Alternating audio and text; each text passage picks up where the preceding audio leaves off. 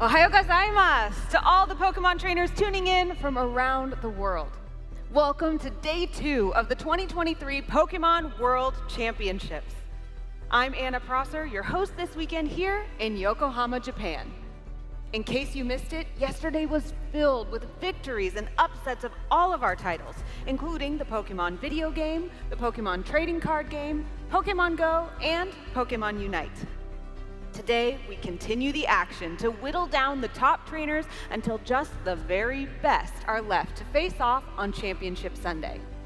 In Pokemon TCG, trainers Xander Pero, Jeremy Evans, Juan Andre, and Rafti Rico may have led the way in Day 1, but now players like Pablo Meza and Tord Reklev are waiting to be unleashed with their Day 2 invites. In Pokemon VG, players Alex Gomez, Gabriela Gatti, and Kaito Ari are waiting to flex their Pokemon teams and take on anyone in their path. Pokemon Go has trainers It's Axon, Wadaj, and Valiant Fish looking to stay out of the loser's bracket and stay in the running for the Grand Finals, which will take place tomorrow on Championship Sunday. And teams MJK, Luminosity, and 00 Nation from Pokemon UNITE might be one of the first teams to crown themselves a world champion, as their grand finals will take place later tonight on this very stage. I cannot wait to see how this weekend shakes out, and I bet you can't either. But before the action today, we want to extend a big thank you to all the staff, judges, production crew, and more who are helping to put on such a memorable event this weekend. Let's hear it for them.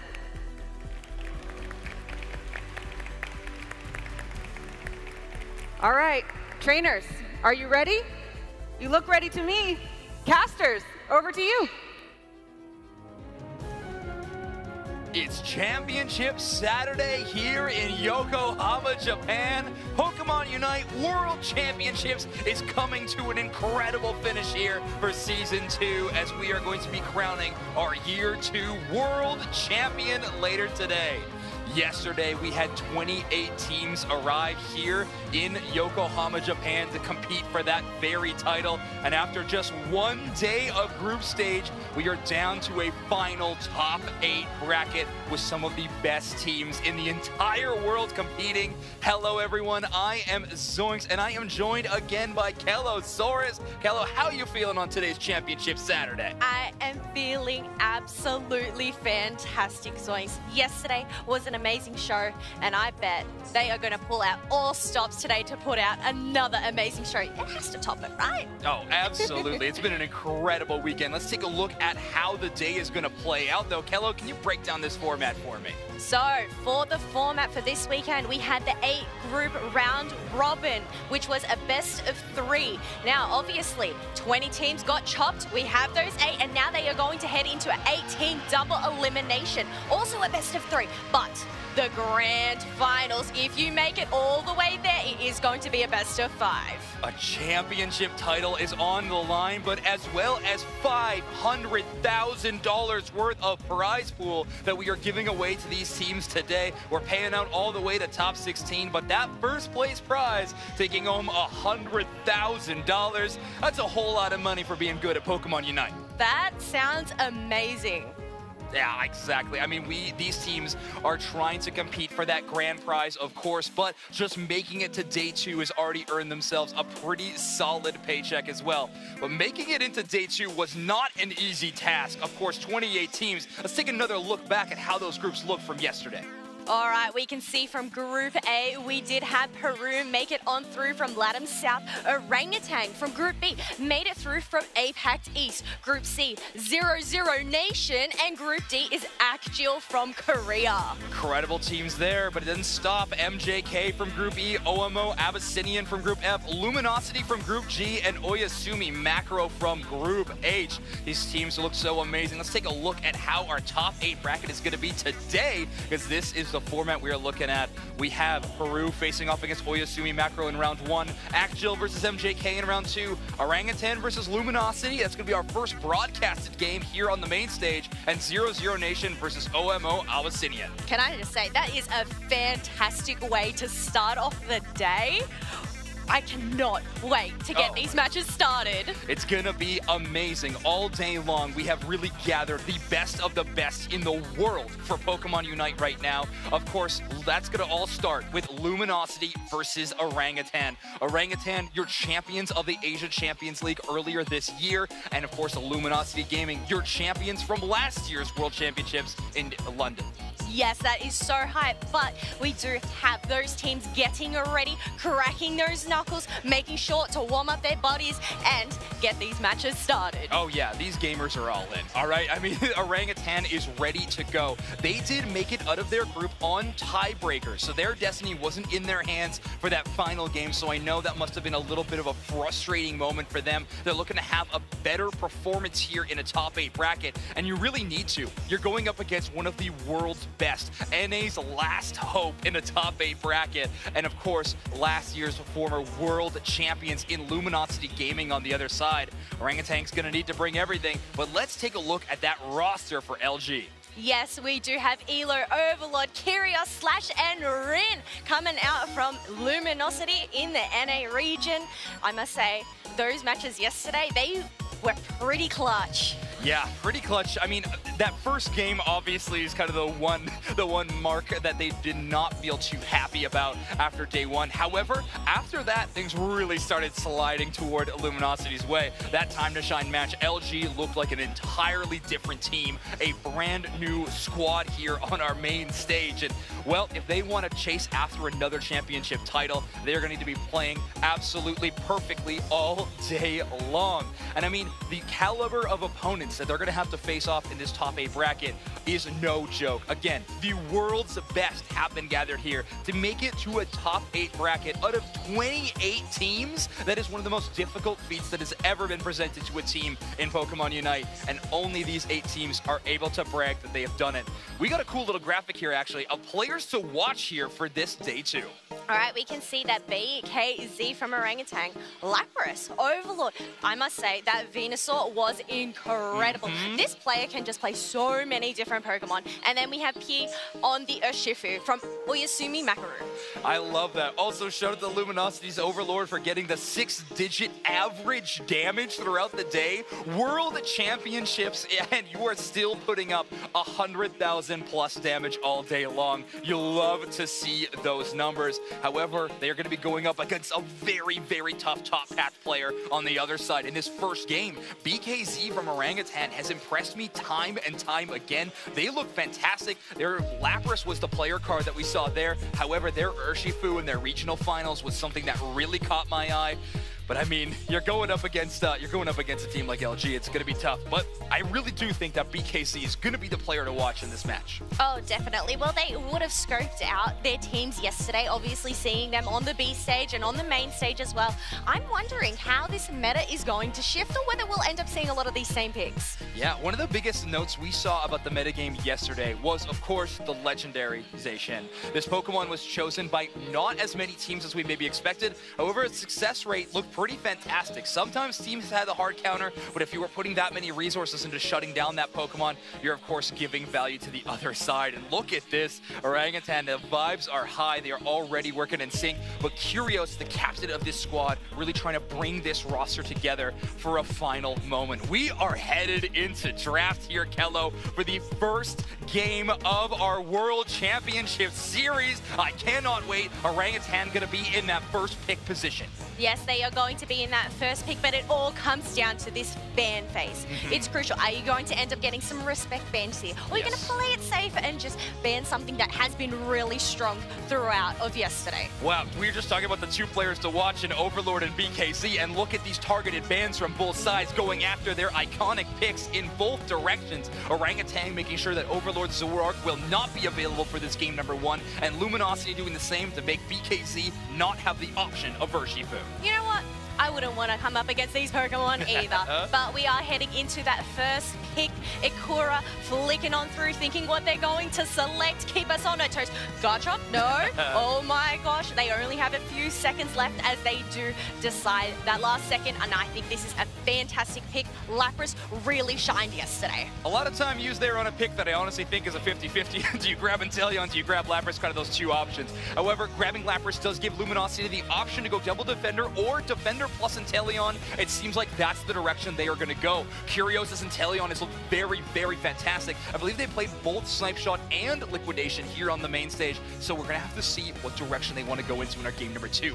Orangutan, though, have the chance to grab the Slowbro. With Zoroark banned, there's not going to be very many options that Slowbro can look to counter. However, Overlord's Dodrio yesterday also looked amazing, and Slowbro is a great call-out into that specific pick. Oh, definitely. The Slow Beam is definitely not a Unite move you want to be caught out in, especially during that Rayquaza fight. But can I say, Zacian, obviously we are seeing it for the first time here for, I mean, a lot of these Western regions, but to actually come up in competition against it, have they worked out those strats on how to counter it the best? Yeah, that's true. And I mean, most of the Eastern regions as well haven't had this Pokemon allowed since ACL either. So a lot of tournaments, they have not been playing with it. We are kind of going on an even playing field. And Luminosity Gaming going with that full tanky setup outside of course, the Inteleon from Curios. Otherwise, we are going all aggro all the time. Overlord's Venusaur in comparison with Slash's healing on this Blissey, and I'm sure Elo is going to have that Wish on deck as well. A lot of resources are going to be put into keeping Overlord up and running.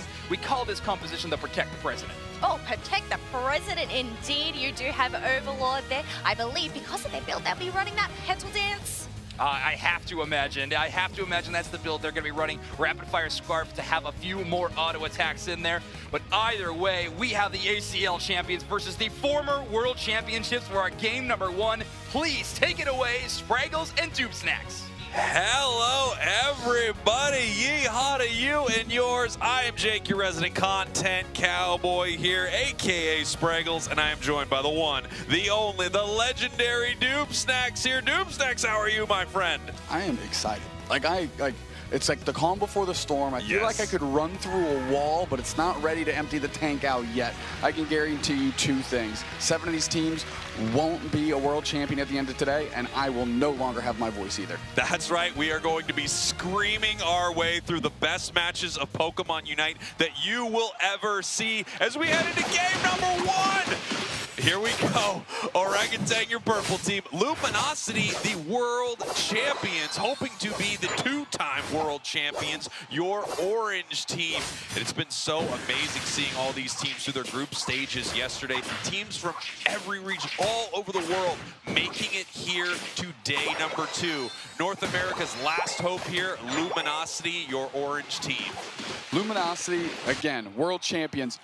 They had a rockier day 1 than anyone would have imagined, to be quite honest. On the other hand, you have Orangutan, who actually got here on tiebreakers with their destiny out of their control and just eking in. So 2 teams looking to solidify their footing, change the pace of whatever they were on yesterday, and really find their groove, because, hey, they're trying to be champions. Yeah, they're trying to be champions right here, and obviously they've got a tough road ahead of them. There are just so many amazing teams. As we see Overlord heading up into this top path, we talked about it a little earlier on draft with Kello and Zoinks here that kind of protect the president around this Venusaur. We actually saw do some amazing work yesterday for Luminosity. We're going to see if they can replicate that here today. I'm interested to see where Rin goes with this Blastoise. We see them play both the Rapid Spin and the Surfstoise specifically yesterday as well. So is it going to be truly protect the president, or are they going to go Rapid Spin because they're trying to get the opponent close to Overlord into that pedal dance? Only time will tell. We're going to have to see how this Perish song works into this combination as well, because that actually could be a huge difference maker. You know, Venusaur could just stay alive for so long, but if you get below that threshold, you hit those 3 Perish songs, they can pick up a massive KO that they may not expect. And here we have Clefable, Zacian, Slowbro, all heading into the central area right here of Luminosity, looking for a fight early. Orangutan trying to make moves here, but Curios pulls up to help out and bounce this thing out 3-on-3, and it's just poor Ice that's trying to hold it down for the team. They actually get KO'd in an effort to save Xingdi on the Zacian. And look at this, though. Even though they were able to run out of there, they did get KO'd. It looks like Orangutan got a lot of that central area spawn there at 8 minutes as well. However, some of it picked up on the side of Luminosity. We now have an Inteleon on the side of a Luminosity, which is huge now that it's hit that massive evolution.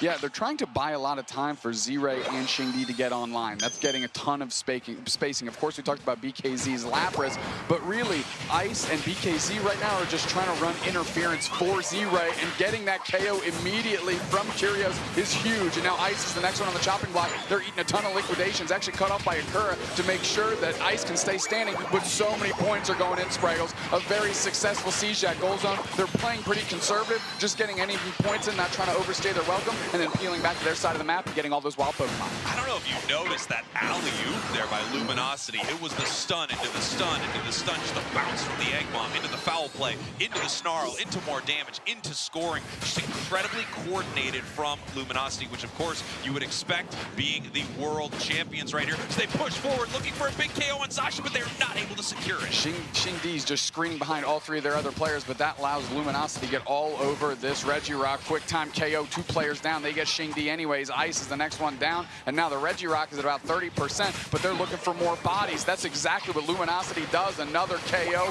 for Overlord, and that dinosaur is getting big time. Big.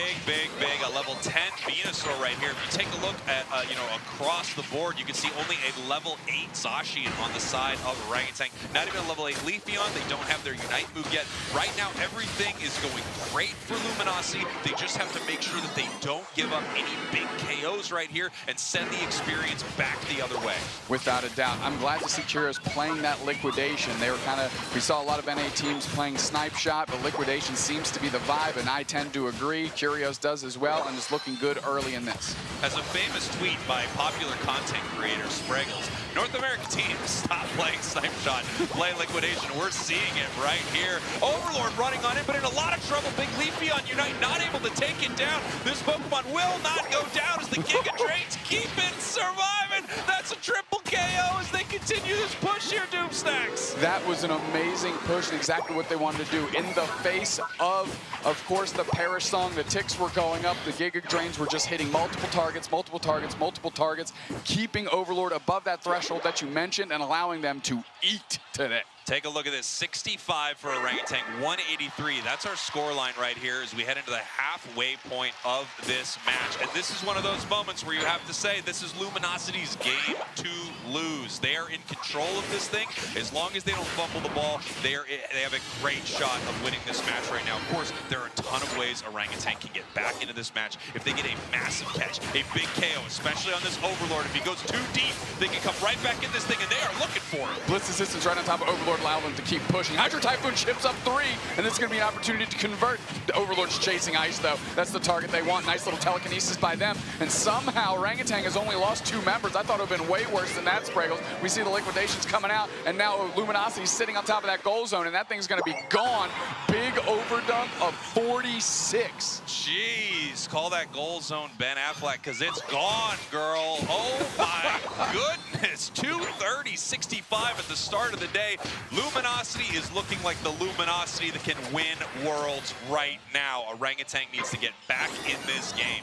Absolutely. Orangutan having trouble getting the engines going for themselves. You know, Z-Ray used to take over the game. Xingdi hasn't been a non-factor. We never hear that pedal dance. Verdant Anger is out. Now the pedal dance is roaring. The Giga Drains are there, and they're sitting on top of Xingdi. They're trying to get the follow-up. But now Overlord's kind of caught out, hitting the telekinesis. Can they actually close the door on this thing? Giga Drain hits 2, and they're keeping this thing up. No. 2 players down. BKZ's on the chopping block. The push continues. Look at the spacing by Elo on the Umbreon. That's allowing the rest of LG to jump on top of that basement Reggie and take the Regieleki Spraggles. They are beating the brakes off this team. Unbelievable right there. Not only did somehow the Venusaur survive through that onslaught from Orangutan, just like you mentioned, they had a member of their team in the top half taking this Regieleki. I mean, this is flawless play at the start of the day here from Luminosity. 3 minutes, 12 seconds on the clock. That means Rayquaza hits the map here in just about 1 minute. And as long as Luminosity doesn't make any big mistakes, they are going to sew up this game 1. Orangutan needs to find that moment, though. They've got the Leafy on Unite. They've got a Zacian, of course. They've got that Lapras with Perish Song and that massive Unite move. They need a huge catch right here. And that level 14 Venusaur is looking particularly tasty. They take that down, and they've got a shot. There's a lot of ammo in the holster for Luminosity to save Overlord, though. You got the Bliss Assistance, you got the Surf Spacing, you've got the Mean Look. You have so many protection tools, understanding that Overlord is their key to victory, and you just need to carry that key all the way to the lock, and then, well, unlock the door. That's how keys work, ladies and gentlemen. Put them in the lock. Boom, doors open right up. But we don't need to explain how keys work here on broadcast. I think you know it. And obviously, Orangutan is looking for their key to victory, like you said, Doomsnacks. So we can see Elo moving in there, just trying to disrupt the enemy team right there, as Slash is on their signature Blissey. I don't know if any player is more well-known for Blissey. It's Slash and it's Cookie Dough. There's only 2. One of them is a world champion, and they're out here right now playing that Pokemon in the final stretch. Here we go. Rayquaza has hit the map, and right now this is the calm before the storm. Obviously, Orangutan is looking for their moment. They can't make it happen on score. Even if they peel off and get 1 score, they're still too far behind. They need to find their fight right here. And the question is, where do they engage? We're watching Elo, of course, because these 2 frontline defenders often call what is happening right here. We can see a liquidation as Leafeon is just peeling out of this situation. Right now, Orangutan is burning time, and they don't have a lot of it.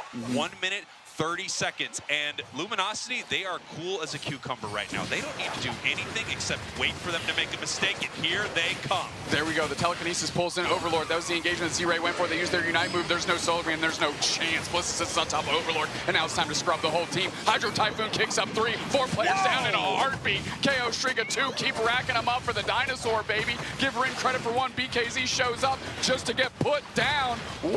Rayquaza getting melted, and LG looking in peak form. Wow, call that Rayquaza Rosamund Pike, because it's gone, girl, off the map right here.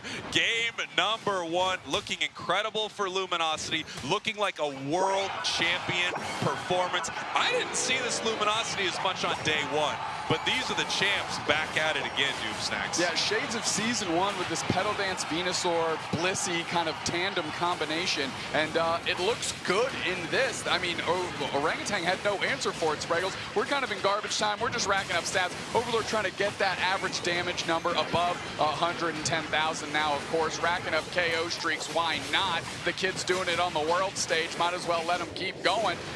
Get more points in, all that good stuff. LG convincing game 1. I think the question is, I mean, can anything take down Overlord? Can they throw the whole team at it right now? Is there anyone that can pick up a KO? I don't think it went down at all throughout the entirety of that match.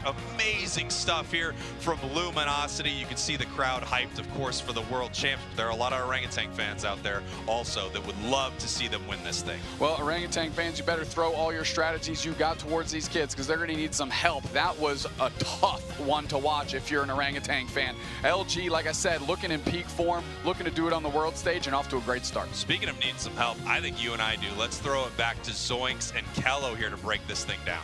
Ooh, Luminosity is here to play. What a dominant game number 1, Kello. Oh my gosh, they were looking clean, and I think he nailed it, nail on the head there. Protect the president. Can I just say that Venusaur Overlord was, well, very well protected. Oh my word, yeah, I mean this composition working out exactly as intended, even into the face of Leafeon-Zation, 2 incredible burst damage Pokemon. They can try to outpace that Blissey healing, but Slash and Overlord's health regeneration together was just absurd. Literally unknockoutable in these KO fights. Oh my word, even in these final team fights, every Unite move from Orangutan thrown at the team of LG, and they did not care. Completely repelling every offense they put on. Venusaur from Overlord, 152,000 damage. Unbelievable from this player. Look, he just wants to top those stats even more. Obviously, having that 100k damage average yesterday, you need to get those triple digits down. Yeah, 200,000 went, right? We are waiting, Overlord, we are waiting. Oh my word, I can't wait to see more of this match. I mean, we have so many competitive games. I just want to remind everyone too, we do have that B stream on YouTube to see that B stage footage right now. Oyasumi Macro and Peru, we're having a pretty fantastic game. So just have both those tabs open for us, folks. That would be fantastic.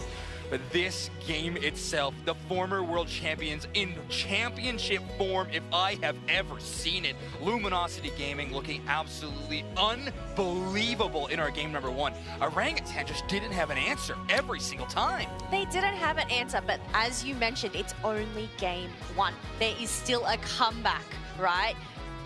Sides are going to be switched over. There's going to be those different picks. You can steal each other's Pokemon and come up with all of those strategies. And you know what? If we learned anything from yesterday, there were a lot of game 3s. Yeah, Top 8. That's hey! true. That is true. Orangutan is not out of this fight yet. However, we want to talk about a really cool promotion we got going in-game, and that, of course, is the lucky number. So if you got those tickets in-game, you can check that lucky number. We're going to be revealing that right before the Grand Finals later today. You cannot miss it. You got to make sure you get those super cool rewards in-game. It's the place to be. Also, fun update from the B stage. Oyasumi Macro bringing that match to 1 apiece. They are tied 1-1 against Peru. Yes, and looking that, I can see it is quite close there. Yeah, extremely close game. Exciting stuff over there, but also here on the main stage, that is also the case.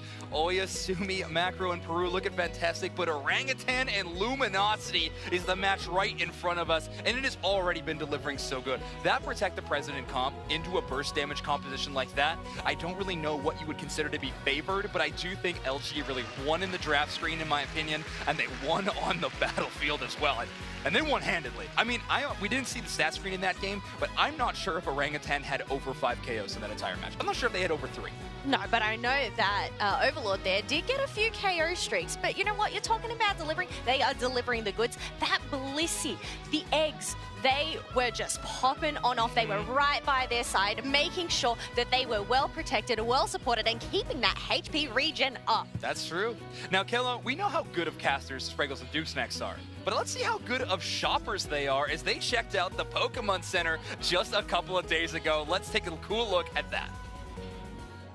Hello and welcome to Yokohama, where we are at the Pokémon World Championships 2023. I'm Anna Prosser, and I'm standing in front of the Poké Center. I have some amazing models with me today. Please introduce yourself, sir. Hi, Spraggles, content cowboy and aspiring magician. Can you top that? Dupe Snacks, the eye on the sky on Eos Island. Now, we are going to find some clothing, some accessories.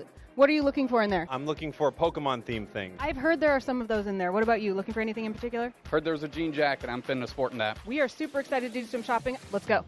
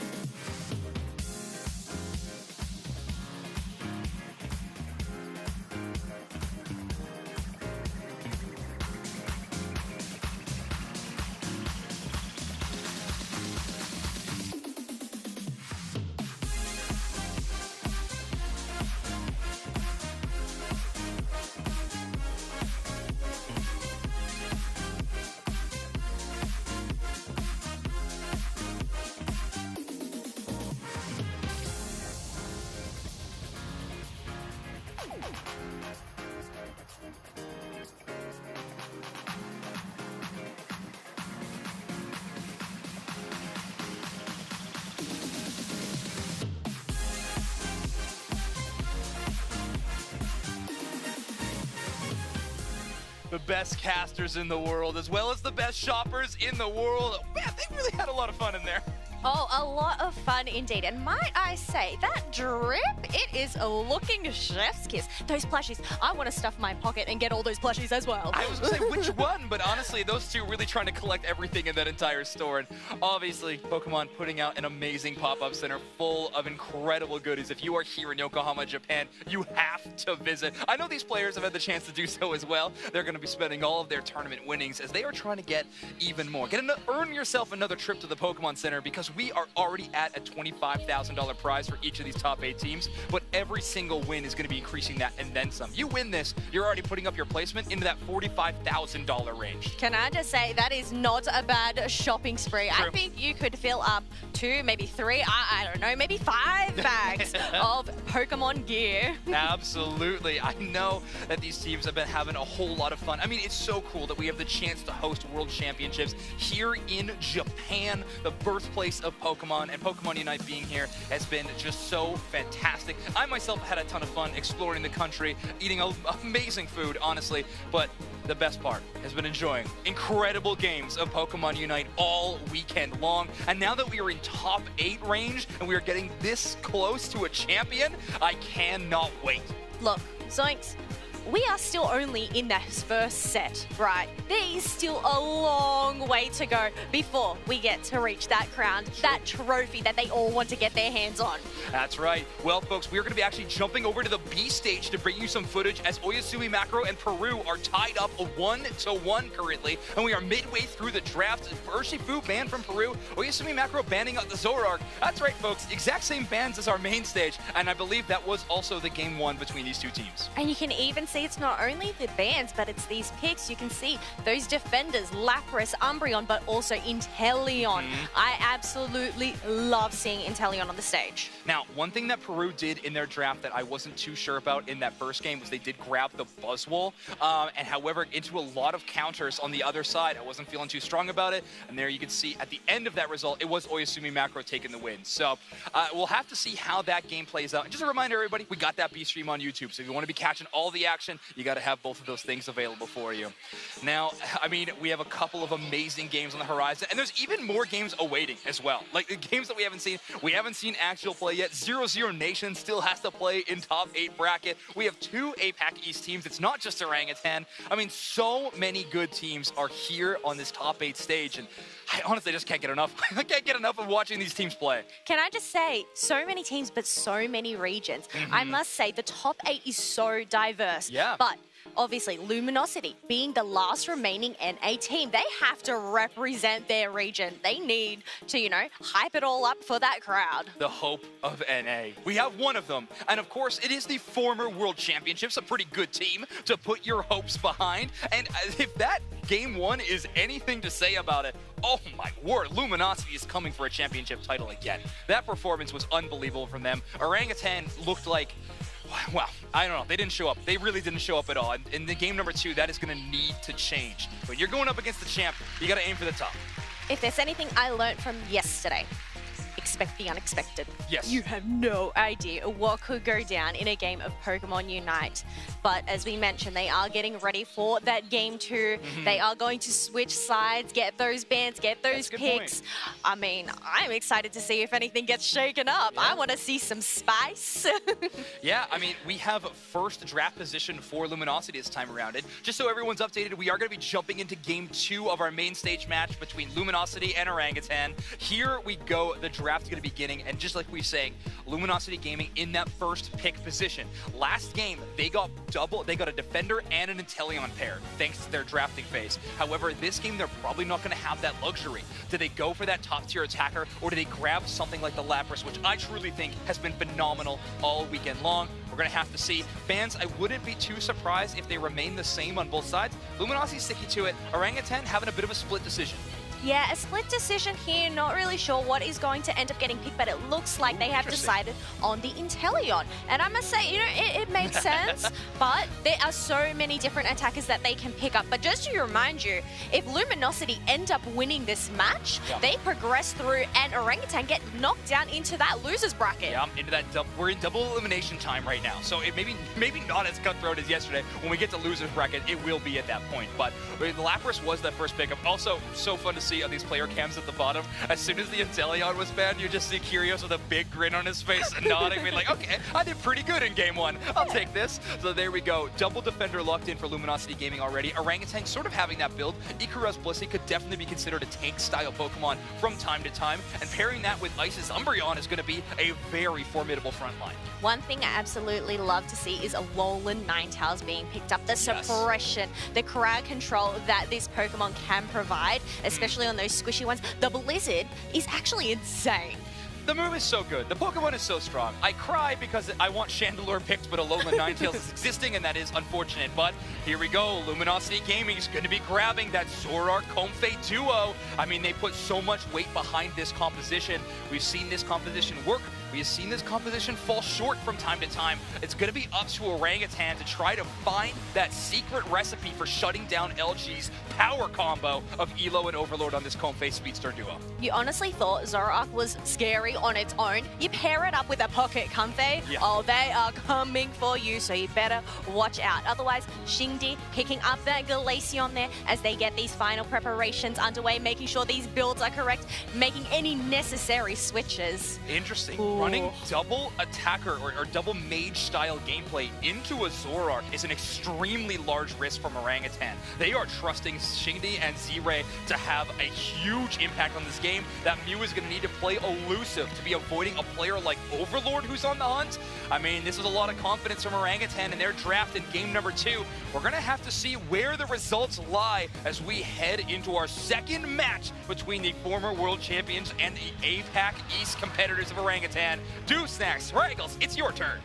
That's right. Luminosity Orangutan back at it right here as we head into game number 2, Snacks. I have to say, looking at this draft from Orangutan, I feel like this is a pretty solid draft into Luminosity, especially stealing away that Blissey that is, without question, one of the power Pokemon for Luminosity and probably Slash's best Pokemon. Yeah, so if you're Orangutan, you actually are trying to bait LG into Zoroark Comfey, which sounds counterintuitive because obviously Overlord and Elo are insane. But it becomes a predictable factor on how to build your team.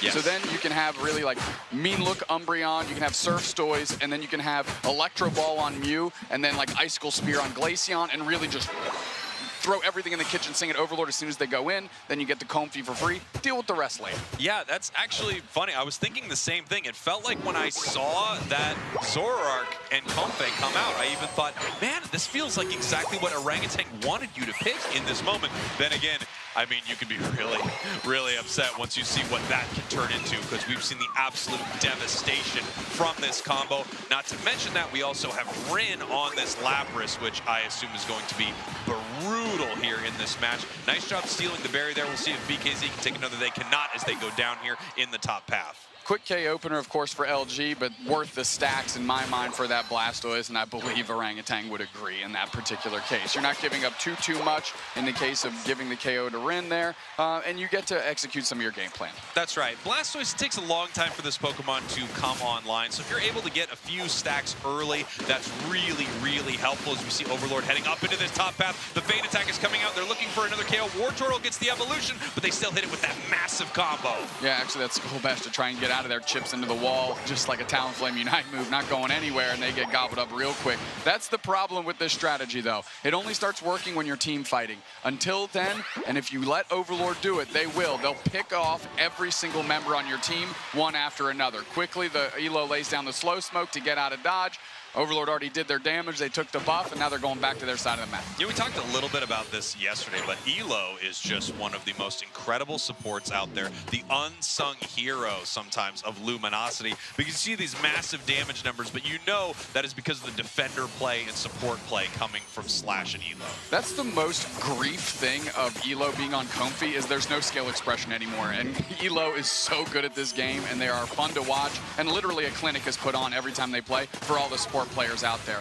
Quickly dodges out of that KO streak of 2 for the Mew. Zoink said they need to carry their weight in gold here, and they're certainly doing that. Quick 2 KOs. Now they're all over the slow bro, and they're going to go down quickly. Of course, Elo is going to get caught for free here as well. And now, all of a sudden, Orangutan is starting to see their strategy come together. And this is what we talked about. This is the, the plays that they expected. That Mean Look shutting it down very, very hard. And it's interesting we're seeing a Skull Bro on the side of Luminosity. It feels like Surf would be maybe not a better choice. It's going to do probably less damage, but it's also going to displace your enemies a bit more to make sure that, it feels like Overlord can do exactly what he needs to do in some of these fights. We're going to have to see if that pays off later into the match. Obviously, it's still going to have Slow Beam, which is one of the best, if not the best, Unite moves in the entire game. Yeah, that's the thing about Slow Bro. It doesn't matter how you build it, what items you put on it, it's still got Slow Beam, so you still got a chance. That Perish Song ticks on BKZ. Nice little boost auto to get the pushback, and they might make it out here.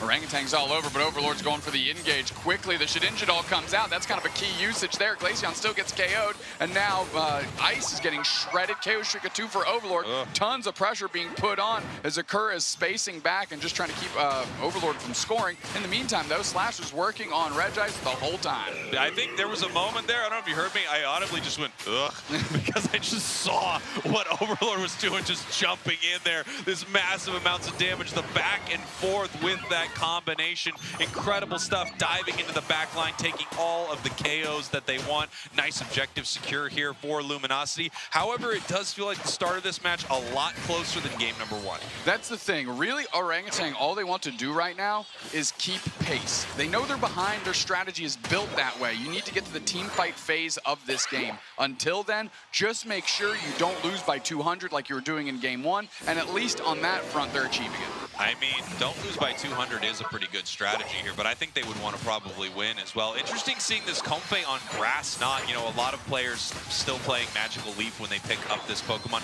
Grass Knot can set up some amazing plays, and if used correctly, when you talked a little bit earlier about skill expression, this is probably the most skill expression you can see on a Comfey that is not running Sweet Kiss. If they nail this Grass Knot, hit 2 Pokemon from the opposing team in sort of one line with it, they pull them together, do extra damage, and set up a beautiful beautiful combination for Overlord. And that's the way you have Elo. So, oh, nice Hydro Typhoon chips up. Are they going to be able to protect this goal zone? The Regice is coming. Confi Unite is out. Big Surf to pull back the rest of the Orangutan back onto the goal pad. And the Unite move comes out. And they're trying to find Parasongs are ticking all over the place. The Knife Surf back out just to get space off the Regieleki. 2 players down from Orangutan, but they still managed to get Curios, which at least is a consolation prize here. But Overlord is just going insane. KO streak of 3 for them, and they are out. I think they're fine with the work they just did there. Yeah, incredible work. A lot of KOs. They don't get punished for it at all. In fact, while that was all happening, Slash just kind of walked up there with the slow bro, scored a few extra points while it was all going down. They recognized the Regieleki's not going to go in, but they took an incredible fight.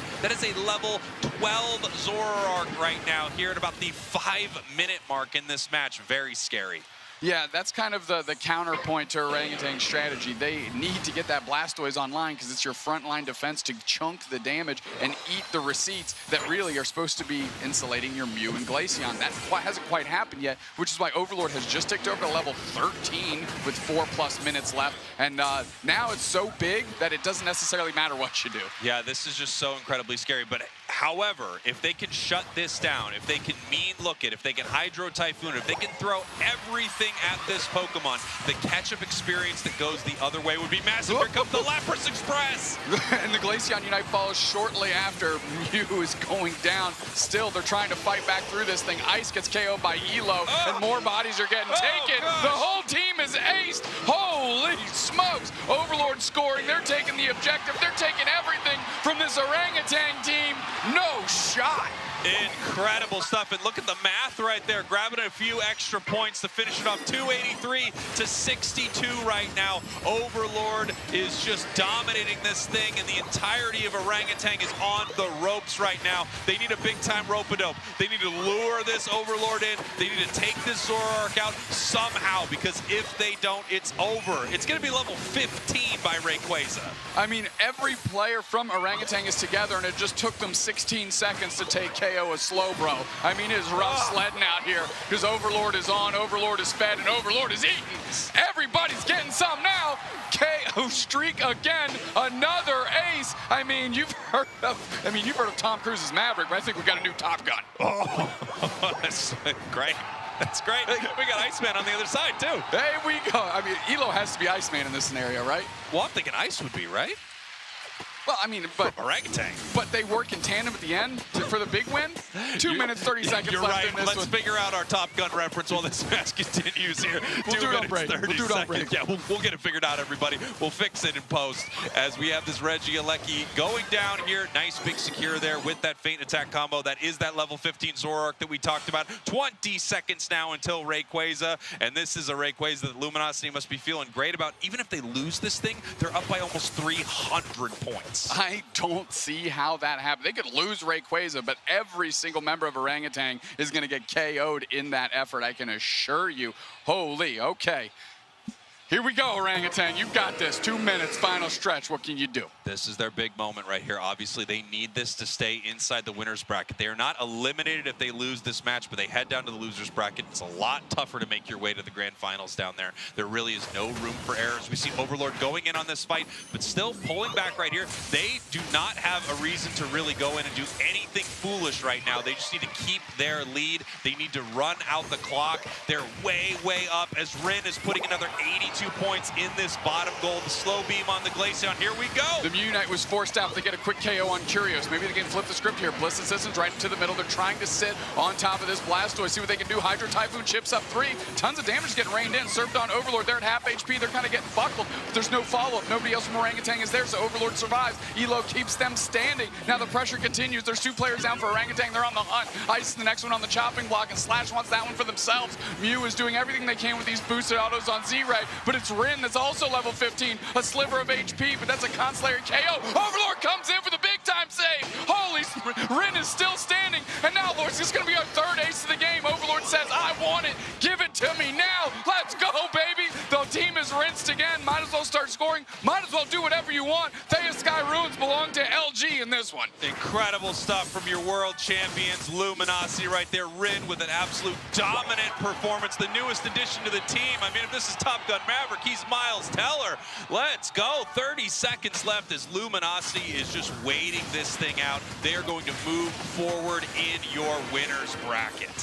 We are in that last 20 seconds. We're racking up numbers here. Overlord goes down for the first, maybe second time this game, but it's a too little too late on many, many different metrics here as we're using that Lapras Express to go straight to the goal zone, chip up 3. Let's get in more points. Why not? LG wins this one 2-0. Overlord getting KO'd right at the end there. Obviously, he is washed. Unfortunate performance from Luminosity, but is that it, eh? Of course, what an absolute clinic from the world champs right there. And they are looking like they can take the title right now. You can see Rin raising the fists to the crowd as we have a lot of fans here to see the champions. They looked good. They looked good. You want to talk about being true to form? This is the LG that we remember that dominated in the World Championships last year.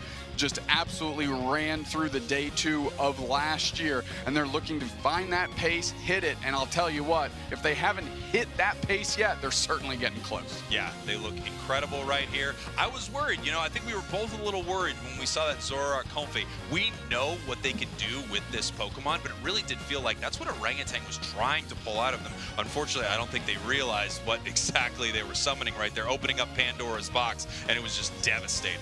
Yeah, I mean, again, on paper, you can see what they were trying to couple together on the side of Orangutan. And you have to give them credit. You found a strategy, you try and execute it, and you find that that's your best chance. I mean, that's what S8UL Esports did yesterday. You saw in Game 1 against LG, they had a strategy, they executed, and it worked. Let's take a look at what this one looked like here in Game 2. Yeah, obviously a much better start here for Orangutan in Game number 2, but we still had that classic Luminosity domination, especially these huge moments. You have a Zoroark and you have a Comfey together, making sure that this Pokemon really can never go down as it performs some of the most incredible maneuvers inside the game. One of the most skill-intensive Pokemon in Unite without question. Yeah, you want to talk about skill expression. Hilo may have had a little bit less of it, but Overlord had all of it, and they were looking phenomenal. That's the thing with the strategy of Orangutan. You can see what they're doing. We talked about it over and over again. But the thing is they need to get together the team fight, but by the time they got to that point on their side to be able to do it, Overlord was so far ahead that it just didn't matter anymore. The gap was too big to close, and it showed, honestly. Yeah. And you can see even in this fight where Orangutan had some moments right here, they caught a couple members of Luminosity. Obviously, Luminosity is playing this so incredibly patient. They're okay with someone going down as long as they're still in a position to not lose the entire thing. And then, of course, this incredible moment right here where somehow Lapras lives. That patience that you're speaking to is the difference between LG today and LG in the regional finals. Overlord was just buckling in, trying to go in, trying to carry the team, not relying on the other members as much. And now when they peeled back, went to safety, you see Rin being able to step up, take over the game, and have a phenomenal performance on Lapras. Yeah, and I would say MVP for performance, absolutely. You saw all the moments. You know, Rin is one of those players where they are always away from some of the big fights. They are away from what is happening, putting pressure on different points of the map, and then they come in with that Lapras Express out of nowhere, and it's just absolute pandemonium. Yeah, without a doubt. I mean, Rin is not seen, but is still doing work. And that's why when Overlord hit level 15, Rin was at level 14 silently on the other side of the map. So when they join the fray, no chance, man. And you know what? We have some incredible stuff for Pokemon Unite happening right now. Pokemon Unite is turning 2 years old. What a cute little baby. Use the gift code 2nd anniversary inside the game. Head over to the events page. Head down to your daily events. Scroll down there to the gift exchange and put this in right now. Pokemon Unite will give you a Mew emblem. They will give you a Mewtwo emblem, platinum by the way, and you will also get to try these 2 incredible Pokemon for 3 days. Look, Pokemon Unite turns 2, Mew 2. Oh, we're going to be right back with more hot Pokemon Unite action. Do not go anywhere or I will be mad at you specifically. I'll be more mad, though. I'll be the most mad. Nope. No, it will be me.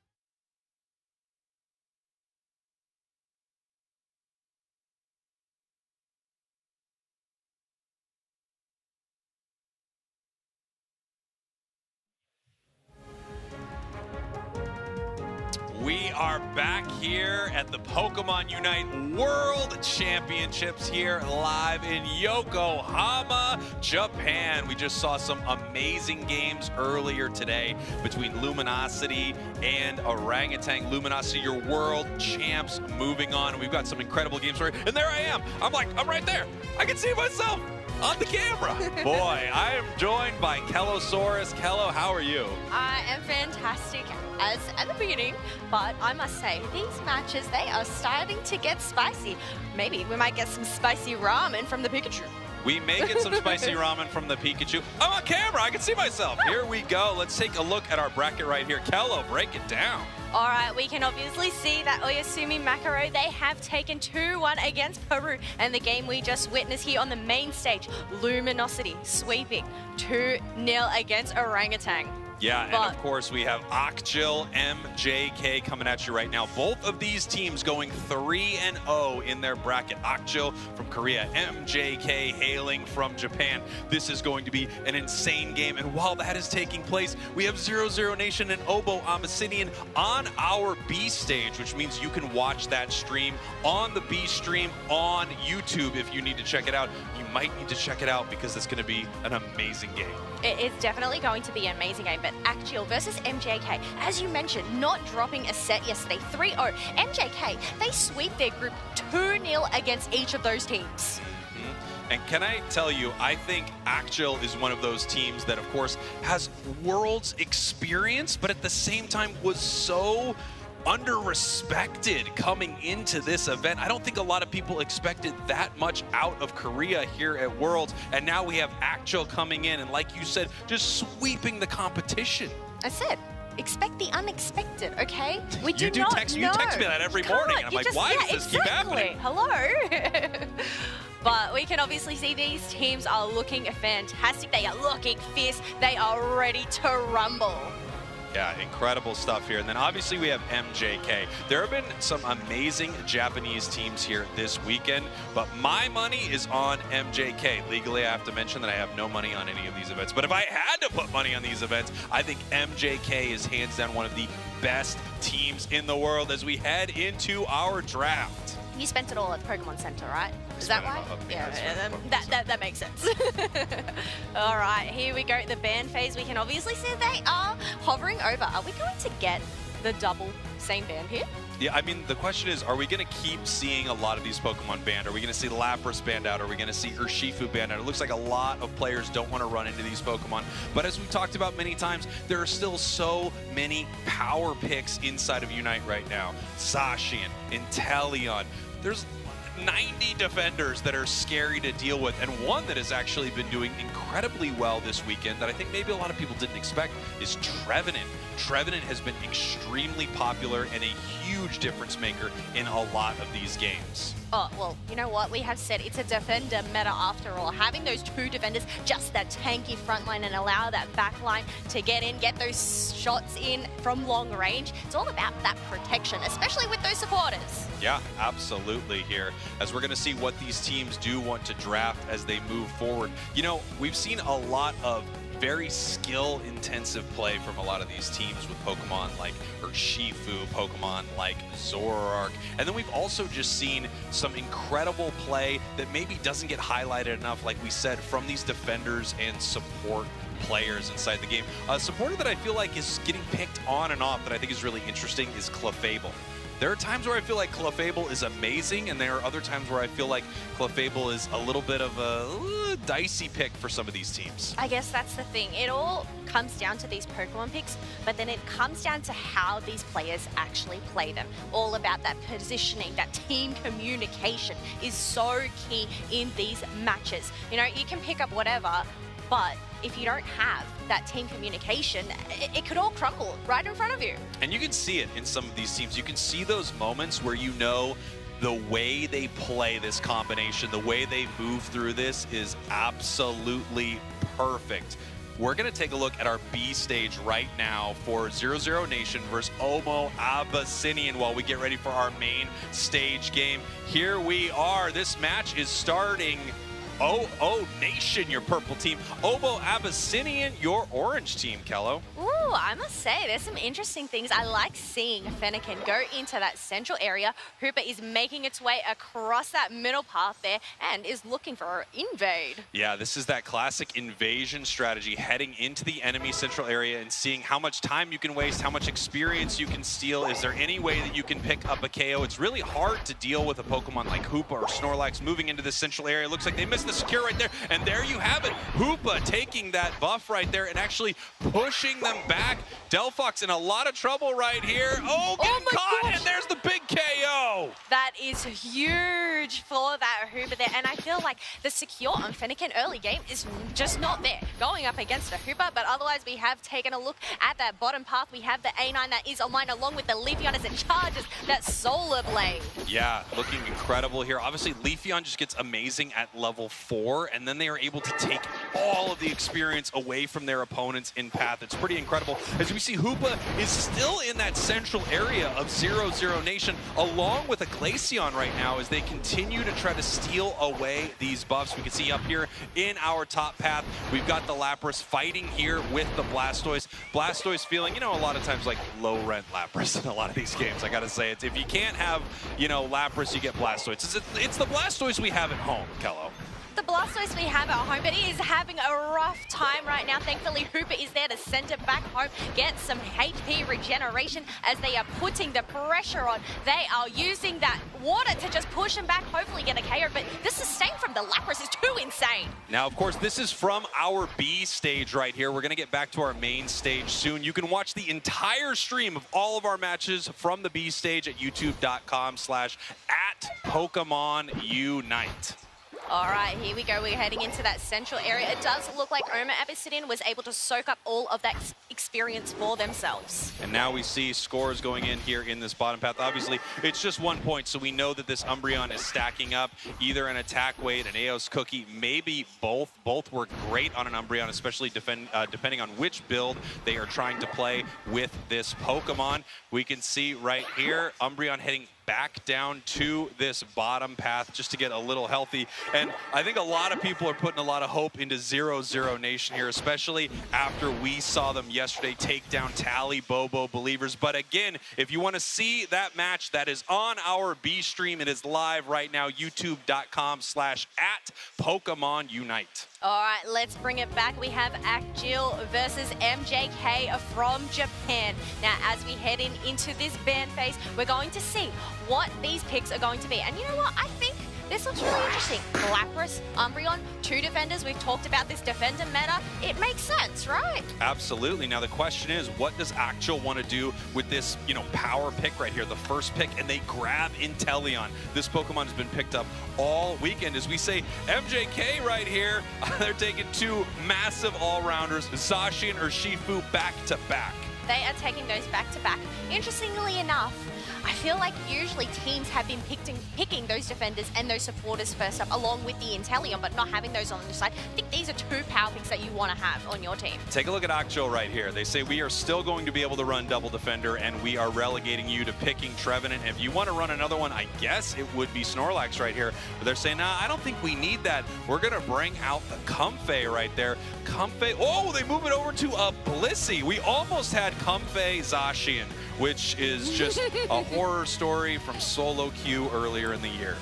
No, please do not give me nightmares. Otherwise, we do see that Akjil is hovering over the Clefable. And you did mention it earlier, it can be hit or miss. But I guess being up there in front of a Slowbro and a Blastoise by their side, hopefully is able to utilize that AoE healing to the best. Yeah, we're going to have to see what they are able to do right here. It's interesting seeing, I think both Delphox and Clefable are these hit or miss Pokemon. They can really do some amazing stuff, and then other times teams are able to shut them down pretty hard. Looking at this composition here from MJK, I feel like it's a little more fierce. It's a little scarier than what I'm seeing from Akjil, but Akjil also has some huge power Pokemon, and if they're able to make sure that that Inteleon can land those clean snipe shots or liquidations all match, then MJK is in trouble. yes, but we can see they are going to be a wrecking ball, possibly sticking together. But you know what? I think we need to throw it off to our casters for this match. Zoinks, Wonder Chef, take it away. Thank you so much, you two. Wow, Wonder Chef, we got an exciting one to kick off our first game of this best-of-3 set. Oh my word, I mean, Delphox into the Venusaur, looking pretty okay from where I'm standing. Yeah, I'm actually surprised we didn't see the Comfey there. That's like the optimal Comfey team. It's got like 3 of the best targets possible.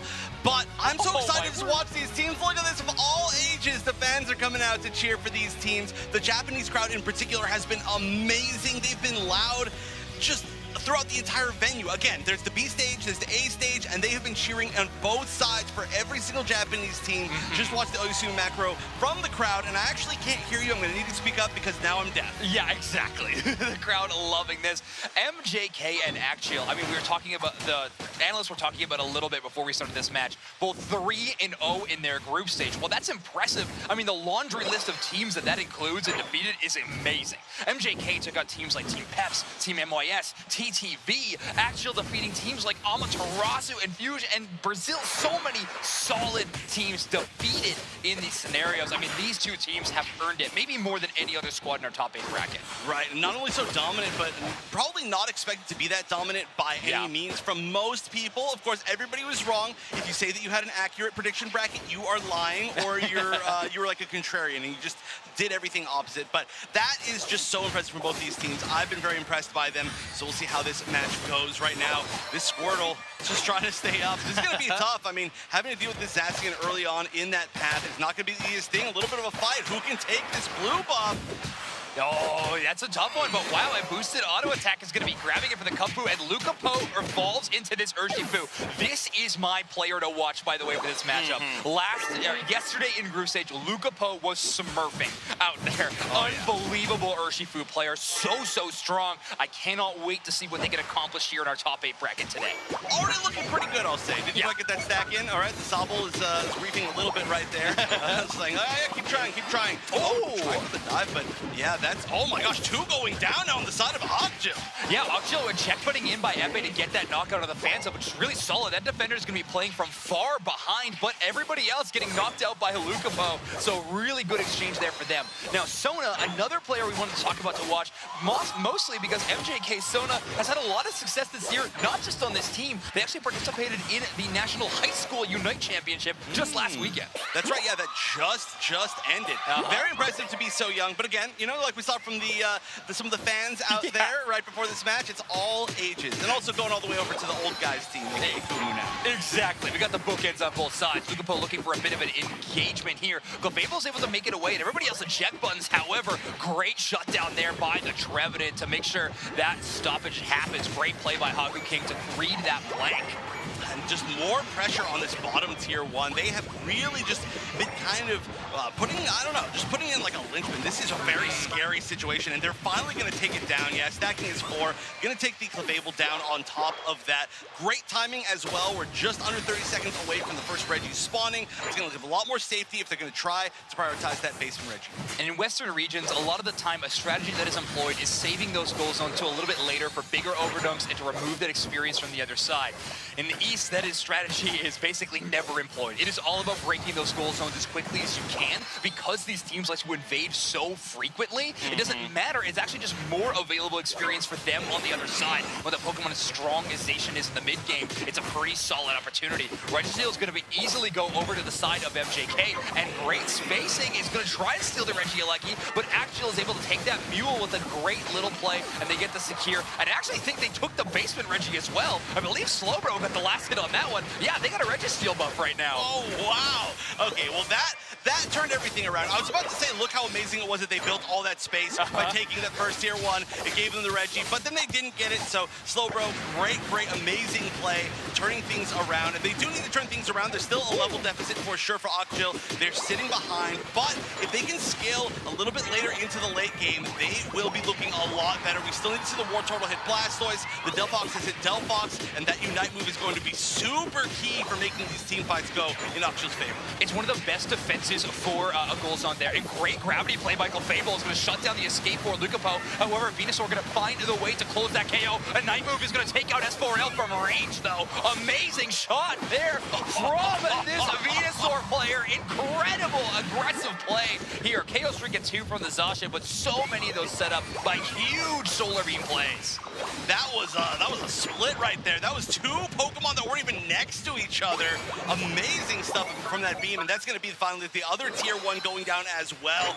MJK with such an incredible early lead here, 177 to Goose Egg, to 0 points on the side of Akjil. And on top of that, I mean, the level difference is just building and building. Akjil's not out of it yet, but if they don't find some way to get some big pick, fight their way back in this, things could start looking tough. Let's talk about Neri's build on the Venusaur for a second here. They're going that Sludge Bomb Solar Beam, and we've actually seen a little bit of the Beam Giga Drain as well. However, you would only ever pick that moveset if something on Akjil's team could really be a dive threat to you. If something could jump on top of Venusaur and make that a little tricky, you want that source of individual healing. But because nobody on Akjil really has a fast momentum style of play, it's all front to back and really slow pushes forward, you're not really worried about that. So instead, just go for the bigger damage play of that Sludge Bomb, and it will provide a lot better results. Right, yeah, reducing the special defense. And then also, Sludge Bomb, easily one of the best tools for defending goal zones in the entire game. I love it. It's literally just the exact spacing of a goal zone, and it just ticks over and over. All right, great collapse to get that basement Reggie, but now there's going to have to be a big defense here for this top tier, too. And I don't know, there's just too many. I mean, that's going to be 6 members, essentially, of MJK. And the Unite's going to come from the Blastoise. Not probably going to be enough, but hey, that's actually a huge pick on the Zacian. Whatever they get, that might be a good amount of return EXP. Oh my god. Lucapo and Hagu-King are getting to work though over on the top side of this goal zone. This is a tough push. I mean, there's jump pad available for Akjil, so they're able to defend this goal zone rather quickly as you see member after member is jumping in. But MJK wants to keep taking this fight. Horde Leech healing is enough for Hagu-King to be able to find that knockout and get a 40 dunk into that goal zone. What a play from them. Gravity gonna hold in place there. They're trying to escape, but the chase down is still there. This team fight rages on, and finally, Chobo gets a KO going their direction, as I think finally Akjil is going to find some semblance of a victory here, but it is not going to come easy, and Chobo again, and Lucapo turns things around and gets a KO, gets the shielding from Liquidation off of 3 members of Akjil, and is going to use that to escape. Wow, even after all of that, they weren't able to find that KO on Lucapo. That's incredible. I mean, that was like something like 6 or 7 KOs for MJK, and Akjil got maybe 2, and a lot of them weren't even the biggest targets. I think Sona was the biggest target that maybe went down within that. So you can see that even the return EXP from that was not super huge, and the lead has built up to 281. It looks like they really want to fight their way back in by trying to secure this bottom objective. It might allow them to get some of the points in on the tier 1 as well. We're going to see the spacing coming out from Blastoise, but oh, the deny on the score from the Solar Beam. I don't know if this is going to work, though. This is a very deep dive.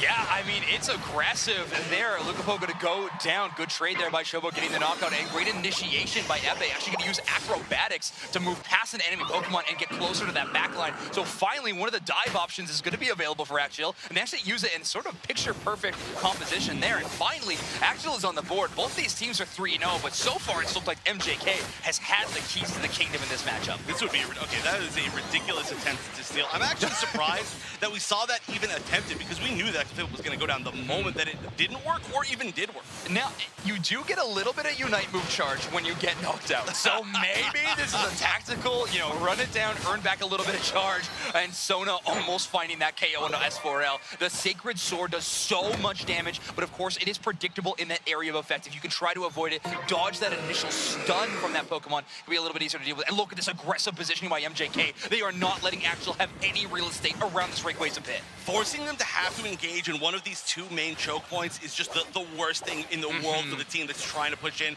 And of course, having the score lead on top of that, this is absolutely perfect positioning for MJK. Nobody is out in a weird place. They're actually really confident that nobody's going to be trying to kind of backscore up in the top. they're just saying, hey, you know what? They need to go for Ray regardless of what happens. Even if they take down that entire goal, it's going to be fine. So we can force the fight here. Luckily, it seems like Actual managed to push in a little bit more. This is going to be more of an even position for the start of this fight. Oh, big push in by Sona. Unite move used already. It's actually not going to find any knockout, and Chobo's going to grab Sona as they get that shut down. FA finds 2, a KO streak and 2, looking for even more as they take every single member around this fight down. Lucapo is going to receive the Blissey Unite move, and they get 2, they get 3, they chase down, and FA trades onto the Venusaur, but Lucapo ain't done. They clear the entire team. 1 Bliss assistance is definitely all that Urshifu needed as they come away with a quadra knockout in that Rayquaza fight, but FA trades as well. The problem is, can they knock out Rayquaza quick enough? I think with how long the respawn timers are on Actual, it should be a Rayquaza KO for MJK, as they're going to have a huge lead in our game number 1. Lucapo said 4 is not enough. I got to get to 5. Who's left? Rayquaza's left. I'm taking it. That was looking actually so scary for MJK, but hey, you called it perfectly. The player to watch right now, Lucapo, taking out that entire team. One of the best thing about the World Championships is that globally we get to see these star-studded players that have earned themselves a name in their home region, but finally they can showcase that they are truly one of the best in the world. Lucapo obviously proving they are world class, because on the back of them and Pinty's Blissey Unite move, they completely turn that team fight around, and MJK takes a 1-0 lead. Wow, that was such an amazing game. I mean, this is where we're going to start to see these incredibly high levels of individual execution. I mean, obviously we saw in the rest of the matches today, but this is just how it's going to be for the rest of this finals bracket. I cannot wait, but I also can't wait to hear what our analysts have to say. Kelosaurus, Spraggles, break us down. MJK won. Yes, they did. And broke it down pretty well, I think. That's... I mean, MJK won from top to bottom in that match. And you know what? It's just a reflection of how they played yesterday. They didn't end up dropping any games, and we'll have to see whether they're going to be able to keep up that momentum and get that 2 KO streak all the way to the grand finals. They did mention they are world class, but are they world champ worthy? I guess that is, the big question right here. We're going to take a look at that amazing moment from the end of that game. Obviously, MJK was looking fantastic throughout that match, but it got a little scary here at the end as Actual really came back here, caught 2 at the start of this fight. Nice big slow beam into another KO, and we've got the slow motion for you, so I will slow down. No, it doesn't make sense. Go for it, Kello. But I'm already slowed down. And there's the Blitz assistance rocketing in to save Urshifu. While that is happening, Urshifu starts cleaning up this fight in a massive way. Huge solar beam. Inteleon jumping in with that acrobatics actually gets caught partially by the solar beam, but I don't know if it would have mattered because that was a full HP Urshifu. I remember when he started hitting Rayquaza here, I thought, why are you starting this Rayquaza? You're already winning this thing, but there was plenty of time on the clock for that to happen. 123,000 damage here from Lucapo, our player of the game. You know what? They were the last man standing, and I think they definitely deserve that player of the game. Hey, you know what? It might have been that Bliss assistance right there. The shields, sharing that with the Blissey, also the damage amplification that you get when they throw Bliss assistance on you. Huge moments. And I have to say, I thought Actual, they really had a tough time getting it together here in this match. I was talking about it before. I wasn't in love with their draft. I didn't really love their team composition. And throughout, I really felt like they had much weaker picks than the side of MJK, and it seemed to play out in that game. Yeah, well, definitely they did have that rough spot in the beginning, flatlining that big donut. It was very nail-biting, but they were able to get in some dunks, but it just wasn't enough to take on MJK, especially after that team wipe. It was clean. Yeah, incredible stuff here from MJK, and I have to say, I think for me, it's the Delphox. I'm not in love with it. I think it's an amazing Pokemon, but I'm just not seeing it be the difference makers. In fact, as we mentioned before, we have a stream of all of our teams on the B stage. I just watched 00 Nation versus Omo Abyssinian. 00 Nation had a Delphox, and I was also not really impressed with its impact in a lot of these big moments. Look, they just want to bring the fireworks, okay? This is why they are choosing that Delphox. They want to make a show and make this stadium sparkle. Of course. And we have exciting things happening in Unite. Not only do we have the 2nd anniversary, but we also have the lucky number draw inside of Unite. Stay tuned. The lucky number will be announced later today. And I've been told even if I win, they won't let me win, which I'm mad about. Oh, well, you know what? We're all winners here, being able to be up on this stage. These teams are getting ready as they break down what they are going to do next. These strats, these picks, are they going to be the same? Are they going to be different? As I said, I want to see some spicy picks here. Without question. And I think MJK wants another game just like that because they are looking like champions up on that stage. As we talked about earlier, so many great teams from around the world. We have 2 from the Japan region. MJK is incredible. For me, I feel like they're the best out of Japan, maybe the best team in the world right now. Well, they are the 2nd seed for Japan. Secret Ship being number 1. So whether we're going to end up seeing MJK versus Secret Ship later, well, actually, no, Well, they're Secret not. Ship? They're not. Yeah. They were knocked down No, that's already. right. Yeah. So they were actually number 2, and they overcome them. Well, I mean, you know, obviously in groups they did invest, but you know. That is how we explain groups a lot of the time. They were in groups. Now here they are in day 2. Taking a look at the crowd right here. Obviously, a lot of fans of Pokemon and a lot of fans of Pokemon Unite, and a lot of fans specifically of these teams. Whenever there is a Japanese team on the B stage or on the main stage, you can see the crowds flock to it here in Yokohama. People are so excited to watch their region compete. Birds of a flock, cormorants maybe? I don't know, how would you describe them? I know Chef is rocking a wonderful cormorant suit today. Yeah, Chef looks incredible as always. You know, Zoinks has a sparkly gold vest today. I think the crew's looking pretty fantastic, yourself included, Kello, as we get ready for our draft here for game number 2. MJK already up 1 game. If they win 1 more, they send Akchul down to that loser's bracket, and MJK will continue this flawless run through this tournament. Yes, we would love to see it, but we have to get through this man phase, this 10-minute game. Looks like they are hovering over that Urshifu. It was that last man standing in that last game. They do not want to come across it. Otherwise, Leafeon being banned as well. I must say, this evolution, it has been fierce this tournament. It has. It gets so good so early. At level 4, it's just an absolute force inside the game, which is scary. They got rid of Urshifu on the side of Akjo right here. Not surprising after the performance we saw last round from this Pokemon. And it looks like we're going to be seeing a couple big first picks here from Akjo after Lapras is taken away by MGK. Let's see what they bring out. Ooh, they take the Zacian this time. They take Slowbro. I think 2 very good picks on the side of Akjo, but coming up against that Lapras, that is going to be scary. Obviously, that Sacred Sword, I just, nope, I do not want to be caught out in it. But you know what? I like this, an A9 pick along with an Umbreon. So the suppression that these 2 Pokemon provide, but even if it ends up going the Wish, the healing, the mean look, oh my goodness. The look is incredibly mean there from Umbreon. What an amazing start here for MJK's draft. But I have to say, the draft we're seeing from Akjo, night and day. So much better than what they had in game number 1. I think they grab the Blissey right here. They grab the Inteleon. These are huge pickups for Akjo as MJK is hovering. This Hoopa could be a possibility. Clefable, another one. And we may see a Scissor or Scyther on the main stage. Okay. This is what I love to see, those out of meta picks, right? You don't see it very often.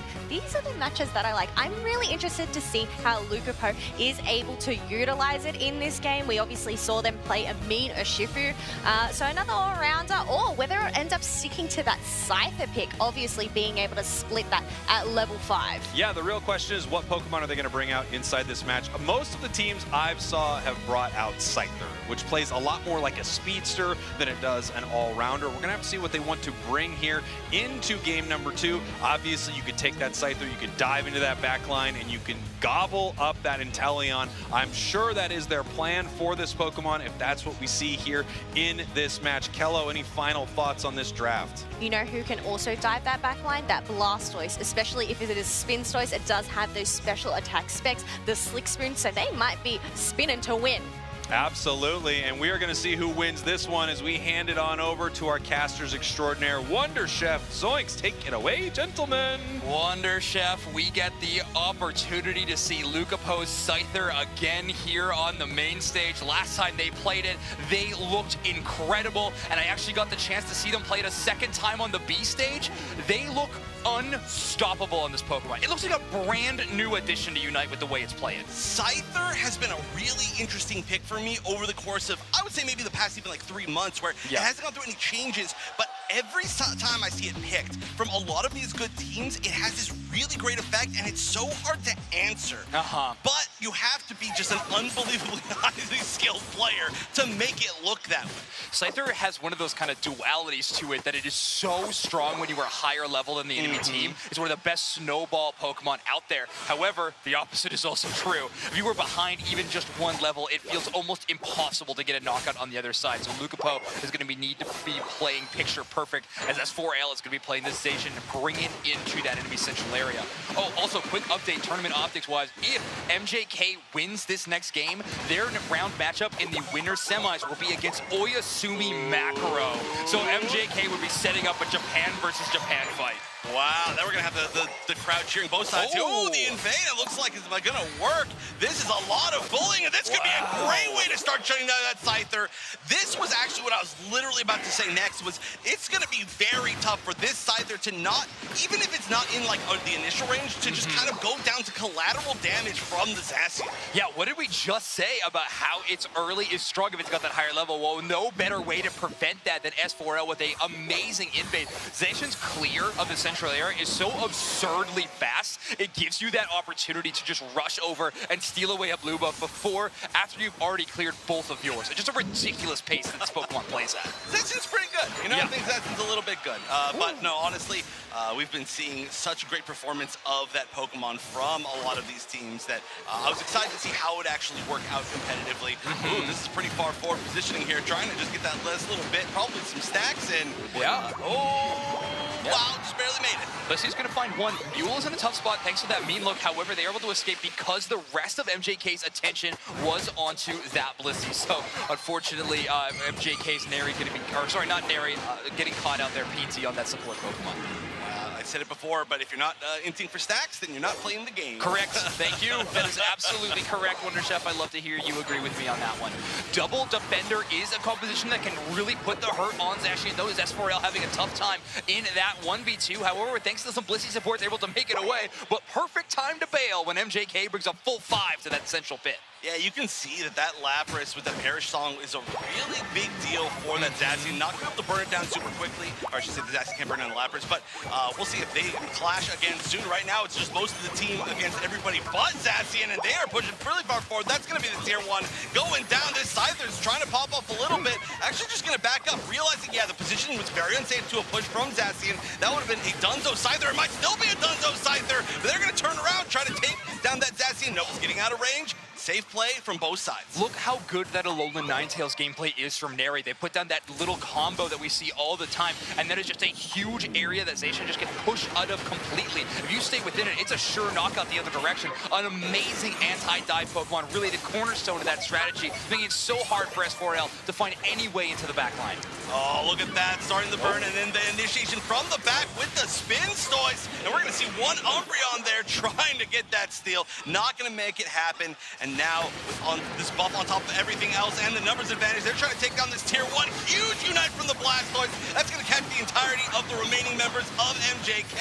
The Lapras is so close to going down, the Clefable's so close to going down, but with the return of, I would say, I think 2 of their members, it looks like they're going to be able to at least fight back. Lapras actually still getting taken out. Yeah, Chobo Skull there, enough damage to actually find it, and MJK had a chance to sort of bring that fight back. Lucapo got 1 traded out in that initial engagement, so it sort of made things back to even keel. Speaking of that, we were in a tie game of 87 to 87 at this point. Actual definitely bringing a much fiercer game to game number 2. Their draft looking amazing, grabbing a lot of power picks, and really this Blastoise with his rapid spin from Mule has looked to be the secret key to shutting down MJK's backline.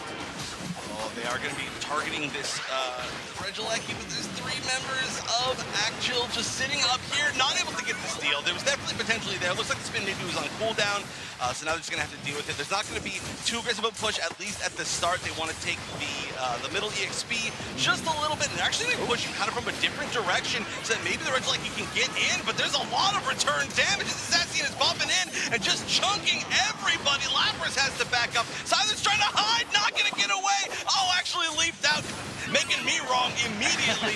Actually going back in, using the Unite. That was a really gutsy attempt. Oh, I mean, if Chobo did have Unite move there, I do think that's a 2 or 3 KO streak for Lucapo the other way, but great play from Chobo to immediately shut down that threat thanks to the slow beam of Slowbro. Great call out. Problem is, both of those Unite moves won't be online for this next Basement Reggie fight. Second Basement Reggie is one of the most impactful objective fights of the entire game. You can set the pace of your experience and be the difference between a level 12 or a level 13 or 14 in the end game. And look at this, we're just barely getting to these Unites on the side of MJK. We just had 2 members hit 9. Of course, one of them already had it at 8, but one more still needs to even hit 9 potentially. And so we are just not at a great level, and there's going to be the Zacian. Yet so hard to out-secure that. This team is going to have some very strong secure. Wasn't even all that much of a challenge. A small attempt, but whoa, right in the Lapras. They're going to go for the counter engage. And this Perish Song might be taking something out, but a great coordination on the side of Actual. The Zacian is going to go down. It's going to be a lot of great return EXP for MJK, but this is going to be a brawl in a few different areas here as Lapras is going down as well. That is a behemoth of a blade. Great play from S4L, really setting up the rest of the team. This fight is dragging on quite a long time, but Epe is doing a great job of cleanup. This Inteleon liquidation has been relatively untouched in the backline. Scyther has had a hard time finding this Inteleon, but I really do think it's thanks to Mule and thanks to Chobo for their incredible defender play, playing something we like to call peel, or just defending your squishies or your carries and making sure that it's really tough for them to get knocked out by their positioning and by using their moves in perfect timing. Raw 50 going in the bottom tier 1. That's going to get 0 overdunk, literally exactly 0.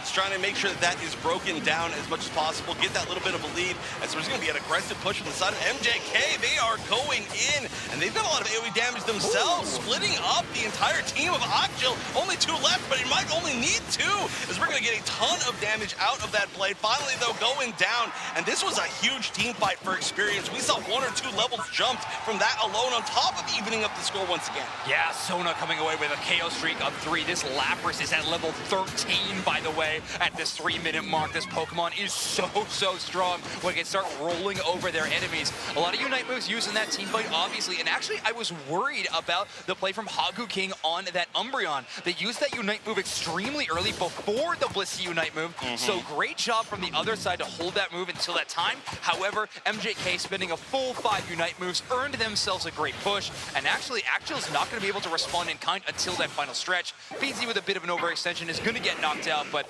well, I mean, Zacian is 14 now, so that could be back to the drawing board for them. Still, though, I feel like if there's one moment that wins MJK the game, if they do manage to pull this one off, it was that last team fight, because they really did jump forward a lot of levels. You mentioned the level 13, that Lapras was level 11 a second ago. So now we'll see. I mean, if they're just still continuing to fight, and this is a little bit scary. Once again, there's not all that much left at this moment to gain, but the longer they delay these KOs, the longer it's going to take them to come back. And now at this point, even Umbreon won't be there for the exact 2-minute mark. If they want to burn it down, Actual has that option. Sona owes Hagu King some plushies from the Pokemon Center there. So Hagu King having to dive in and defend it, but there we go. Actual pulling full attention to the Rayquaza, going for the full rip strategy. MJK is going to be rising up to the occasion, though Hyper Beam rolled on the Clefable, and they're going to secure it. Hyper Beam roll on the Unite move.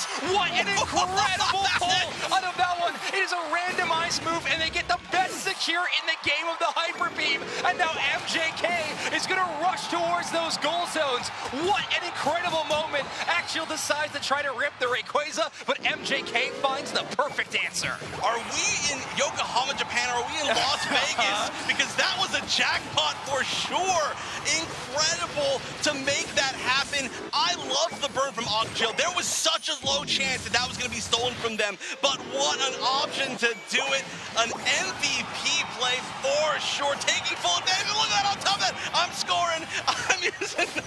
I'm using the doll, everything. This is a full moral victory for sure, and I don't think there's any way to come back into this game for Akjil. MJK what a comeback. What a play from PT there. And I will say, they rolled a block on that final Reggie fight when they were going for that last hit secure. So, you know, they got all the bad luck out there, and then instead pushed for all the good luck they found around that Rayquaza fight. And, well, with these final moments happening, Luca Po gonna try to put on a bit more of a highlight reel. But MJK has just sent Actual down to the losers bracket, moving them into a winner semifinals match against the other Japanese representative. We're gonna have MJK versus Oyasumi Macro here at Worlds.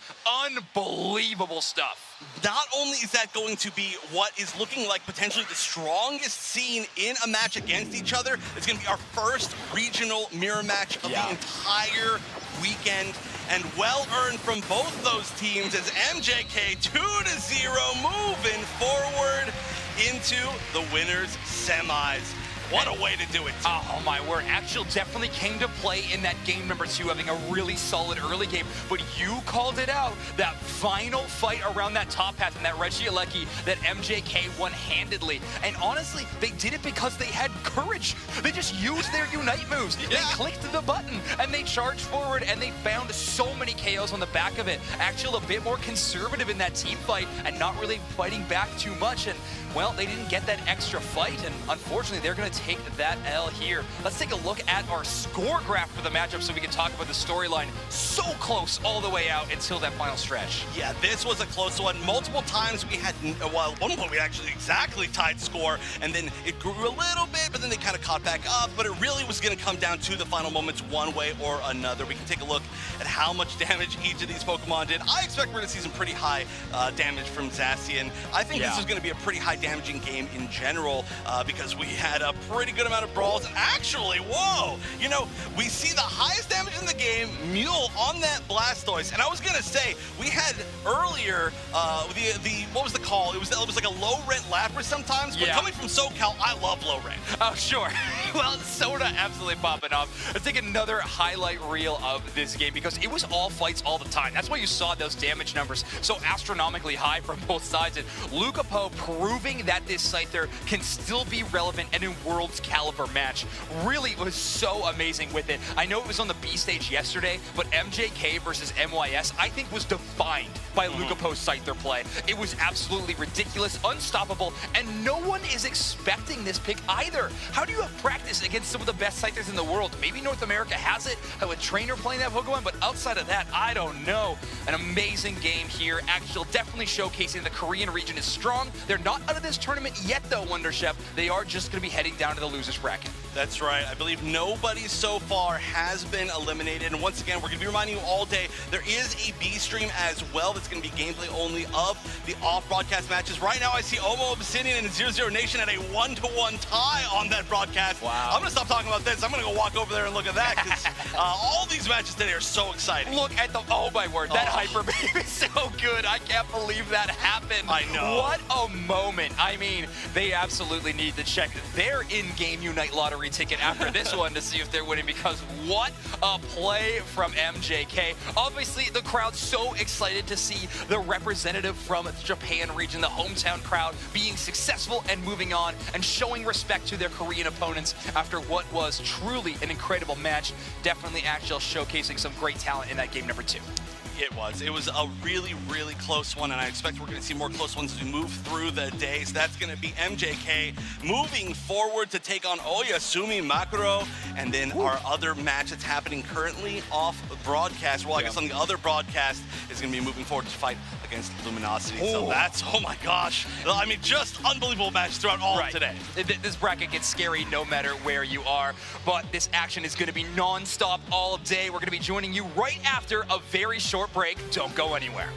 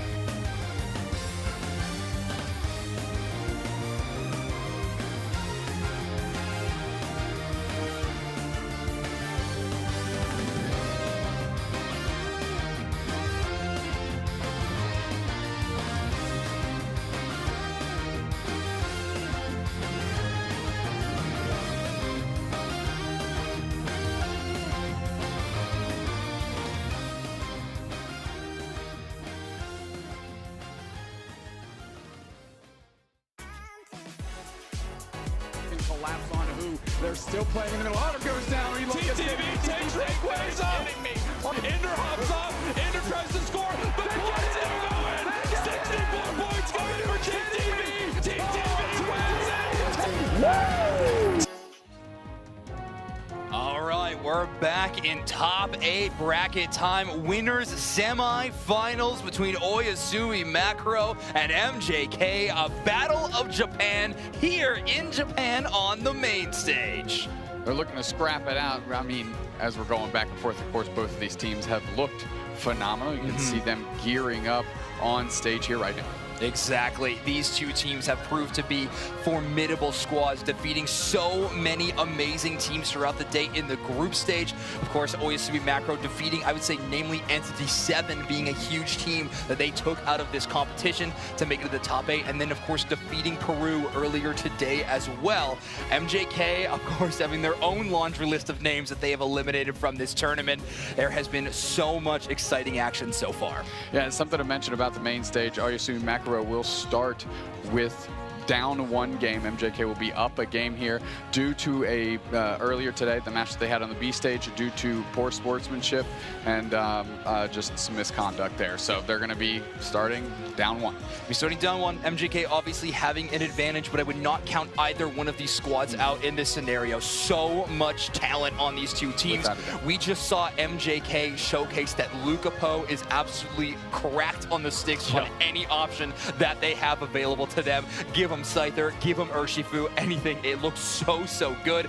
But Oyasumi Macro also chock full of talent. So many incredible players. Tone on that Inteleon has been so impressive in this tournament so far. Of course, you can't mention Oyasumi Macro without mentioning Mame themselves. You know, a perennial favorite from last year that really showed up and showed out on this same stage, on the world stage. Here to do it all over again as they are on the main stage. And we just got note that we've got a little bit of background duty to do, so we're going to take a quick pause for the cause, and we will be right back.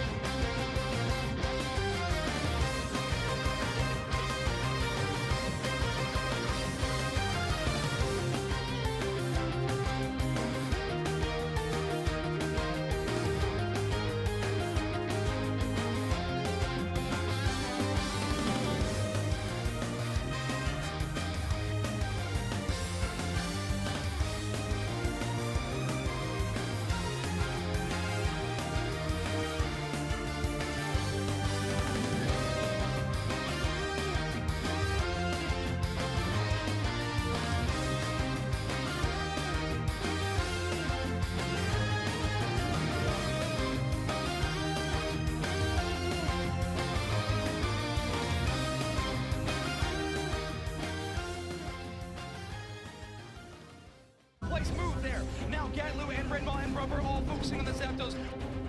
Just starting to come off of respawn now. IX Gaming needs to win another team fight and another one after that. But this time it's from Overlord. Steals it again! Undefeated, the best team in the world.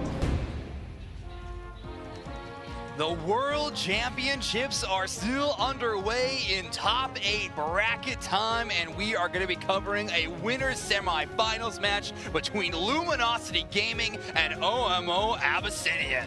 Yeah, I mean, Luminosity Gaming has looked incredible. The first time we saw them on stage really felt, to me, the first time this weekend they've looked in peak Season 1 form. OMO Abyssinian has quite a challenge ahead of them with the reigning world champions. Absolutely. I mean, already starting yesterday, right? A tough group to make it out of. Having Nowance Esports into that group is obviously going to be a tough one to play around. But they were able to do it and push on, but now they have to go up against a team like LG, who is truly in championship form right now. And we're already starting off draft Dupe Snacks. Let's see what goes down. Does OMO Abyssinian want to take away that Zoroark that has been so popular, or no, do we go for a more popular defender ban? Well, the Umbreons are being queued up and Slowbro's on the other side, so it looks like defenders are on the chopping block here in this one. Zoinks, which leaves a lot of great attackers on the table, including, you know, all-rounders like Urshifu. You have Inteleon in there, too. We're going to see where those end up.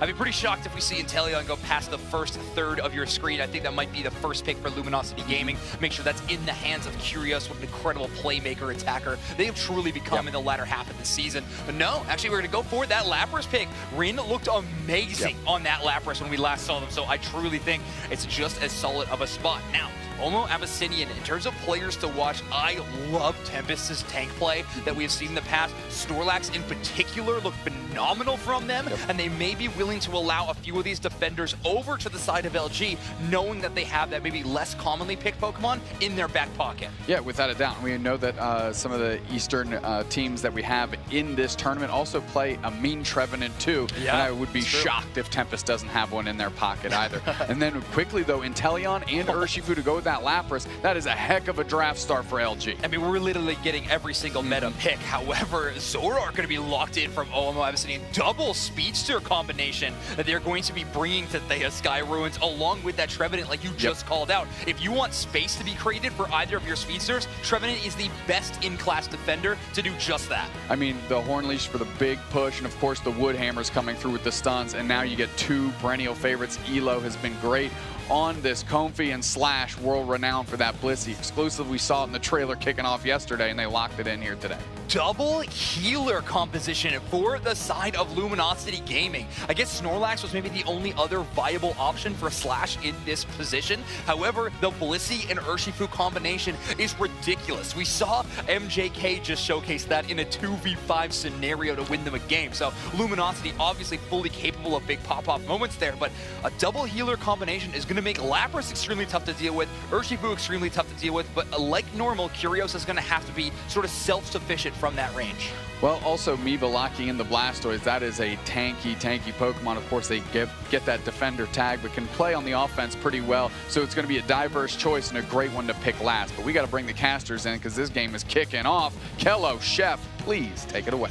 We've got more defenders and supports than we've got actual damage dealers in this game. Not to say that they can't deal their own damage, but what an interesting comp we've got overall. Kello, are you excited for these two teams? I am very excited considering we have already seen Luminosity shine today with that first match. We'll just have to see how they fare up against OMO Abyssinian.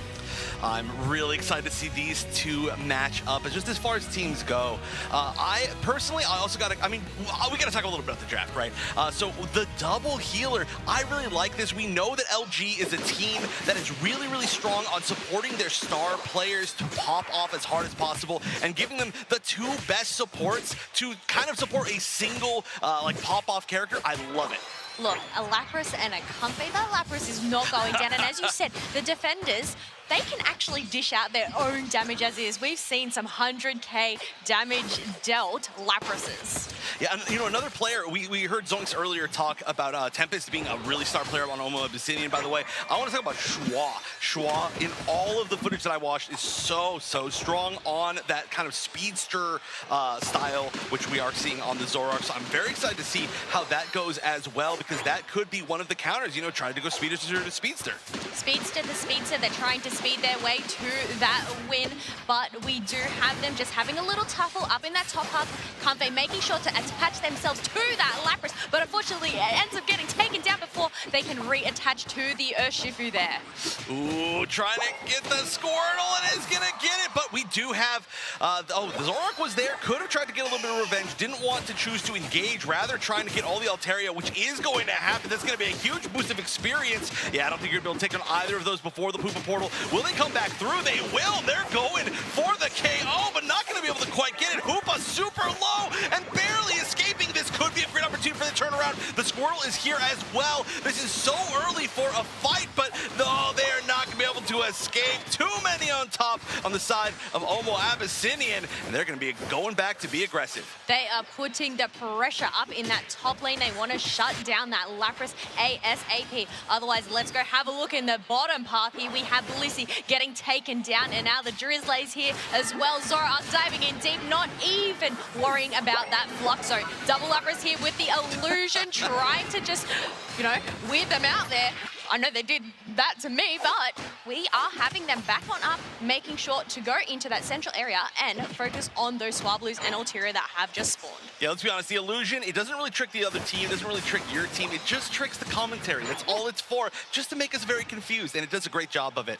No, it can be actually pretty confusing when when you're zipping around a Zoroark, which is what you get to see all the time. But as things stand, things are still looking pretty good for Omo Abyssinian. This Zoroark, Schwa, exactly like I was saying, really starting to pop off a multiple level, 2+ level lead on everybody else. Oh, the Shedinja doll!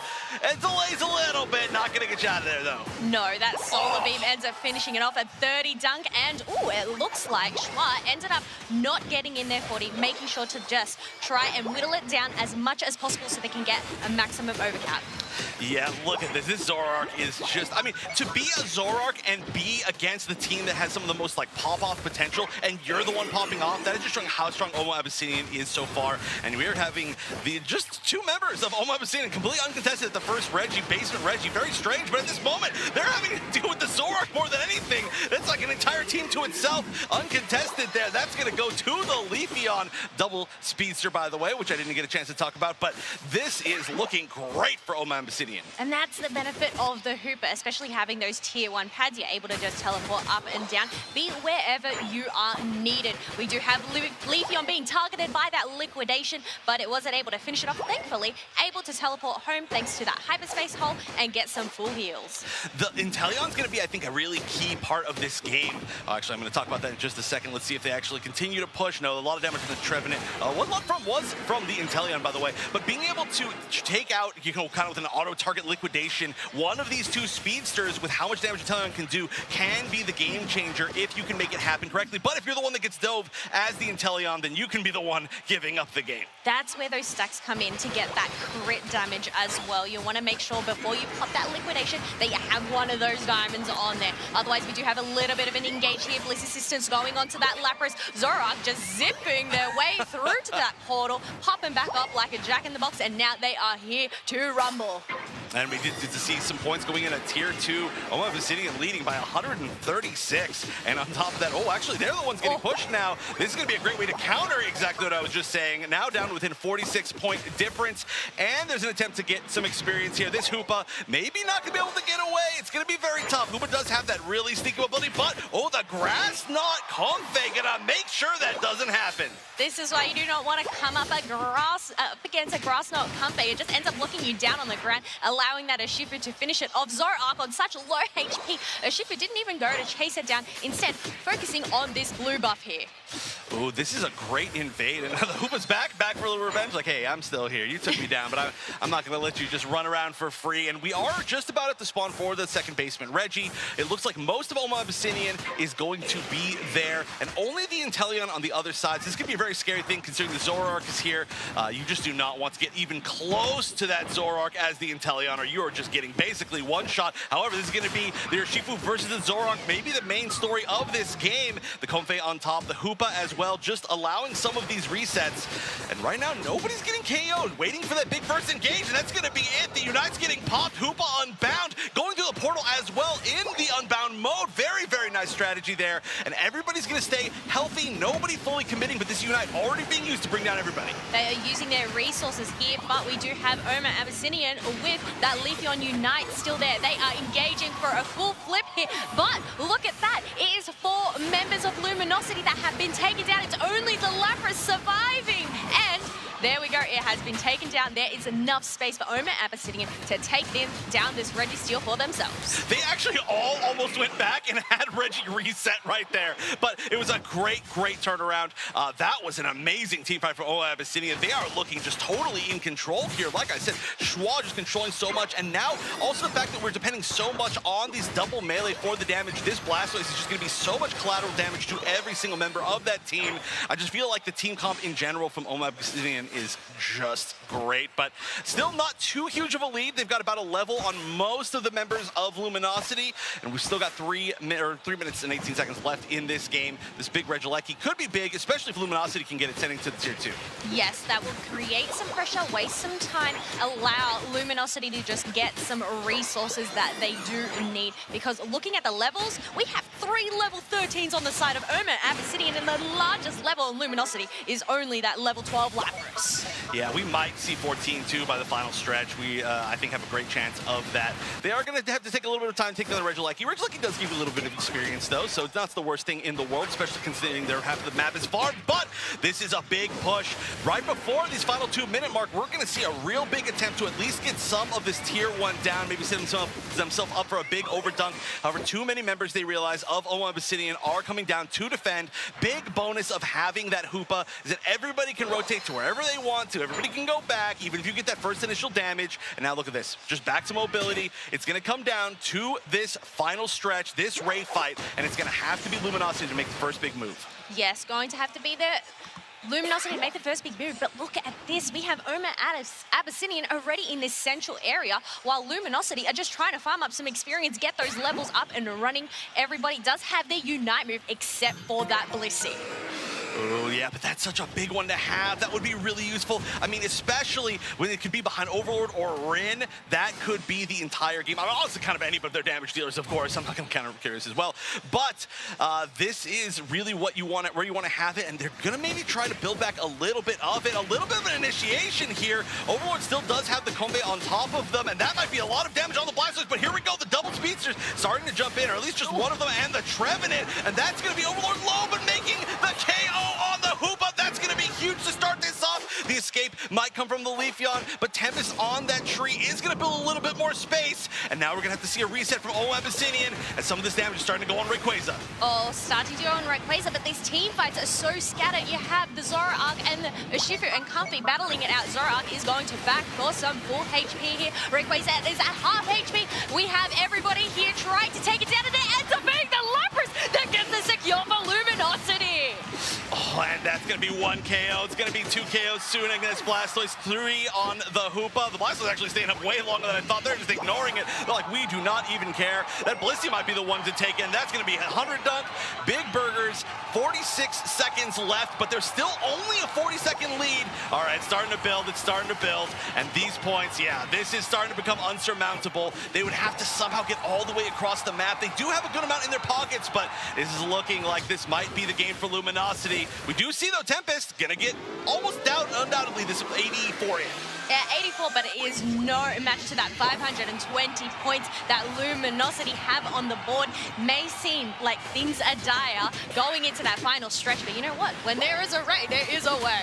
There always is, and that fight just went so well in the favor of Luminosity. That was really, really good. They were able to keep Overlord up, and that's the most important thing, is that you can keep Overlord from not exiting the fight, right? And there were some moments where there were some really big jumps against Overlord, but they did not fully have the damage to back it up. Like, I think he went down to maybe like 10% HP, maybe 20% HP, but one more big hit could have been it.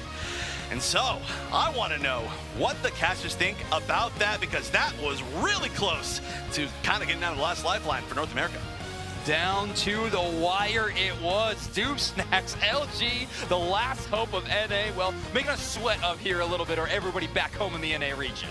Without a doubt, coming in with that classic, as you know, Lapras, the secure monster, Rin Yes. stepping up, Correct. getting the fairy Pokemon in there and sealing that thing up. And it was a great moment. And like Chef just pointed out, obviously the main target when any team is trying to engage in LG is to take down Overlord and then do the work that you have left after that. And they just couldn't quite cross that threshold. And because of that, they were able to just start shelling in damage, getting themselves a Rayquaza, and subsequently a win.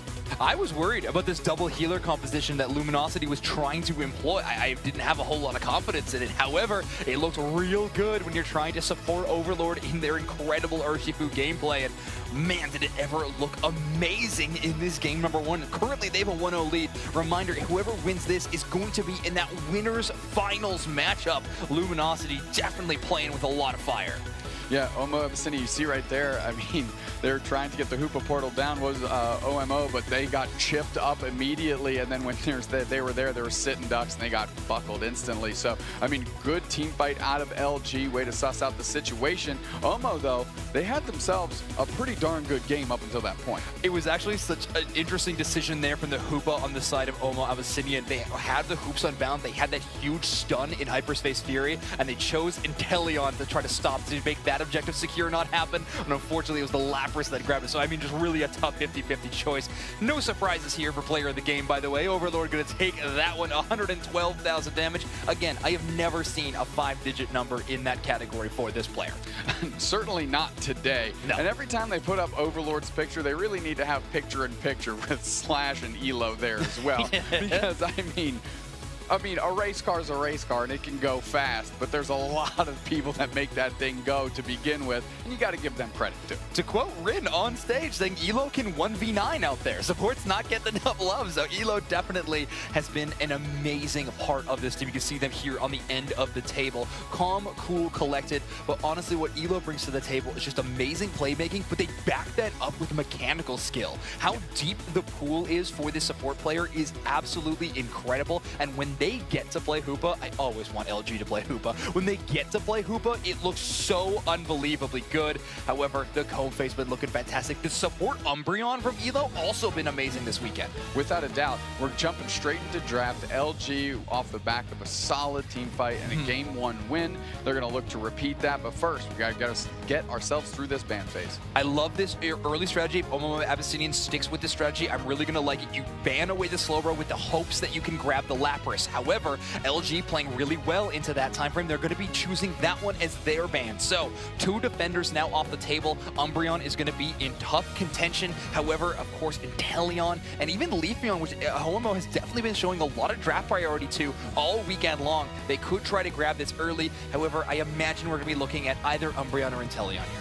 That's a great call out. Something I want to shout to Omo Abyssinian. A lot of the teams from the East don't respect Slowbro as much as the teams from the West. Yep. And to see Omo make a nod to the Slowbro, get that off the map, shows to me that they're thinking through this event and evolving a little bit, locking in another premier defender in Umbreon. Wow, look at this aggressive draft from Luminosity, taking out 2 incredible damage-dealing Pokemon, Inteleon for their attacker, and then taking away the Zoroark from Omo Abyssinian. If they want to play that double speedster composition, they're going to have to be moving a little bit farther down the tier list in terms of speedsters to round out that play style, thanks to Overlord grabbing one of the best in the game. Well, 2 things to note. In the face of those damage dealers, they've given themselves another bulky Pokemon in Blastoise, but that pivots over, and you wanted the Elo Hoopa. They're hovering it now. This might be our first opportunity to see it today because, man, it is something special to watch Elo work with that Pokemon. I know you have been in your Hoopa training arc for many months now, it seems like. Yeah, and I'm not getting any better. Okay, good. Well, now is the time to focus up, Deuce Snacks. Elo is about to put on a clinic, I know, but what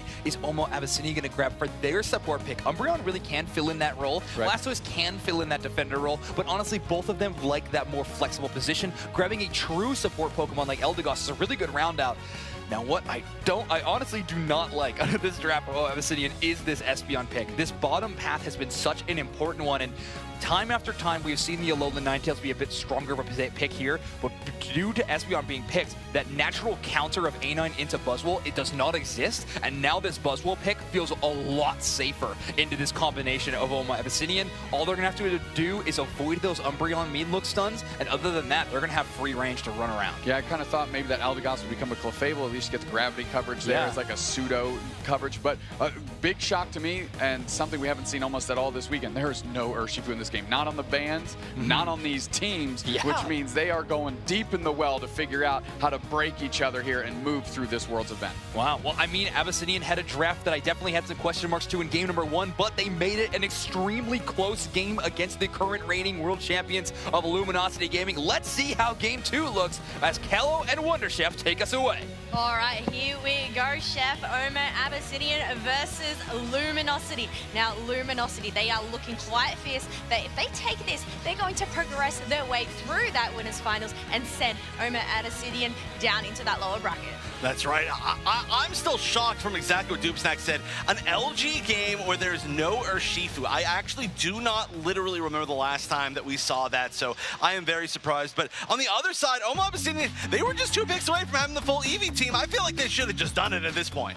Look, you got to rock those full Eevees, get that little boost. Yeah, 1% buffs. I don't know. We have Squirtle and a Gossifleur there. We're fine. Otherwise, we are sending that Leafeon into that central area. It makes sense. You want to get it online.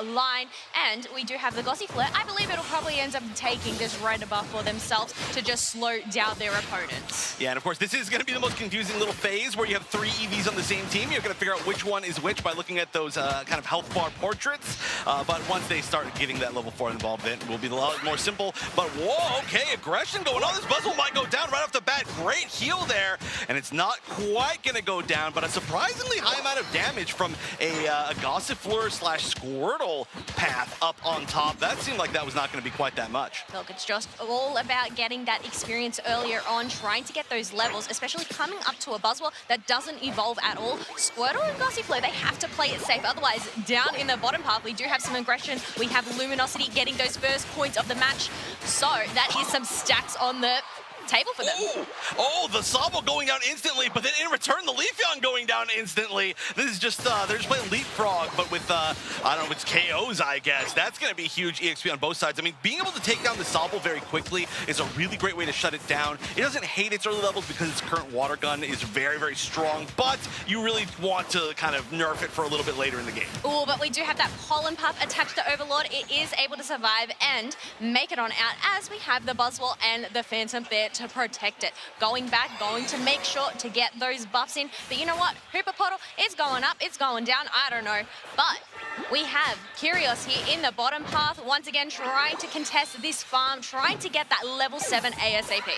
Yeah, Curios having a little bit, I wouldn't say it's too difficult of a time, but you know, had a little bit of a tough time getting all that early EXP. Still, the overall lead in EXP is going to go to Luminosity, and whoever's going to get this 8-minute spawn is going to be at a huge advantage. And that looked like that was not Psyshock looking like. No, it isn't. It doesn't have that secure. Yeah. Instead, it is... I can't even remember what that move is, Chef. I know. Oh my gosh, my brain's just blanked. There we go, we both blanked. You know, to be honest, I blinked out on it and I threw it to you and I was really... How often do we see an Espeon? I know. All right, here we go. We do have another KO. Zora Arc is down for the count right now. We do have Trevenant making sure to be in that front line, making sure they do not get any dunks. They want to keep that as a donut. Oh, yeah, but, oh, wow, that's so much damage. Look at even on the Umbreon, Tempest having to get out of there, the liquidation. Oh, immediately doing so much damage, but also doing so much damage is going to be that Solar Blade. So this is just going to be damage to damage. Once again, Inteleon is going to be a really key part of all of this. I'm actually really surprised that we ended up seeing Curios get that Inteleon again. It's going to have to deal with the Leafeon this time around, with Schwa piloting a different speedster, which is arguably maybe even a scarier speedster, but depending on how it plays. And there we go, that's exactly why, especially with that Unite, one of the greatest kind of targeted KO options in the game. But who's going to get the last hit? That's going to be, once again, Schwa on that Leafeon, looking to be popping off once again, I say as they get KO'd. Yes, that is a bit of a trade there, but we have the Zoroark on the hunt. Overlord wants some revenge, but are they going to get caught out? No! Slash is there for some backup to use a huge Horn Leech, and now we have a reset there from the Hooper portal. They are diving back in. Umbreon is left all alone. 1v4, they cannot survive that at all.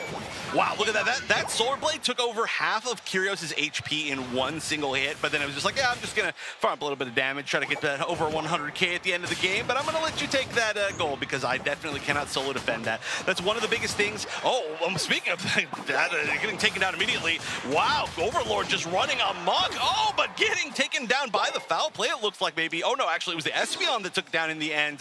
So finally finding some answers, but we're not seeing as heavy of a support on Overlord this time. So we'll see if Overlord can stay up as much as he was previously. Yeah, 2-for-1 trade there. We do have Buzzwell trying to get in there. Dunce, but Leafeon was there to try and stop that. Going in back for a reset and allows this Leafeon to take those Swablues for themselves. Oh, try to get that last hit with the Solar Blade. Solar Blade's such a great secure option. That's the biggest thing, is one of the best secure options, maybe the best actually, from a speedster in the game. I think that's actually true. I've never really considered that, but it's almost definitely true. And we'll see if it comes into play again here one more time. Like, we don't have the Side Shock, so we're gonna we're gonna not have that easy secure, but a great way to use that Unite 2 from the Trevenant. And this is gonna be just an attempt to back up. They've got to back up, they've got to defend this. This would take it down to 20, which will allow a pretty good overdunk if they wanted to, but aggressive out of Luminosity. They're going to be using the Hoop Unbound, trying to pull the entire team over. However, they're all kind of fallen into the danger zone, as it's going to be one going down. Overlord at minimum, trading for the Blastoise. Regieleki, though, is going to be the sixth man, make the numbers in their advantage. 2 down on the side of Oma Abyssinian, and that's going to be LG taking that tier 1. Now, because that Trevenant ended up getting that 27, it wasn't as great of an overcap, but you know what? That tier 1 is gone, and it's going to create so much space for Luminosity here. We do have a Reg Ice that has spawned in this bottom path. Overlord trying to solo it, but Eldegoss is sneaking their way over along with the Umbreon, hoping possibly to get a steal. But look at this sneaky Inteleon hiding in that tall grass. Is it going to get spotted? And can they get the snipe here? Reg Ice ends up getting locked down once again by Shua on the Leafeon. Schwa has been an MVP player for sure this set so far, but I don't know if it's enough. Getting targeted there by the Buzzwole, managing to get away pretty well. Oh, I'm sorry, that wasn't Schwa getting targeted. That was going to be the Espeon. And whoa, a big Unite from the Blastoise, cannot quite catch Rin, and that is going to be a lot of EXP they're going to be missing out on. They still did manage to get Hoopa at least, so we're going to get some of that. This is staying a very competitive game. I feel like this is closer than we saw in game number 1. Oh, close indeed, but you know what? It was, if I do my quick math here, it's about 103 points in the lead to Luminosity right here. Look at that, I can do math. Otherwise, we have another Rings Unbound from the Hooper. They are trying to just apply some pressure. Phantom Force to just knock up that Leafeon, but they are able to speed away Eldegoss, being collateral damage there. It's actually 97 points, but you know. My bad. There we go, I can't do math. Never try, never try.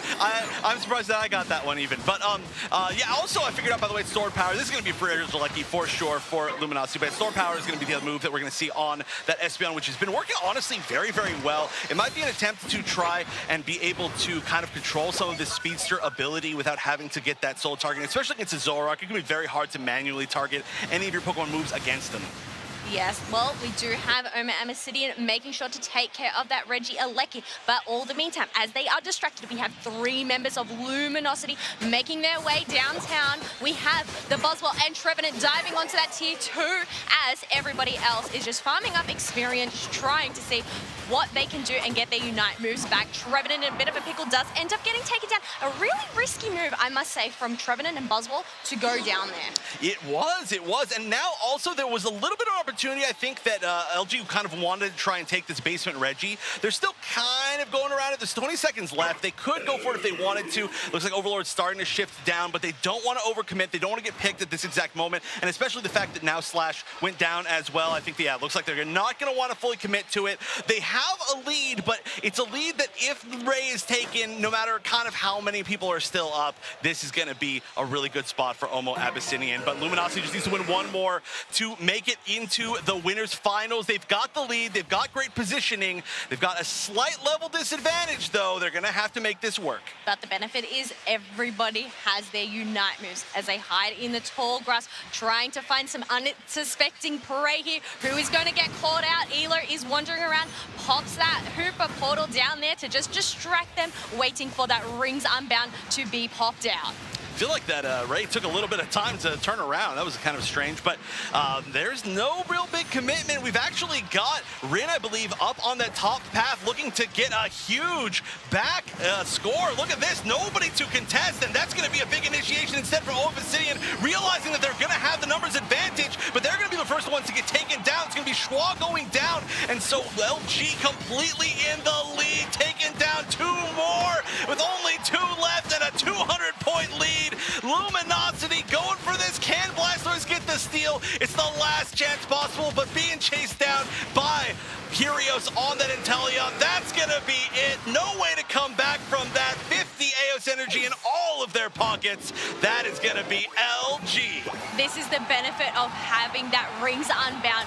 Obviously, you had that Buzzwole going and dunking in that top path, that as things started to look dire there, it made sure to come back as soon as it got those dunks. They are waving on in, trying to take them down. They have those shields on hand, but we do have Inteleon getting taken down. Hooper is still trying to kite around, save that shield, but you know what? 751 to 117. I think there's a clear winner here. It is Luminosity. Yeah, all you can do at this point is say, you know what, we're going to get a few revenge KOs. We're going to try our best. 10 seconds left. You might not even be able to get to that tier 1 and get any of those points in. Regardless, it wouldn't matter. Luminosity keeping the dream of the West alive as they're going to be moving into the winners finals 2-0. Congratulations. A great showing. Look, this is why they were the world champs in 2022.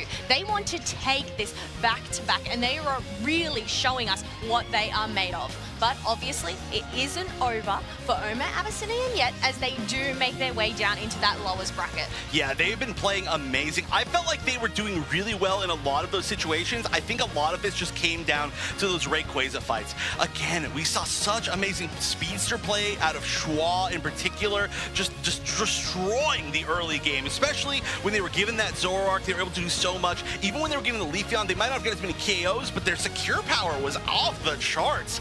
It came down to LG being so comfortable, I think, with how their team comp works in those final moments, and they came out on top both times. And you can see during this graph, they held that lead. They held onto it very, very tight, and they did not let Oma Abyssinian get any closer as they flatlined towards the end. Yeah, they're giving all the control, all that space, and all that score was so great. We can see the stat lines across the board.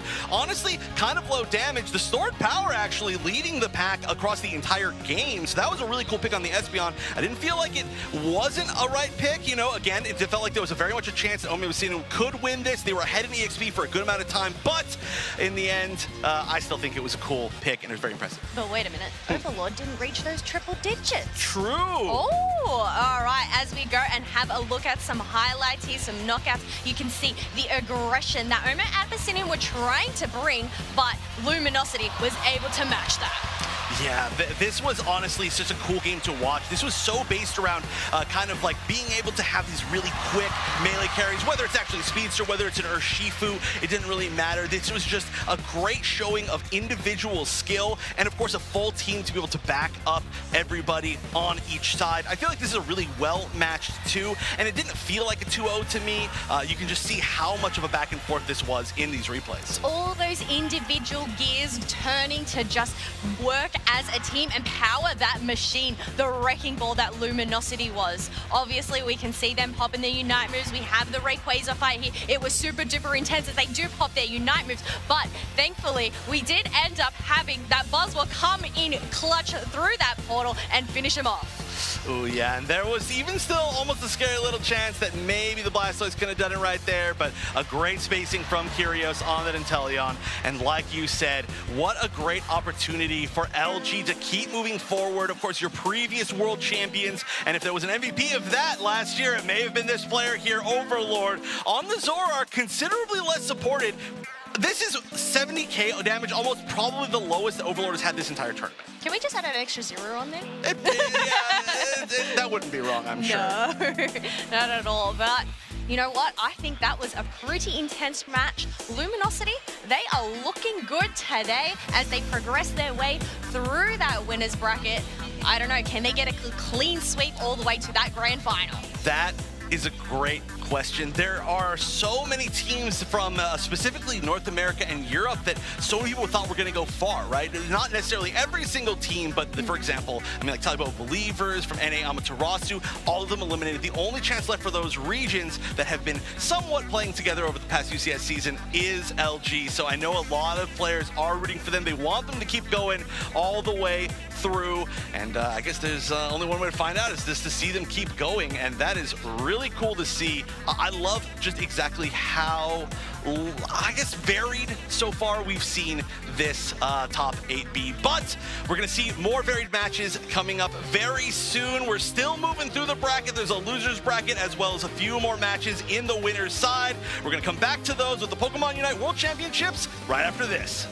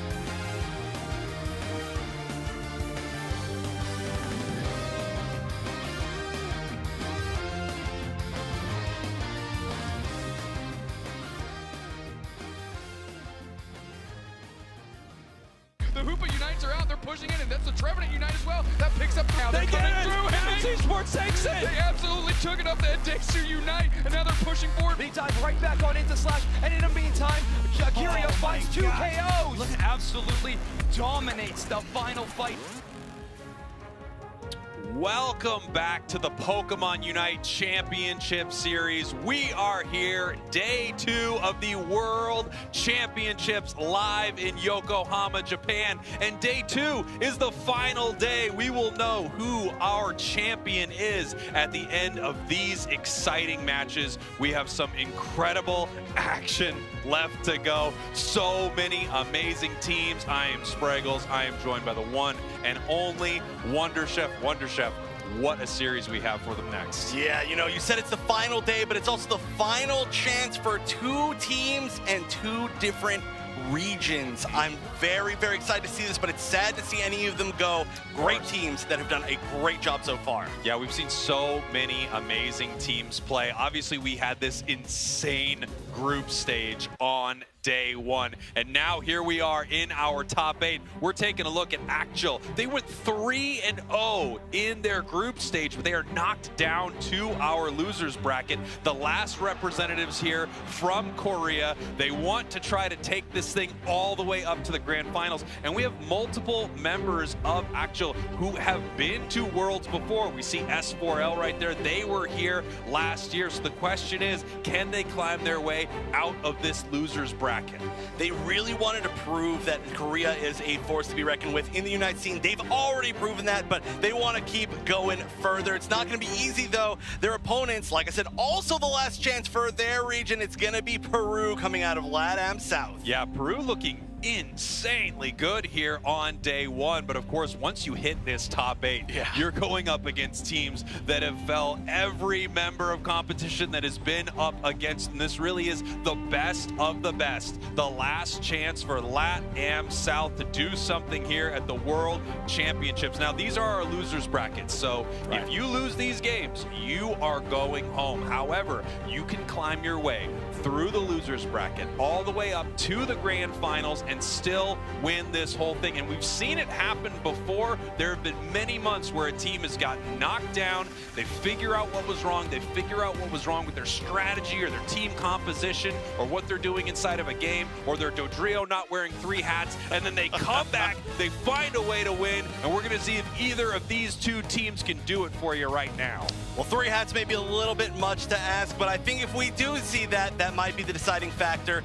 But yeah, these teams are gonna have to play super consistent. That's the thing. You said it's possible to make it all the way through the losers bracket. You just have to be so good for so long. And we're gonna start off with these bans. Looks like Inteleon getting banned on the side of Peru, and Akjil is gonna take out that classic Lapras pick. Yeah, so without Lapras as a first pick right here, we're gonna see what Akjil wants to grab. Some teams have been grabbing Leafeon, other teams have been grabbing their defender in this moment, and as you can see, we have Umbreon snapped up very, very fast here for Akjil. Of course, one of the premier defenders inside the game. But as I've said many times, and we'll say many more times before this thing is done, there are so many good defenders, as we see Slowbro snapped up immediately by Peru. I can't even imagine. After like last month, thinking that we might see Slowbro as the 3rd pick as a defender, and then a 4th pick here with the Blastoise. We could just keep going down and down. The Hoopa picked up as well. Hoopa has been super key, especially in our matches today. Even some of the off-broadcast ones on the B stream, Hoopa has just been the winning deciding factor that mobility is everything. I think one of the key Pokemon throughout this entire tournament also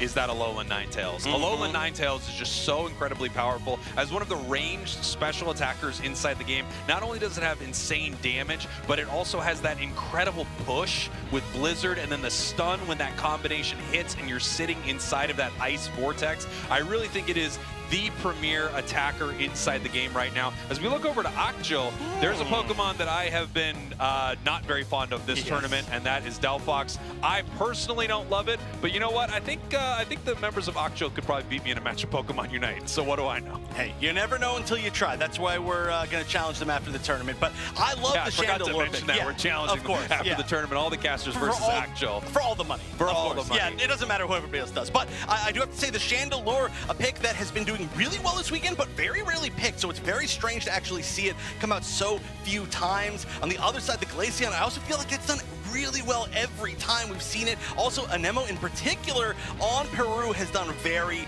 well with that Pokemon, so I do like this comp. They've also got the Buzzwole alongside the Alola Ninetales, so there's not going to be that counter lane, but we're going to have to send it over to the cast to see how it actually plays out in Game 1 of Axial versus Peru. Kello, it is elimination time in our top 8 bracket. For the first time today, we are going to be sending home a team who has worked so hard to get here. Oh, I cannot wait. Axial versus Peru. What a game we have on our hands. What a game indeed. They have had that run there. Peru, I must say they have been looking good, but we'll have to see how they match up against Axial. I love this Chandelure pick. Yeah, it's really interesting. What do you love so much about it? I just love the moves, the ability to lock them down either with the Poltergeist or that other move. Imprison. Imprison, there we go. Lock them in, jail them up. Yeah. But the Delphox, the Fennekin, as we did mention, did struggle in one of the previous games before. So we'll have to see how it goes. But the AoE, the fireworks, they want to make this stadium shine, so it's just about getting that level 9. It feels like a lot safer of a pick against this composition, though, right? I mean, Peru is also playing double mage on their side with the Alola Ninetales and the Glaceon. So both these teams are going to be playing at pretty huge ranges. This is going to be a game more decided about, I think, big spikes of Unite move damage than anything else. The neutral game is going to be a whole lot of poke damage, with neither team really being too comfortable to push on forward. Now, that's, of course, all going to change when it comes to tempo on this Buzzwole, who needs to be up close and personal to do any damage. When they're going up against Glaceon or Chandelure, they're going to need to play extremely careful while not to get caught up with those stuns. And honestly, the poke damage they take from range can be too much to take sometimes in the early moments of these fights. But they do have a Blissey by their side, so it's just making sure to get their level 4. That way they can select their next move as we have the birds about to spawn here. Wow, also this Slowbro pick is really interesting here. Obviously, it is such a powerful Pokemon metagame-wise, but there's not many targets on the side of Axial that I'm too worried about grabbing with a Slow Beam in those situations. Maybe a Hoopa before it can use its Unite move and do a really early aggressive macro decision.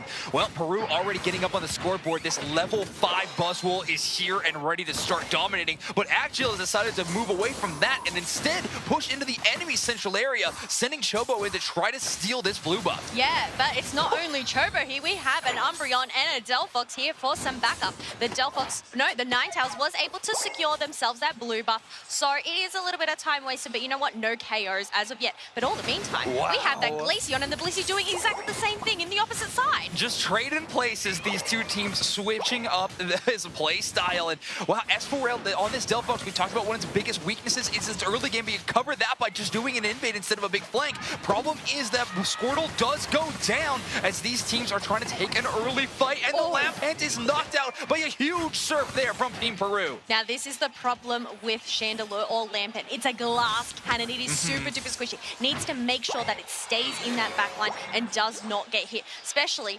against a Buzzwole. Yeah, its range is, I would say, at medium is probably the best way to describe it. However, that Imprison can shut down the target that is pushing towards you, but if you're the one advancing, you're right. It's a really tough spot to be in. You can't over-advance. S4L going to find a huge knockout there, though, but traded out yet again. Stark with some amazing play on this defender. Slowbro looking really fantastic here. And now we have 3 members from Axial going to be trying to siege this bottom tier gold zone with a Blissey and a Slowbro, though that might be too much staying power to actually get any secures. Great surf call out on top of that Hoopa portal, just waiting for S4L to return. However, no KOs earned, but no scores earned either for the side of Axial. But the thing is, Axial, they do have this positioning as we do have that Slowbro and A9 zooming on in. Blissey is on such low HP, makes sure to pop that Shedinja, but ends up getting caught out by that mystical fire of the Delphox. Now, Peru, they have overcome, and they have actually taken the Rage Ice for themselves. Oh, wait, no, they they didn't. Axial steals it. The Chandelure with a very incredible steal. However, I do think Team Peru is coming away with a team fight win here. Tempo found their way to the backline, kind of undisturbed. Great poke damage from Anemo, and then followed up by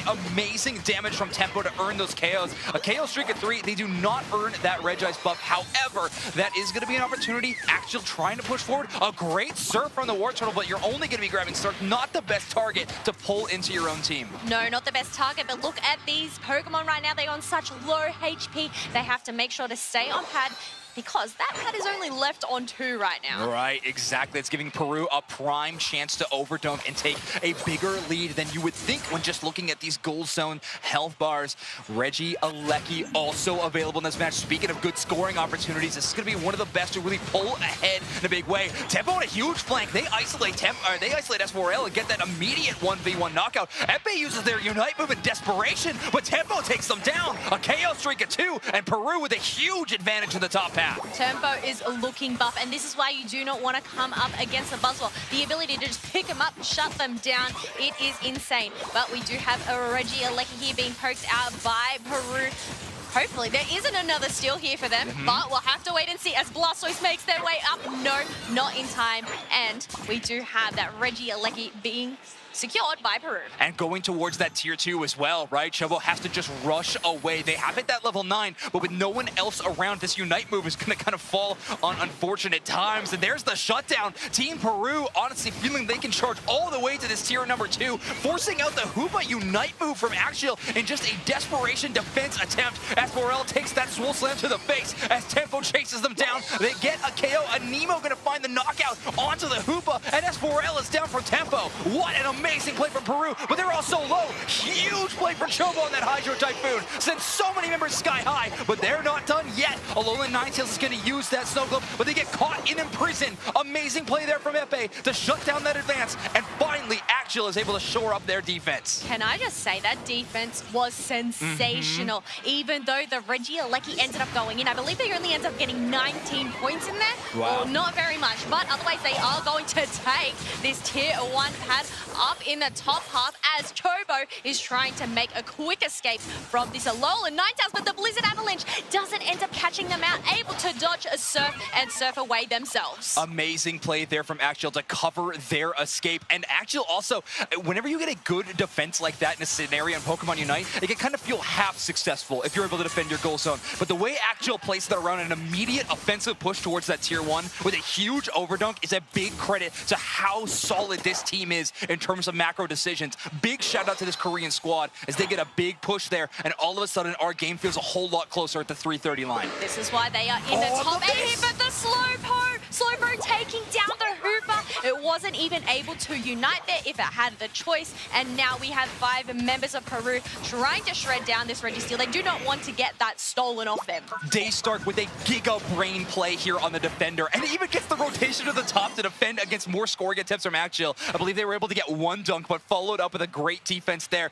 Daystark with that call, I was talking about that in draft. Slowbro not having many opportunities to shut down a dive, but instead you can start out a team fight with this Unite move. Tempo caught out too much damage with this Fanciful Fireworks, and Chandelure on the other end. It's going to be too much for them to deal with. Unfortunately, Daystark going to be caught out in a 1v5 scenario. The rest of Peru going to leave them out there and instead try to knock out some wild Pokemon. They unfortunately are going to have to give up this Reggie Alecki towards Axial. We have the objectives being traded either side here.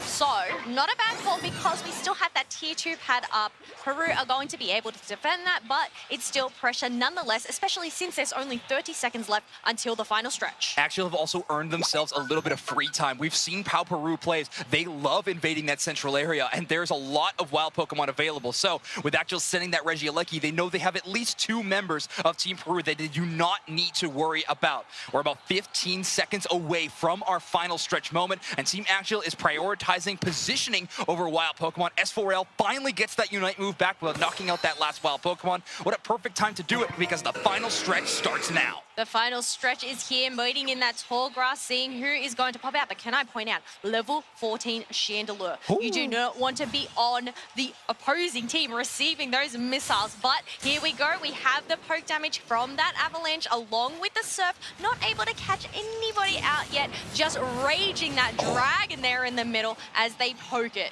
Great target priority from Peru. They want to find that Hoopa first. If you can take out that Unite move before a team fight truly starts off, that is an incredible micro decision that they could make. However, Tempo takes a whole lot of damage. They're brought down to about half HP. They're forced to start this fight. Swole Slam chases down one target. FA has to Unite move. They get bounced back, but they stay up. That is the biggest exchange there. As 4L turns around and starts trying to burn down Yanji. They have to eject butt now, but they make it safe. Kea is going to be taking so much damage with a shit Ninja Doll. Ball, a huge mystical fire, and now the team fight is taken the other direction. Anemo gets a bunch of poke damage. Unite move lands onto FA, but the Umbreon Unite gives a little bit of shielding to the rest of the squad, and a Bloodsea finds a knockout on S4L. Holy macaroni, it is just back and forth between these two teams. We do have that Hooper Portal being popped out, getting that Umbreon, that full reset, but Rayquaza is still there. Actually, they are behind. They have 2 members down currently, no Unite moves on hand. We still have a Bliss assistance, might I add, on Peru's side. Shout out to the support play so far from Peru. They absolutely saved that team fight. Buzzwole caught out in a tough spot, but you saved the Bliss Unite.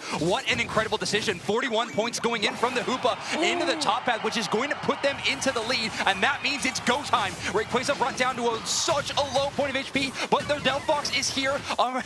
Nemo hanging out around the top path. They're taking so much damage from S4L. They lose that 1v1. Rayquaza has the Unite move on top of it. Surge steals it, but S4L grabs the objective, and Chandelure gets a KO streak of 2 in the defensive position.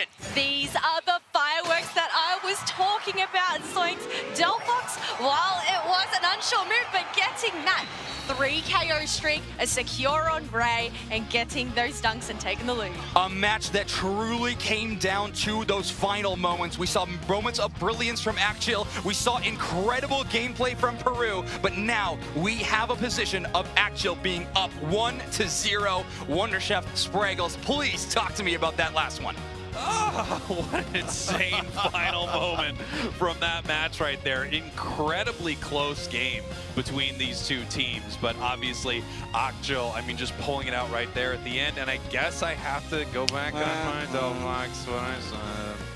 Yeah. Well, you know what? We can actually look at the stats in a minute, and we'll see if that's if you at least are feeling it or not. But yeah, that Unite was huge. What a weird game. What a true brawl of a game, though. That was very exciting. I mean, we got to see so many pop-ups from, I would say, a lot of the maybe less unique Pokemon. We'll get into their damage in a bit, but this was just a back and forth. I felt like this was an experience league from the side of Peru most of the time altogether, but they really managed to pull it all the way back. I mean, it didn't even feel like it was really that significant of a lead at any point to me, and I love that we just got to see so much damage from the Buzzwole, from the Chandelure, from the Glaceon, from maybe the Delphox, if you can admit it. If we have to, let's take a look at our scoreline right here. Obviously, Akjul down right at the end, but it was still incredibly close. Just a score away for both of these teams. And then, of course, we have the Rayquaza secure the extra, scores at the end there from Akjul, able to take game number 1 right here. And we can see that Chandelure absolutely doing some work here. 95,000 damage here. And we're going to take a look at some big moments from that last game. Yeah, we'll see it at the end, but the Chandelure actually hitting level 15 at the end of this game, the highest level by far, and that is a Pokemon I still just do not understand why we're not seeing more of altogether. But it felt like, again, look at this, it's just brawl after brawl after brawl. So much of it was the Buzzwole kind of leading the pack, getting those dunk KOs, which you love to see from the Swole, but it just wasn't enough in the end. I mean, you can see it was doing great. That Chandelure just had such good positioning, though. It's very, very hard to deal with that Pokemon if you don't have that really high-level speedster dive. Yeah, and you can see here that really nice Delphox Unite move kind of separating the two teams in that fight as multiple members of Akjul go down. We can see Peru looking for this objective right here, but the Delphox moving on in, seeing what they can get done. They pick up a KO. Then at the same time, the Unite move and somehow the secure. I mean, it looks like it's going over to the side of Peru, obviously, right there, but no, that is onto the side of Akjul. In fact, it looked like production thought the same thing. I saw the Rayquaza secured, move back and forth. We all thought it went the other way. The call out, you're fired. And they even gave them player of the game just to spite you. I know. This is now a competition between you and production, but no, that was amazing. Not only did that actually get the secure on Rayquaza, it actually got the secure on 2 enemy Pokemon as well. So that was a triple KO, or you could even say it was a quad, including Rayquaza.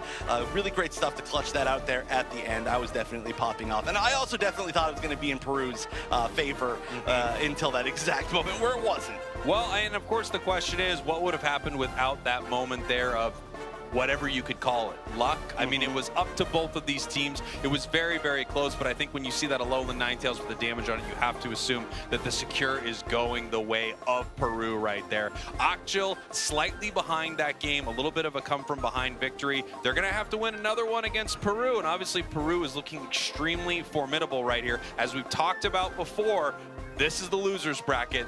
This is win or go home. Peru has to win 2 games in a row or they are eliminated here from the World Championships. Yeah, this is, I mean, it's do or go home for both of these teams, Actual and Peru. We actually had a chance to talk to Actual a little bit, so let's see what they had to say.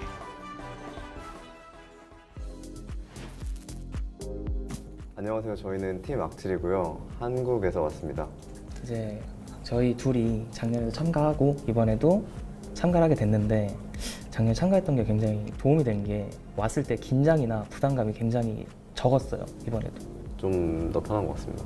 마지막으로 합류하게 됐는데 이제 사람들이 이제 팀원분들이 원래 계셨던 분들이 저게 되게 늦게 참가했음에도 불구하고 되게 많이 배려를 많이 해주셔가지고 팀적으로도 제가 좀 더 실수를 하고 이렇게 돼도 이제 많이 케어를 해주셨어요. 막 괜찮다 할 수 있다 이렇게 많이 해주셔가지고 제가 개인적으로 좀 가장 잘한다고 생각하는 지역 팀이 많이 속해 있는 팀이 있는 지역은 일단 북미 쪽이 저희가 스크림을 했을 때 굉장히 신선했고 좀 많이 느끼는 게 많았기 때문에 북미가 지금으로선 가장 유력한 우승 후보고 가장 잘하는 지역이라 생각합니다. 자, 놀랍게도 저희가 이제 스태프들로부터 용지를 받았습니다. 이게 질문 들어있다고 하는데 다들 준비되셨죠? 근데 이거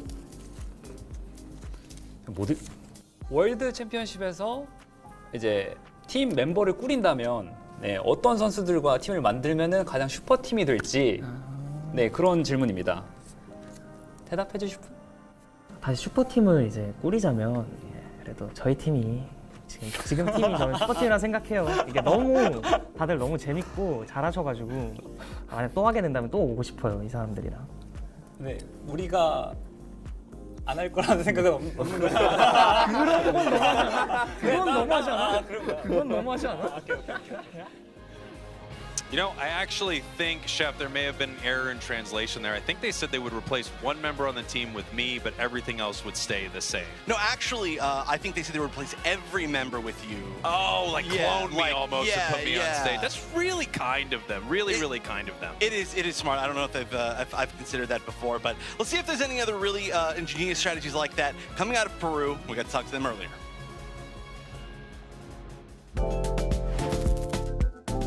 El equipo Perú y representamos a la región de Latinoamérica Sur. Nos consideramos con un estilo muy agresivo y adaptativo a cada tipo de situación que se nos presenta. Cada miembro del equipo posee una habilidad distinta. Jan controla muchos Pokémon dentro del juego. Yo considero que tengo un gran control de masas. Anemo tiene una gran toma de decisiones durante el juego. Tempo tiene mucha habilidad a la hora de usar los Pokémon. Y Kea tiene una gran visión de mapa. Salimos 2 veces campeones en las clasificaciones regionales y creemos que el próximo paso para demostrar el nivel que tenemos en Sudamérica es ganar un campeonato mundial. Vale, tenemos muchas expectativas de enfrentarnos al equipo Talibó de Europa, ya que hemos visto que es un equipo que ha destacado mucho en su región y se ha llevado muchas competiciones. Sí, la verdad es que tenemos mucha confianza en estos torneos, hemos estado practicando mucho y creemos que podríamos ser un gran rival para todas las regiones también. Esta es nuestra primera vez en Japón y nos gustaría, aparte de ganar, queremos conocer un poco más sobre la cultura y visitar lugares turísticos. Si ganamos el dinero, yo personalmente quisiera terminar mis estudios. En mi caso, siendo el menor del equipo, me gustaría culminar mis estudios superiores invirtiendo el dinero que gane. Por mi parte, usaría el dinero también para un lado universitario y a la vez para el streaming, que estoy intentando dedicarme a eso. En mi caso, invertiría el dinero para terminar mi carrera universitaria. En mi caso, me ayudaría a terminar mi carrera universitaria y ayudar a mis padres. Ahora voy a agarrar una pregunta dentro de este gorro. ¿Quién tiene el peor nick? ¿Quién tiene el peor nombre? Tempo. ¿Podría ser el Tempo o el Stark? Porque yo siempre lo confundía con Tony Stark. Tony Stark. Funny, they also confuse me with Tony Stark all the time. Oh, yeah. That's a big thing. Everyone's like, oh my God, are you Robert Downey Jr.? Oh, no, wait. You're Spraggles. Yeah. Even better, they say. Yeah, they're like, oh, I was a little bit disappointed because I was only here to see Spraggles. But let's get into this draft. We'll see if we get any drafts that include 5 Spraggles. All right, so Akjil up 1, but now they're going to be second pick in this draft. Ban's coming out first, of course. Will we see any shifts around? It looks like the Inteleon and the Lapras once again. Yeah, here we go. I mean, 2 insanely powerful Pokemon throughout this tournament. But of course, there are so many Pokemon to ban. At some point, it really becomes targeted. There are just things you don't want to deal with specifically on the enemy team. There are players that you say, I cannot play against you with this Pokemon. And as I've mentioned before, it's the highest compliment you can receive in Pokemon Unite to be target banned.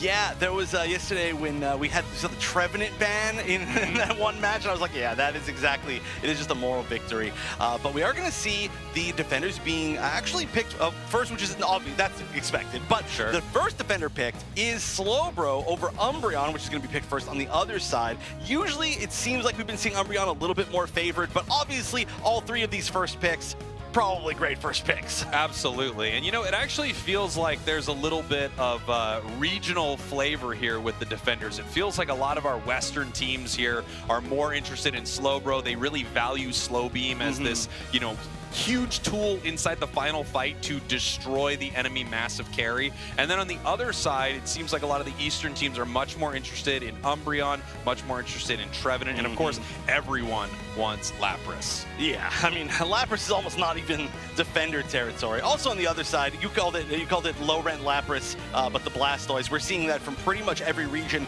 kind of here and there, not every single game, but it's certainly being flexed to a lot. I'm glad we are seeing the Chandelure once again, though. That really popped off, and it's going back to Akshil. Yeah, and here we go. It looks like, you know, Peru coming in here with one of my MVPs of the entire weekend, that Alolan Ninetales. I just think it is so amazing right here. And once again, Delphox is out just so they can prove to me that I am wrong. I get it, Akshil. Jeez.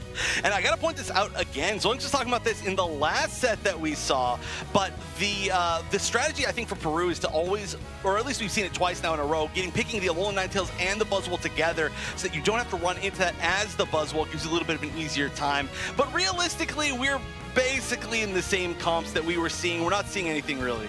Oh, it's the exact same? It's the exact same. Yeah, it is the exact same, yeah. We're watching the exact same teams. And look, Akshil won with it, and Peru was ahead at the end. They felt like they maybe got a little unlucky here in this moment. So there you go. We have a situation where these two teams have decided to run it back. Peru needs to win this thing, and we need to throw this thing over to our casters. Kello, Zoinks, take it away. Kello, that last one was really fun. Let's just do it again. All right, sounds good. Well, these teams are going to have to do it again with not many changes. Why change something that isn't broken? But maybe we have Akshil here just trying to prove themselves and making sure that they can take this to a 2-0 victory. Yeah, I mean, they're feeling pretty good, obviously. The first game works out really well, and I'm honestly really shocked to see that Slowbro first pick from the side of her. I think that's the biggest shock. I mean, a big shock, the one that we are seeing literally mirror comps again. I think the big shock to me is that first pick Slowbro again, because it's really not a dive composition from Akshil at all, yet Peru has drafted themselves an extremely solid anti-dive, both Slowbro and Alolan Ninetales. I think it's just that slow beam. Obviously, catching out that Hooper last game, whether they can do that again, it worked out really well in their favor.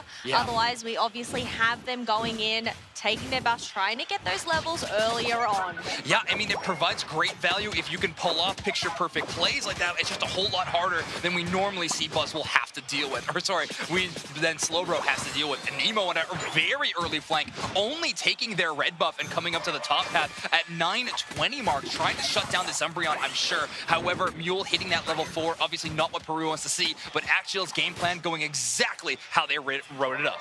Can I just say, Kea, on the Shedinja doll, they have come in clutch so many times, it has saved them.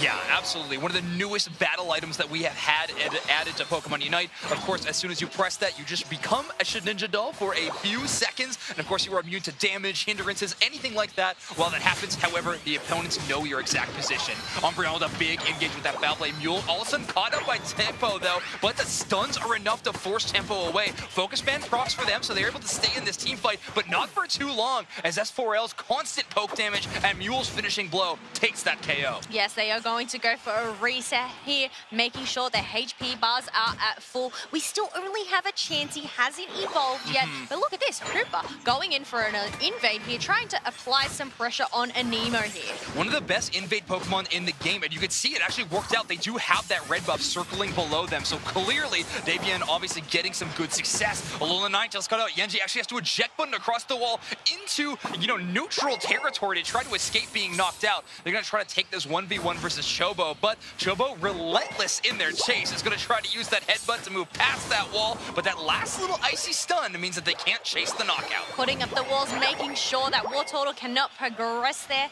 Otherwise, we do have those Swablu's and Altira being soaked up by S4L here, all on their own. Yeah, this happened for Axial last game as well. They did a little bit of a different approach to it this time, but again, their 8-minute strategy seems to be allow Peru to win that top path engagement and instead allow S4L to earn their experience from those Swablu's and Altarias that spawn in the middle of the map and instead allow Peru to fight around the top. Talking about experience, we already have a level 8 Delphox on the side of Axial, along with a level 7 Umbreon. If it ends up getting that next level, it will have its Unite move. Peru not looking so good in the level department right now. Yeah, they're really struggling. Buzzwole being the top of that chart is not what you'd want to see. You want that Glaceon to hit that level 8. Of course, the biggest benefit of these evolutions, getting that level 8 Unite move is so impactful, and Anemo certainly knows how to use this Glaceon to the best that we have ever seen. Early positioning kind of given over towards Axial, but Peru is moving in forward. Daystar getting some good positioning, trying to find Chobo, but that is obviously not the target they want to individually lock down. It's going to be Epe, who is dealing out so much damage on the other side, but great 3-person avalanche there from Yenji. Yes, that was great to just put their backs up against the wall. They ended up not taking the Hooper or getting the reset, but Registeel is super duper low. We do have Delphox there with the Unite move, but nonetheless, it ends up being the Glaceon that takes it down, but getting KO'd in the process with 3 members of Peru down and allowing Axial to go and empty out their Aeos energy into this tier 1 pad and break it. We had identical compositions in our game number 2, but a mirror of our first Reggie fight in that top one. The exact same situation happened for Axial last game. They were able to take the Reggie, but they lost the team fight. This one changes around, and Nemo gets that last hit secure, but it is going to be Peru that lose this one. Kempo putting up a pretty decent fight in the enemy central. They're actually taking 3 players' attention. They finally do go down. Umbreon finding that knockout, but again, a little bit of space has been created, namely around this top objective of Regieleki. S4L has made the rotation, but they are on an individual mission as 3 members of Peru have already started poking that one out. Yes, they are poking out indeed, but we do have another fanciful fireworks being popped out, trying to just create some space and create that Glaceon to go backwards. The Regieleki ended up getting leashed and is going for a reset. S4L is one of the most aggressive long-range attack players that we have ever seen. Their positioning is ridiculous. So far forward, I have to imagine that Mule is just constantly shouting to them to rush back and hide behind them instead. But S4L's aggressive positioning has made it so hard for Daystar to play on this slow bro. They're taking so much poke damage before they even get into these team fights that Kea has to focus on their defender and can't really support their big carries. Yes, look at this. Epe on the Chandelure is looking spectacular right now, especially having the upper on by its side. But no, it ended up getting yoinked by the Buzzwole and taken down. Midnight Ignite to try and get the hit. But once again, the Shedinja coming in clutch, and it is able to heal itself and make an escape. But the Mystical Fires are popping out. It ends up being the Alola Ninetales that gets the secure for Peru. And now this Regieleki is making its way towards that tier 1 pad that is left on 27. Is it going to walk in? Yes, it is. And look at that. That is 33 overtap. Absolutely huge. 33-point overdunk into our top path, and Peru ain't done. It's 4:30, so the jump pad is available, and Unite move here is by Davian to actually bring the squad a little bit quicker. Peru drops the slow beam Unite move as well, as they are just trying to cover their retreat. Tempo's certainly going to go down in this engagement, and I think the same is going to happen for Daystar. Yes, S4L finds that KO, and a quick rotation thanks to a hyperspace hole in that goal zone means that the basement Reggie is also going to be a quick rotation from Axial. But a few of those players actually taking their time in that central area to earn even more XP. Their lead is climbing so fast in the level department. Yes, it is climbing fast indeed, as we have a level 12 Delphox already. Does look like Umbreon and Chandelure are going going to handle that basement Reggie on their own as Hooper goes on the mission trying to just get some eyes on the opposing team. Exactly. Eyes is the perfect way to describe that, Kello. It's all about just being a Pokemon version of a ward or a feint attack, I suppose, that we have in the game from Sableye. Hoopa caught out here, though. Again, just this a 1v4 situation as poor support Pokemon didn't want to be in. They sure gained some information, but it cost them a knockout. Alola Ninetales pushed around by a huge surf. They're going to snow globe in the other direction. Softboiled able to keep them up for a long time. Epe tries a very aggressive flank to earn some overheat damage, but not finding the knockout there is huge. S4L gets the knockout by reducing that healing onto Daystar, and S4L is not done. They are trying to chase down Anemo, but just pushed out of range by an amazing avalanche wall by Yanji. Yes, that was amazing, that ability to escape. Nobody ended up getting taken down, but it looked like Actual, they didn't want to get the KOs, they just wanted to get those Swablues and Oteria. Take that experience away from the side of Peru. Sometimes when you are having kind of this experience race, and that's what it's all coming down to, especially when you've lost an objective, one apiece on either side, you got to play so careful. If you get one knockout, you can't get overzealous because the other team will swing back, and Peru is one of those rosters that can make those big game-changing swings at the flick of a switch. Here we go, Regieleki earning a little bit of damage. Peru starting to poke it. However, they're trying to get tempo in position under cover. They have eyes on the Hoopa. They're in an integral spot. I think Dabian thinks they are unseen here. S4L finds tempo, though, with a couple of mystical fires, and that forces the Buzzwole all the way back to the goal zone. Yes, all the way back to the goal zone that they do have, so they are able to get some healing, some shielding. You know what, with only 13 seconds left to go, I don't think this Regieleki is being captured. Instead, we do have Actual going and getting their positioning in that central area. And good call that Dabian moved on that Hoopa. Obviously, we had Daystark, knew they had eyes on them, and that is the priority #1 target for this slow beam. Shut down the Hoops Unbound before this team fight even rages on, and then Anemo and Yanji can just get to work from range. It'll be huge for them. Axial and Peru even positioning down this middle line. Early poke damage from both sides. That's what you're going to get from this double mage on both of these teams. Oh, there we go. The poke damage that is coming out. They are just circling around trying to wait for this perfect opportunity. Obviously, we have all Unite moves on hand, so it's just waiting for that engage. Yeah, Tempo looking to find one member to overextend, and they can smack down superpower combo them all the way into their own team's backline. But Kea having to just heal up every single time this early poke. The big thing here is that Nemo no longer has that Snow Cloak passive. It was popped by that first Mystical Fire from S4L. Here we go, big engage, Surf for the top. Chobo looking to find this engagement, but Tempo uses that super swole slam. They're getting the chase down, but Mule stealing away all of those shields. Bliss Assistance charges on and keeps him up as a Nemo takes down Chobo. Yes, the save from the Bliss Assistance. A Snow Globe gets popped out as well. We have 2 members of Actual being knocked on down, and now the Umbreon to follow along. Now we have a 3 KO streak coming out from that Glaceon, and this is going to be their opportunity to possibly secure this Rayquaza. But look at this. We have Glaceon who's super duper low. Thankfully, they do have the Blissey by there, but look at this. S4L is coming out, getting beautiful hits on the side of Actual. Yeah, Peru was able to take out the supporting staff, but they did not find the damaging Pokemon. Yangji and Epe able to still go to work here in this final team fight. Anemo is targeting the Rayquaza, and they are going to secure it for the side of Peru. They grab it. However, do they have the staying power to actually find some scores? I believe the Glaceon has a shield. This Slowbro shield is about to be broken, and now it's all about defense for Team Actual. No, even though they ended up getting the Rayquaza, those shields ended up getting broken. We have Slowbro trying to make an attempt to dunk in that 20. But you know what? Against 2 members of Actual, they are not going to be able to get that dunk in. Team Actual from Korea were able to defeat Peru 2-0 in our first losers match on the main stage. Actual moves on in your bracket. Peru goes out. Well, there we go. Why change what is not broken, right? Yeah. It worked out for them. That Delphox, I might say, you know, I'm proving Sprinkles wrong here. As for, I mean, it's a great composition to play it into. Actual obviously celebrating, proving so many people wrong in their predictions. Team Peru coming into this group stage very, very strong. Of course, making it through, proving to everyone that Latin America South is a region to be feared in terms of Pokemon Unite. Unfortunately, they are making their exit at the start of today. But again, 28 teams to make it out in that 7th, 8th place spot is still so incredible, and nothing that you can be disappointed about. Incredible showing from them today. And you know what? They do not go home empty-handed either. Yes. For making that top 8, they do get a share of that 500K prize pool. Absolutely, yeah.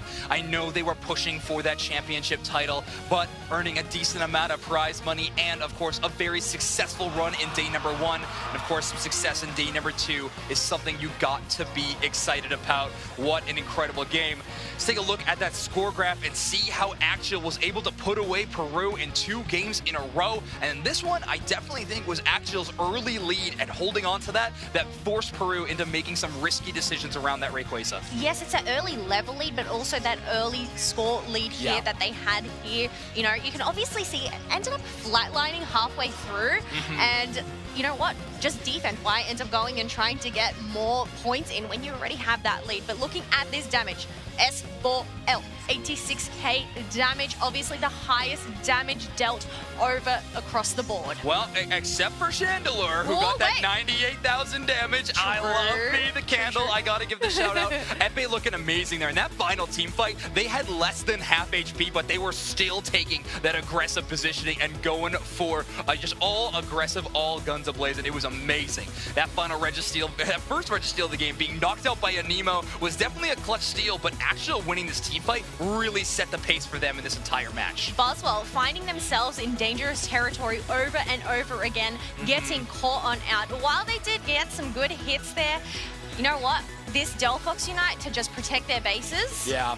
I mean, this Buzzwole pick has definitely been a risk all weekend long, not boasting the highest win rate in our tournament, really, but a lot of teams find it as that comfort pick and just want to play these more game-changing moments. That Bliss assistance was so huge, keeping Buzzwole up. They were actually trying to knock out some wild Pokemon to earn back their Unite move, but as the fight raged on, Anemo was the one earning knockout after knockout, but everyone was just at too low of HP in those final moments, and S4L, Chobo, and Epe just kind of cleaned up. I know you did see the attempt at the Hydro Typhoon for the Blastoise there, but you know what? They ended up getting the shields, but ended up getting taken out and weren't able to dunk. Yeah, great shots from Anemo to not only secure that first Registeel of the game, but also that final Rayquaza. But in the end, it is Epe on this Chandelure with almost 100,000 damage, 5 KOs, and playing that Overheat Imprison build. So strong. We talk about trying to shut down people's movements and abilities. Imprison does both of that and in a pretty huge area of effect, and none have played it better than Epe. They are going to be moving forward in our bracket, what is one of the scariest losers bracket we have ever seen in Pokemon Unite, but everyone is asking, how far can Korea go? An amazing finish last year in that top 5-6 kind of spot. They are looking to do that yet again here on today's tournament. Well, we'll just have to wait and see as the day isn't over just yet. Yeah. We're almost halfway there, but you know what?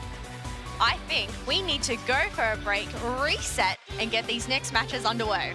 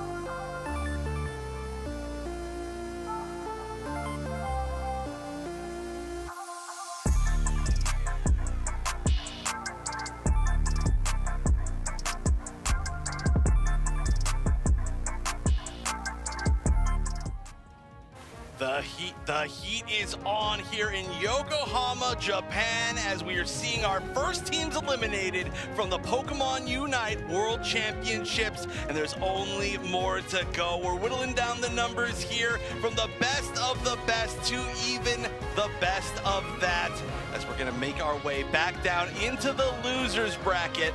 I am, of course, Wonder Chef, joined by Zoinks, the classic pair now, but we're back together once again today for a banger of a match. Feels good, feels real good, Wonder Chef. We are going to be going into an incredible game. You called it a banger match. I could not agree more. This is going to be 0-0 Nation versus Orangutan in an elimination match from our losers bracket. This is going to be incredible. I cannot wait to get to that match. Before we do that, I do want to give everyone a bracket update of what has been going on at home. Let's take a look at this one. Omo Abyssinian is going to go up against Actual in that next round. And of course, 0-0 Nation and Orangutan playing together right now. That's right, everything down there, an elimination match. The last chance for a lot of these teams in some of these regions. But up top, Luminosity waiting in the winners finals. The only representative from North America, but putting on a great show so far, trying to repeat their World Championship run last year. It feels like destiny, right? Like LG in a position to be champions yet again from the winners side. Winners finals is unbelievable for them after so many question marks have been put on that team from the community to prove it. But Orangutan and 0-0 Nation, who we are talking about right now, this is going to be a very intensive matchup. Orangutan, ZZ Ray, Ikura, Xingdi Ice, and BKZ rounding out this roster. And they qualified in a very interesting way yesterday, almost not of their own power. It was such a difficult group that they came out of, but that just goes to show, once again, their level of skill to be able to make it also one of the two teams that have multiple of their own region within this top 8, just only this, APAC East and Japan. But on the other side, 0-0 Nation. Yeah. The last of their chance. Exactly, the last hope of Brazil, Lel, Falb, Mazo, Soto, and Wolf rounding out this roster. An interesting thing I'm going to be looking at for this specific matchup is Orangutan was knocked down to the losers bracket by another Western team in Luminosity Gaming. So now they're going to have to go up against another similar play style on the other side. However, 0-0 Nation was knocked down to this loser bracket by OMO Abyssinian. So by another APAC East team. Let's see if APAC East is the answer to 0-0 Nation, or if a 0-0 Nation can find a way to move on in our bracket. Well, that was a broadcast on the B stream. I got to see a little bit of it. I think it was close, so I'm hoping this was close as well, because this is one of the matchups I'm most excited for. We're getting into the bands here, and it looks like 0-0 is going for that Urshifu, and the Slowbro on the other side. One of the few matches where we're not going to have a Lapras. Well, we most likely will have the Lapras, but no ban. Slowbro. Sorry, is what I meant. Lapras ban. Very true, very true. Great Urshifu call out though. Make sure that BKZ doesn't have that unbelievably powerful game-changing Pokemon. Instead, take that away from them. It's okay to give Orangutan something else as long as their star player doesn't have their ace Pokemon. We are going to actually prioritize, first of all, above everything else, the Umbreon. Interesting. Very interesting. But yeah, I assume that Lapras is going to go first. I definitely assume it's going to go first. On the other side, 0-0 Nation probably pretty happy they're going to be able to grab that. But Umbreon, Lapras definitely switching back and forth throughout the day. I like the Alolan Ninetales call out as well. Orangutan is known for playing some pretty solid speedster style of gameplay. If you take that Alolan Ninetales, you have a pretty good shutdown tool already in the bottom path. Orangutan having some tough choices to make. Zacian, though, a pretty good one to grab. You take the Blissey Pocket as well, and Orangutan is bringing this strategy from APAC East here to play. This is looking like it's going to be very aggressive, but such a solid wall already on the side of 0-0 Nation. It's going to be difficult for any comp, whatever it is, to break through Alolan Ninetales and Lapras. We'll see if these are the other two locked in. A double support with the Trevenant is something that we've seen a good amount today. We're going to be switching over to the Eldegoss, but still a great sort of back and defender line for this team, which is now very hard to take down. When you grab both Lapras and Trevenant, it's just showcasing a focus on your defender play to be exceptionally brawly. Both of these Pokemon can do a whole lot of damage on their own rights, not to mention the crowd control they can both provide. BKZ is going to grab that Machamp again. Last time we saw this was a submission Machamp, so a pretty good answer for some individual shutdown potential. Again, this Pokemon is very tough, though, when it tries to get up close and personal to a Pokemon like Alolan Ninetales. Final selection from 0-0 Nation was hovered over Leafeon, but a last-second pivot to the Delphox. They're looking to play this sort of front-to-back strategy, and again, Blissey has a really tough time utilizing their Unite move in a good spot if there is a Delphox Unite on the table. So we'll have to see if that can be impactful enough.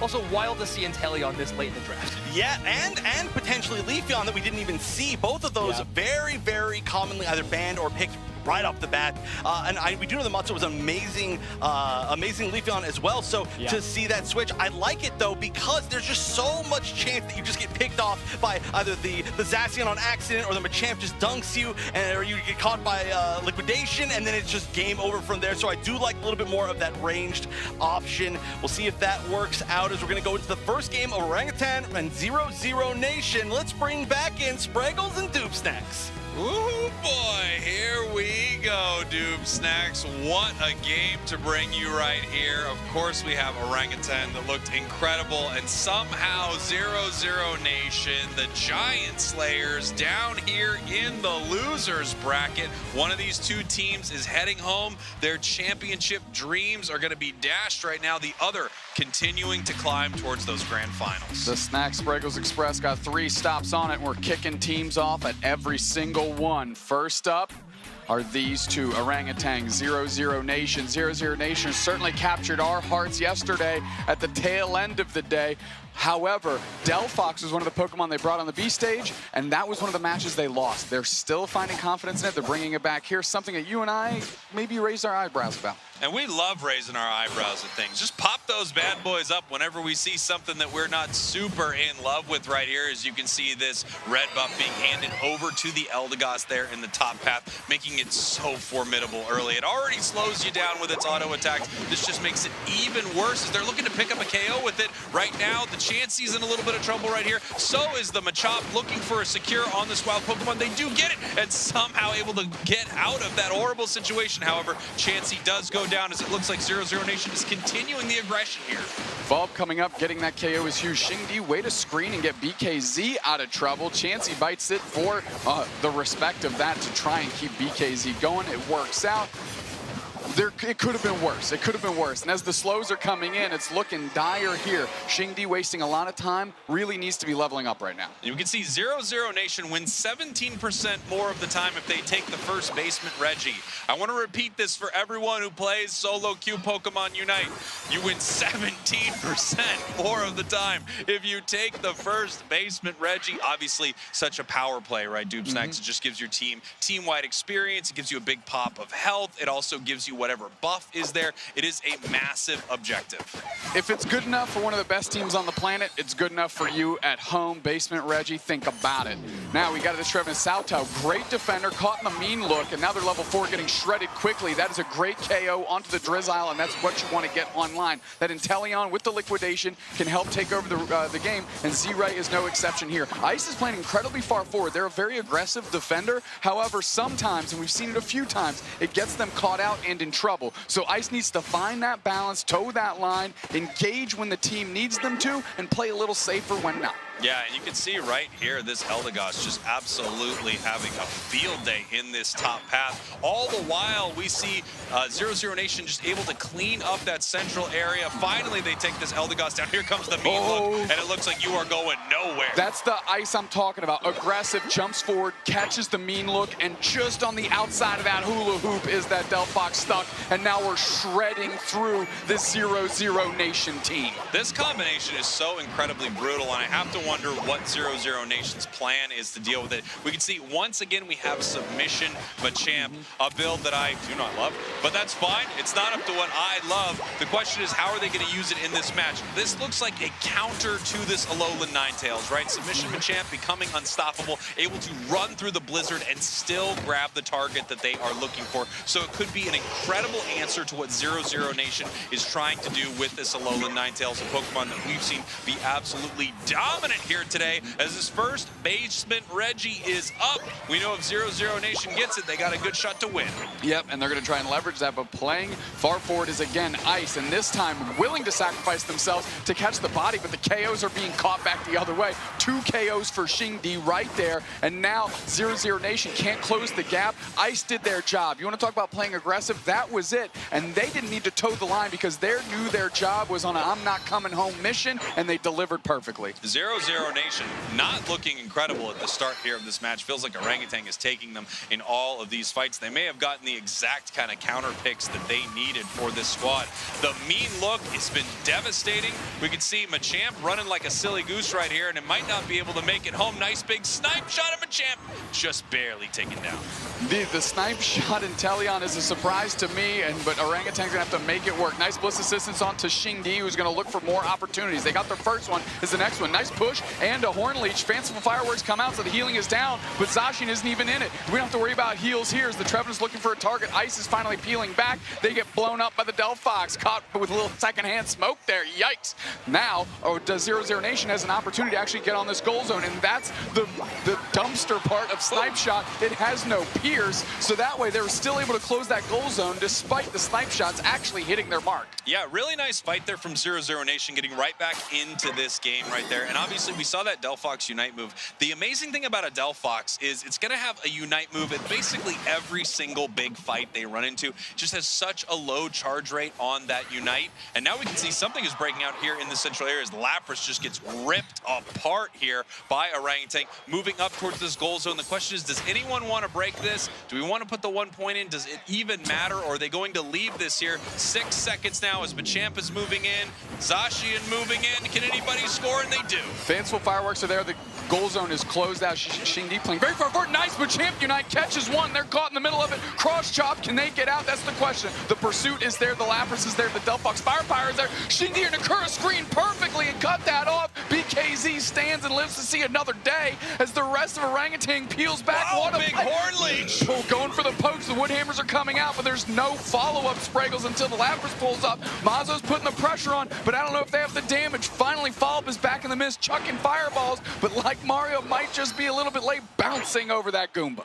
Insane escape there from Orangutan, just doing everything they needed. Like you said, the perfect screen, just blocking for their squishier Pokemon that somehow got out of that insane exchange. We see Ice diving in towards this Delphox right now as this Reg Ice is just being torn apart. Already at half here as the Woodhammers are flying, and Reg Ice is going down to the side of Orangutan. Zacian takes it, but the pressure was real. Bliss assist on Xingdi to convert there. Akura's peeling back, and so is the rest of Orangutan. They cannot overstay their welcome because 00 Nation's on the mission. They get the big-time KO that they want, and that's credit to Mazo for that one. The push continues. Akura's the next one down. The Delphox Fireballs are finally hitting their mark, and now they're moving forward. Playing behind Mazo is easy. Lel's actually frontlining, and now they're sieging this goal zone. The Fanciful Fireworks are out. KO Shrink a 2 for Falb. They're finding their mark. Can they make it 3? No. Alolan Ninetales gets credit for that, and all of a sudden 00 Nation says we back, baby. 100 Nation, we doing it, bud. Look at this right here, up by almost 100 points. Incredible fight there from 00 Nation. They had, once again, that Delphox Unite move, able to cut them off at the goal zone. They saved it for the perfect moment when they wanted to fight right there. And of course, like any good Delphox, it will have it back here for Rayquaza. We now have Orangutan moving up to this top path, dealing with this Regieleki. It doesn't look like 00 Nation is going to want to do anything about this. Maybe look for a sneaky steal. Not going to happen right now as they're going to back away from this fight. They should be able to clean this up pretty easily and get ready for Rayquaza in about a minute here. If 00 Nation is paying attention, Orangutan approaches every single objective the same way. Send Ice way far forward to try and buy as much time as possible as they rip the objective down. If 00 Nation can show up to an objective, not necessarily this game, as Rayquaza is the next one we got, but game 2, if they show up to the objective before the other team, before Ice can actually get deep, they can jump on top of the objective and get a surprise attack from the other team. Something to watch out for in the future, but we got 30 seconds to Rayquaza in this one. Yeah, big moment here for these two teams. Orangutan behind right now, but not by much. They can peel off and get a score right here as we see Blissey being pushed back right now, and we actually have a little bit of a fight breaking out right before Rayquaza. That could have been our Ray fight if someone got caught there in in that moment, but everyone is able to peel back. We have Unite moves full for every single member of both of these teams, and this is that moment that we always feel here. You especially feel it here in the stadium, the calm before the storm. You know something is about to pop off, but the question is, who is going to make the play as Ice gets vision for the team and pushes forward right here. You can see the Mystical Fire flying out. You can see the snipe shots looking for their mark. Mystical Fire lets you know when you hit a target because it gives you a reset, so they know Zashi was right there. Southdown's caught out. They're getting buckled. Xingdi comes in. Trevenant Unite pops because they have to use it. Ice is peeling back, but the Fanciful Fireworks are on top just to protect their Trevenant. The tree getting saved by a fire. Can you believe it? Xingdi gets caught out by the... Finally, Blizzes is the long range. Gets the KO on the Trevenant. They're able to convert. Alelo 9 does go down. That's 3 players with Champion. I just found the mark. Delphox just makes it back, but they got enough firepower on the tank. That's a big question. 4 players down for 0-0 Nation. And now Orangutan has flipped the script. Ice is playing in the face of the Delphox, and they're ripping another objective. Just the strategy I said before. Wasn't sure it would apply to Rayquaza, but they're getting it done right now. Bang! Rayquaza for game 1, going to the Monkeys. Orangutan taking this one here. Dramatic fight as they take down 4 members of 0-0 Nation, and the 5th stuck in a look that is so mean. Only Umbreon could supply it right here. 504, 194. We have 1 minute left, but they still have Rayquaza shields. They still have Eos energy in their pockets. They can continue to score right here, and what a beautiful fight there from Orangutan. A very rare misstep out of Salto, one of the best defenders we have here in day 2. They get caught out on the tree, and it was really the beginning of the end. That was not the point in which they wanted to engage. They had to use 2 Unite move Spraggles just to try and sustain Salto. It was not enough, and Orangutan gets it done. Orangutan getting it done here in game number 1, 0-0 Nation right now. 1 game away from heading home. They are going to need to change something as we move into game number 2. They look like they had a great, match for a lot of that right there. Very, very close, but their fights just never really seem to come together. We're gonna have to see if they have a different draft strategy, something else, because they are on the ropes and their only lifeline is winning their next game. Let's throw it on over to Zoinks and Chef to break this whole thing down. One moment really defined that matchup. Duzanax and Spraggles called it out perfectly. Trevenant being caught out in that position, and 3 Unite moves expended to save them. And not small ones either. Yeah. Melissa Unite move, Trevenant Unite move, and the Delphox Unite move, all used in defense of Salto. Able to keep that player up, but in the end, it just comes down to the rest of Orangutan, who still have those epically powerful Unite moves to swing the momentum the other direction. Yeah, and then the repositioning after that was so good. It would be very easy, especially, trying to use a lot of those Unites to try and save the situation where you can very potentially kind of be like, wait a minute, what was all of that? Where is everybody now? But we saw the rotation back from Orangutans being this really nice kind of re-engaged position, and they took full advantage of it. Absolutely, and look at the story of that match, a very close game up until that final stretch. And again, I really want to hammer home that point of that final fight being so indicative of how this match went. Fall putting up a very impressive performance on the Delphox, though, regardless, 117,000 damage, with ZZ Ray with extremely high snipe shot game, actually running 97,000 damage on that Pokemon while using a very big first last hit style move.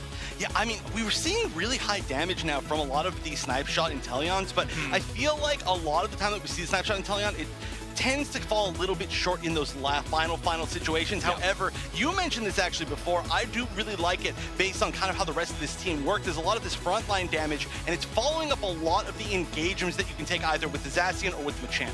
I like to consider it the hammer and anvil style of strategy. You have a lot of setup coming from Snipe Shot because Eldegoss can only heal so much so quickly. You get that shutdown when the Zacian or Machamp can dive in at that moment. And those Machamp Unite moves from BKZ were looking amazing. This is a Pokemon that gets overlooked in pretty much every competitive setting every time we see it, but BKZ putting on a showcase showing that this Pokemon should not be overlooked, and these Unite moves, if placed absolutely perfectly, can really swing a team fight. Wow, 0-0 Nation kept it extremely close in these final seconds, though. Blissey getting a KO on the Salto, and unfortunately, Valve just not able to close out any specific knockouts. That's a secure on the Rayquaza, and Orangutan putting themselves up 1-0, and again, in an elimination match against 0-0 Nation. And you can see, even in that victory screen there, they were stressed as they should be. But player of the game with 122,000 healing. That's going to be Ikura on the Blissey. Very well earned. That is a lot of healing. Look at that. Oh, that is actually a great gas. Yeah, I absolutely want that. Yeah. Ikura, could I have that, please? They can't hear me, unfortunately. Yeah, I really want that Pokemon really bad. I'm a big Ghost fan. I don't know if anyone's noticed, but that I do like those Pokemon quite a bit. Gengar next game, maybe? We'll have to see. Yeah. Definitely. When it comes to drafts, it's some interesting things, but we do want to take a look at a little bit more in depth at 0-0 Nation, as we have a cool team interview with them to take a look at.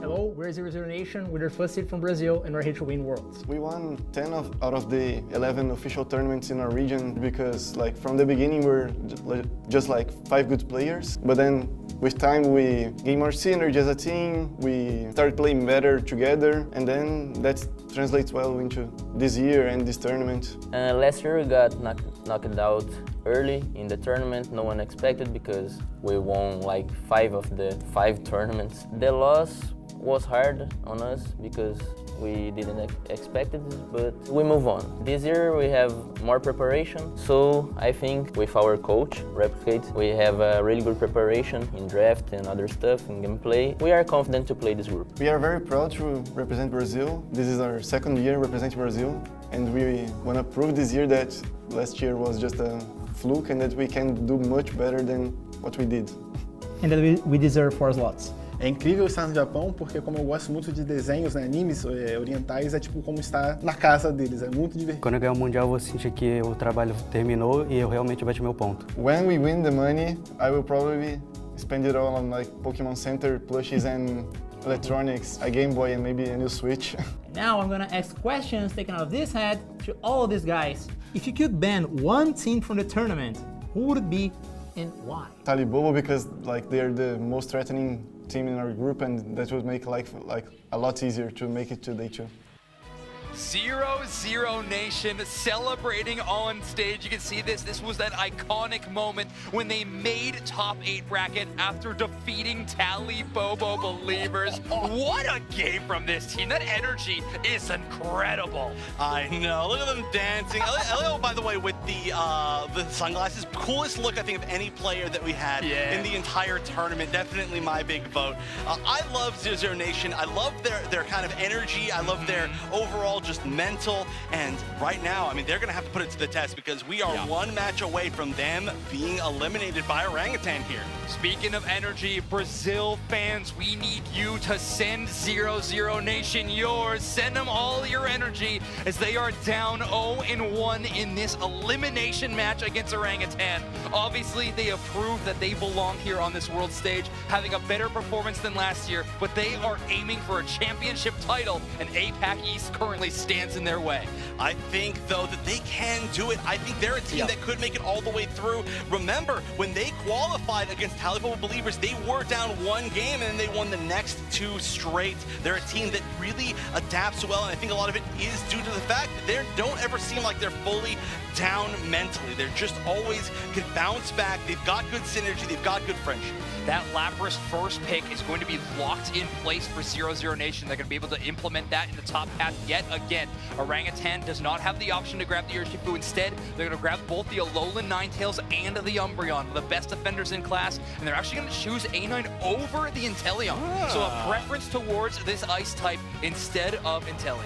That's actually very interesting. It's very rare that we see a Lapras and an Inteleon get on the same team. Usually they're either going to be on opposite sides, or one of them at least, or maybe both is going to be banned. The Blissey getting picked up as well, been working very, very well. Blastoise on the other side with the Hoopa going for the double defender. Wow, yeah, I mean, Blastoise Hoopa is an absolutely wild combination. And now that you have Umbreon on your side, Blastoise is a whole lot safer. One of the biggest components of that Hydro Typhoon is that huge shield you get. Umbreon can take that away in a moment. However, having it on your composition means you're going to be a little bit safer. Gardevoir locked in here from 0-0 Nation. Last time we saw this Gardevoir was in path. They played it in the bottom path, did not put it in the central area. Dodrio going to be grabbed up from Valve, though. This is the heart of Brazil, is this Dodrio. It has defined their metagame for quite some time now. I feel like there's a lot of directions that the 0-0 Nation could go as far as where they send each of their Pokemon in path, and that's going to be really cool to see when it actually happens. But the final pick is going to be that Zacian. It's been working extremely well, but I feel like, to me, the standout here is the Gardevoir. It can chunk down so many of the picks of Orangutan. If it doesn't get knocked out first. True, right? true. There are so many asterisks around this Gardevoir pick. You're right, if it works out perfectly, if everything happens for 0-0 Nation in the right spot, it can be incredible. But Orangutan has a heck of a tool chest to try to shut that down on the other side. Zacian, Umbreon, Alolan Ninetales, of course the Koopa in these big moments. So many pivotal Pokemon that can take over games. It is game number 2 of this elimination game. Orangutan on match point. Spraggles, Doobsnacks, bring us through it. Oh boy, well I can tell you this, Doobsnacks. I think 0-0 Nation got exactly what they wanted in that draft, but I don't know if they got exactly what they needed. We're gonna have to find out as we head into this game with some really amazing picks, and then for me, some head scratchers at the end. I did not expect to see Dodrio and Gardevoir's final picks. I didn't either, but what they're doing here, and especially the way that Orangutan closed out their draft, they are stress testing Akura right now. Every hyperspace hole that Akura lays down needs to be an absolute hero play. Between the Gardevoir and the Dodrio, that's crazy amounts of static in the front, be able to pot shot. This is going to be tough sledding, and I like what 0-0 Nation has put together. I like what they put together as well. It's crazy to see this Zacian that was so dominant from Orangutan go as a final pick here for Xingdi. But that is what has happened here in game number 2. This is a must-win for 0-0 Nation, as we mentioned before. Brazil's last hope here at the World Championships. 0-0 Nation could continue on in this tournament, but they have to beat Orangutan 2 in a row, and that last match, Orangutan shut them down handily at Rayquaza. Without a doubt, I like this path. If you're going to put this Gardevoir with anybody, of course, give it a nice escort in the Lapras. So I like what they're doing there. The pressure of 3 up top is looking pretty good, as it looks like the Sabo was knocked out rather quickly. And now, all of a sudden, Orangutan has a couple points on the board, getting some stacks going. But Orangutan, or excuse me, 0-0 Nation Fob is ready to engage and ready to put the absolute beatdown on BKZ. Yeah, really amazing drill peck right there, but what a defense from the side of Orangutan, and that's just that Hoopa, man. I mean, such a difficult Pokemon to deal with. Nice drill peck, stealing away all of that experience right there so that it was secured by the side of 0-0 Nation. And those are a lot of the plays we're going to be looking for as we head down to this bottom path right here. Zacian absolutely cleaning things up as this Lapras tries to defend on the goal zone. Gardevoir with the pot shots from afar, as we talked about, but they are not able to stop the score. Believe it or not, it was actually Z-Ray's Blizzard Avalanche tandem that actually got Xingdi caught behind that block of ice and couldn't get the KO on Wolf. Otherwise, it would have been all 3 players down, and they would have had a great siege of that goal zone. You can hear the crowd in here cheering for our suits right now. Very kind of them. Every once in a while, they just look on over to us and throw out a big cheer. I mean, I really appreciate it. The suits! Let's go with the suits. As we head up here to our top path, we can see this Blissey now ticking over to level 5. On par with the enemy War Turtle. Not good for Orangutan. That Pokemon needs so much XP, as once again Inteleon just being ripped apart. Yeah, not only was it ripped apart, there's a quality KO. Xingdi got every Swablu in the middle, and now it's so much so, they're getting so large that they're literally looking to pivot anywhere else on the map. Akura's going to be able to move their players quickly, so every attempt on a goal zone by 0-0 Nation is going to be tough right now. Nice drill peck, but getting caught right here. Able to jump kick out just barely, moving on in with a boosted but not able to pick up a KO. Zacian is back at full HP. The question is, do they want this fight? As Ice is in a lot of trouble, the focus band is being popped. They do go down. We have this amazing Sacred Sword, but Blissey stays standing. Yeah, fortunately, Akura still is in the pocket. They got opportunity to put the save down if they need to. They just go with quick Phantom Force for disruption. BKZ's putting tons of pressure on Falb, actually. Oh, but the Hoopa's knocked out before it can reset. Now BKZ's desperately trying to make it back, luring forcing the opposition into Xingdi, who is getting, again, rather large here, already level 8, the biggest thing on the map. Yeah, really nice stuff. And there's that liquidation, just putting a ton of damage onto BKZ. They're in trouble. Level 6 for this War Turtle, not in a good spot right now as Registeel hits the bottom path. Reggie Alecki hits the top path right here. And we're going to see what these teams want to do as 4 members of Orangutan are in this bottom path, and 0-0 Nation has to make the long trek on foot. They don't have the Hoopa hyperspace holes. So exactly what I was talking about. Ice just runs straight across the map, but it's only South Tao there. They can't make any pressure. Lola Ninetales cutting off the Lapras very quickly as South Tao's put more pressure onto Xingdi. They might get this KO by themselves. They're putting tons of pressure on. Nice Phantom Force to get the screen that they need. Hoopa gets KO'd, or excuse me, Hoopa KOs the Lapras, and Blissey gets the Alolan Ninetales back the other way. Wolf, though, is a Gardevoir. They are online, and they're looking for bodies, and they only catch one, as this Reggie is still standing. However, 0-0 Nation takes it. 17% better chance to win. Here we go. Do they get their 17% chance? They do, for all you percentage heads out there in the audience. Hey, I know our numbers, guys, in the back are popping off for that, just like this Dodrio. I mean, Fob is finding their mark and being able to leverage it in a big way. Nice, very singularity to try and screen this goal zone. They want to close it now. Will they be able to?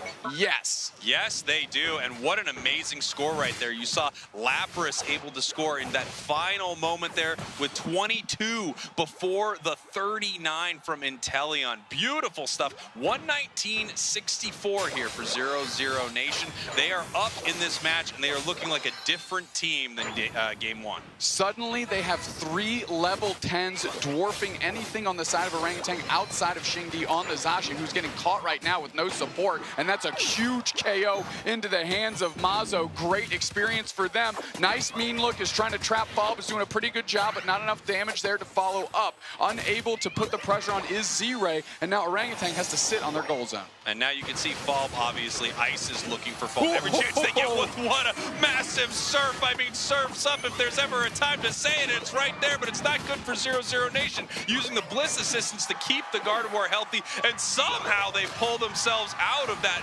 massive moment. Xingdi comes up trying to make a hero play, but it's a 4-on-1, and they get buckled. KO streak of 3 for the Inteleon. Now Z-Ray has to peel. The Surf comes through, kind of darts through, but doesn't hit their mark as Wolf is just out of range. And that goal zone sitting at 2 can spell disaster. Obviously, they want Wolf to be able to put their 40 points in right here, but Orangutan knows this. They are defending this goal zone very well. We have 19 seconds now until we have another Reggie spawning in that bottom path. I don't know what the stats are on them taking a second Reggie, but you know what? I bet it goes up to at least 18, maybe even 19% if they get the first 2 right here. And you can see both teams deciding how they're going to want to play this. If they don't leave someone top on the side of Orangutan, they can run these points in. But at the same time, they have this Hoopa. So this is a play they can actually make right now as they decide to break it for only 5. Break it for only 5 means that they can make plays other ways here, but they're going in for a big fight. We see the Hydro Typhoon come out, but it doesn't really clip anybody as they're putting the pressure on it. It's just Lel trying to sustain themselves, but it's Z-Ray that gets the KO. They're sieging this goal zone a good way. Nice little stun on South Tao. We see the big laser beam from the Unbound Hoopa as Wolf comes up. It's up to them to try and protect this thing. Dodrio from long range ships up Xingdi. They turn to the script and take out the A9. Z-Ray sent packing. Oh, they're putting tons of pressure on Spraggles, and this thing keeps rages on. Bob is trying to find their mark, but they get KO'd by the Surf, and somehow Orangutan gets some points on the board and doesn't get absolutely wiped in that exchange. I guess we're going to have to wonder whether or not it would have been a better call to not bring up Dodrio. Just let Dodrio secure that bottom objective, as this fight is still raging on. The Lapras coming in with the Lapras Express and the Parrish Song, not able to pick up that Hoopa as they're trying to chase it down. Somehow, throughout all of this, 0-0 Nation gets this Reggie Alecki, and that Reggie in the bottom path is just hanging out all by their lonesome, as Orangutan has to deal with this now. And now, Dodrio on that bottom Reggie, securing it for the side of 0-0 Nation.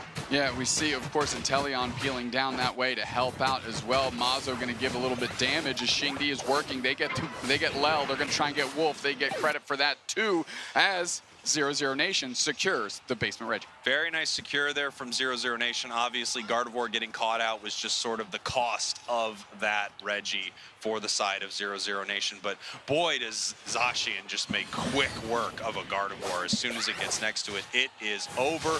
This Pokemon's just been so amazingly dominant right here, especially in the hands of Xingdi, as somehow, Doomsnacks, we're at the end of this match. And this could be the end of the road for 0-0 Nation. They are ahead right now. They are ahead by more than 100 points, but this fight could be incredibly close, and Orangutan has a game to give, so they could look to take this Rayquaza right now, and the fight's starting. Blissey with the Bliss Assistance. On top of Lapras is not the target they want. The rest of Orangutan peels back, but they're low on HP. They're trying to go. The Dodrio gets in there, gets a key KO on low. 9 deals 2 players down, and right through, rips through with the drill pack. The Hoopa Unbound is KO. There's 4 players down, and it's just Xingdi standing. Dodrio's going for it, and they're on the chase. Can they get Xingdi? They can certainly get themselves a Rayquaza, as all of a sudden, a 0-0 Nation coming to life. And look at this right here. What a beautiful score as that goes in. 98 some points right into 100, into another 100, 550, 129. Even with a minute and a half left, the points continue to rain in. 0-0 Nation is still in this thing. They are going to tie this up 1-1 against Orangutan. Woohoo! What I mean, come on, Mazza, you can't hit him in their base like that. I mean, they got every pick they could have dreamed for in that bounce back game. I mean, you look from top to bottom, these are Pokemon that they used yesterday to dispatch of Talibobo believers, and they're in here against Orangutan, and they're getting them all over again. They know how to play these Pokemon. They're going to leverage them very, very well, as they're committed to putting more points in and proving that they deserve to be on that stage. Let me tell you, it feels like this Inteleon from both of these teams, whether it's Liquidation on the side of 0-0 Nation or the Snipe Shot from Orangutan, was a big difference maker in these games. I wonder what priority that Pokemon is going to get here in our next round, as we are in what is known as fun time. These two teams just get to continue to have fun, put insane amounts of damage. That Gardevoir Unite landed, you know what? They knew exactly where the enemy team was, folding them up like a big bag of grapes. Beating them up like a big bag of grapes. They're just throwing the fists everywhere and stuff at this time. Like you said, we're in garbage time. They're padding the stats. They're getting those numbers up. And we're going to see how high we can actually get them as Xingdi ends this thing with a KO streak of 4. But you know what? That's cute and all, but you just lost that game.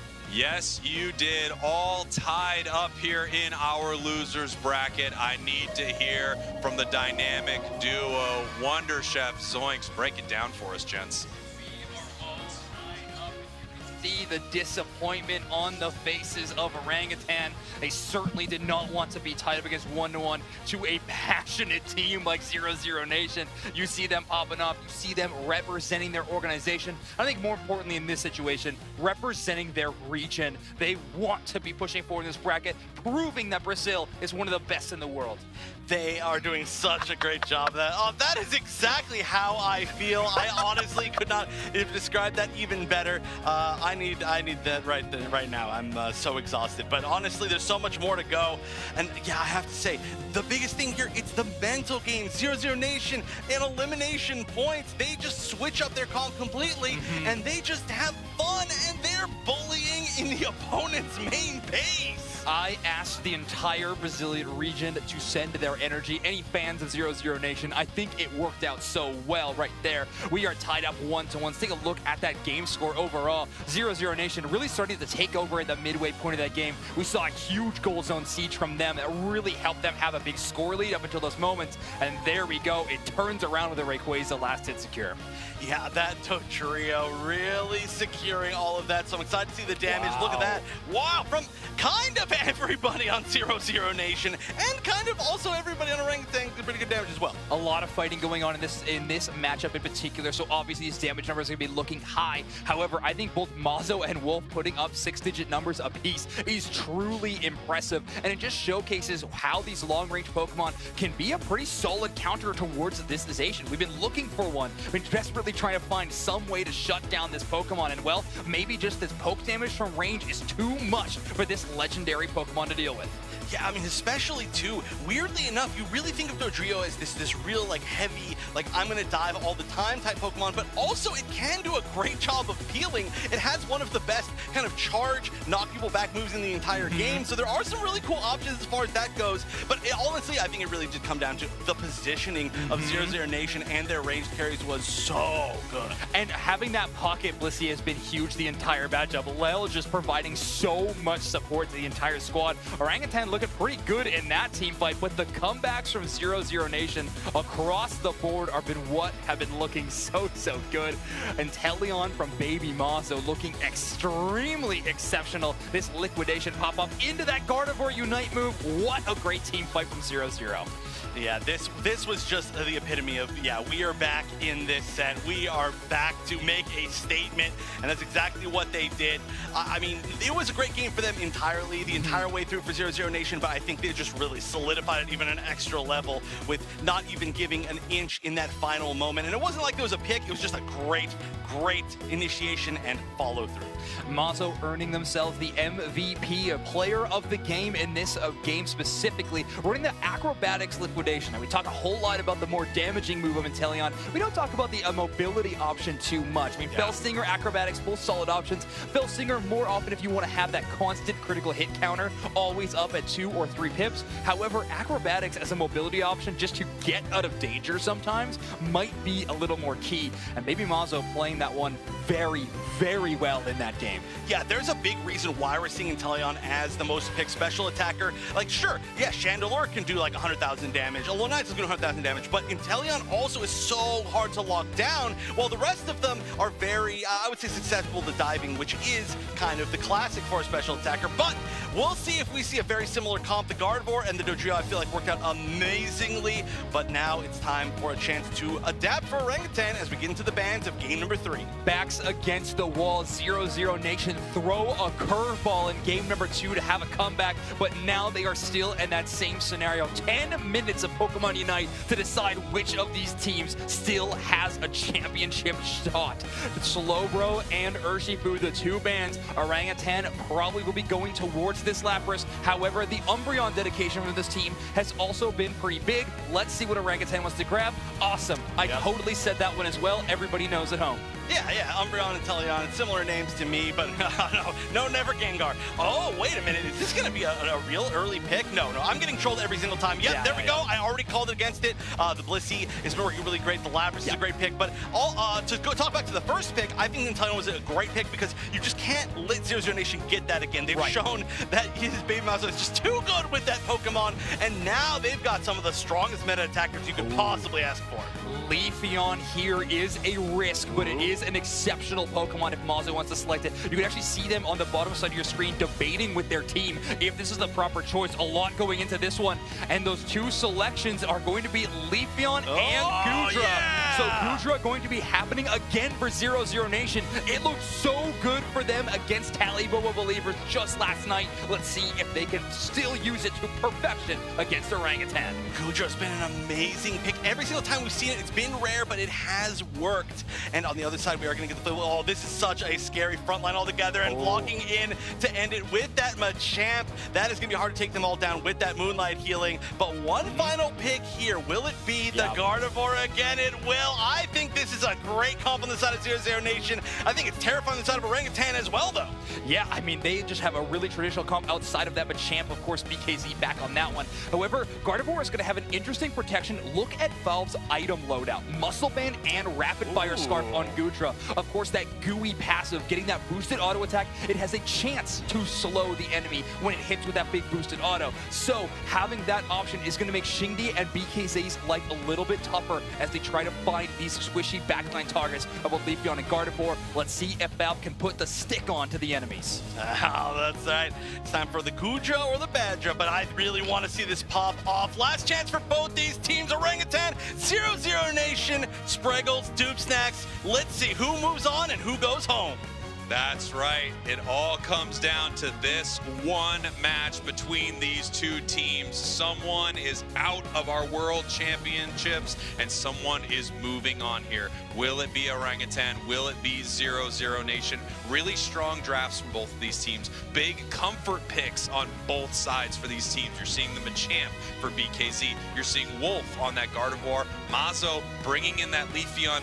I'm not shocked, by the way, Dube Snacks, to see that first pick. It Inteleon, we talked about it, such a difference maker for these two teams. And the way Orangutan is built, it looks like they're going to lean back into the snipe shot. I mean, that is just a clump of bodies that they're going to have in front of that Inteleon, give it the range and space it needs to work, and cross your fingers that that Inteleon snipe shot rings true every time it's fired. Yeah, absolutely. And if it does, they're going to have some real trouble on the side of 0-0 Nation. As you can see, we're powering up this Leafeon right here. They can send it to path very early. And while they are doing that, they also are sending over that blue buff to the Gardevoir there in the bottom path.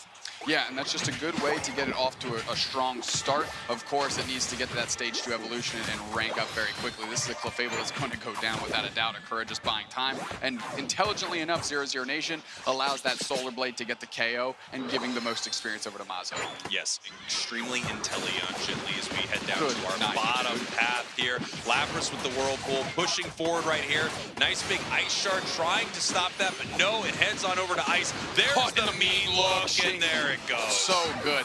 Ice has been critical and very surgical with those mean looks, able to get just on the outer ring just before they can get out of the range. And then, of course, Xingdi comes in and delivers just in time. Mazo coming out right here with the Solar Blade, but it's too late. Hiding for that fight. Here comes the mean look, and they may be looking to take this down. There were 8 points on that Zacian. That is what you need for Intrepid Swords. You can get, you know, those 2 moves off at once, those 2 big Sacred Swords. Did not happen, however, as we head up to the top path right here. Looks like it's gone pretty well for both these sides. However, we still have a chancey, so they do need one more chunk of EXP. Yeah, and it's tough because that Goodra is also very EXP hungry here. You know, a defender typically holds an experience share in most cases. Ice able to take that berry and sprint out of range. So, I mean, there's a couple things going against 0-0 Nation. Fortunately, they have hit the Blissey now. And here we go. Nice big dynamic puncher. We're seeing a different Machamp here in this game. Huge Solar Blade, but up comes the Zacian. Everyone retreating slightly as Falb's pushing forward. Solar Blade was lined up, can't quite get the KO, but now BKZ goes down. That Solar Blade, and the next one just clefts them in twice. You know, it's really impressive when you see a player on something like Zoroark and some of the plays they make. And I have to say, Leafeon is another playmaker like that. You throw your moves, you bounce back with a Razor Leaf, you get a reset on something, you move back in with the Unite move. It really feels like there's so much skill expression from this Pokemon. And when you have a player like Mazo on them, they really put on a show. That's without a doubt. Good experience going over to the side of 0-0 Nation, trying to get that Gardevoir online. They're level 7, but that Curly is about to take over. Nice engagement here. It's a 3-on-2. The egg comes in, but I don't think that's enough to save them from Xingdi. And no, we get a KO back on Ice the other way. So an exchange 1-for-1 here. Salto able to get credit for that. Now it's a 3-on-1 push. Z-Ray still a Drizzile forced to peel back, and that's going to be 58 points and an overdunk of 8 there to give them the point lead. And obviously the overdunk is not ideal, but what's super ideal is taking this first objective. We all know the numbers, baby. 17% for those of you at home. When 0-0 Nation takes it, looking to win. They got a 17% better chance of winning once they secure that. That's how good our numbers people are backstage. They know stuff like that, and that's incredible. Hey, throw more numbers on the screen. We will repeat them ad nauseum. We got you, dog. Come on, numbers team. And here we go. We can see Xingdi chasing down right now, actually getting caught out a little bit by the Psychic and Psyshock there from Gardevoir. As this Regieleki pushes towards the top path, and it's just something Goodra is going to have to deal with for the side of 0-0 Nation. Machamp still up there, possibly deciding when they're going to fight, possibly just deciding if they can score or make something happen against this Goodra, as all this experience is being gobbled up here by the side of Orangutan. Good damage gone to Xingdi, and that's a nice backdoor by Salto. We see the Fairy Singularity come in, but doesn't pull anybody. The Perish Song ticks are trying to go up, but Ice is trying to get out. Ice goes down to save Xingdi and Z-Ray. That is just the order of the day for this Orangutan squad. Yeah, I gotta say, I love that Gardevoir Unite move. They said, look, I'm caught in a mean look. I have a very good idea where this Zacian's gonna go, right where I am standing. Unfortunately, not able to catch them right here, as we see Falb heading into the central area here of Orangutan, possibly picking up a big KO, and they do, using their Unite move. Absolutely worth it for the side of 0-0 Nation. That is an amazing expenditure of that Unite move. The Gudra just slime timing all over Xingdi. Rusted Sword getting a little wet right now, looking to get a little rustier. Fob, however, finally a Gudra and now making an impact. And here we see Z-Ray moving up to this top path. They did decide to go with Liquidation this time around, so switching up from that snipe shot. We see that acrobatics on it as well, as we have a little bit of a fight in the bottom path. Unite move for Unite move. Is anyone go down? BKZ continuing to fight on this point. We're looking for another Solar Blade here from Mazo. They jump in. Can they make it happen? No, they miss. They are able to muscle through the slow of the Gudra. That second Solar Blade, though, that certainly hit. And credit to BKZ. They just held that goal zone down in the face of 2 level 10s. Yeah, incredible stuff right there. Another big Unite move from Gardevoir. Only catches 1 as Orangutan is ready to siege this goal zone. Not a great overcap, but it is gone. That way they can deal with this Regieleki, push it towards a tier 2. But once again, 0-0 Nation on the other side of the map, taking this Reg Ice, securing another. And as we said before, that's got to move it up to 19%, baby. At minimum. You have to give credit again for Ice right there, catching the Gardevoir in the mean look so that the rest of the team could score on the backside of that goal zone, just out of range of that Psy Shock attack. So good look by that. I mean, this is very even right now, Spraggle. Yeah, this match is so incredibly close. 0-0 Nation had some nice scores early, but in general, you look across the board, level-wise, almost the same from both of these teams. Score-wise, still within 100 points for Orangutan as they are catching Soto here in the top path. Seeing if there's anything they can do. Big Unite move coming in from Leafeon. Are they able to pick up a KO? They jump on in, not able to take them down. We see them continuing the chase, but no, another miss. That Ice mean look was sick, dude. Diving in front, making sure that Mazo had to run around them if they wanted to get to Xingdi. Xingdi is now over half HP, and that is going to at least get them out of dodge. Another goal zone closed. The lead is growing for 0-0 Nation, but again, if you're just looking at levels, this thing feels even. It feels incredibly even if you're looking at levels, if you're looking at fights. I mean, 0-0 Nation getting really, really aggressive right here, making some big plays. Obviously not able to pick up the KO, but you have to give it to them. Great overcap there in the top path, and they're in a great position. However, 70 points in that bottom tier 1 goal zone means that Orangutan can make some really interesting plays and come back in a big way. So we see 4 members of Orangutan heading up towards this top path at the 3-minute mark, possibly looking for a sneaky fight. 5 members now. Jumping in, and the Unite move is expended. They're taking a fight right now, and that's 1 player down. Solar Blade doesn't hit anybody, so that was a quick dive to get the Gudra, I guess. That's a big time question mark, but now the Zacian is going to have to get that Unite move back. Yeah, interesting. That was a really interesting fight for the side of Orangutan. One thing for sure is it put 0-0 Nation on the back foot. It's unlikely 0-0 Nation is going to be able to immediately take this bottom Reggie, and it looks like Orangutan knows that as they send 3 players down at it, and 0-0 Nation might be in a lot of trouble right here, as here comes Orangutan. They have the Zacian, they have the secure, and they take it. That was a nice little follow me as well to get Wolf off of the objective so they can't have a little pot shot and try and take it for the team.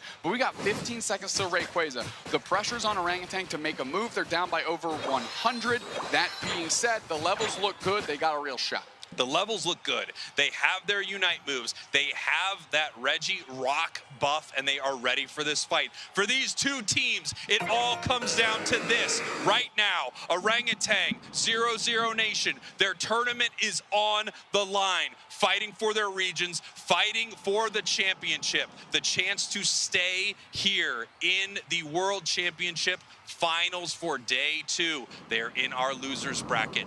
This game means it all. How will it start? Orangutan is behind. They are the team that needs to make the play.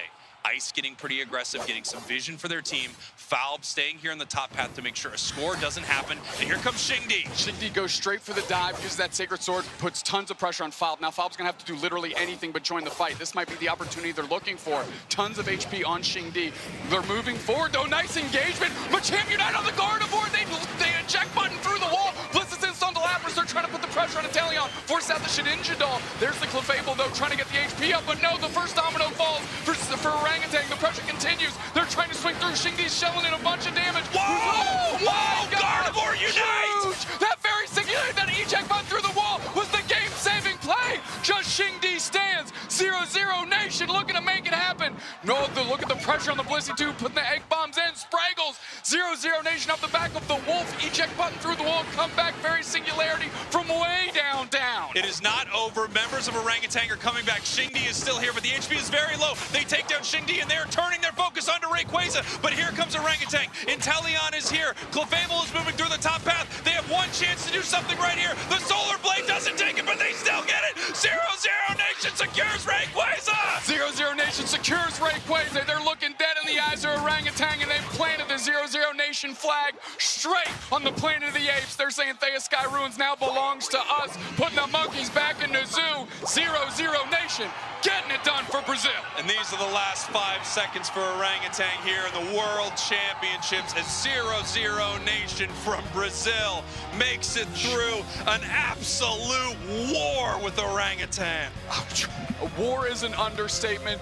Great plays by both teams. I don't know how you look at that game and you don't. Everybody on 0-0 Nation needs to give a big ol' hug, high five, and a kiss to Wolf, because that getting caught in the Machamp Unite, eject button through the wall, become a non-factor for just that split second, Fairy Singularity to literally blow up the entire Orangutan squad. I mean, they look like balloons, just pop right in the middle. Sick business. After I saw Gardevoir caught there, I thought it was all over for 0-0 Nation. I thought they were completely done. Beautiful Machamp Unite. Like you said, living on a sliver, living on a prayer. That Fairy Singularity finally found its mark, grabbing multiple members of Orangutan right there. You can see these two teams obviously hugging it out here. A lot of love for them. These are some of the best players in the world going at it here on the world's stage. Orangutan, amazing performance, amazing tournament, amazing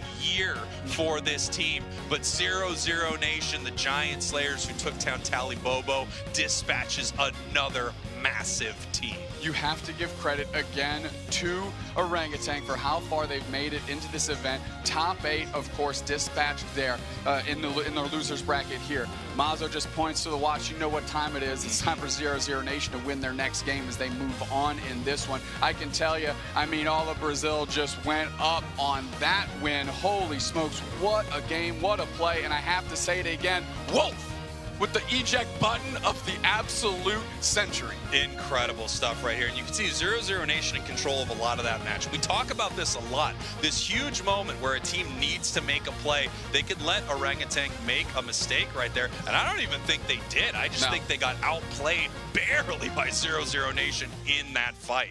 Yeah, I mean, if Wolf isn't on Giga Brain Galaxy mode, I mean, the game is over. It's lost there. That Fairy Singularity was the one turning factor that literally turned the tides as we watched these highlights from this amazing Game 3 Spraggles, which felt really even bell to bell. Yeah, incredibly even. I mean, it felt like there were so many counters. I love this play, by the way. This Goodra picking up this KO. What a massive play right here. And Xingdi just felt like they set up every opportunity for this player, for this Zacian to do some incredible stuff. And here is that insane moment. You see this huge Unite move into this massive Fairy Singularity. There they come, grabbing 3 members. You barely see Wolf, just the top of the Gardevoir head, show up on screen and actually fade back to hit that Fairy Singularity and make sure that it catches as many players as possible. And after that, it was just elementary. It was super Fisher-Price. The rest of 0-0 Nation just pivots on the Inteleon Z-Ray, the last person standing, and take themselves a Rayquaza and a big-time win. Huge win. They are still here in this tournament. Incredibly impressive stuff. And I have to agree. I mean, look, there were some amazing hero plays throughout this fall. Incredibly impressive on this Goodra. A Pokemon that we only see a few teams pick up, but when they do, ooh, it's so good. It was incredibly good. It was incredibly good. You said, you know, they were able to get that 1v1 KO onto Xingdi there on the Zacian, which was massive. They were able to slow targets down with that boosted auto, as you mentioned, and I mean, it was just so good. It was so incredible. And we do have an interview on stage. I'm pointing to it right now with Lel. Zoinks, take it away. Thank you so much, you two. That's right, I'm on stage with Lel after an incredible game, avoiding elimination and taking down Orangutan, which I gotta talk about. You've now eliminated Orangutan, Iclin, and Talibobo Believers. An unbelievable list of teams you have taken out of this tournament. How do you feel your chances are at a championship? I think we have really good chances. Like, I mean, Yesterday it was against all the odds. No one believed in us. So, I mean, we are really confident. We got out of the group of death. So I think our chances are really good and we are really happy. And let's go for it. Awesome, awesome. Now, Brazil, obviously you have a bunch of fans here, but you also have a whole lot of fans at home. How does it feel to be the hope of Brazil in day 2? It's awesome. I don't know if, I think no one knows, but Brazil has a bad historic on winning MOBA games. So what we did yesterday was like historic, right? So I think I'm really happy to represent this country. I love you all. Man, it's the best cheer in the world, sure. Awesome, best cheering in the world. We love to see it. We are gonna see more of 0-0 Nation later today, but until then, we are gonna jump to a very, very short break.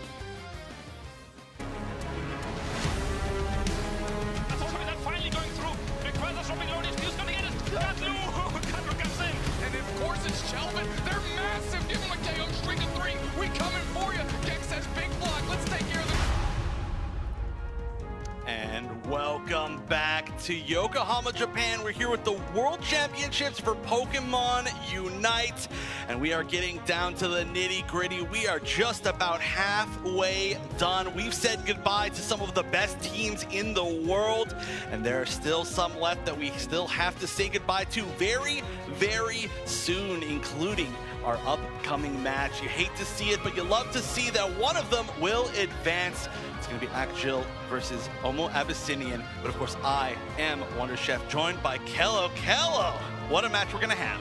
What a day it has been today. As you mentioned, halfway point, but you know what? This is not the final stretch just yet. But I must say, Akjil, Omo Abyssinian, both of the last remaining teams for their regions, are they going to be able to represent and make it on through? Oh, it's a tough, a burden to bear, I guess. You know, you have to represent your entire region at this point. We started off the day with 2 APAC teams, but we're down to just 1 in Korea. Of course, only having 1 representative here in this top 8. We can take a look at the teams that are going to be playing. It's going to be Akjil representing Korea and Omo Abyssinian representing APAC East. Yes, and just to recap, I must say S4L, they are looking good out there so far. Chobo, Mule, Epe, and Darbin on Akjil. We'll have to see how they go, but I mean, these player shots, they are looking spectacular, Chef. Oh yeah, I really like kind of just how this team has been like gelling together. We saw their video earlier where one of them said, oh yeah, like if I had to choose a dream team, I would just choose our team once again. And yeah, S4L along with Epe, they have been playing this really amazing backline of special attackers that have been synergizing together really well. But honestly, they've been able to flex through a few different comps over the course of this weekend, and you really have to be able to. If you're locked down into one comp, you are going to have a very tough time making it through when you're fighting the best of the best all across the world. And again, a very big surprise that they are just doing so well coming out of Korea, a region that I think a lot of people very much underestimated going into this weekend.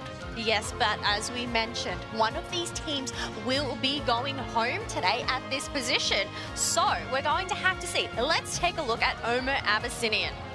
Oh, another team. This is actually one of the teams that I feel was really, really feared.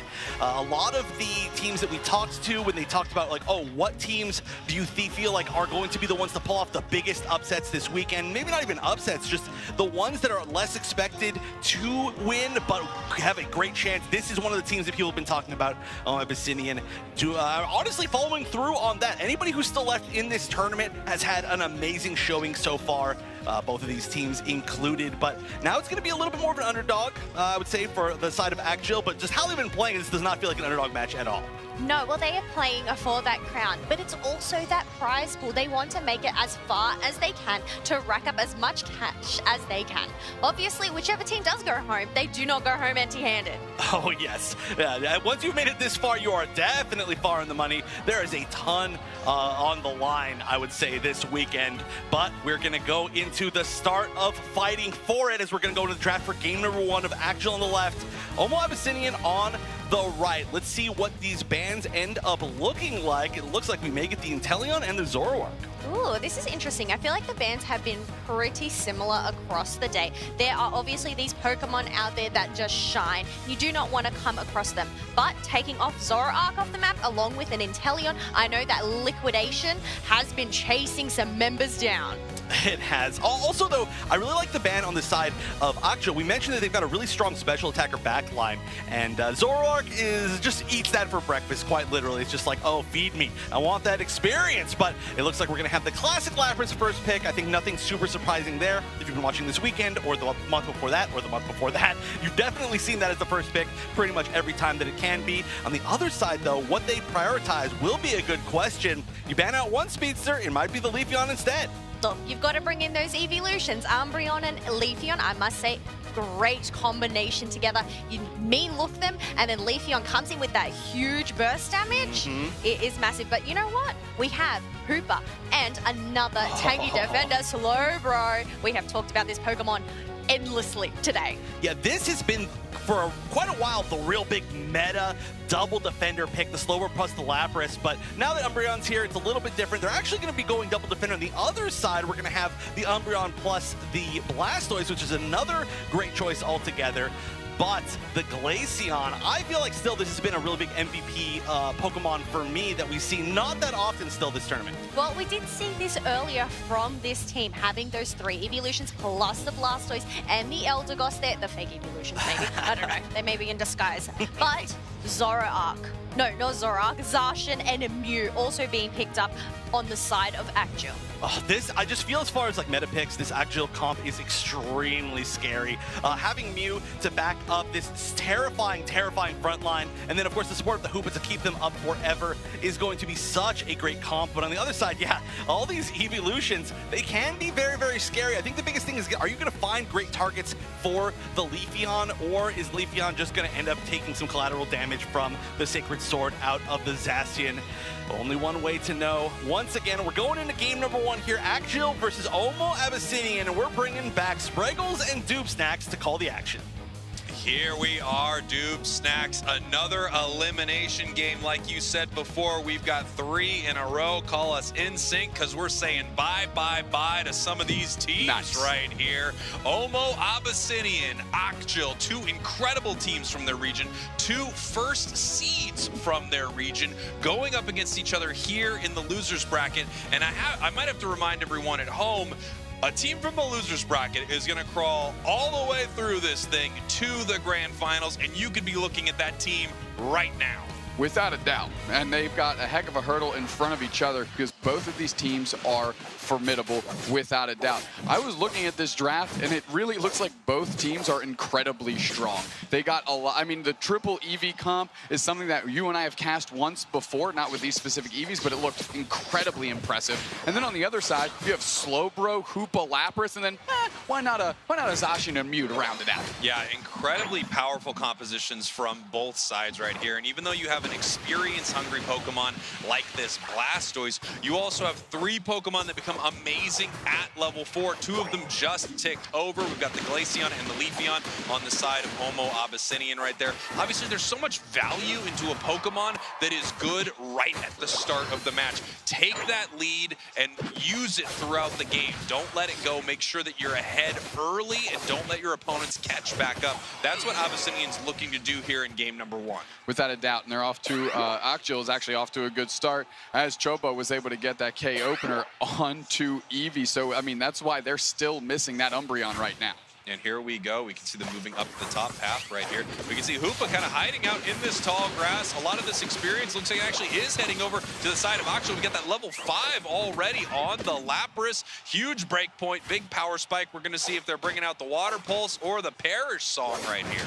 Actio doing a great job to split the attention of Omo Abyssinian there. They couldn't decide if they want to try to get the KO on the Hoopa or get the experience in the middle, and ultimately they didn't really get either. Yeah, not great right here for Abyssinian as they are jumping forward, trying to take down this Glaceon. Great play, sending the Eldegoss down, using that X speed so that they can make it there to support their team. But you can see S4L still hiding in this tall grass, moving back down, big boost and attack. Leafeon barely makes it out. Now we got a portal in the middle and 3 players suddenly disappear, and I can't imagine they're coming back through that one. Nice play.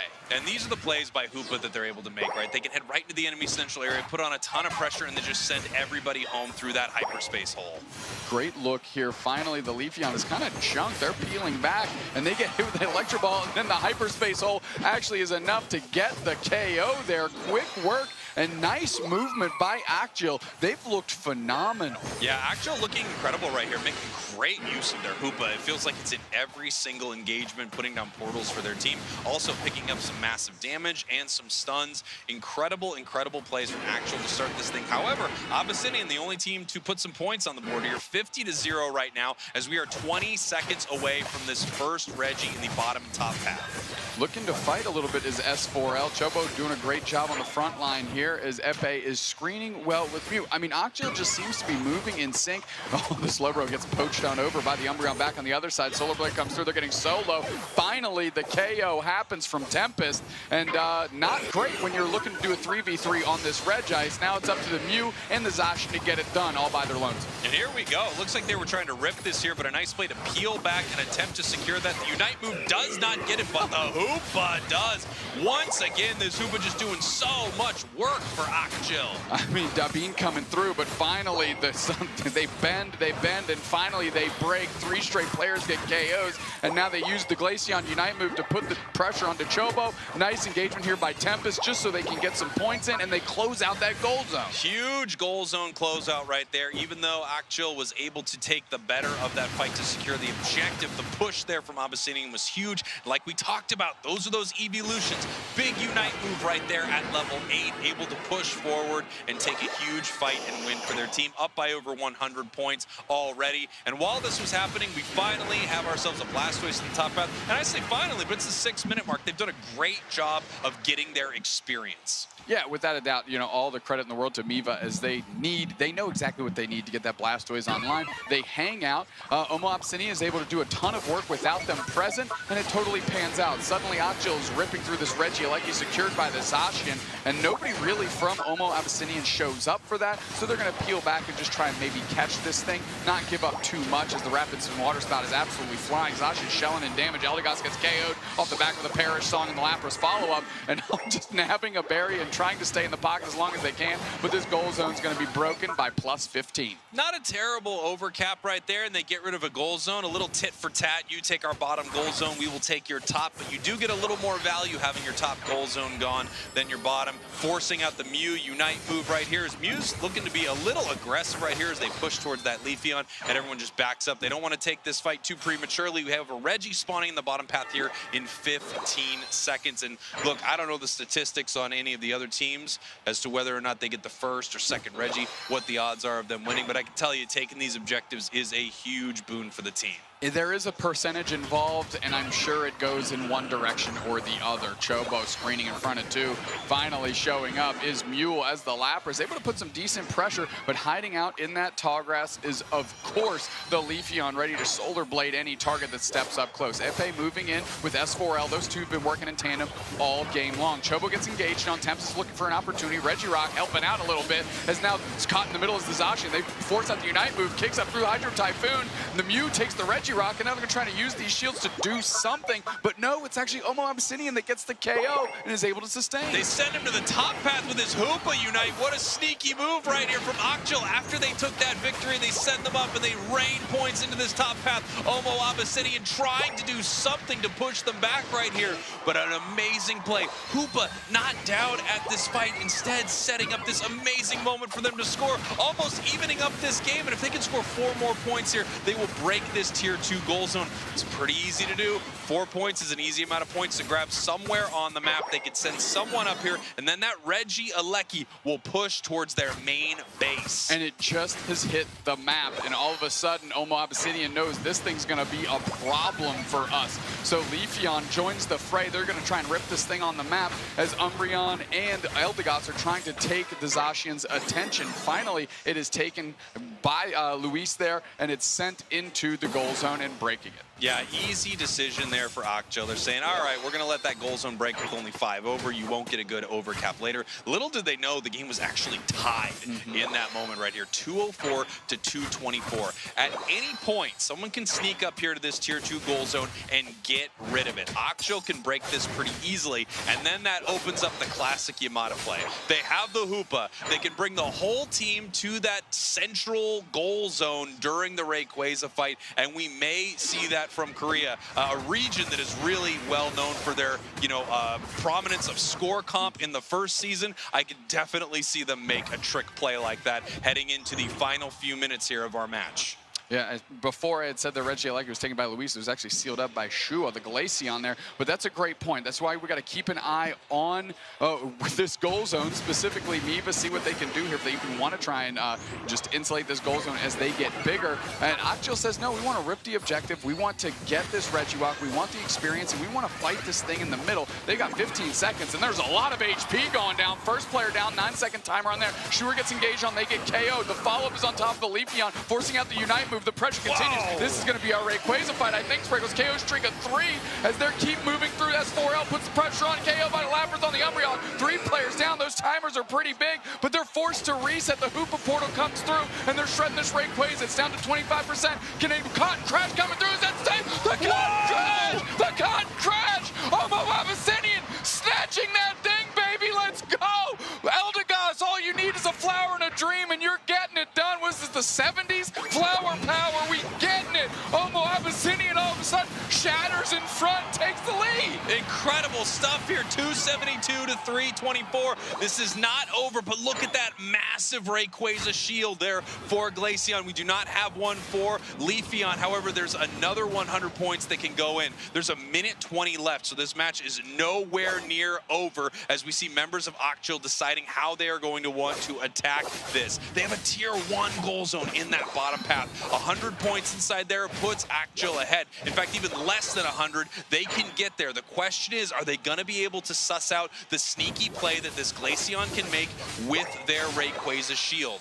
Omo Abyssinian is up right now, and they just saw it. They see that Glaceon has this shield. This Glaceon is actually peeling back right now to try to deal with this push on this goal zone. We see Hoopa in the top path being pushed around by Umbreon. There's very little time left. 40 seconds. We're getting ready for the fight. Lapras Unite on the side of Occhil, while we have 4 Unite moves on the side of Omo Abyssinian. And here comes the sneak play from the Glaceon. Hoopa coming up, and I don't think Hoopa's going to be able to do anything about it as they start to move down towards this tier 1 goal zone. Occhil needs to make a score happen here. They need to make something happen. Solar Blade comes out. They're putting tons of pressure on. They're putting points in. They're still down by 116. And I think this defense is going to stand strong. Omo Abyssinian up the back of a legendary Cotton Ball. Holy smokes. They're back to the middle. The Hoopa portal brings them through. Can they get enough points? And I haven't seen anything tick up. Plus 10. But they needed far more than that, I believe. What is going on, Spraggles? Nice attempt by Occhil. But it's all on the back of that Eldegoss. Hero support plays front, right, and center, getting it done. Amazing stuff there at the end. I mean, what a fight from Occhil,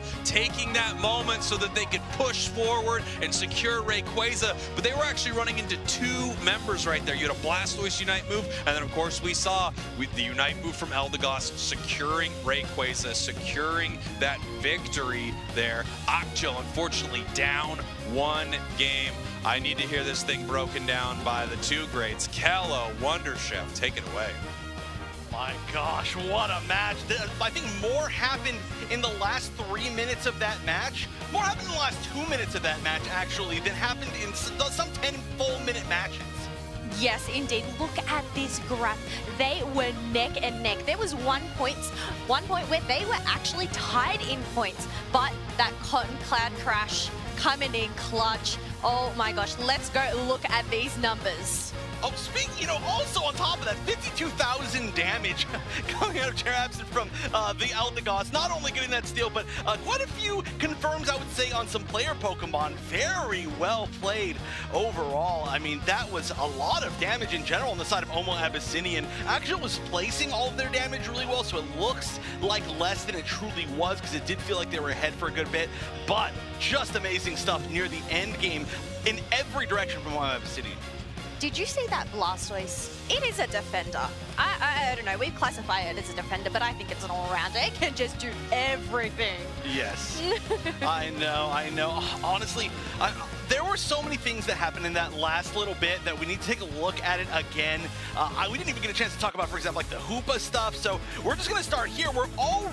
There was a huge commitment from both teams to try and take this basement Reggie, and that is so risky when you are at less than 20 seconds left until the final stretch. That means that we got to see a lot of picks here, multiple picks on the side of Omo Abyssinian, or I should say they go down on the side of Omo Abyssinian, and it felt like Occhil was really in a dominant position as far as where their positioning was going to be able to be, especially having a level 14 Zacian. But this was the moment. The Hoopa coming down with the rings unbound to teleport Occhil and shred this Rayquaza. But wait a minute, hold up.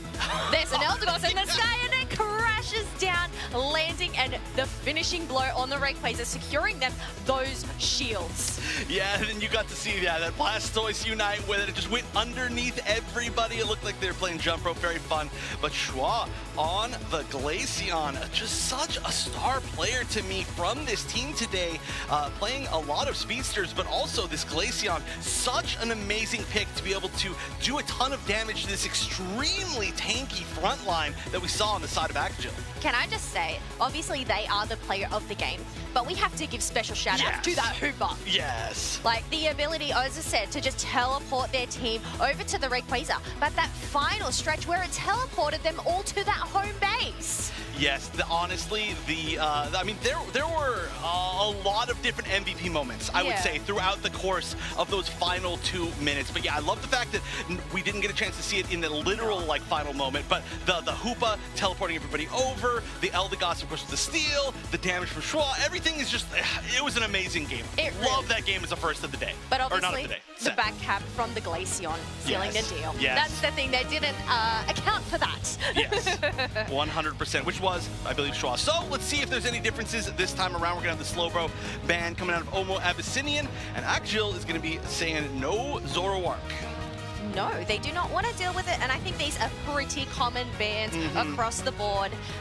Very, very similar, but you know what? As I said, we do not want to come across that Zoroark, the slash and dash. Yeah, especially, again, with Schwa, a very well-known speedster player, picking Zoroark as a comfort pick earlier in the I think actually it was only like 2 sets ago on broadcast and doing extremely well. That's right, that was their match against LG where it was going head-to-head with Overlord. I mean, just think about that, when Overlord had a Comfey. So you want to get rid of that. Lapras first pick, as we expect. From the other side, we also are beginning to expect the Inteleon and the Umbreon. Look, 2 incredible characters as we have seen, but this does leave open for Omo to pick up Hoopa and Leafeon as well. Oh, the Leafeons. That might be the option. We've seen that before. When the Zoroark gets banned, you go to the Leafeon. That's a weird thing to say. Usually it's the other way around. We've seen Leafeon banned, I think, a little bit more, but we do get so much secure coming out of that Leafeon. It is really going to add a lot to that already strong team. And the Blastoise, which we've seen, I feel like almost every game over the past several sets, is coming back in. That Unite can be such a big deal if you don't use it right underneath everybody as they get popped up. And once again, we have Shua on the Glaceon and Miva picking up that Trevenant. So obviously having those 4 defenders on the map. Yeah, I like this. I like this like flex where they switch their roles, and that Glaceon again, it works so extremely well. But S4L, we've seen play the Delphox before. It's a strange pick, I feel, here. There is going to be some healing, but that's not the healing that you can really prevent. That's usually, I feel, where you see the Delphox come into play, when there's like a Comfey and you want to prevent either that or maybe like a Clefable. But the Hoopa, totally different thing. They just want to use it kind of as this backup support for, I believe, Epe, who's going to be their kind of main range damage dealer. We've seen it in other sets. Looks like it's going to be this again. But it's all going to come down to that front line there, right? They have to protect that Inteleon and that Delphox that are going to be doing that back line of burst damage. But I think we need to throw it off to our casters to cast this next game, Omo Abyssinian versus Akjil. Here we go. Akjil in trouble right now. Omo Abyssinian having a miracle play at the end of game number 1. But that was an incredibly close series. I mean, amazing stuff from Akjil, able to take them all the way to the end there. They almost took Rayquaza away from them. So now the question is, can Akjil repeat that performance at the end of game 1, except actually finish it out? Or is Omo going to be able to move forward here? Well, I'll tell you what, Omo actually wants to execute their strategy and not leave it up to Drapson. Absolute prayer play on the Eldegoss and Blastoise, by the way. They both use their Unite moves simultaneously to try and eat that Rayquaza out, and obviously it worked. I am surprised again by this Delphox, to be honest with you, Spraggles. I mean, I thought S4L's Zacian was going absolutely banana lands. Could have been a decent option. Maybe they're concerned about the range they had, but you still have the Inteleon as well. What are your thoughts? Well, I mean, they've got an extremely tanky setup right here. So obviously they're going to have the Inteleon, they're going to have the Delphox to play from, you know, behind that massive curtain of defense. And hopefully that is enough. We've seen some amazing Delphox plays this tournament, and we've also seen Delphox sort of fizzle out, you know? The question is it going to be a firework, or is it going to kind of explode on the launch pad there? It's going to be a real firework? We talk about snakes and sparklers out here. I mean, this Delphox needs to leverage, because its only true prime target is going to be the Trevenant. I mean, Hoopa portals don't really care about fanciful fireworks, which, as we know, shuts down the healing factor of a lot of these classic support Pokemon. So we'll see how that works. Drapson being a real mean bully out here, playing on the side of the map. Finally, S4L is about to gets credit for that KO. KO, but a lot of time burned off the clock. Yeah, and take a look at this here. Occhio looking pretty good here in this bottom path, leaving that Bunnelby behind them on one as the Solar Blade able to secure a ton of that right there. The acrobatics moving on in, picking up some more critical counters there for Inteleon, but unfortunately not able to really pick up much elsewise, as we need some experience over here on the side of this Blastoise.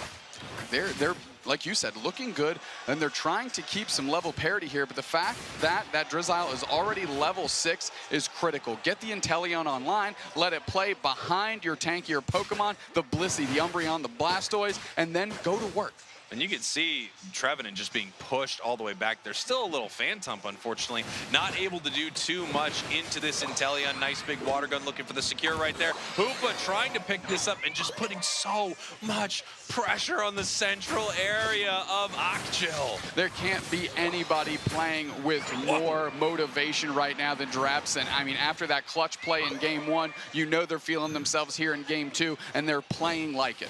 We still have a Squirtle here in this bottom path. They just need to pick up just a little bit. There you go. Get them the War Turtle. And we have the Inteleon at the same time. Obviously, they're running that EXP search. They knew they'd be a little behind on experience. But, you know, War Turtle is a tough Pokemon. You need to get that evolution at some point. EXP search just makes that a little bit harder for Occhio. But we've got the early Inteleon. Without a doubt. Now, finally, Luis looking for an opportunity to jump on the team.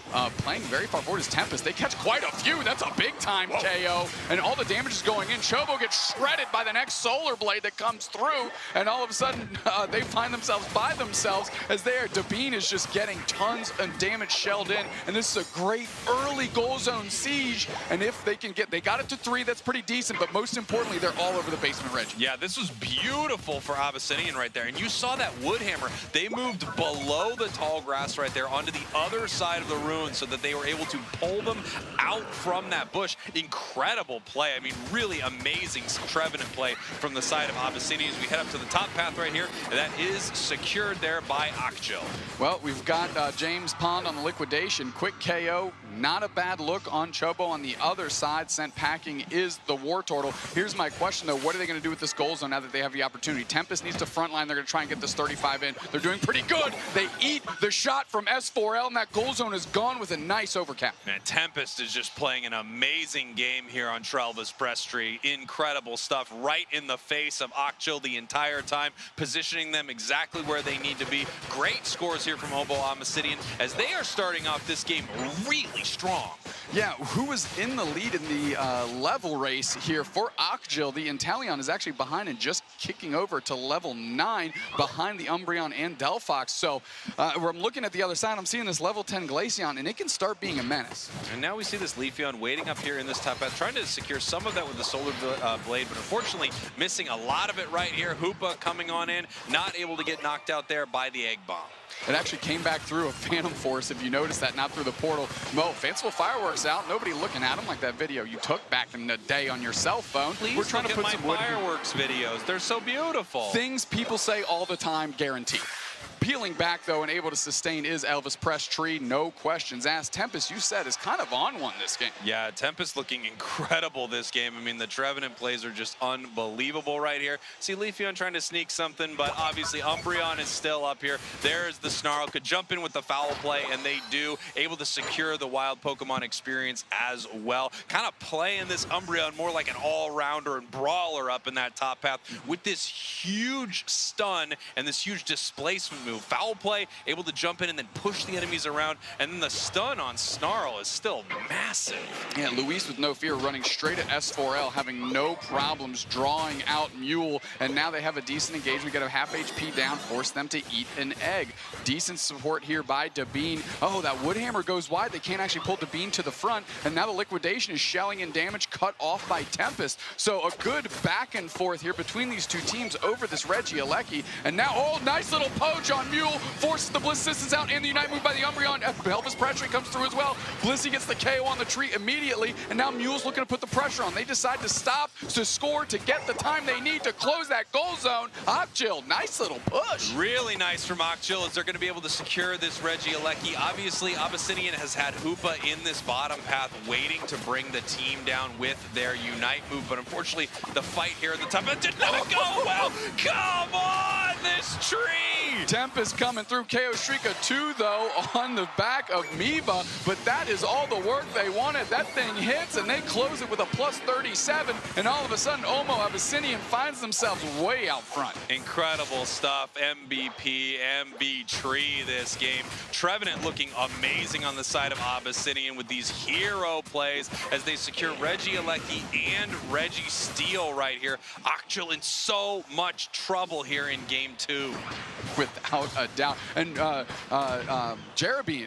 Drabson just looking great on this Hoopa. They, like I said, they're feeling themselves. They're playing forward. They're not afraid to engage because they know exactly what the limit of this Pokemon is, and they're doing a great job pushing it. Enough time for who else but Tempest to come in and start laying in some damage. Nice hyperspace hole. The Hoopa blinks out, takes their Phantom Force back, and that's a cool little Dipskirdu there and a good way to get back in the mix without just telegraphing back through the portal.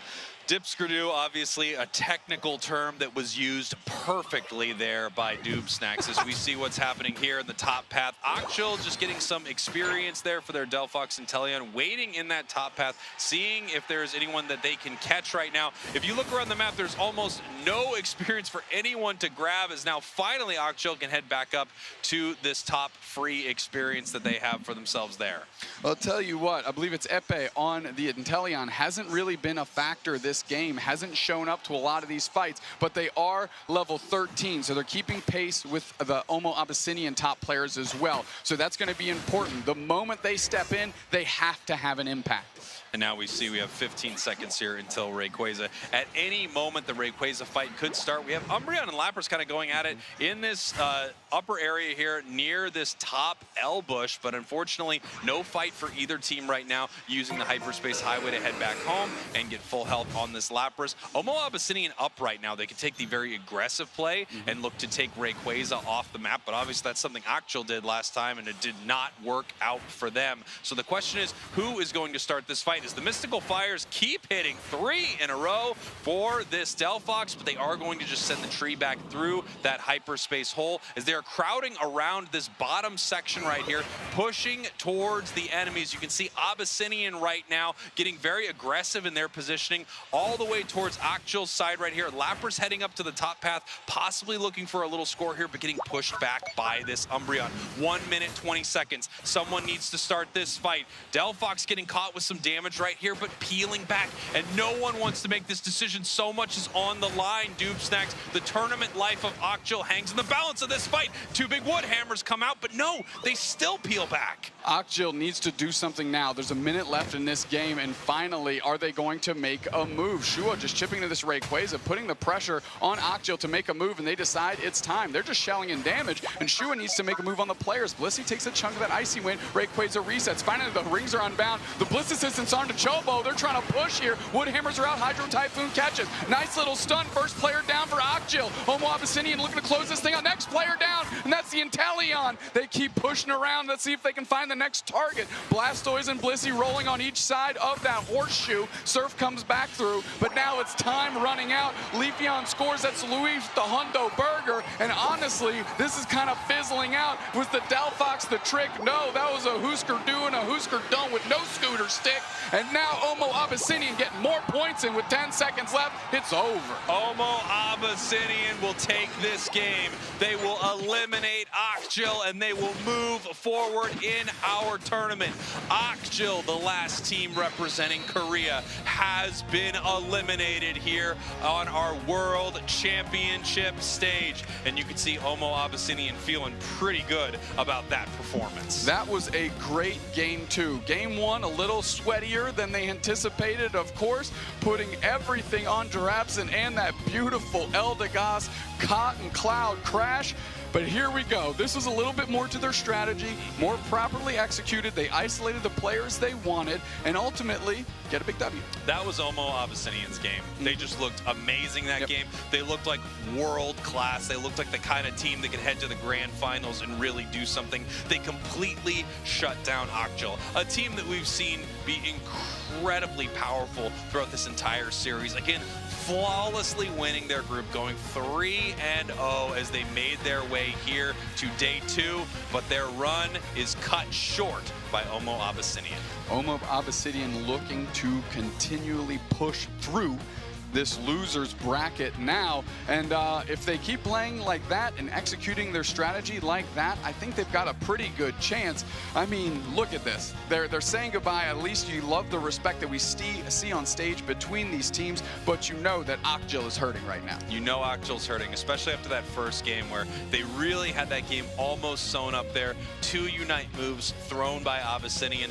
You know, the big problem is if you don't shut down the entire enemy team, if you don't throw that knockout punch at any moment, they could come back, they could secure Rayquaza. They did, and then coming back here in game 2, looking fantastic. We can see our score line right here. Omo Abyssinian ahead the whole way, all the way to the finish where they win this thing without taking Ray.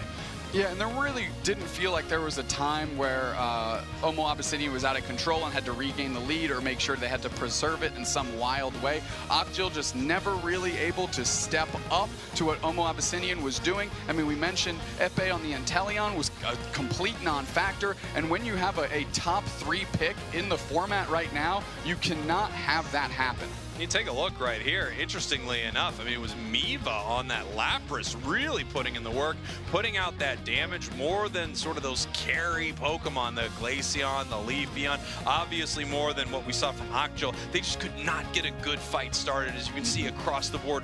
Really low damage numbers. They were just not able to do anything to Abyssinian right here as we take a look at some of the big moments here from Abyssinian's game win. Yeah, one thing I want to highlight on that screen that we just saw, Drabson, 50k damage. You want to talk about a Hoopa player that's feeling themselves smurfing out on the Inteleon on the other side is a great look. And this is kind of where it started there on that big Regieleki push and subsequently on this great Rayquaza defense. Yeah, great Rayquaza defense. You see that Unite move from Delphox once again. It cuts off members of Omo Abyssinian, but it's just not able to do enough unless they want to fight inside of it. There really was nothing for them to fight inside of there for, so they just run away from the Delphox Unite, continue to KO members of Akjil until they are able to take this thing down. Miva on the Lapras, the MVP of that game. Yeah, I mean, a great amount of damage, obviously a ton of points, but they were just everywhere, constantly in the face of their opposition, putting the pressure on and really limiting any comeback angle that team could have had. So Akjil really couldn't stare down Miva's Lapras, and it showed. It's just one of those games where you see a pretty flawless performance from a team. It really was not too close. We actually have an interview back here on the main stage with a winner from that match. Let's send it on over to Chef right now. Chef! All right, what a match that was. Congratulations, so close, so intense. But I've got some questions for you here. First of all, what were comms like when the Eldegoss, when you, of course, confirmed that Rayquaza? So, of course, the comms went crazy. We were all shouting after I got it. Like, before I died, and then when I respawned, I had to make up for my mistake. So, I was just really happy that I got it. All right, well, you definitely made up for it, right? Yep. Yeah, definitely. I had to. Yeah. Oh, of course. But, well, more than deserved. All right, now, the more serious question. You are now your only representative from your region here, and you've made it so far. You are down to the end, and I got to ask, first of all, how does that feel? And then second of all, do you have anything to share or say to all of your fans at home since you are representing such a huge region? Yeah, we feel really proud to represent our region. Of course, Asia Pacific, and of course, the Philippines. I'd like to say thank you for everyone supporting and watching right now. We're going to try our best to move forward and, hopefully get the championship.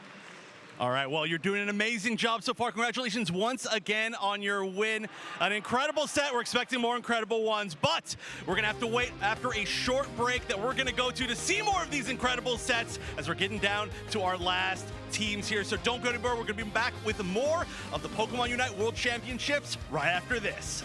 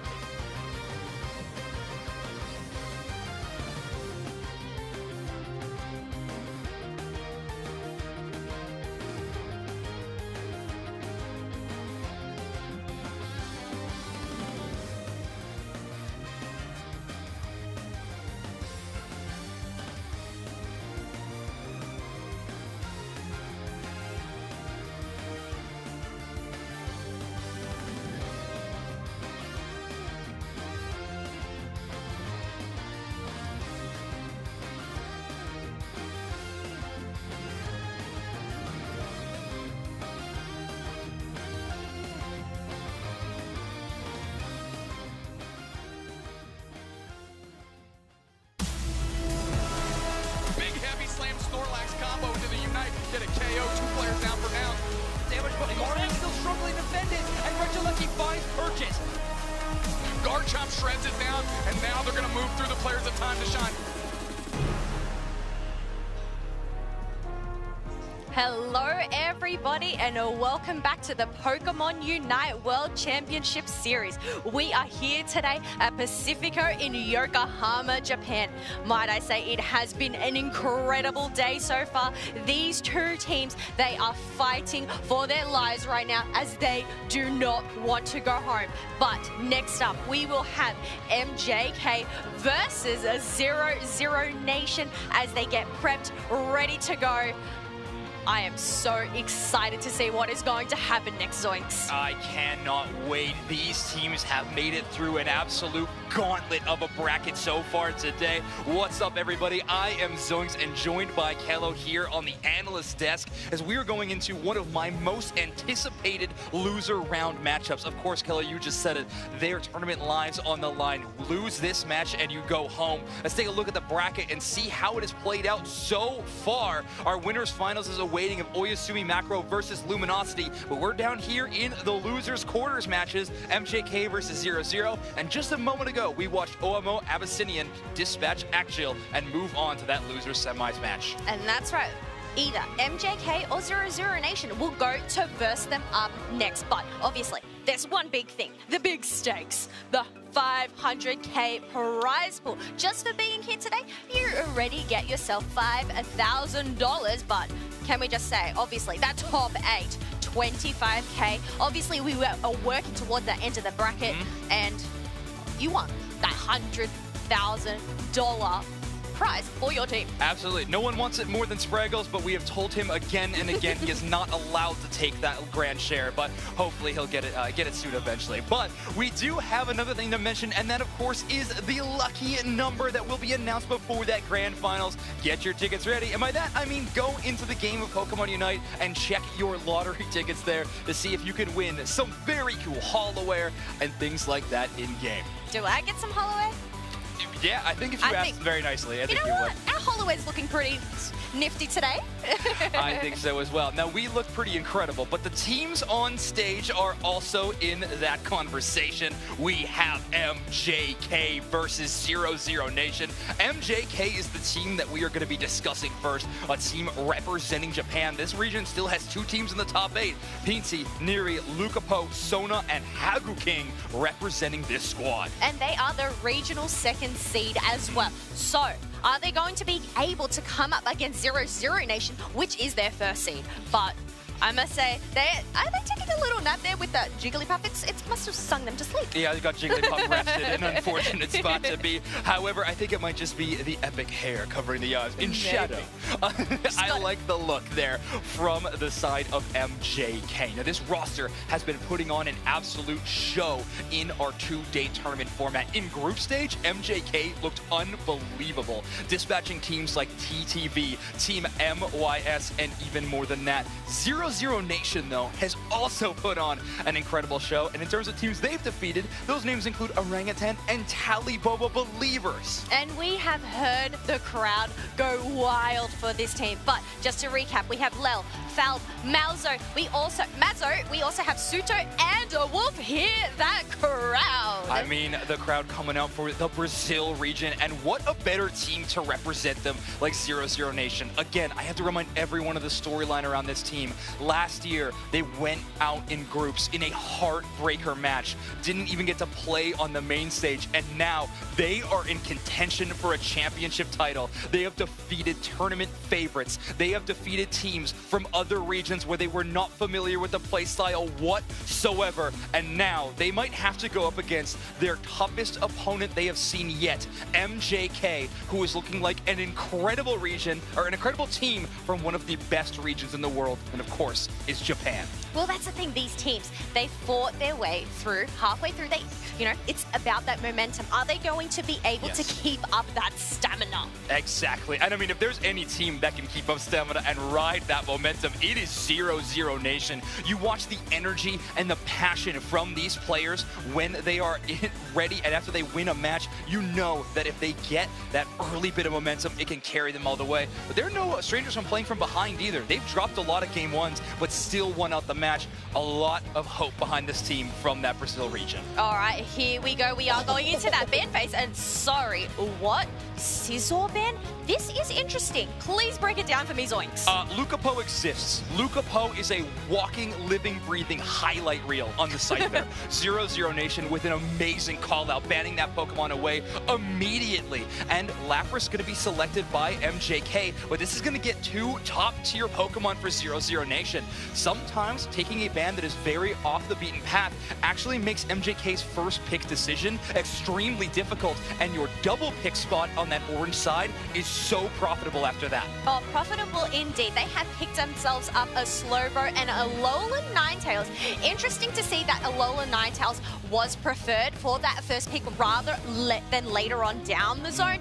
But Urshifu, Zacian, 2 monsters in this game. Yeah, 0-0 Nation giving up those 2, but grabbing the Blissey in response. When we have seen Lucapo go absolutely wild in this Pokemon, it is usually with the Blissey. However, that Comfey duo has also looked amazing for them, and this final hover, if it is true, is going to be a really interesting play for MJK. 3 Pokemon incredible at burst damage and team fighting. But I can say Neri kind of can fill that role with the Mew, so instead going to do a last-second pivot. They want to shore up that bottom path against the Alolan Ninetales. They don't want to get swept down there at all. No, they do not want to get swept down at all. I feel like they just made it Wonder Chef there with that Chromament. Yeah, but obviously it's a Mew. But do we get a triple-headed bird?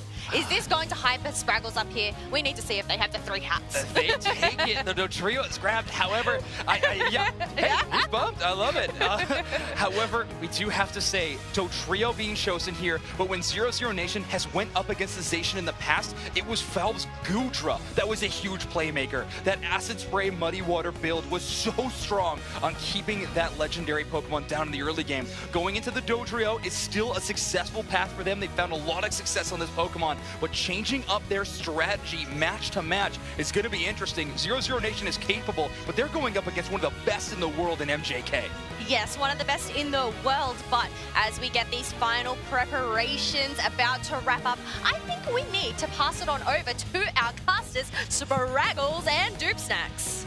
All right, 0-0 Nation back at it again with the Dodrio as they are here in our losers bracket against a team that I think looks world-class, possibly the best in the world, but they are also here, MJK from Japan.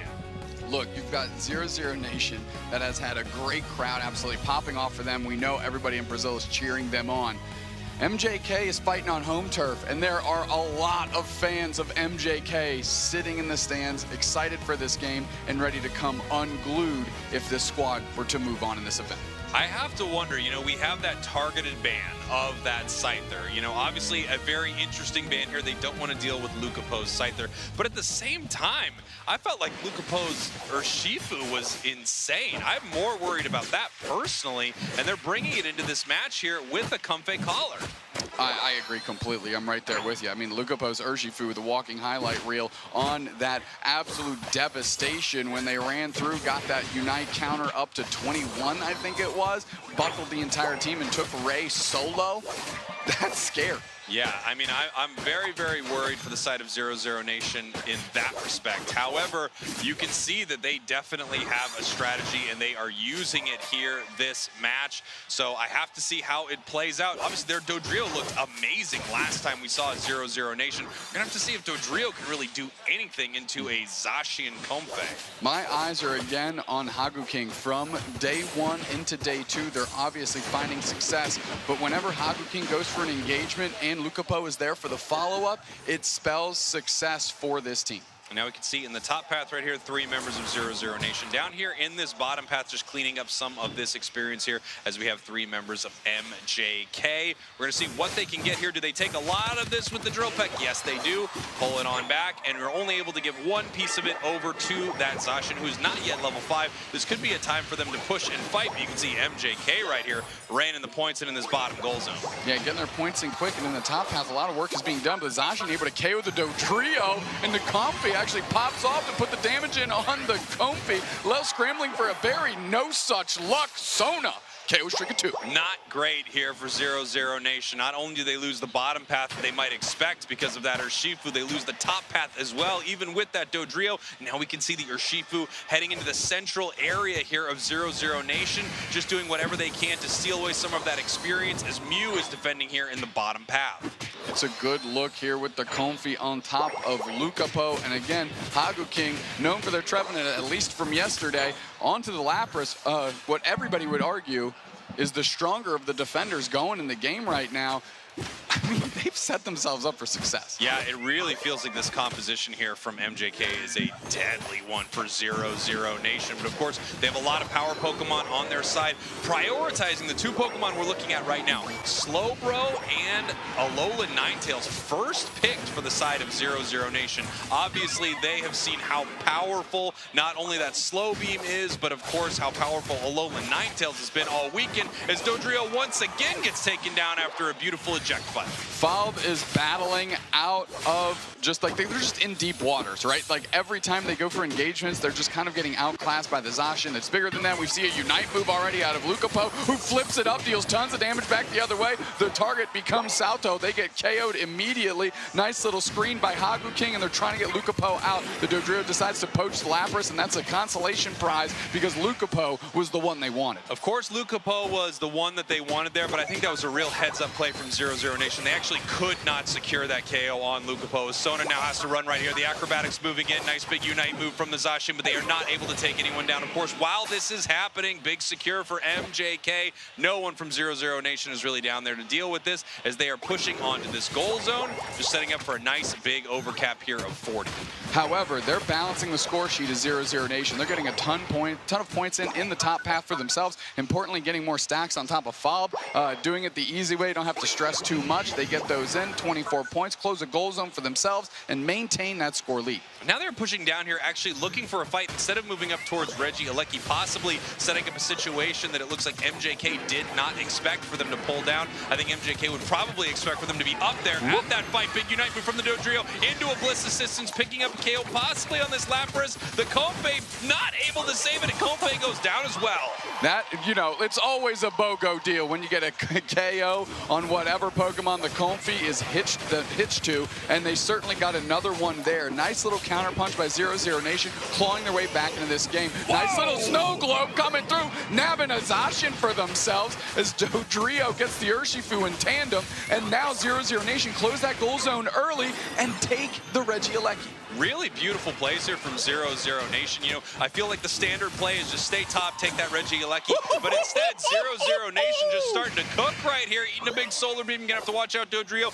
eating some eggs as well so that they can pull back right here. Only one Pokemon defending right now, and Mew kind of pushing around as you see multiple members of 0-0 Nation heading down to this bottom path, and we see the same thing happening for MJK. Nice they move down. Surfing his slow beam into the Urshifu absolutely buckles him. Comfey's looking for a ride, and Mew is not the intended target, certainly not the one they desire, as they're pressuring this goal zone. Lapras goes down again, and now they're putting points in this goal zone. Another one gone, and 0-0 Nation has truly come to life. Yeah, 0-0 Nation looking amazing right here. They're trying to pick up a KO on the Dodrio. They cannot find it. MJK in very poor positioning right here for this bottom Reggie, as 0-0 Nation should be able to take this one for free. Mew might come in with a possible, oh no, here comes the Lapras Express, looking for the secure right here, hiding in this tall grass. Who's able to get it? It is 0-0 Nation, but here comes a big fight. Yeah, the release on the Lapras there was great, but the surf back in the other way keeps 0-0 Nation going. Now they've got tons of pressure on the Lapras. Engaging is, of course, Zacian, followed up with the Lucapo with that Comfey collar, and they're getting a KO. They're sieging this goal zone well, but finally striking back the other way is Falb, and another snow globe comes out, and MJK has to stop this push because Falb is just too much. Oh! That's a 5 KO! 3 heads, 5 knockouts. That's quick math. 1.6 1.25 apiece. 1.75 apiece. Damn, we did it. Someone in the stats room figure out how many KOs per head that is. I can tell you how many it was per hat. They've only got one hat. 5 big KOs on the Dodrio here for 0-0 Nation, as they are looking amazing in some of these fights against an absolutely stacked team here from MJK. I mean, 0-0 Nation, like I said, have come to life. Fob is enormous. Finally, Lucapo hitting level 13 as well. They're looking for KOs. Another little chip in by the Lapras. Their Unite move is gone, and so are they. That Inteleon got the golden gun. Bliss Assistance back on top of Lucapo, who's going in deep. They're looking for 1 KO. Can they get 2? Fob gets a berry. They get the second one. Follow-up. That's huge. And now they're all over this goal zone. Lucapo counter-punching like an absolute monster, and just closing the door is Neri with that Mew KO as well, and all of a sudden the scoreline is back to balance. 2:02-2:23. 1 minute left in this match. No one from 0-0 Nation able to do anything about this Regieleki, but I don't think MJK wants anything to do with it either. They're going to make sure that 0-0 Nation has to deal with this while we have a basement Regi spawning here in 15 seconds. This is a great spot for MJK, even though they are behind on the scoreboard. They could get a massive buff right here, and look at the levels on the side of MJK. That is a level 14 Urshifu, 13 Zacian hiding in the tall grass right here, trying to pick up Dodrio, and they are not able to. What coverage? Are you kidding me? This is a back and forth, back and forth. Lucapo taking the Regice for the team. 15 seconds until Rayquaza. And I'll tell you what, these levels look good for both squads, Spraggles. This is going to be an absolute brawl. I think what's going to happen here is the catch. Whichever team can get a bigger catch on their opponents, that's going to be it. 1 KO goes down, and that could be the end for either of these squads. You're going to look for that slow bro Unite move to make something happen. You're going to look for that drill peck on the side of MJK. A big Sacred Sword could make something huge happen right here. And then, of course, Lapras could set it off with their massive Unite move. Going in. Zone's going in. Bliss Assistance back onto the A9. They're coming back through the surf back the other way. A9 gets the K on the Zacian. 0-0 Nation is coming alive. They're coming alive. They're trying to find more. They got the Zacian. They got the target. Fob has to bail with their Unite move. Inteleon, KO, and Mew. 2 players down for MJK. The pressure keeps going. Lucapo gets the Fob back the other way. But now it's just a 3-on-4. Can they get more? That's the question. Lucapo darts out of dodge. 120 on the clock, and we're going to have a re-engage. We are going to have a re-engage right here. Now, 0-0 Nation is ahead, so they definitely want the clock to start ticking down. They also have Dodrio coming back in a few seconds. Dodrio can peel off and make something happen right here. MJK possibly looking to fight before that Dodrio hits the board, as we see Zacian actually ripping down Rayquaza right now. Rayquaza is only about a quarter down. Here comes another big fight. Big engage. 3 players down on 0-0 Nation. MJK gets the catch. You want to talk about it? They just got one at the fence, preventing the home run. Chaos Stringa 2 for Lucapo. Chaos Stringa 3 for Lucapo. Sealed up by MJK. 0-0 Nation's dreams are dashed here in Game 1 as they get aced easily by the Sword Dog. Incredible stuff here from MJK, just wiping them off the map. That re-engage did not go well at all. We talked about the catch, and you saw it right there from that Zacian. So incredibly aggressive, jumping in there with that Comfey, making sure that they could just rip down 0-0 Nation. And once they picked up 3, it was all over. They're going to go up 1-0, and that puts 0-0 Nation 1 game away from going home. Zacian was the only one stepping up off that spawn with a Unite move, and they put them on Rayquaza duty. They lured the fight to MJK, and man, did they get the opportunity. They punched that ticket. Nice work by MJK in the last 90 seconds. Incredible stuff here from MJK. As you can see, their supporters in the crowd. I believe that was Obi-Wan from Secret Ship cheering them on. Obviously, so much love here for Japan in their home country, looking to move forward through this losers bracket. 0-0 Nation in some trouble. Let's send it on over to Zoinks and Kello to break this thing down. A nail-biter of a match to kick things off. MJK winning that on the back of an incredible refight in those final moments. We got to take a look at this score graph, because look at how close this game was the entire way through. But Kello, those objectives being traded back and forth, but I think MJK winning the majority of those ones. Yes, it was neck and neck between between these teams, but look at this, securing that last Rayquaza, shooting up. You know, it was just insane.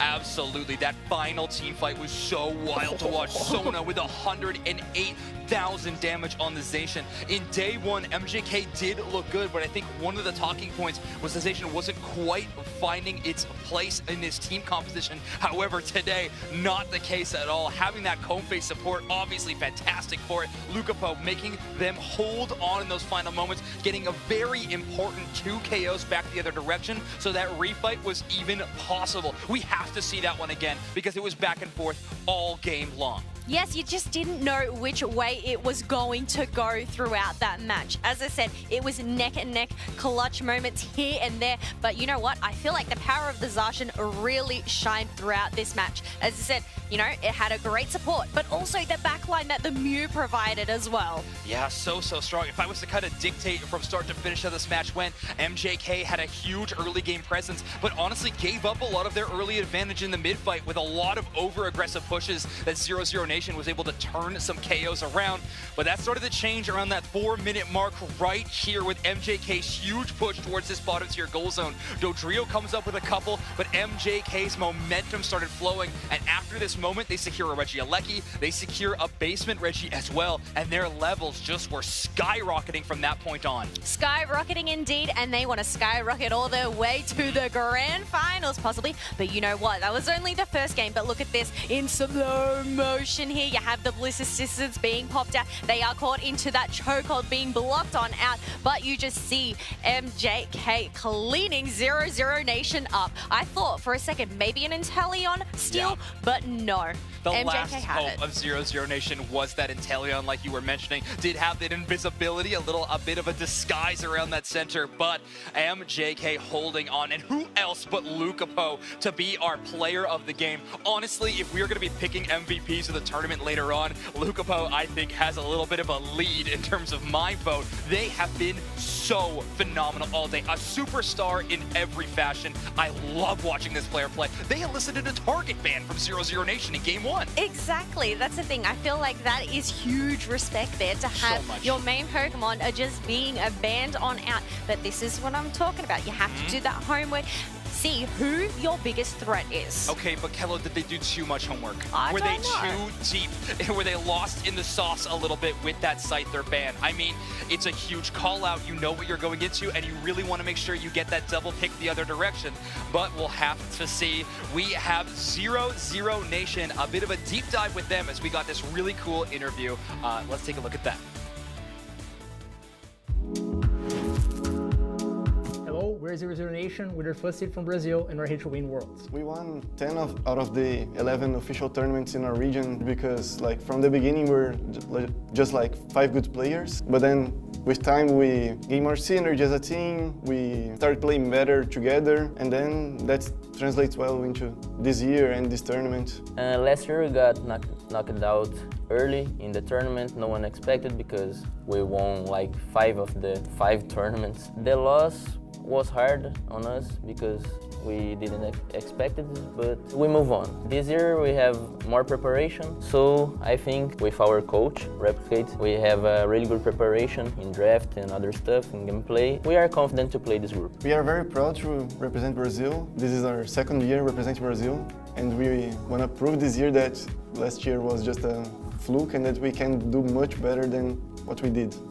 And that we deserve 4 slots. É incrível estar no Japão, porque como eu gosto muito de desenhos, né, animes orientais, é tipo como estar na casa deles, é muito divertido. Quando eu ganhar o Mundial, eu vou sentir que o trabalho terminou e eu realmente bati meu ponto. When we win the money, I will probably spend it all on like Pokémon Center plushies and electronics, a Game Boy and maybe a new Switch.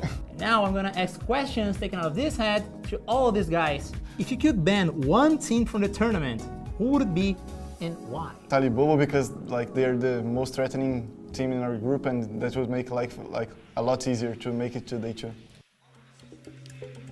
All right, there we go. That is 0-0 Nation in a bucket there, just to see this team here. You know what they said? Is it a fluke? I don't think it's a fluke. They have definitely demonstrated their prowess today. I can't believe the 0-0 Nation we've been watching here in year 2. What a storyline from them. The bounce back has been amazing. Mazo making sure everybody remembers the name of 0-0. What an amazing performance from them. But we're celebrating more than just competitive teams here at the World Championships. Pokémon UNITE is actually having its second birthday. We are celebrating the second anniversary of Pokémon UNITE here on the World Championship stage, but of course in-game as well.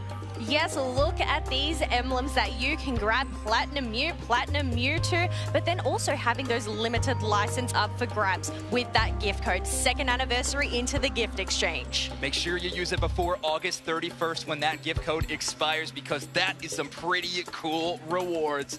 I definitely need to make sure I remember to do that. So yes. Everybody in chat, make sure you remind me to make sure that happens. Oh boy, MJK versus 0-0 Nation. I know a lot of our job as commentators is try to bring that energy that is here in the venue to everybody watching at home, and you have to know this crowd is split 50-50 between these two teams. The Japanese crowd cheering for MJK, and of course Brazil's fans cheering for 0-0. All right, we're heading into our second draft, and 0-0 is going to stick to that same strategy of the Scyther ban. They are going to be giving up the Urshifu unless they first pick it here. Well, that's the thing. Lucapo, they obviously played a pretty mean Urshifu, but Suto, they picked up that Slowbro. So the question is, are they going to be able to get that Urshifu later on, or are they going to prioritize something else? Oh, they're going to go Zacian, Urshifu, who's it gonna be? It's gotta be Urshifu. In these situations, you gotta make sure your star player has their iconic Pokemon. Sona has been putting up an amazing performance, but still, Lucapo on Urshifu is just too good to pass up. So, Soto had this Slowbro last game, Wolf had this Alolan Ninetales again. Looks like we're gonna run it back, but this time, the top path is gonna look different for 0-0 Nation. Now, we have the legendary Pokemon on the side of Brazil's team. Yes, they are possibly looking to chop them down. They want to take this game and bring it to a round 3 situation. On the side of MJK, we have them picking up that Inteleon, a switch once again, and we have Lucapo picking up the Blastoise, possibly to switch it around, or maybe they might play it themselves. We'll have to wait and see once those final preparations come around. All right, 0-0 Nation wanting to add some longer range to the team, hovering the Gardevoir and the Eldegoss currently. No consideration for the Umbreon in this specific team composition. I'm a little surprised to see that, but MJK not going to pick it up either. A snap pick on the Leafeon, and MJK has had an amazing performance with this Pokemon in particular. I cannot wait to see them playing this one. I mean, in their match against Oyasumi Macro, it definitely felt like a Leafeon battle, whatever team got that one. So it's going to be exciting to see here in game number 2. A reminder to everyone, winner of this match moves on to our top 4 of our tournament, and the loser goes home. MJK on match point. Yes, MJK on match point. I'm really interested to see how this Gardevoir fares out in this team composition, but I think we need to bring it to our casters. Spraggles, Doobsnacks, come on back. Here we are, 0-0 Nation, 1 game away from being eliminated. MJK 1 game away from moving forward here in our losers bracket and into our top 4 for the World Championships of Pokemon UNITE. I mean, the Snack Spraggles Express has already dropped off Orangutan. We've dropped off Ocjil. And now is it time for us to drop off 0-0 Nation? That's the question. MJK looking to end that ride for them right now, and that comp is definitely one that can do that. Yeah, it is a mean look here from these two teams, but we're gonna have to see what 0-0 Nation is able to pull out here in game number 2, stealing away that Zacian. It might be the secret sauce that they need to really make this team fly. You know how sauce makes things fly. I've heard that. I think that's what Peter Pan and Tinkerbell used, a bunch of sauce, right?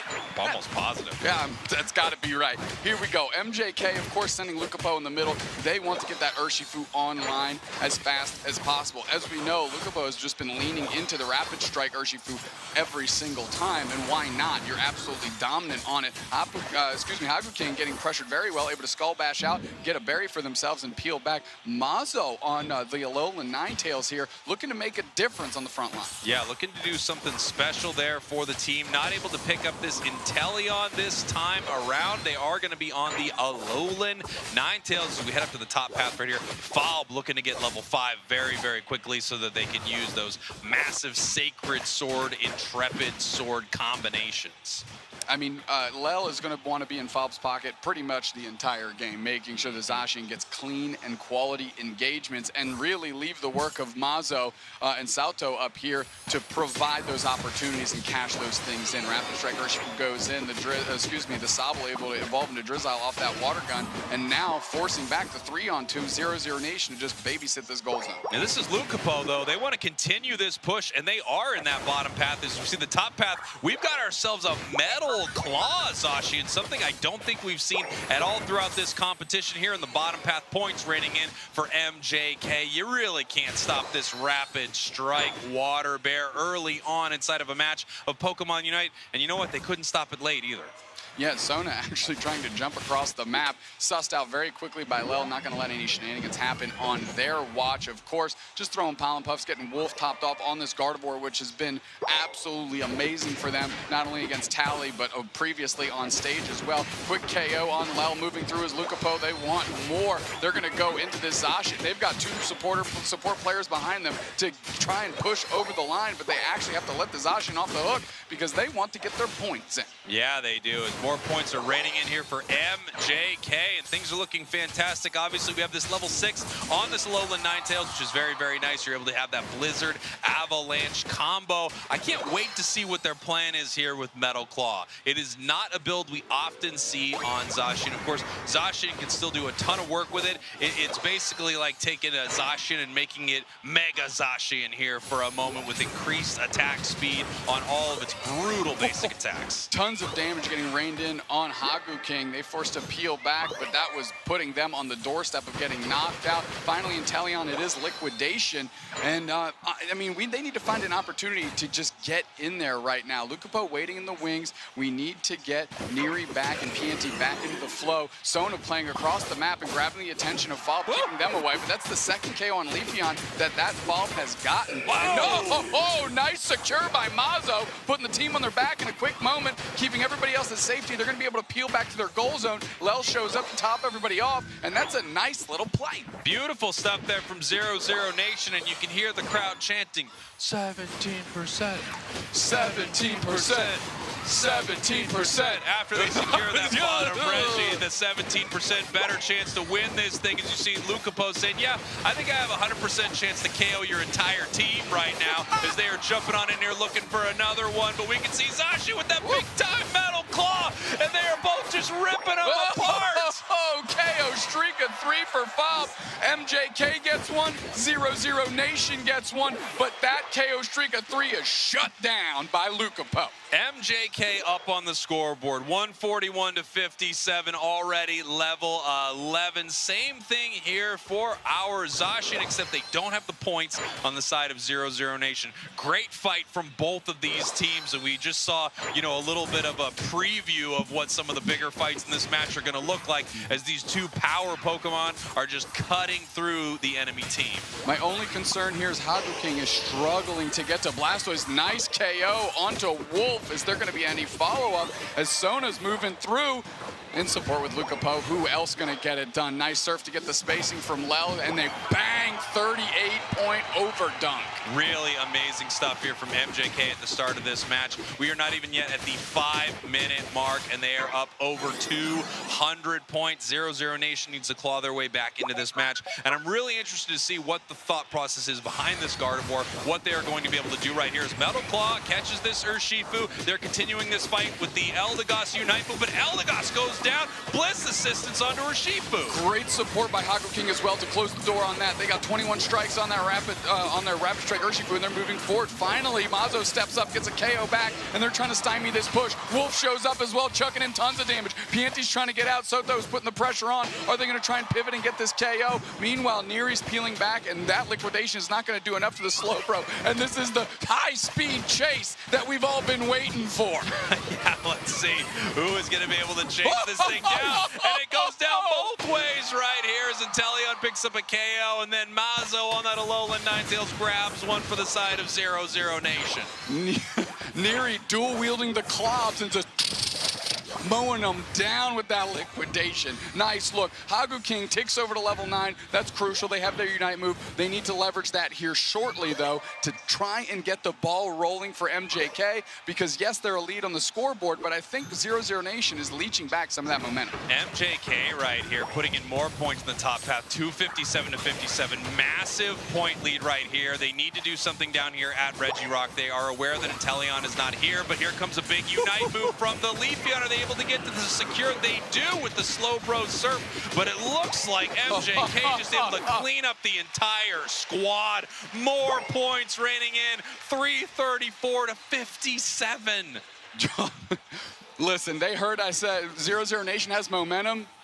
More jokes, Kirk. MJK coming through to shut that down immediately. Holy, 334 to 57 with 3-ish minutes left in this. That's right, and these could be the final 3 minutes of the World Championships here for 0-0 Nation. They need to get something together. They did not look this far behind in game number 1. This is a scary moment as we see Lucapo almost a level 15 Urshifu. I have to wonder how brutal their Scyther was, because this looks like the scariest thing on Eos Island. Without question. Lucapo moving through quickly, dispatching a follow-up, going after Lel. Lel is low, they're peeling back to the rest of the team. It's really going to be on Wolf with this Gardevoir to make more hero plays at this point. The Fairy Singularities have to gobble up 3-4 players, and the follow-up by Mazo has to be there as well. And then, you know, throw in follow just for a little bit of seasoning. But that's the only way I see them getting out of this one, because MJK is massive. Yeah, MJK is looking incredible. The score lead is insane. They are fighting on this Regieleki, and obviously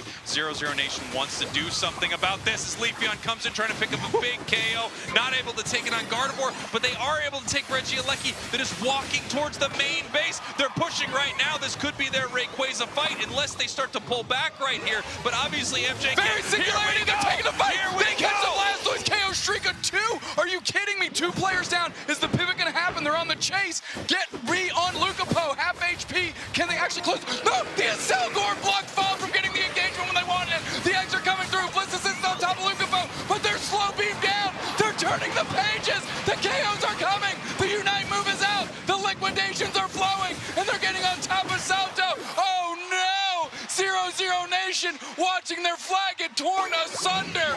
Can you believe it? On the back of a Selgor voice stun to keep that door from closing.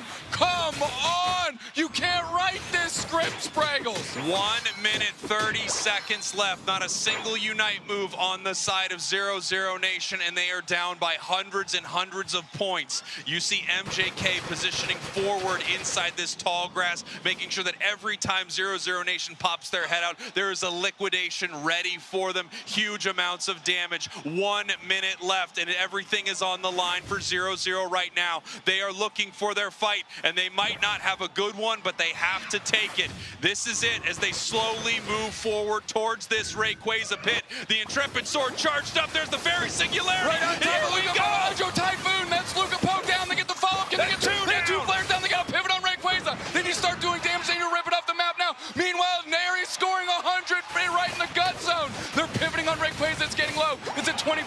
They're moving through. Haku King starts through. Gardevoir clutches it out. Do they have enough points? They need to scramble and score. Who's actually playing defense? They're moving through. They're trying to rip through the shields. They're trying to get Wolf to that goal pad. Keep moving, Salto. We need your points too as well as they're moving along. 327 to 528. No, they broke it. They broke the slow bro shield. More points for MJK. There's just not enough here for 0-0 Nation. The Rayquaza, the shield, they don't have enough points in their pockets. They took the fight, but MJK took the victory with the sneaky scores, and they say sent 0-0 Nation home. What was that game, dog? What? Wow. MJK 2-0. Look, that very singularity, when they pulled the trigger on that, I thought 0-0 Nation had this locked up. But it was the Selgor voice chipping into Falb, who couldn't jump on top of Lucapo, allowed them to peel back into the middle. The whole team was there, and then it was the Blissey, one soft-boiled egg, Bliss assistance in the middle, and then Lucapo came unglued, said, I have a Unite button to press too, homies, and we're going in for it right now. I cannot believe that final fight. I cannot believe how close this was for these two teams. MJK played this perfectly. This is how you play with a lead like this. You make sure you can give up a couple of KOs, you can even give up Rayquaza, but they were so far ahead, peeling away in those final moments, sending Neri to score those 100 points, and they absolutely needed to keep putting the pressure on score-wise. Amazing stuff here from MJK, looking like a team that could be your world's champions as they just dispatched one of the best teams to ever play the game in 0-0 Nation. Lucapo is something else, my friend. Good night. Woo! That was a game.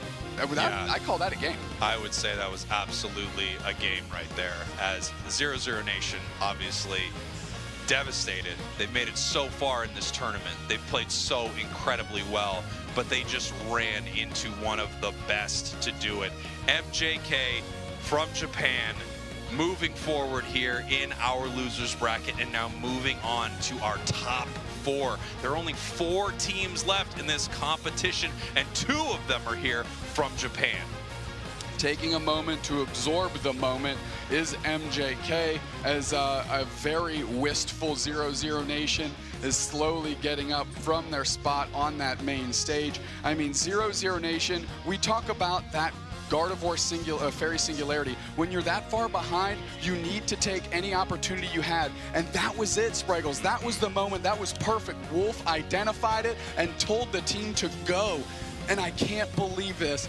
A Selgor stunning out Falb so the Zacian couldn't close on Lucapo. I mean, that is going to be the stuff of nightmares for the 0-0 Nation team, and letting them wonder, what if? Well, there was also a huge moment. I don't know if you saw it, but for whatever reason, we saw the Unite move explode from the Alolan Ninetales, but it was nowhere near catching Lucapo on the side of MJK. I don't know if they didn't have their eject button or they just weren't able to make something work in that moment. They thought they were a lot closer than they were, but unfortunately for 0-0 Nation, they just could not catch them in this moment. What a game by both of these amazing teams.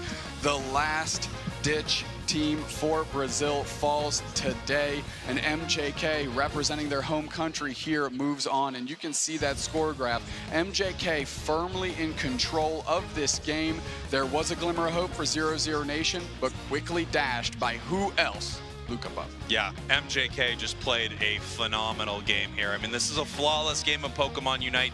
You're even able to let your opponents take Rayquaza, but you know you can still take the victory right here. And if we look across the board, I mean, take a look at that Neri with 100,000 damage. Lucapo, 87,000. Of course, some impressive numbers here as well from 0-0 Nation, but it really was a lot of these moments the Lucapo show. Let's take a look at what happened here in Game 2. MJK really at this time in the game in control, and firmly so. Yeah, firmly in control throughout, honestly, all of this match up until the final moment where it was teetering back in the favor of 0-0 Nation. This was MJK playing exactly how they want here on the world stage. Scoring at will, putting pressure on these goal zones, just continuing to push 0-0 Nation around here. You can see at this point in the match, up 217 to 57. They peel off Inteleon here to score more points in the top path, putting them up even further right now, 57-86, as more points are raining in here for MJK. And this score lead is something they were looking to foster. They were also looking to make sure that they took this Regieleki here in the top path and send it towards that central goal zone of 0-0 Nation. Once that was on the way, they couldn't put all of their focus on this fight, because if they walk away, they're in trouble.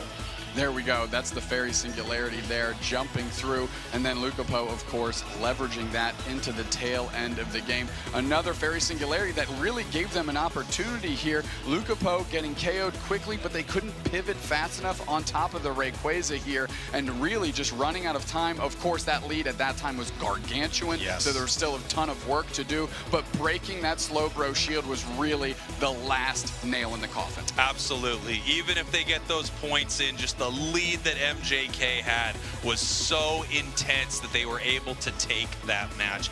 Expertly played match of Pokemon Unite from MJK. They are moving forward here in our losers bracket.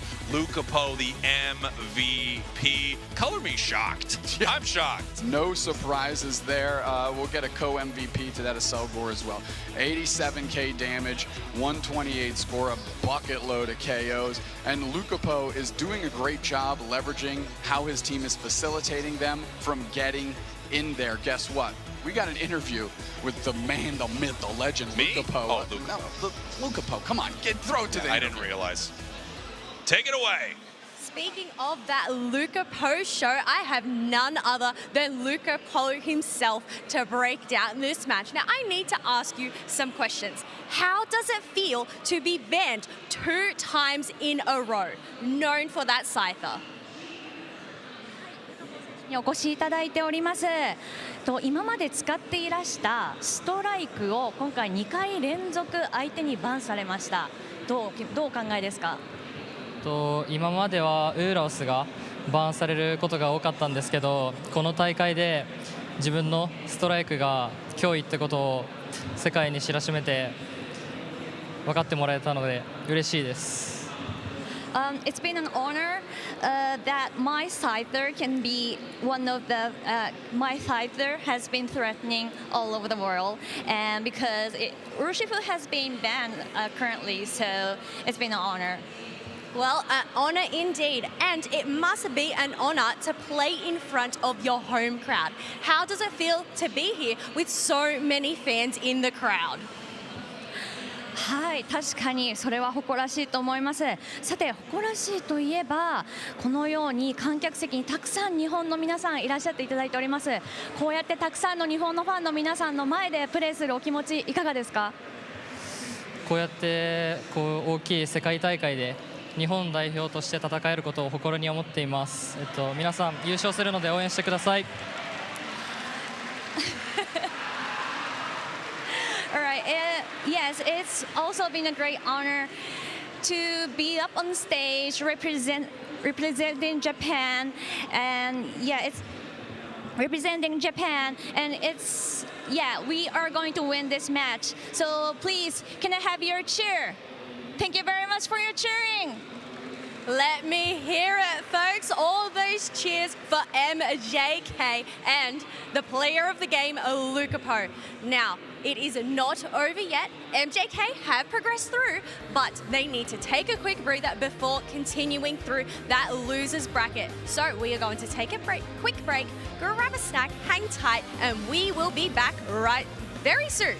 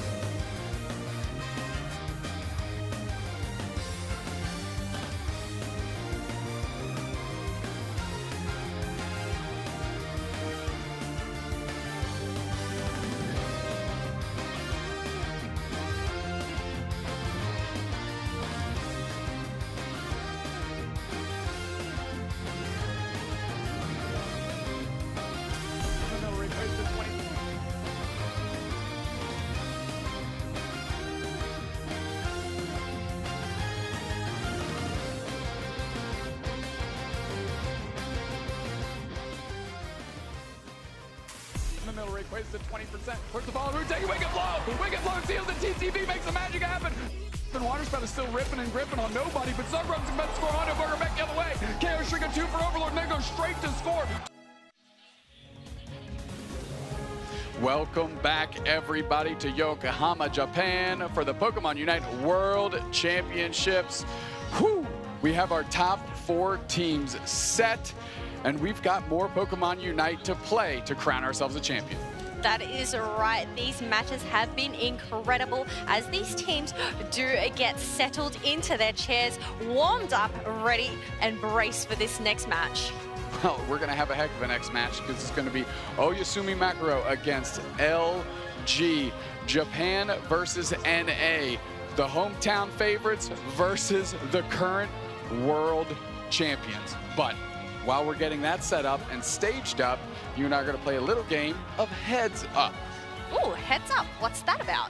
Great question, and I hope I don't duff this explanation because I just found out myself. So, what we're going to do here, Kello is going to lift up a card with a Pokemon on it to her forehead. I'm going to give amazing hints. She's going to guess that Pokemon, and we're going to burn through, I think the number's 5. I think the number's 5. Okay, sounds good. All right, so hopefully I know my Pokemon then, right? Typically this is timed, but they're taking the pressure off because they know I'm kind of an idiot, and it'll take too long if, you know, or we won't get any if they don't, you know, time limit me or whatever. Let's just get into it. Flip up the first card. Don't cheat on the side monitor, Kello. Okie dokie, are we ready? We're getting some hints. A ring. It's not upside down, is it? No, it's a ring. Hooper. That's a terrible, see, this is what I'm talking about. A ring that jumps onto other players. Ooh, comfy. Yep. All right. Technically, 1 for 1. Okay. I can't believe as a Hooper player that I said a ring and it was just like, there it is. We nailed it. All right, next one. Okay, okay. We got this. Oh, I'm really just saying that. Oh, the most popular Pokemon. That one is a tough hint. There are a lot of popular hold on, no, that's a bad hint. That was a bad hint. No. The most popular Pokemon as voted on by Pokemon fans, not necessarily the iconic Pokemon of the brand. I am awful. Why did they pick me to do this? This is a tragedy. I feel like I'm going to get roasted for whatever Pokemon I pick here. I've really set you up for failure. I'm not gonna lie. You really have, because when you said most popular Pokemon, thought Pikachu. But right, no, but that's not the most popular. It's not. What's the most popular? Lucario? Jeez, oh Pete. All right, okay. Kanto starter breathes fire. That's what I should have gone with. I am an embarrassment. Okay. Charizard? I don't know how I'm getting worse. Yes, it's Charizard. I don't know how I'm getting worse. Breathes fire. That gives me the good Good clue. night. What am I doing? Okay, I'm like... Look, you got to make it a little bit tricky here, right? I'm beyond flustered right now, so let's just... Hey, I'm the one guessing, okay? Okay, well, you're doing great. You're just getting awful hints. Okay, flip up the next card. Flip All right, next one. The little gentleman, Goblin.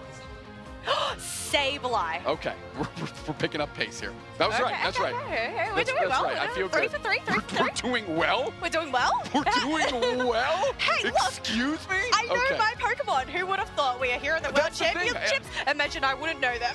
I cast this game and it looks like I don't know my Pokemon. This is an awful look for me. All right, let's get one more card flipped up. Okay. Maybe even another one after that. We'll see how this one goes. Another Kanto starter shoots water.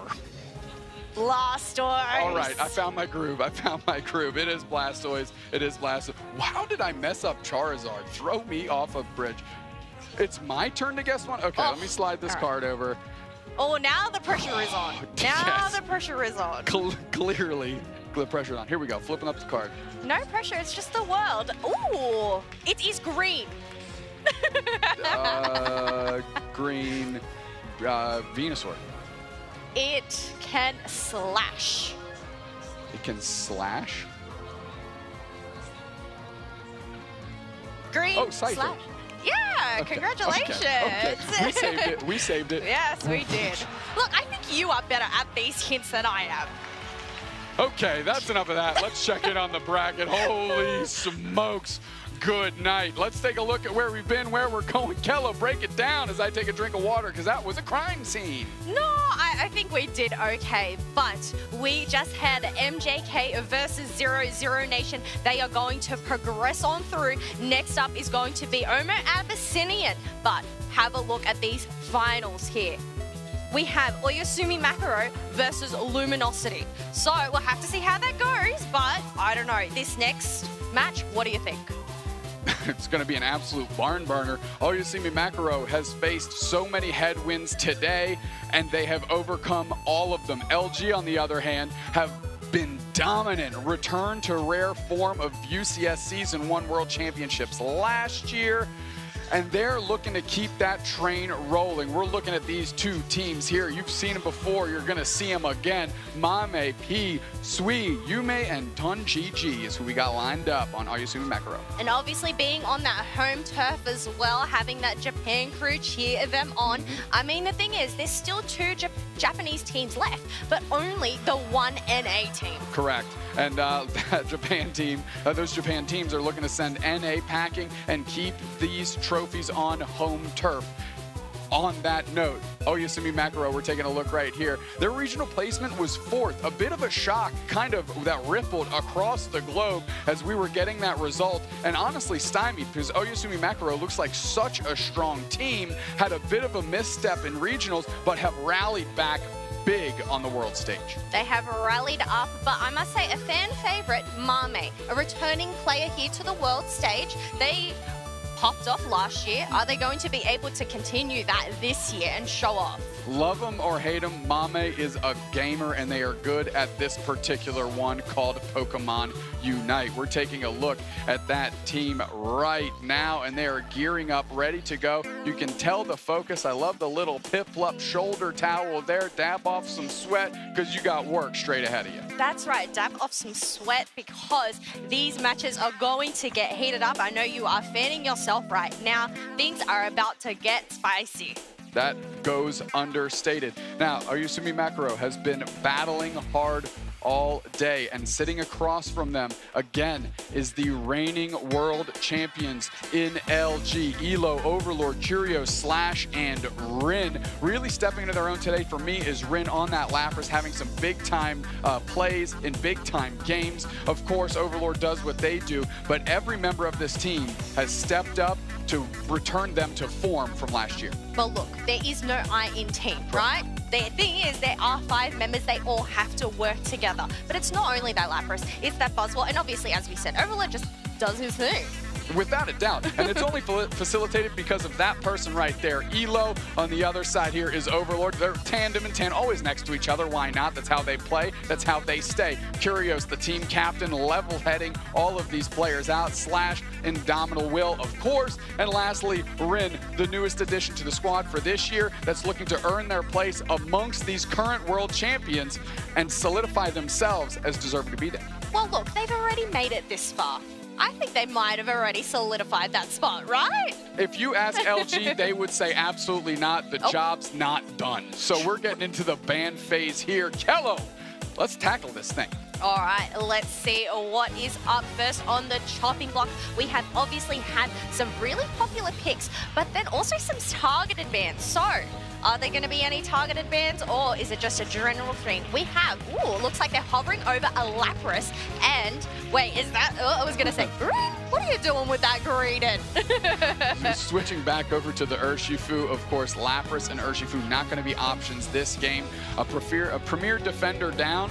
And of course, we just saw what Urshifu can do in the top players' hands, such as Lucapo, such as all 5 of these players right here. It is off the chopping block, but grabbing the Slowbro here is going to be a great tool to slow beam to isolate wherever Overlord ends up.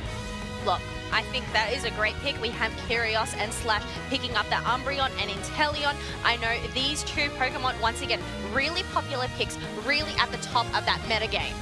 Without a doubt. We've seen Inteleon look great all day long. Leafeon as well. Mame locking that in. Yumi on the Blissey, which is a slash favorite as well. And that's one of the best support tools that they'd like to put into the pocket of Overlord. Quickly snatching up a Zacian though, and Hoopa's Elo is stuff of legend. They won the World Championships on this Pokemon specifically. They haven't stopped playing it since then, which means they've only gotten better. No, it is such a great Pokemon to have on your side. We've talked about its kit, its healing, its maneuverability to go from that top to the bottom, but we need to see what these last two picks are going to be for Oyasumi Makaro. Espeon definitely a surprise here. They believe it's going to have the tools it needs to combat wherever, again, Overlord ends up, because I'm not sure we've found that Pokemon quite yet. Is that Wigglytuff going to be locked in?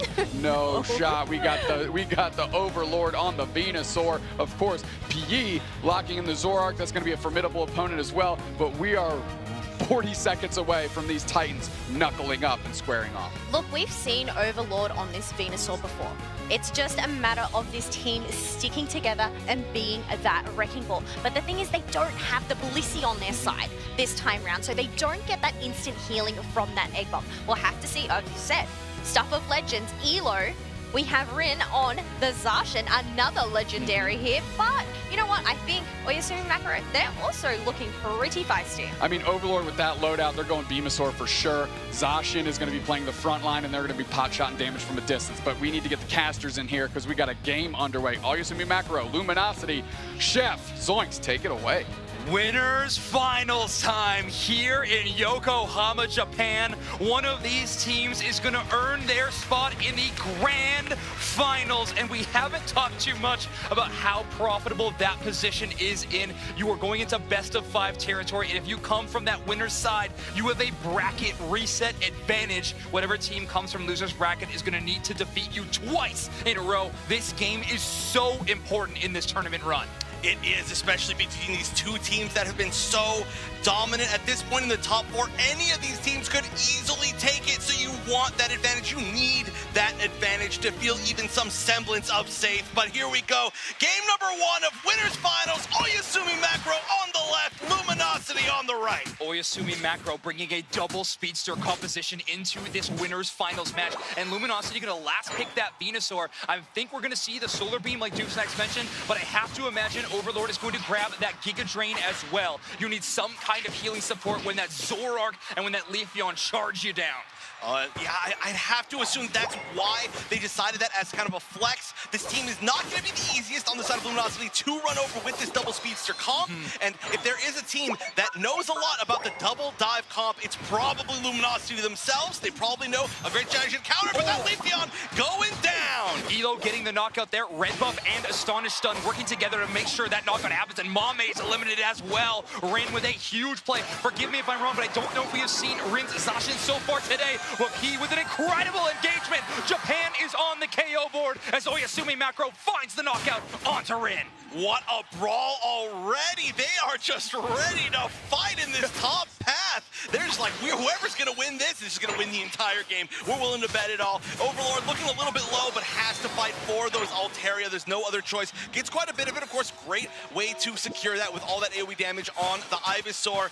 But a lot of it still is going to come down to all these fights happening on the top. He's coming in for the invade. Not going to be able to stop it of Elo alone. But in the meantime, Mame going down. This is definitely already a battle between these two top path Pokemon. Whoa, and that's 2. Can we get a third? Rin looking for 3. Huge stun by Elo, trying to chase down with that hyperspace hold, but I don't think the move speed is going to be enough. Yume is going to be able to reset back to base, and a Solar Blade from Mame is going to KO Rin. Trying to stack, has a tough price there as a huge KO comes from Oyasumi Makaro. They don't have the space to invade a second time in that central area right now, meaning that Overlord is going to hit level 7 on this Ivysaur, so close to level 9 before we hit that 7-minute mark. There is already so much experience on board. There's so much fighting on board before we're even like, we're just barely hitting that 8-minute mark. This is wild. We've not even hit the first Reggies yet, and already we're seeing these teams really come together. But most of it, again, I keep saying it, this top path is a battlefield. There's non-stop fighting here. Currently, we see the side of Oyasumi Makaro trying to force stack and push through to try to get some goals in here, maybe get some stacks, but pushing it on a Hoopa and a Zacian together can be very tough. They're going to try regardless. Good patience by Rin so far, but he is going to be able to find the knockout. Hoopa portal is going to bring Curios up to join this fight, and the Ninja Doll is going to buy them a little bit of time, and he actually, amazing play there from Curios. The wait time on that feint attack was just long enough. They hold out, and they are able to wait out that dash reset. Amazing work, and look at this. Luminosity with an extremely quick goal zone break so that they have a better chance at this first basement Reggie fight, and Slash is taking a great 1v1 against Mame in the bottom path. They are pushing very far. More stacks for the Umbreon. It was an excellent manual dodge as well on the Solar Blade, but now we've got 2 tier 1s down. Obviously, Makro taking the top tier 1, the bottom tier 1 going to Luminosity. So I'm assuming that they're going to be prioritizing each of the spots that they have the spacing advantage in. It's exactly what's going to happen. Bottom Reggie going to the side of Luminosity. Top Regieleki going to the side of Oyasumi Makro. Oyasumi Makro prioritizing top path, 1 for scoring, but 2 to make sure that Rin's Zacian is kept at a low level. And P's been doing a very good job of that. However, that level 9 is matched on either side, and Overlord has been able to hit level 10. Full defense from LG here as Slash gets on the KO board and Sorok gets knocked out. Overlord finds 1 onto the Espeon as well, and Kirio starts getting involved in the fight. KO streak of 2 from Slash as that Snarl hits so many members. Mean Look traps this poor Slowbro as the rest of LG cleans up, and a first big team fight victory for LG. 5 KOs straight, not from the same person, but just a team combined, and then getting healed back up immediately. A great lead for LG to take.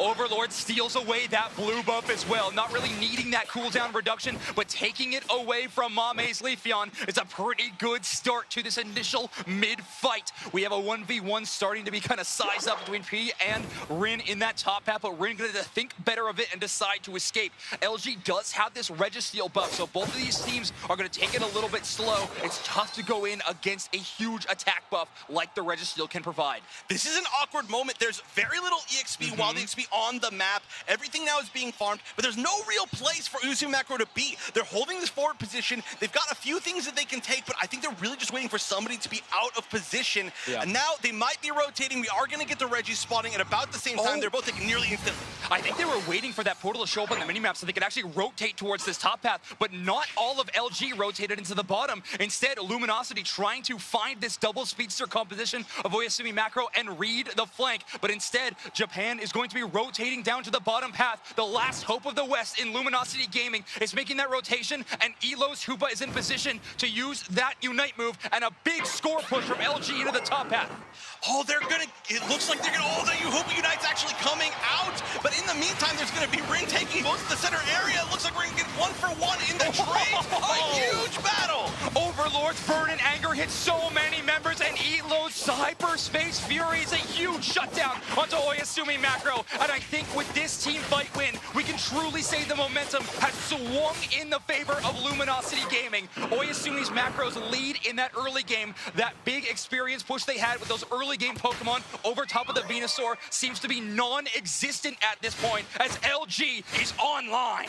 They are doing such an amazing job. They've got a ton of experience as well on their side. All that center experience just going to Rin in the meantime. Regieleki going uncontested by both teams, but they used that Hoopa Unite so extremely well, deciding whether or not they decide to flex down. They did decide to flex down. This is going to be a huge outnumber. Still going to manage to get out of there, but Rin still just waiting in the tall grass to take them out. Wow. Whoa, gets lifted. Telekinesis there from the Slowbro to hold them in place for just a moment. Amazing work there as Rin tries to hold this goal zone defense up. Caught by yet another telekinesis, but this time only the Espeon is there for the damage buildup, and that's not going to be enough. Mame and P are going to be scoring in that top path right now, but Curios actually takes 1. Amazing work there as Curios defends that goal zone thanks to a very quick rotation from Elo's Hoopa. And look at this. We actually are seeing Overlord, despite not really being the one that looked like they're popping off, at 14 already at the above 3-minute mark. Finally, this Regieleki, the second Regieleki, going down this late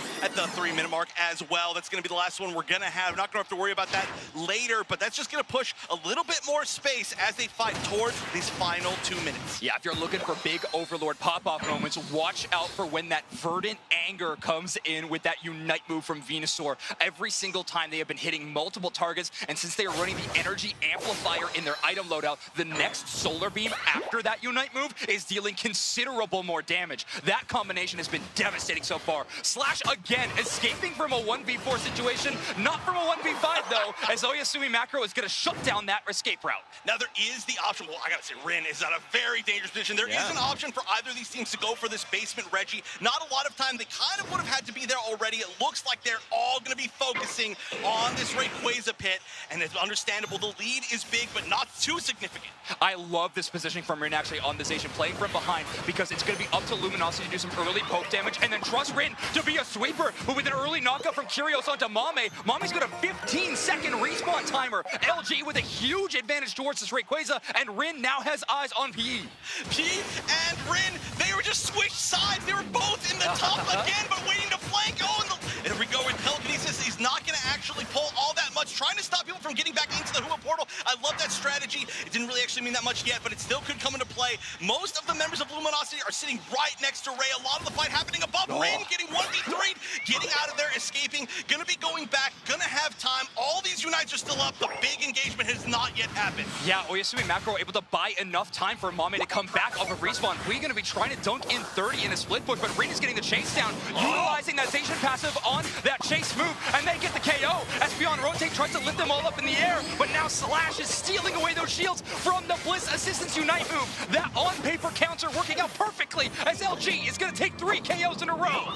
Only the Leafeon and the Slowbro up. The Leafeon is an amazing tool for potentially getting this secure, but can it be there in time? No, it's not even going to be there in general, and it's going to be Curious taking it in the Ray Pit. 49 seconds left. There's already a lead on the side of Luminosity. Only one up, only the Zoroark, and that's going to be none, as it's going to be Luminosity securing game number 1 of Winners Finals. Not without my heart beating out of my chest, Wonderchef. That was so incredibly close. There were definitely chances for a Rayquaza steal from Oyasumi Macro, but Luminosity Gaming holding on in a clutch moment. Overlord trusting in their damage numbers with a big Unite move towards the Rayquaza, doubling down with the Solar Beam, and then Curios, the captain, securing the Rayquaza, and now Luminosity in Winners Finals is going to go up 1-0. This team is very familiar with this situation. They remember what it feels like to be champions. They want to see it again.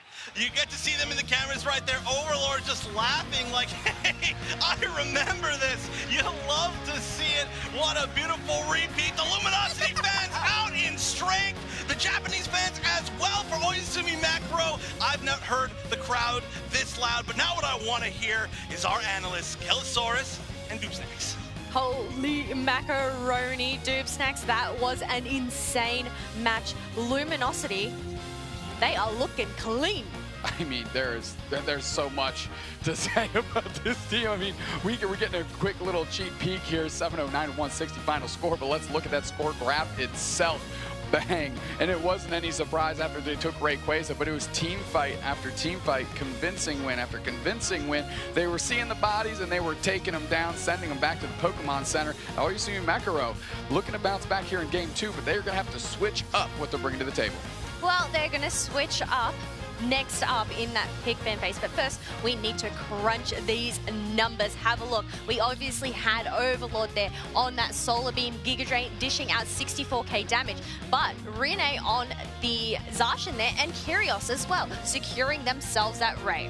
Yeah, absolutely. One thing I want to note, though, yes, LG won the game, but something that you have to give credit Oyasumi Macro for, this is the lowest damage number we've seen out of Overlord all weekend, 64k, spreading the love across Curios and Rin. And we're going to see exactly how Oyasumi Macro pulled that off, and of course how LG pulled off the win. This is why I said there is no iron team, okay? You've got to spread it out across the board. Gotta let the whole team shine. But here we go, the slash and dash. The Zacian trying to fight back, ends up getting taken down, and it was back on the hunt. Yeah, but really a great start by Oyasumi Macro. We saw that KO streak of 2 from the Slowpoke early on. A nice little follow-up there from the Zoroark as well. But then the tides began to turn a little bit as these levels balance back out and then swing into the favor of Luminosity. Well, I mean, Zacian did have that Holloway, so was able to manage those tides and captain that ship. You can obviously see the push here, everybody there to try and defend that pad. I mean, just great work all around. A nice Hoopa Unite here, going to help leverage that. 3 players down, and they're following that up and following suit. As quickly everybody had to go down, Espion had to get out of dodge, and that basement Reggie became free for LG. Yes, it did become free, but here we go. We almost had that final stretch. As you could see, the solar beams that were coming out from Overlord, the poke damage, the chases that were happening in this match. It was such a scramble and so incredible to see. Yeah, I mean, also the mean look there from Slash, following up and trapping the Leafeon so could not get out was a key and critical play there. 1 minute in the floor, but there was 4 players down. Just coming off respawn was the Zorark there. LG seals it up and puts in a bucket load of points. Game 1 to the NA squad. That's right, game 1. It isn't over just yet. They haven't locked in that deal in that grand finals. But as it was mentioned, they have been in this position before. They want to make it all the way to the end. But we have to highlight the player of the game, the Umbreon. You were talking about those mean looks played by Slash, having that experience, Eos Cookie and Focus Band to just give it that sustain. Yeah, taking a ton of damage, of course, but a lot of assists as well, and that's what Mean Look does, trapping players, and you have somebody like Overlord with that Solar Beam, just knocking them down as you line them up. Slash did their job expertly there, getting those 12 assists, and that's a nod to them. Look, it's not the bowling ball I was thinking about, right? I mean, it's a long Solar Beam, so not a ball. I don't know. Yeah, I mean, it's certainly, if the beam is not the ball, it's definitely the alley that everything's getting thrown down. But they were able to rack up some KOs. It was nice to see Slash getting a little bit of credit for all the work that they put in for this team to facilitate players like Overlord and Rin and Curios, of course. Yes, it all comes together, and you know, as I said, there's no I in team. It's all about that team communication, that trust that these teams have of each other. That's without a doubt. Now, Yokohama has absolutely come alive with the Pokemon World Championships being here. And at night, we actually have a little bit of drone show action of a show that goes on right outside of the venue here. And we wanted to give everybody that couldn't quite make it a sample. Look, we've seen fireworks in Pokemon Unite, but why not just witness it, especially if you're here at the venue, right in that sky. That Pikachu looks spectacular. Well, look at the electro. According to me, the second favorite Pokemon of everybody at home there. Okay. Sick call, Dupe Snacks. You're crushing it out there. A nice representation. Of course, the globe, as we are here for the World Championships. And is that the second favorite Pokemon's Lightning covering the globe? Big question mark. I can't answer you there, but look at that. We do have the little Pikachus popping on up there. That is so cute. The little Pikachu heads, the lightning bolts, it looks good. I just wish maybe it was Charizard, you know, everybody's favorite Pokemon. Well, I mean, we are all wearing Pikachu pins here today. What?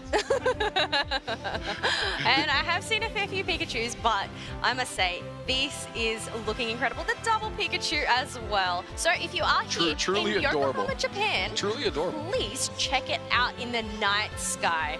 These are, again, this is a drone show, so all drones being put up. I mean, obviously, I don't know how that works. I'm not a scientist, but it looks great. And it's here for our entertainment and our enjoyment. I mean, we've seen the Ferris wheel outside of the venue get lit up with a bunch of Pokemon-themed things. Of course, there's the manhole lids that were painted differently to represent different scenes across the city as well. Everything, like we mentioned, has come alive for the World Championships here in Yokohama. They have decked this place out. It looks spectacular, not only in the stadium, but out in the streets as well. Obviously, seeing that Fuecoco there, one of my favorites for sure. Yeah, we just saw Sprigatito. Hopefully Quaxley gets a little bit of love. I would think maybe my personal favorite, definitely Spraggles with that head of lettuce that Quaxley is sporting, no doubt about it. I am a Quaxley crew as well. But, really? Yeah. I mean, look, I'm a fan of all three. How could you not? They're all very, very lovable. I tend to agree.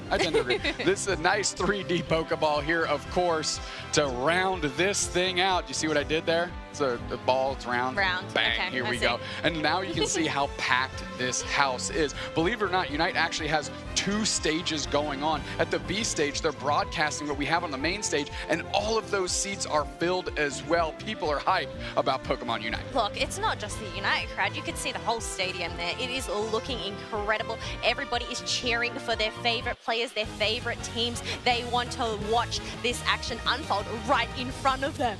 Yeah, and two favorite teams that we've got are right here playing against each other. LG with the backing of NA, and Ayasumi Makaro battling on their home turf with the backing of Japan. LG up a game, banning the Urshifu, Ayasumi Makaro taking away Overlord Zora. Well, it makes sense. They do play a very mean Zoroark, but we do have Rene picking up the Lapras first pick.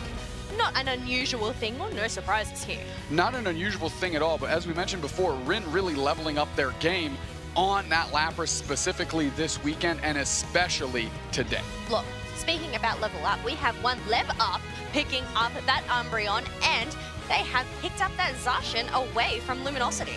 It almost felt like LG's pick of Zacian in the first game was just to make sure that Ayasumi Makaro would not have it. And of course, when they had the opportunity, they snatched it up right away. But also gone is Elo's Hoopa. Hoopa and Leafeon as well. So these are going to be these final picks. They are going to be so crucial for this team composition.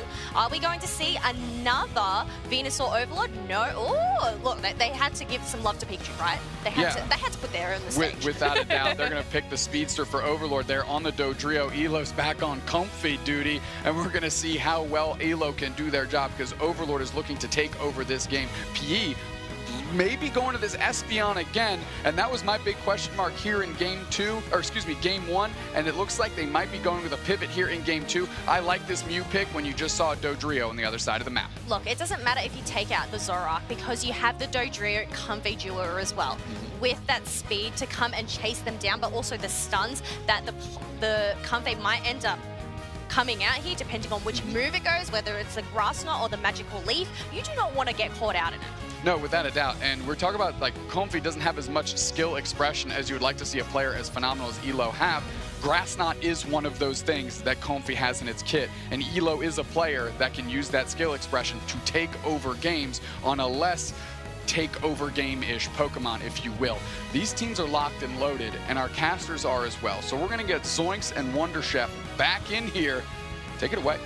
Oyasumi Makaro with their backs against the wall against a team that is very familiar with the World Championship stage. In fact, they currently hold that title of being World Champions. Oyasumi Makaro trying to play spoiler, but also trying to prove to their home region that they belong in that grand finals. What an excellent set of teams to be in this winners finals, but the pressure is truly on at this point. And I gotta say, I'm gonna play a game of heads up with you. All right, here's the hint. It's a legendary from Pokemon Sword and Shield. Yes, Samus and no, it's Zacian. Yes, it was a trick question. It was a trick question actually, because it was two. I want to talk about them both. The fact that we're still seeing the Urshifu band and the Zacian go to the other side, I feel, are two huge parts of this match. But let's see how they affect it exactly. LG up at match point on the left side. Oyasumi Makaro on the right. Oyasumi Makaro building basically another double dive composition, right? You're running that Leafeon, you're running that Zacian. Both of those are melee damaging Pokemon. They need to be up close and personal. It's going to be up to the Mew of Yume to really do some early damage and soften up those HP bars before the top tier level players at Oyasumi Makaro can get to work. And can I just note as well, I love the role switches that they have on their team. It's going to be Mame now on the Hoopa. Yume, instead of playing the support, is switching over to the Mew. It's that level of flexibility that is super cool to see. We've seen it from Oyasumi Makaro before. Yeah, Overlord trying to get a bit of an invade. Oh no, sorry, this is actually P getting this invade done, and they steal away the blue buff from this Doduo. It's going to be real tough for Overlord to hit level 5 now. They are going to get that knockout. Elo takes credit for that one, but thanks to that experience share, Dodrio is going to be here on the map. And Elo with the double buff, a little bit less useful, I think, than some of the other supports that could potentially get it, but, you know, still can be used. Like you said, one of the best support players in the world, without a doubt, a huge throwback. That's going to be at least one. They're going to go back to Ninja Doll. Synergy with the hyperspace portal is so amazing, but still, that's going to be a good win on the side of LG. As good as that looked when everybody just watched that, it was even better, I promise you. That Sacred Sword with that big circle of AoE damage is such a problem for Luminosity to deal with, but Overlord choosing that Drill Peck is huge. It's going to give them just enough mobility to not only do damage, but avoid those huge area of effect damages that Zacian was just trying to put down. Incredible work from Overlord and Elo in that duo. But here we go, Oyasumi Macro looking to have another robbery. Oh, look at this. 3 members of Oyasumi Macro trying to take on Overlord, but that's not going to be the easiest thing in the world with the Comfey hanging on. This could turn around very, very quickly. Can't get out of there. The Mean Look's going to be a great option, but only so great backup is arriving. LG just going up even in more KOs. Can they catch the Umbreon as well? The answer is yes. Mame putting down that portal for their Umbreon was essentially a sacrificial play. They had no more mobility options to dodge Overlord. Even Phantom Force wouldn't be fast enough to avoid this Dodrio. Overlord getting up close and personal. P lands a huge Solar Blade with the Comfey healing as well as the escape route from Overlord. Looks like it's going to be enough as they chase away. Razor Leaf, though, bringing a ton of damage. And Overlord goes down. Elo drops off. They need to earn some more flowers as now Rin is going to be the major one taking this fight. A Grass Knot locks onto P, but Rin unfortunately does not have the mobility to chase down that KO. Ooh, there was a chance for a lot of KOs here, but that Hoopa reset was gigantic.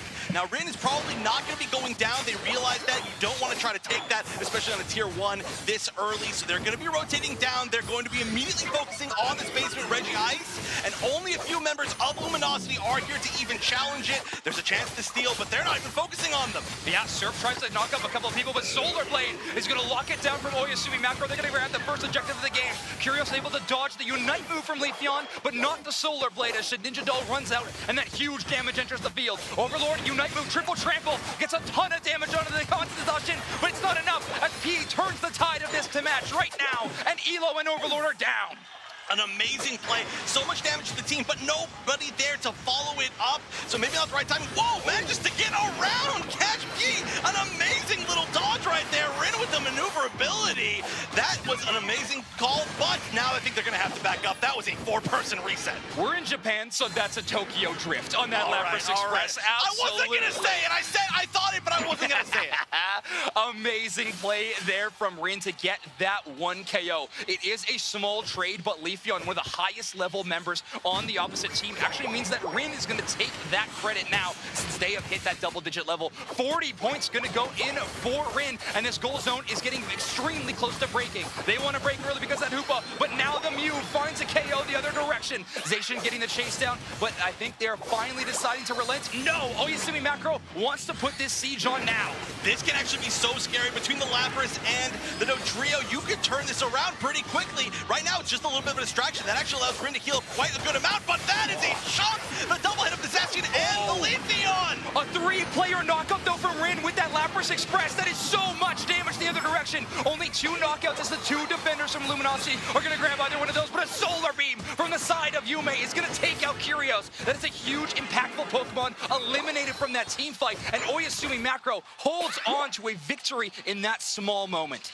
We can see P rotating up, going to get 40 in this top tier 1. That is huge. That's going to set up a great overdunk potential. They also have the ability to try, and I don't know exactly what that Solar Blade was, but they have the ability to try and get that Regieleki if they want to. Only 2 members down at the base, and Reggie's spawning from Luminosity. In the meantime, it looks like there are going to be some rotations back up towards top. They might be taking down the tier 1 on the side of Luminosity as we're watching. Finally, this goal zone break is going to happen. Luminosity Gaming cutting off Mame's value on this Hoopa just a little bit, but Mame going to try to find value elsewhere with a huge top path push. A Unite move is going to bring multiple members of Oyasumi Macro to increase that score lead.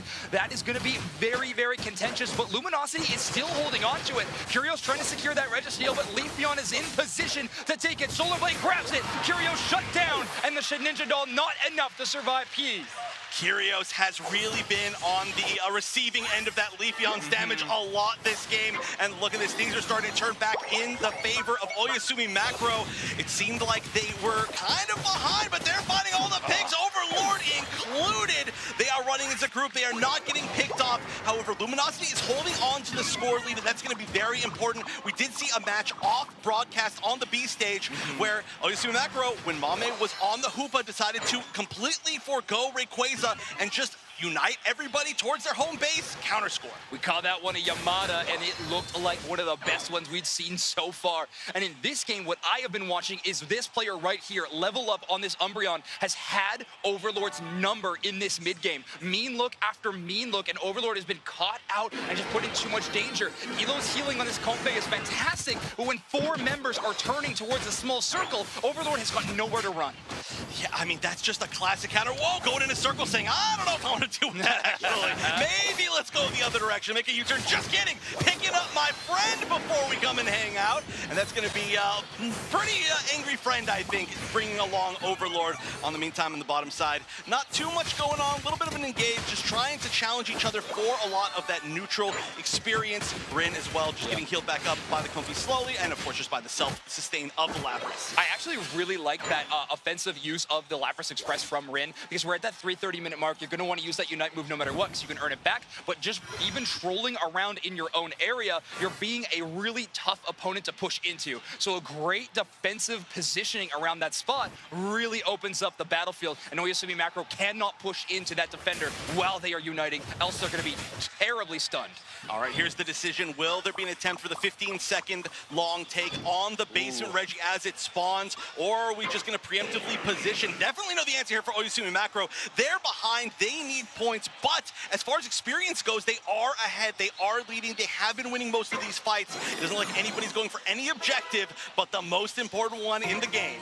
It's really interesting too, because I don't think up until that point, either team had much intel about where the vision was, either direction. Amnesia going to shrug off that boosted auto attack from Yume on to Slash. They're going to be doing all right, again, defending that goal zone. Both Elo and Rin are hanging out around this top path. They know that the Leafeon wants to score, and Leafeon is going to move undetected towards that tier number 1, as our team fight still has yet to pop off around our final stretch. And just as a note, Umbreon Unite, just barely coming up as I say that. Everything is available. That's going to be the first engaging section going down off the bat. Rin coming in from behind as well. Can we get pick number 2?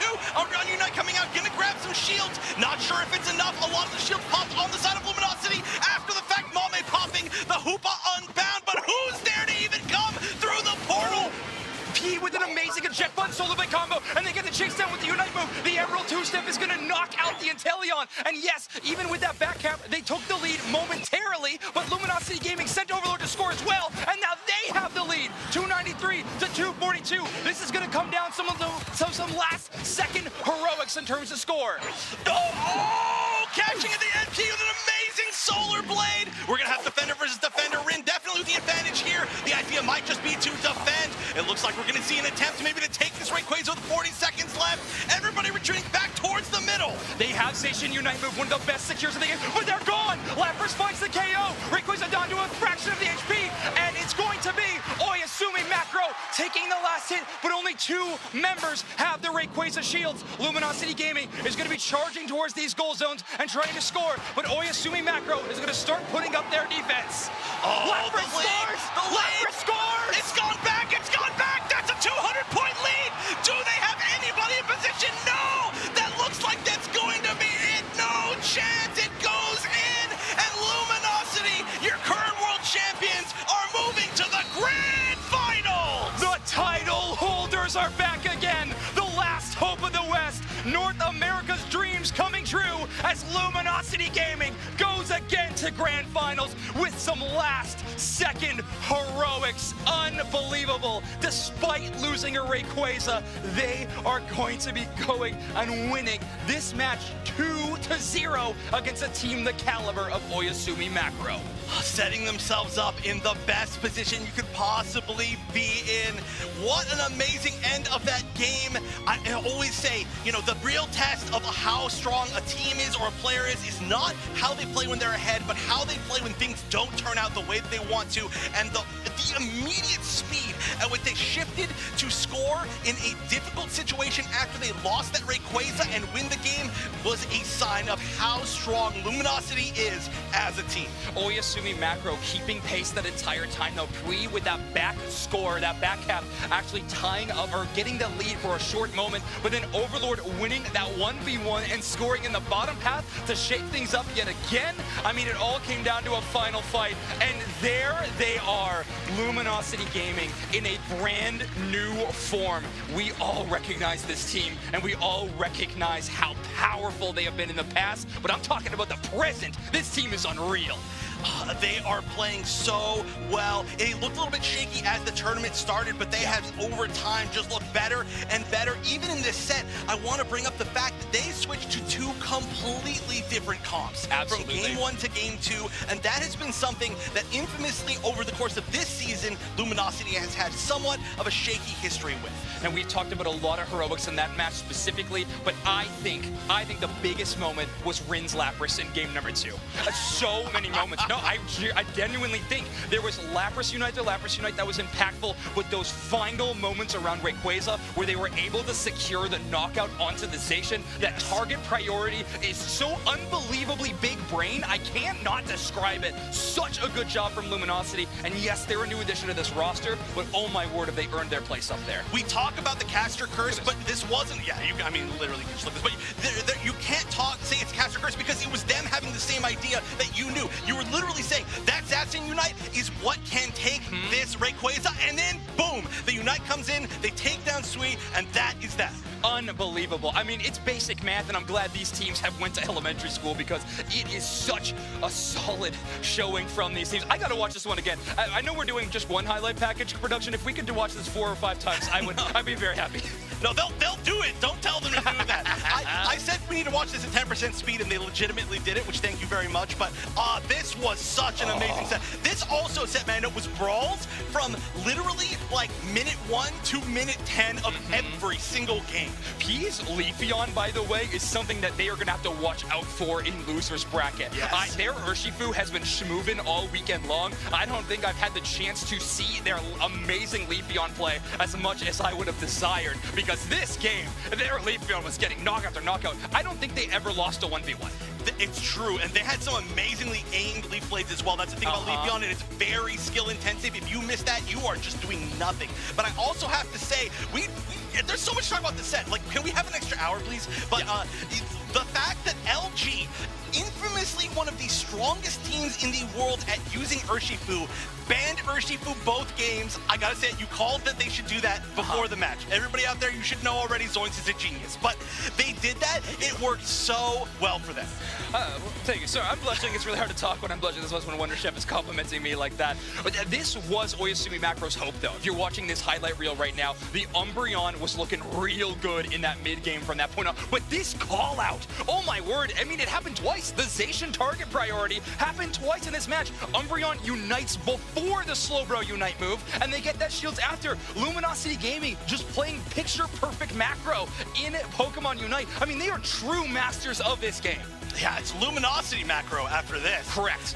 No, absolutely. That was a great pick, by the way. That was almost the game-winning pick. I just gotta say, that went it was that close to be the other direction. Primarily because of that, you can watch it right here. Your moment. These final moments, Mew with the Unite move to try to get that Solar Beam, and they are the ones to secure it. However, Zacian going down here means that only 2 members received those Rayquaza shields, and with Luminosity having that slight lead, they were in good position. The crowd popping off, LG popping off, and now they have a winner's bracket advantage in Grand Finals. And our player of the game, maybe honestly the player of the set, honestly, looking at both games, Rin on the Lapras. Of course, this Lapras, we just went over so much of why it was important. I also want to just point out how impressive that Zacian was. The way that they ran away with that in that top path really dictated the entire pace of the first game.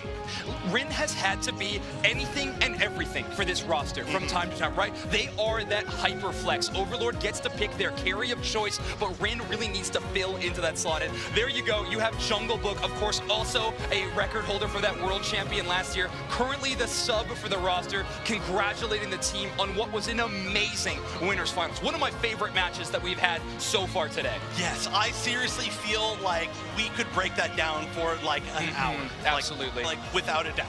I think it's just a huge credit to how amazing North America and Japan are as regions. Whereas Japan does have 2 teams here in the top 8, and North America not quite, but only having 1, but hey, they're in Grand Finals. Let's take a look at that bracket that we've had so far today. That's right, Luminosity sitting in Grand Finals, the final hope of the West, but what a hope that is. And down in the losers semis, Omo Abyssinian is going to take on MJK to see who will fight Oyasumi Macro. Oh man, that's going to be an amazing game. Obviously, MJK wanting that run back, the Battle of Japan in the losers finals, but it is going to be an amazing, amazing day of games. We have had so many already, but we're going to have even more to come. Before that, though, we have an interview on stage. We have Slash from LG. Kello, please take it away. So many amazing games indeed, but we have a team or a player from Luminosity here, Slash. I need to ask you a few questions. Now, I know you did a tier list of the players before coming to the Pokémon UNITE World Championships. Is there anyone in particular that you think you might change? Actually, Oyasumi, who we just faced, I rated them kind of lowly, which I regret because they're an amazing team. So, yeah, all the players on that team I'd rate a lot higher. Well, they have obviously made it this far, so I think that is a good choice. But I also need to know, going into the grand finals here, is there a team in particular that you would like to see right next to you? For teams that are still in, I'd say Oyasumi. I'm a big fan of theirs, but I was really wanting to face Baby Mazo. Unfortunately, they already got knocked out, so. So you want to do a rematch then? Yeah. Alrighty, folks. Well, as we do get ready for these next matches, we are going to take a quick break. So hang tight because these matches, I bet, are going to be amazing.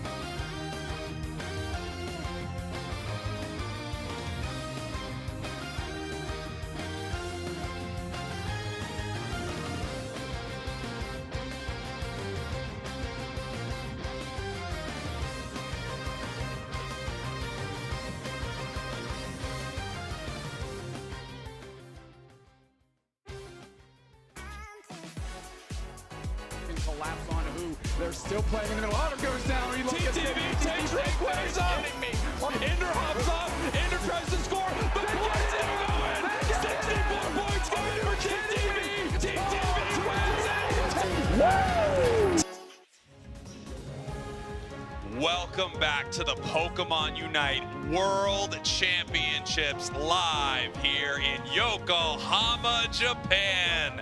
I am Spriggles, your resident content cowboy. Yeehaw to you and yours. I'm joined by the one and only Zoinks up here in the booth as we get ready for an insane game in our losers bracket. Obviously, you can see that the stands are full. People are pumped. We are getting ready to see the top 4 in UNITE compete, Zoinks. And in an elimination match as well, OMO Abyssinian versus MJK, a team from Japan that has looked incredible on every stage that we have provided for them. This tournament has honestly been so fun, Spraggles, in terms of UNITE competition. We got to add a little bit of extra fun as well. We are going to get our chance at heads up, actually, and I'm pretty excited. We got a fun few twists for you. We're going to start out pretty standard. I'm going to raise a Pokemon up to my forehead, and I'm going to have to guess what Pokemon it is. Everybody, this is what this Pokemon is. Okay, Zoinks has it above his head. I am allowed to tell him any clue. Beam. I'm going to say Venusaur. Boom! That is how good we are. Could have been Mew. Could have, yeah, anyways. Yeah, I guess it could have been Mew. I didn't even think about that. All right. My turn to give a clue. Okay. Okay. I will say Metronome. Clefable. Correct. Well what done. Am I, some sort of genius at Pokemon UNITE? Everyone was just cheering for you. Did you hear that? That was really cool. Thanks, guys. Thank you so much, everybody in the crowd. Thank you for the cheers. Our next round is going to be only one-word clues. Okay. Icicle. Glaceon? You better believe it's Glaceon. Come on. Again, could have been Mamoswine, so we're really making this one tough. Okay. All right. One-word clue. Duck. Cram, baby. Yeah. Cowboy Cram. All right, fantastic. We're too good at this game, actually. I'm realizing we're too good at this game. Kanashi can't even believe how good we are at this game. Incredible. We're too good. We got to make it a little bit harder. Now, in round number 3, the clue. You're welcome. The clue giver. Stop already, guys. We're going to round 3. This crowd's insane for this game. They are loving it. The clue giver is going to have to act out the Pokemon with charades. Right. Oh, no. What a white. Umbreon. Yeah. That's a mean word. look for you, ladies and gentlemen. That's true. And I figured it out on the fly right there. Could have done some foul play, but I don't know how I would have done that. Yeah. Spriggles is so nice, too. It's really hard for him to accomplish that maneuver. So well done. Well done, Spriggles. All right. You are going to need to act this one out for me here, Zoinks.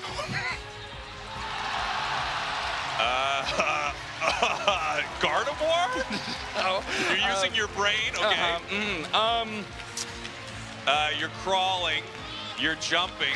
Oh, no. What are you? Keep going. Don't stop. Oh, man. You're throwing out a ball. You're throwing it. Lucario. You're making the ball smaller.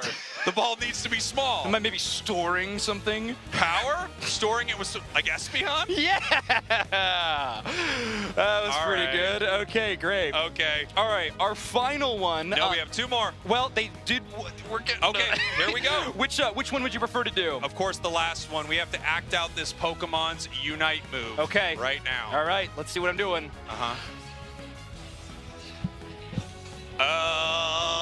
Do it again. I think this is perfect, but I have no idea what this is. Machamp? No. No. What are you? Stop acting out its UNITE move. Give me more. This isn't real. What is this? Greninja. Yes. All right, I think that one about wraps that up. Unless you want to try acting out that one. All right. Wow. Wow. We have a game of Pokemon Unite, by the way. Please Super Ninjas Unite one more time. All right. Also, before we get into the game, we did want to talk about one more thing. We are going to be talking about the welcome kit that these players receive for attending the World Championships. Of course, every competitor here had to earn a spot, and well, we want to reward them handsomely. We really got to check out this video.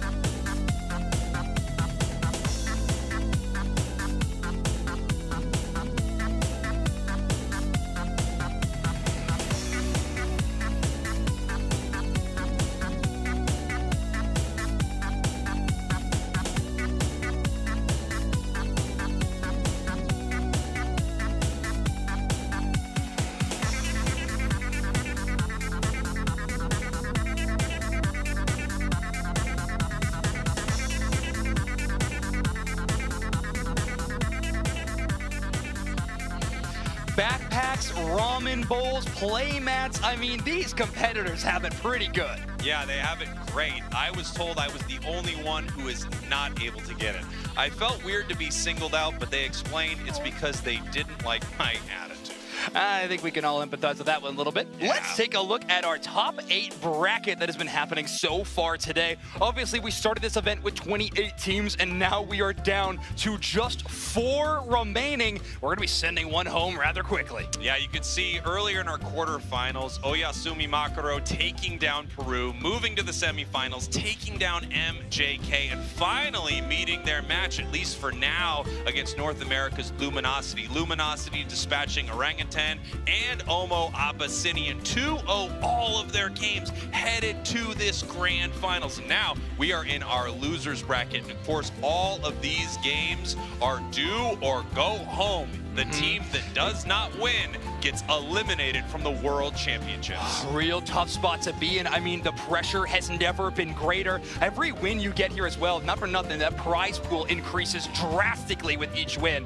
MJK, though, is one of the 2 representatives of Japan still in this tournament, and I have to say, they have looked amazing every single time we have seen them. Pinsy, Neri, Lucapo, Sona, and Hagu King, every single one of them have proven themselves to be star players. Without question, superstar performances across the board. I think you noticed Lucapo so much. They are just such an in-your-face player. In fact, being target banned in the draft mode so that they can't play Scyther, which is a very, very bizarre Pokemon to get banned out for because they're bringing out their Urshifu, and I don't know what their Scyther must be doing because their Urshifu is one of the scariest things I've seen in Unite. I've had the chance to witness the Scyther on B stage and on main stage a couple of times, but against Team MYS in the group stage, it was ridiculous. I mean, we had Lucapo 1v5ing in that game. It was absolutely ridiculous, but the competition is so fierce here that we're going to be going up against APAC East's last representative, Omo Abyssinian, here to bring up that region. That's right, the first place team from their region, and they play like it right here. Obviously, they were a favorite heading into this. I feel like a lot of teams looked at them as a possible grand finals contender for this whole event, and they are not wrong, playing flawlessly throughout most of their days here, actually having gotten dispatched only by Luminosity. Yeah, which was a tough matchup for them, obviously, but going into MJK, I think they have had time to regroup and rethink their in-game strategies. But, I mean, Omo Abyssinian, yes, maybe taking a loss here in the top 8 bracket, but in that group stage, they were looking incredible, taking down teams like Nats Esports and just having a lot of impact there. Yeah, I think the real question is what strategy is going to come out here? What is going to be the deciding factor between 2 of the top teams in the world? Yeah. We are getting down to the nitty-gritty at this point, Zoinks. We're talking about the top 4 teams in the world of Pokemon Unite, not counting my team, that didn't play because we knew it would be too easy. I love that flex and I love that confidence, as misplaced as it might be. Sure. Now, we're going to be heading into our first draft of the game, and I do think that this draft is going to be defined by the two superstar players on your screen right now. Luca Poe from MJK and Shua from OMO Abyssinian. The Leafeon from Shua, there we go. The Leafeon from Shua is literally untouchable every single time we have seen it on broadcast. An immediate target ban from MJK, that seems very well thought out. Now, I'm interested to see what happens with MJK, because I do not think you can first pick Scyther, but I have been wrong before. Yeah. I don't even know if they want to bring that Pokemon out into this match with how good their Urshifu has been doing, and they first picked Zacian, a Pokemon that we've seen dominate. I did not know how much play it was going to get here at Worlds, and the answer is a ton. Teams with Zacian are crushing it. And speaking of players with a lot of minutes on that Pokemon, it's going to be Sona, who's basically played that patch so many times. I would love that too.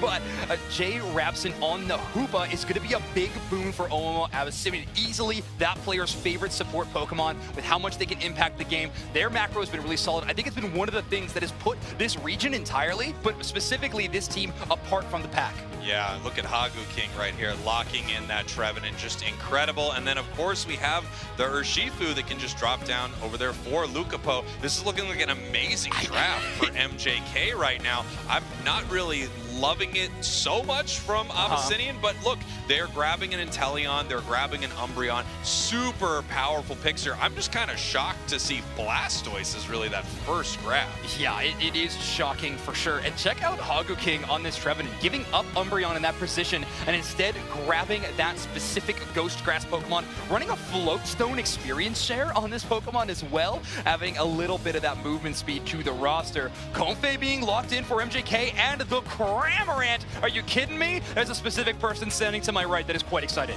Yeah, me and Wonder Chef. I love me some Cowboy Cram as we see these teams lock in their final picks, bringing out Zoroark for the final one here for Abyssinian. Looking at both of these teams, I am very afraid of a few of these picks. For me, I feel like the standout is Lucapo on the Urshifu with that Comfey collar. I really don't know what Abyssinian is going to be able to do about that Zoinks. Also, what does Omo do in the top path? You put Blastoise there, but I mean, having a Blastoise for a long time in the early game, just getting run over by a Zacian from Sona, that is going to be a big risk. I think Omo Abyssinian is going to need to put some presence toward bot path to try to just win that one as much as they can, to try to have a fight into the late game. Either way, it's enough number guy stuff because we're going to throw it to our casters, Kelosaurus and Wonder Chef. It's finally here, the Cramorant. By the way, I'm really angry that you said duck as a hint and that you got the answer was Cramorant. That is not a duck at all. But regardless, I'm so excited for this. The winner of this moving into our top three. Oh, Abyssinian has been playing so well. And on the other side, MGK, I mean, all the same. Everybody here, of course, right, Kelo? Oh, definitely. And we know that Cramorant Neary, they have racked up the hours as they are rocking themselves a golden badge. Oh yes, that is a thing you love to see. Any sort of Cramorant fan out there, but here we go. MJK on the left, Omo Abyssinian on the right. MJK representing Japan, one of the two teams remaining, but Omo Abyssinian fighting to keep APAC alive. Well, both of these teams, you know, they want to stay there. They want to go on forward to that grand finals. But as we do have a look, it looks like Hoopa is going in for a bit of an invade, and we know that Kubfu Secure isn't quite the strongest here. So it is going to have to battle on back, just poke at it and wait for the perfect opportunity to get that last hit. But look, the Hoopa, yoink, I'll steal your berries, I'll steal your buffs, I'll steal everything. On top of that, it looks like it's getting out of there maybe. Oh, actually it's just gonna be a little bit more annoying, waste a little bit more time even. You're not gonna have a great fight right there, but the Squirtle, this is gonna be such a tough path. Trying to deal with this Zacian for so long. Getting out of there was really nice. Both players using their eject buttons, but already we see a good bit of, actually said Baniri coming up. It's like, wait a minute, what is that? Wow, what a risk to take right there. I'm surprised we saw them going in off the bat. Yes, they just saved that Squirtle, such low HP, but they were able to get in some stacks, take that Bunnelby, and take down this Zacian as well. But look at this, 4 members of MJK are pushing this bottom half so early. Oh yeah, I mean, this early damage from the Cramorant can help so much in these situations. Look at this bullying, but the Whirlpool is gonna do a ton, and that's gonna allow them to get quite a few stacks in themselves. It looks like we're gonna be seeing another very aggressive game as this pattern goes on. Once again, we've started started to see teams really focusing on different paths and really pushing down those tier 1s of the opposite goal zone of the opponent. Alrighty, here we have that Phantom that hasn't evolved. Hooper trying to ward it out with that pocket ring around its waist. But we are about to have these Swablues and Alterias spawn on up. But look, Zoroark, I don't need the farm. I'm going to get some KOs instead. Yeah, Zoroark just definitely farms player Pokemon. That's the goal right there. But yeah, you do not want to fight this Lucapo with the Convey on them. It's just, I don't even know what to say. It's like the ultimate raid boss. Like, how do you even deal with this? Lucapo has been literally 1v5ing teams earlier in the tournament without a Convey. But now with it, this is what we're going to be seeing. Oh, how the tables have turned. They have just got some revenge and taken down that Zoroark. And I guess this is the thing. With having a pocket Convey with a rapid strike, a Shifu, you cannot escape that. Another raid boss. The Zacian has struggled earlier on being alone in that top path. But here we are. We are getting some comeback.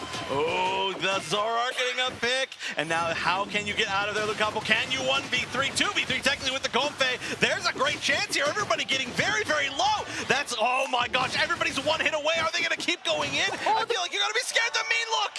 The mean look to catch them out. But you know what, Zoroark? I think they were on cooldown there. They weren't able to finish them off, unfortunately. But look at this. All the meantime, we have 2 objectives that have spawned on the map.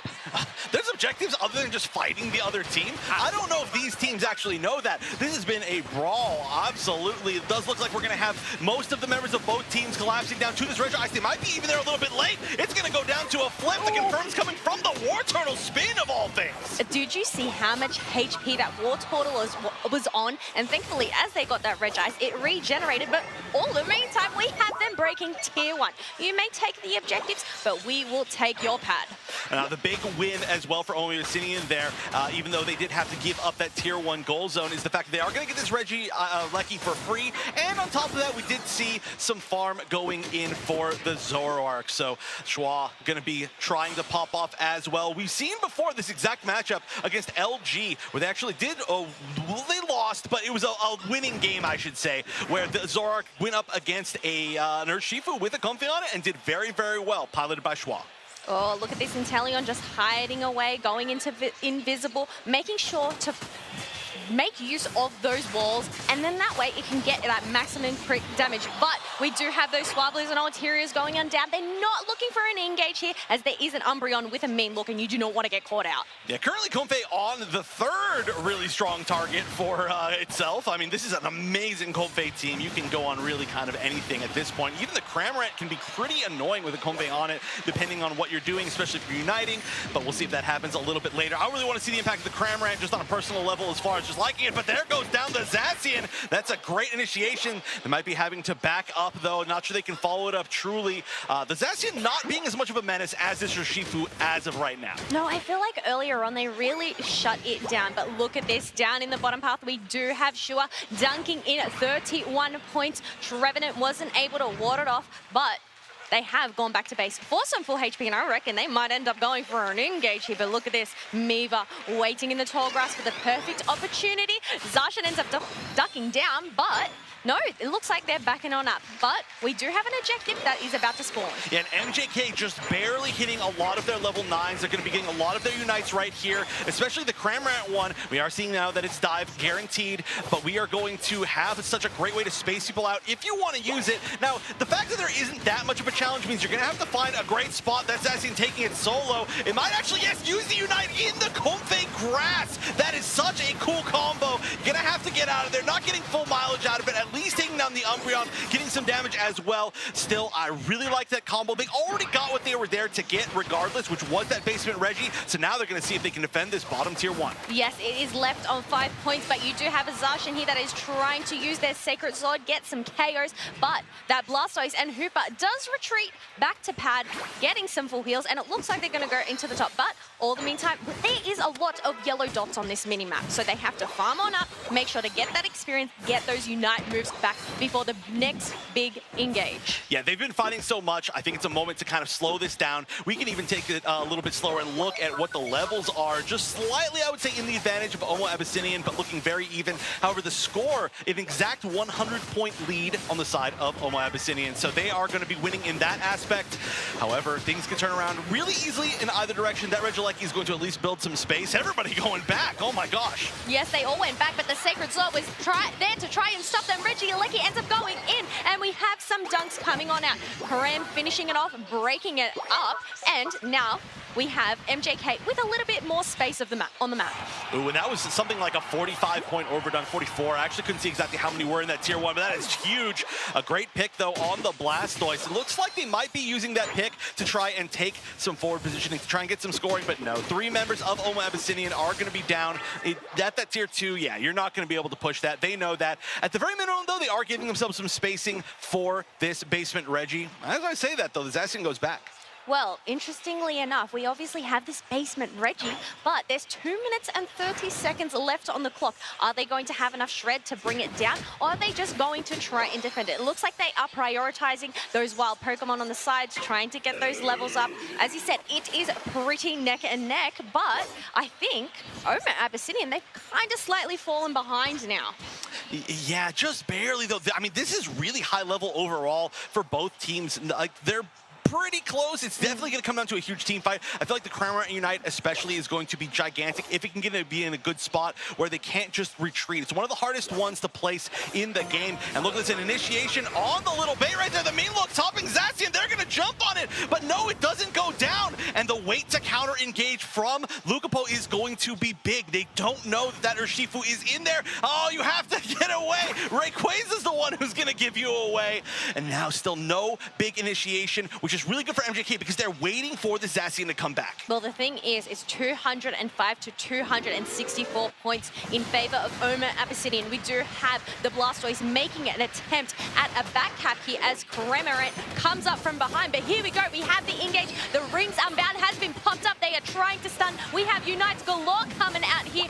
Shifu is on the chase. Does it going Wardon on back, and we finally have the first KO. It goes down to the Zoraga, but it is traded for that Zacian. 2 members are down. Blastoise is also gone. That was actually a huge Cramorant United was able to get 2 picks. That's going to at least stop them from being able to take advantage of the fact that the Zacian went down, but a 4 in a row for the Cramorant. Can we see a Cram Penta? Just needs to find one more here on this Hoopa, but that is a huge lead. They might not even need to. That built more than enough space for them to score, including that 100 with the Ray take. Why is this the only first match we are seeing Cramorant? This is the first match I've been able to commentate Cramorant this entire UCS season. I may or may not be a fan of Cramorant if you see what I'm wearing today, and this was such a good Cramorant match, but MJK, only 2 teams, may I note, have we seen pull out Cramorant this weekend. There's been both Japanese, and it's won both times. It may have a 100% win rate, at least on broadcast, from what I know. Well, looking at the scoreboard here, 670 to 264. We have a whole team wipe on the side of Omo Abyssinian, emptying those pockets, racking up those stacks. Another 4 KO streak for the side of MJK by that Urshifu. Yeah, that is honestly just a beautiful thing to see. I truly, of course, am a fan of Cramorant, but I just love how that team came together. The combo of being able to create grass through the Comfey Unite and then being able to unite from it is one of the coolest things that I have honestly seen as far as a combo with Cramorant. Yes, it was a beautiful match there, but we have to look at these stats, right? I mean, Lucapo, they actually shined on that Urshifu and Comfey.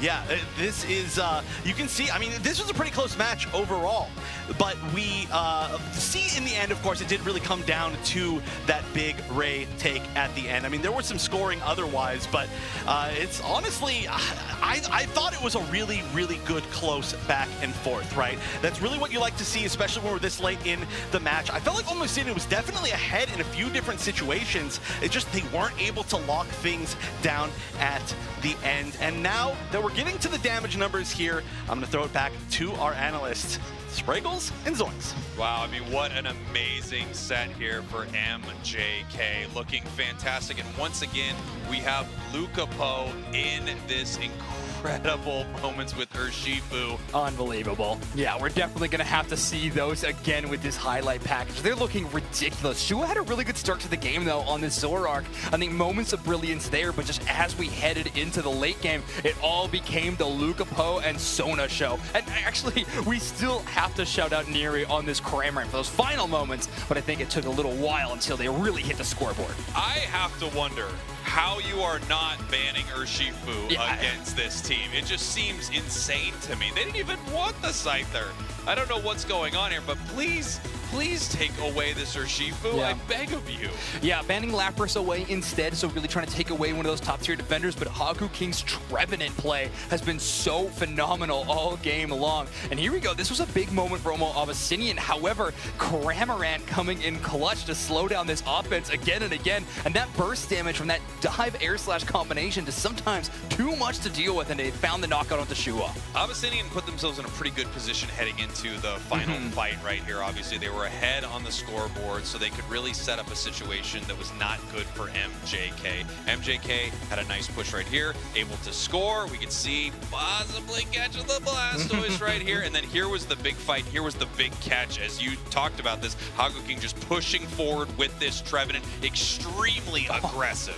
And even their presence around the initial just reset portal there, it meant that no one from Omo Abyssinian could really play around it, and so it was just a great shutdown play, even just by positioning. And then we got to talk about this Cram from Neri, getting a KO streak of 4 in that final fight. Hoopa having a chance to steal away the Rayquaza, but not given, as we had that final last hit from Luca Poe on the Urshifu. Yeah, just incredible stuff right there. Obviously, you have this amazing zoning from the Trevenant, and the enemy team, they obviously want to run in, get to Rayquaza. They don't want it taken away from them. And then the second they do, they're running into a Cram Unite move. So you're either completely pushed out or you're inside trying to stop them, and you simply can't. Amazing plays here from MJK as they are looking to head into our losers finals here if they can take one more game. And it's a tough Pokemon to really say, don't come into my backline, right? Trevenant's so tanky, but also having a lot of self-sustain options in terms of healing. So even that really poke damage from Inteleon isn't enough to dissuade an amazing defender player like Haku King from getting some good positioning despite that damage. So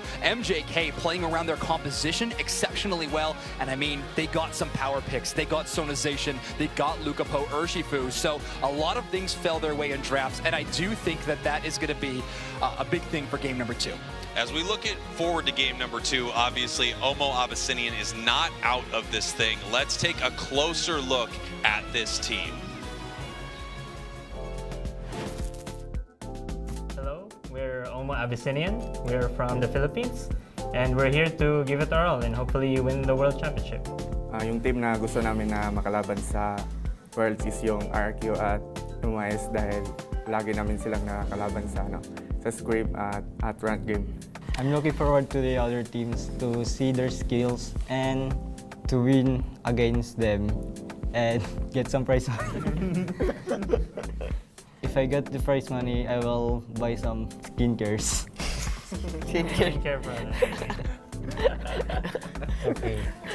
We're feeling very confident that we can win the championship. We've been practicing and, of course, honing our skills and facing the other teams here in scrimmages. Overall, our synergy right now, it's looking pretty good. I'm nervous on the stage when playing because of the crowd and the pressure, but I'm confident to my skills. In winning game, I can do it perfectly. Shout out to my family and to my friends. Thank you. Shout out to my mother and to Omo fans. We are here. I would like to shout out my family, of course, my mom and dad and all my siblings.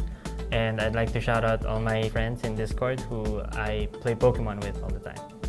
I would like to shout out my family, especially for my mother. They are very supportive, and also shout out to our manager and also our coach. I would like to shout out my family and friends because they supported me. Now I'm gonna pick a random question. You guys ready? Yes. Yes. Who do you think will sweat the most on stage? And it's you, right? our player Tempest, because he'd be very nervous and he gets right now, sweaty palms right now, even right now. If this team had any nerve, it's hard to believe that those are still in place. Omo Abyssinian here in a top 4 position in the World Championships, and now they have a chance to move on farther in this top 8 bracket. They are in against match point where MJK holds that advantage. Omo Abyssinian needs to come away with this win if they want to keep their dreams of champions alive. Here we go, heading into our draft. We have our ban phase right now. It looks like Omo Abyssinian banning out the Inteleon Lapras from the side of MJK. The question is, what is that first pick then from the side of Omo Abyssinian? A lot of teams grabbing Lapras if it's available. Obviously, it has been a power Pokemon all weekend. These are 2 huge choices right here that a lot of teams like to pick up. So let's see what they're able to take. Perhaps a counter pick against something that MJK wants to bring into this match. Yeah. Possibly a Zacian, possibly a top tier defender, and they want the Hoopa. I told you, Jay Rabson really likes this pick, so they're going to show a lot of priority to it even in the draft. However, this is giving MJK a whole lot of options, and MJK going to take a first pick of the Blastoise and probably grabbing this Zacian as well. So MJK understanding that Omo Abyssinian really likes this pick in particular, and they are going to actually choose that counter draft strategy. The counter pick of the counter pick of the counter pick is my pick, as we have Umbreon being locked in, possibly 2 big-time defenders here, which, I mean, the Trevenant was so incredibly mean on the side of MJK. I kind of get wanting to steal that one away. Yeah, it makes sense. And now Tempest is going to have some interesting choices of where they want to play this Umbreon, but I think that double defender pick and draft is just making it so MJK has to dig really deep for any kind of defender viability. Hagu King can play this Blastoise in that defender style spot, and it looks like they probably will be with that pick of the Clefable for the support. So after you have the Clefable, there are just so many Pokemon that shuts down due to gravity, right? So it really limits your choices. But of course, it still opens up the possibility of an Urshifu for MJK. We see the picks coming in here for Abyssinian, Glaceon Mew. I love both of these. Extreme range, and there is that Scyther that we've been talking about. As soon as you see those 2 squishy Pokemon picked up, Scyther is coming on in. So now I finally get to see on the main stage the target ban, Luca Poe's Scyther. It's been so incredible, and into double attacker, this is going to be phenomenal for Luca Poe to go to work. However, they're going to have to play around the exceptional defender play of both Tempest and Miva, who are going to be trying to shut them down constantly. Luca Poe's path to victory is not an easy one, but this Scyther has certainly been the roadmap before. I am so excited to see this game number 2. Our series is currently 1-0 up for MJK. Omo Abyssinian need this one to stay in the tournament. Kelosaurus Wonder Chef, it's your turn. Thank you so much, Zoinks and Spraggles. Now, I'm sorry to say, Chef, we have no Cramorant this match, but you know what? Luca Poe Scyther, I am so excited to see this. I'll be excited enough with just leaving the Cramorant at 100% win rate while I'm commentating, and I will absolutely take that. But yes, this Scyther, I've seen it before, and I mean, honestly, we've all seen it before now. If you've been watching this broadcast, and it's been a long broadcast, so if you haven't, let me tell you, it is disgusting. And I say that in the most complimentary way possible. This is going to be the ultimate slice and dice team, combining that Scyther with the Zacian. Well, that's the thing. It was target banned previously by the team. I mean, this team, they thought, oh no, we can handle the Scyther. Maybe, I don't know if they were expecting to come up against it, but it is taking that central area, making sure to prioritize those levels. All right, and let's remember here, this is match point for MJK. They are 1 match away from going up once again against their country mates, or I should say their region mates, really both, in the top 3. Omo Abyssinian needs to win 2 straight here. Very difficult against a team that's been as consistent as MJK, but we are going to be sending actually first the Glaceon to the center area on the side of Abyssinian. Oh my gosh! Oh, the Hooper finishing off that Zacian. It did dive in a little bit too deep, leaving this Clefairy all alone. Is going to grab a quick snack before heading on back to defend the pad. But look at this. We do have Tempest that hasn't yet evolved, is possibly going to secure this Indeedee. That way, it can get those mean looks happening. Got the evolution after the stun ended right there. Oh, this could be a huge turnaround, actually. That Squirtle is extremely low. If you can just catch 1 solid hit here, the Scyther Scyther might go down as well, and it will. Lucapo, despite being doing really well with the Scyther, was just not in the right position there, and now they're going to have to give up that entire set of experience, actually not even being focused there. They're just going to take more players down. They're going to get more scores, and Oma Abyssinian doing very well in this bottom path. Keep it going. Yes, it's this early aggression that you want to see. We saw 4 members last game, and once again, sending those 4 members to just push that pad, and that is the benefit of having the Hooper on your side. If top needs backup, they can portal on back. But you know what? I said, look, it's actually a foul play, Umbreon.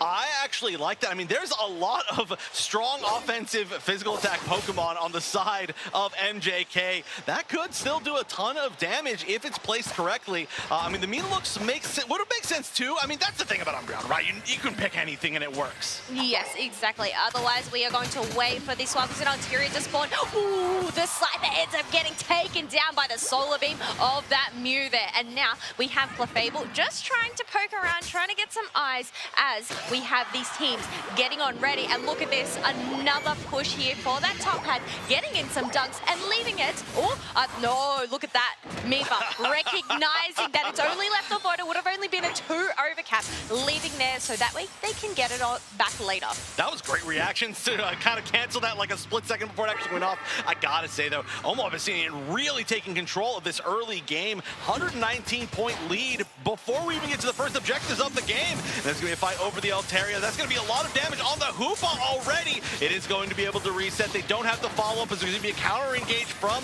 Umbreon. And now most of the team of MJK is low. They are gonna have the Moonlight from the Clefable to be able to heal back up eventually, but will it be in time for them to regroup and try to fight for this Registeel? It looks like they want to try to take it. They want to try and take it, and this burst damage that's coming out from these Solar Beams in the backline. We do have a Registeel that has popped on out. War Turtle is trying to make an attempt to get on in, tackling through, but we have Zacian here. Can they get the Sacred Sword? No, it ends up being the Glaceon that gets the secure, and now the pressure is on MJK. Also, looking at the scoreboard, 1, 2, 3, 4, can they get any more dunks in? That was a beautiful Phantom Force. That knocked 3 members of MJK back into the team of Oma Abyssinian. Oma Abyssinian absolutely running away with this game. What is going on? This is a 191-point lead that's just going to keep growing. I shouldn't even say the numbers at this point. Over 200 points. And they're just getting bigger and bigger and stronger and stronger. And these Pokemon like the Scyther that really need to keep up in level are just simply not going to use the Unite to try and catch up. Only taking down 2 members right there, and they're not going to be the highest level. They do need that experience though regardless. Look at this. Lucapo is on the hunt. The Scyther just jumping over these walls, trying to take these buffs. But what? Oh, the dodge of the Solar Beam. That was so close, Chef.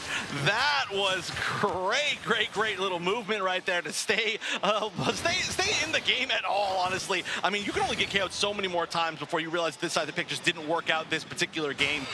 But the level difference is starting to shrink a little bit. The point difference is going to be the biggest focus, I think, for the next bit of the game. We are hitting just about the 5-minute mark. Regieleki, the first one, still available up on that top path, but we could see some really huge overdunks. Aside from the fact that Oma Abyssinian has a gigantic 200-point lead, they could build it even further. Yes, they have that point lead, but also these level lead. They have 3 level 10s on their side. We have a Regieleki that is getting leashed on, but it looks like these teams want to battle each other in the tall grass. We do have a Hydro Typhoon popping on out. Wasn't able to really catch anybody here, but Ninetales does end up getting taken down. 2 KO streak from you.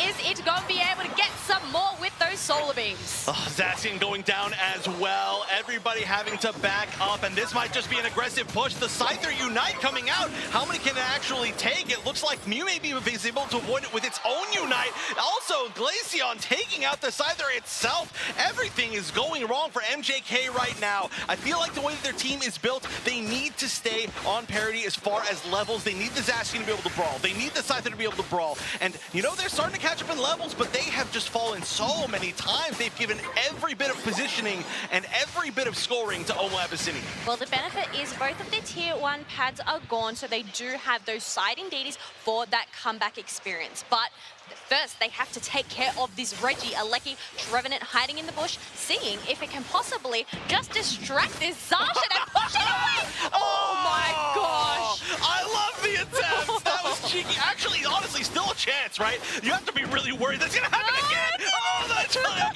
okay, you made it. But hold on, you're actually taking a ton of damage right here. You gotta be worried. This Regieleki does a lot, and the Unite actually came out to try to follow it up, but we're actually having a battle. In the meantime, while we're laughing at that, in the bottom, Hoopa Unite comes out, everybody teleporting in. That's gonna be a low Ninetales going down. It's gonna be a 4v4 now, or a 4v3, because one member isn't there. The Zacian still has to run down. It looks like Blastoise might go down as well. No escaping that Glaceon inevitably. And who actually took that Regieleki? Or sorry, the base Reggie, it looks like it was Oma Abyssinian. It was Glaceon once again securing it, and you can just see the powerhouse that Shua is right now. Right now in every other game, Schwa has been a star player. I mean, every single member of Oma Abyssinian obviously incredibly strong, but Schwa has been the one that gets to have a lot of the star moments, I think is what we get to say. Whether it be on a Speedster or a Glaceon, which is definitely a strange set of Pokemon to be kind of playing in general, but it's clearly working. Whatever it is about those set, you know, like, I guess, I don't know, there's two of them are evolutions, one of them is a Zoroark, I don't know.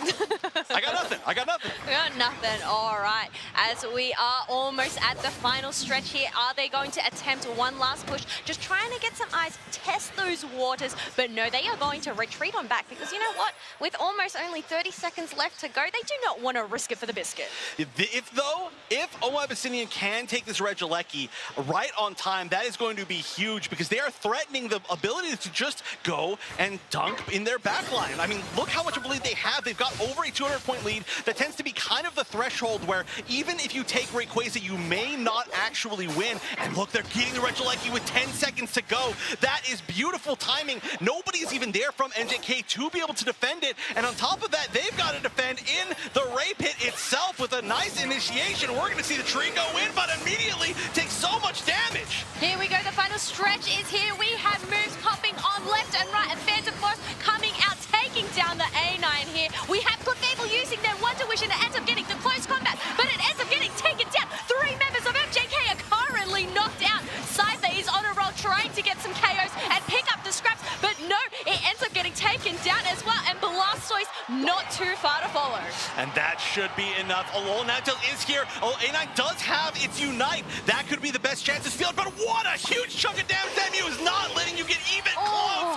You tried it. It's the best thing you can get. No damage on Rayquaza yet. There is such a huge lead that Oma Abyssinian knows they may not need to even take it. They're not prioritizing it. They're going to wait. They know that the backcapping from MJK, if they manage to get any, is not going to be enough. They would have to break down so many of their go zones, but 2 tier 1s are up with a minute left. This is not out of the realm of possibility for MJK. They are trying to keep a stronghold of this Rayquaza pit. They are not letting any members of MJK in. Looks like they're trying to collaborate together, possibly go in for one last push as a Wrecking Ball, but there's chunk damage that is coming out from the Mew right now. Clefable is trying to hardest to heal its team, but look at her.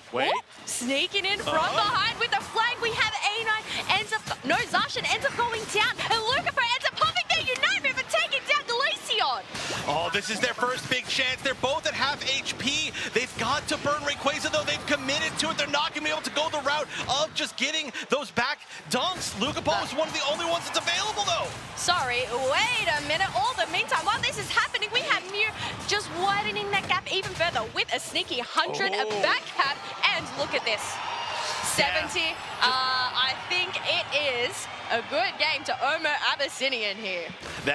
There is just not going to be a chance past that. I love that defense from Oma Abyssinian. They played that so well. How many times have we seen a team try to hold on to a 200-point lead at Rayquaza without taking it, choking it, losing one team fight, and throwing the entire set? Well, you know what? That's not what happened here. Oma Abyssinian held on and tying up the set 1-1, and now I gotta see what the analysts think with Zoinks and Sprinkles.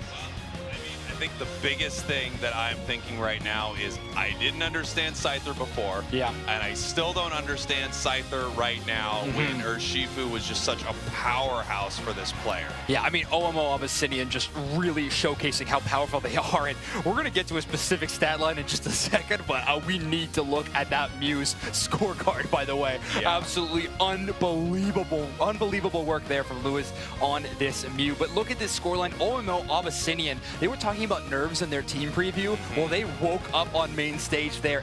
An irrefutable victory against MJK in game number 2. Yeah, this match looked a little bit like Zarina because it was an absolute stomp. Omo Abyssinian coming right back in here. And take a look at that damage. 104,000 for the Mew. A Pokemon that has been surprisingly absent here from our World Championship Series at our big day. I mean, we saw it a lot throughout the season, but for some reason, teams are not picking it up right now. Of course, there are so many big Pokemon. Right. I mean, it certainly wasn't missing in this match, as Lewis actually was able to get a scoreline of 16 knockouts throughout the entire match. They were playing absolutely incredible Pokemon Unite. And this is, again, a time after time we're going to see this happen. Lucapo getting caught out, Lucapo getting stunned, or even Lewis just landing a huge Solar Beam or Light Screen stun and taking that 1v1 advantage. Great Glaceon secure on this Registeel, and from this point on, it felt like MJK could not find a way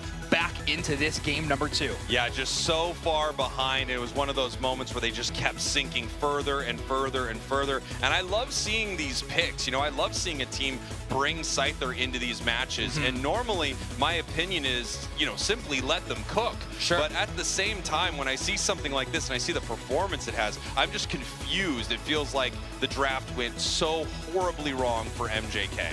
Yeah, again, I have seen things that I cannot unsee, so I know that this Scyther has been incredible in the past, but in this game, not really having that same value, certainly. And that Regirock stun did not help in that situation, by the way. Poor Lucapo getting hit by all 3 of those Regirock projectiles and sent back to base. And OMO Abyssinian, I mean, this is a team that is first seed from their region, but honestly, they are pretty brand new to competitive gaming. They are some young guys, but they are putting on an incredible show. Top 4 in the world, number 1 in their region, and they are looking for even more. And now we have evened this thing up, 1-1 between MJK and Omo Abyssinian.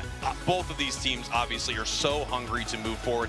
MJK, they are looking to go back up against Makaro and see if they can take them down here in the losers finals. And then Omo Abyssinian is looking to rep their region and head up to the grand finals somehow. Both of these teams can do it, but not that MJK. Yeah, definitely not that showing. Now, we do have to bring up the fact that the draft will be reversed again. So MJK will have their chance for first selection. Omo Abyssinian going to be in that second spot. But there it is, the player of the game, Mew. 16 knockouts, 104,000 damage. If you want to get some wind back in your sails, it's going to be on the back of a performance like that from Lewis. What a play. Yeah, and it felt like they almost didn't bring Mew out. I can't remember, but if I'm looking back to the draft, I know they were moving between a few attackers, it seemed like, and I wasn't sure what they were going to settle on. Wow, did they pick the right Pokemon for this match? I mean, just absolutely brutal, especially into a Pokemon like Scyther, or really any Pokemon that behaves a little bit like a speedster. You know, you have that Electro Ball, you've got the boosted, you just have these sure hit moves on top of these solar beams that can poke you from a million miles away. Yeah. I mean, there's so many ranged options to slow down the frontal assault of a Pokemon or a speedster like Scyther can be, but you also have versatility tools in Light Screen, or even, you know, coaching to try to dodge some of these maneuvers. Light Screen, though, providing that stun was used exceptionally by Lewis in that last game. And with this rotation so far in this match, every second draft that we have seen, it's always been a Blastoise pick. But Spraggles, I want to hear what you think. Well, I want to talk more about this match, and production doesn't want me to do this, but I insist that we take a look at the Pokemon Center video between me and Spraggles. That's what they said to me in my ear. Like me and Doomsnacks are the same person. I'm Spraggles, he's Doomsnacks, we're just wearing the same suit. Let's roll that footage. Hello and welcome to Yokohama, where we are at the Pokémon World Championships 2023. I'm Anna Prosser, and I'm standing in front of the Poké Center. I have some amazing models with me today. Please introduce yourself, sir. Hi, Spraggles, content cowboy and aspiring magician. Can you top that? Doomsnacks, the eye on the sky on Eos Island. Now, we are going to find some clothing, some accessories. What are you looking for in there? I'm looking for Pokemon themed things. I've heard there are some of those in there. What about you? Looking for anything in particular? Heard there was a jean jacket. I'm finna sporting that. We are super excited to do some shopping. Let's go.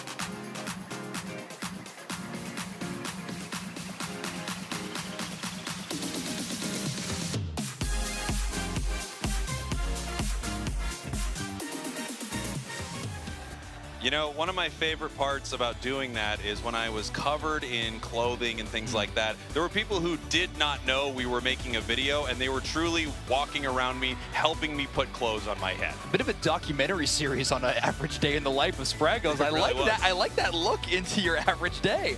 But what I'm more excited about, though, is going to be this game number 3 elimination match between MJK and OMO Abyssinian. This is to decide our top 3, and MJK are hovering that Leafeon ban. They do not want to see Shua on that Pokemon. This is a massive game right here. Lapras, Leafeon being banned out early. MJK getting this first pick. The question is, what are they going to want to grab? Is it going to be the Zacian? Do they want a defender? Let's see what they take out of the gate right here.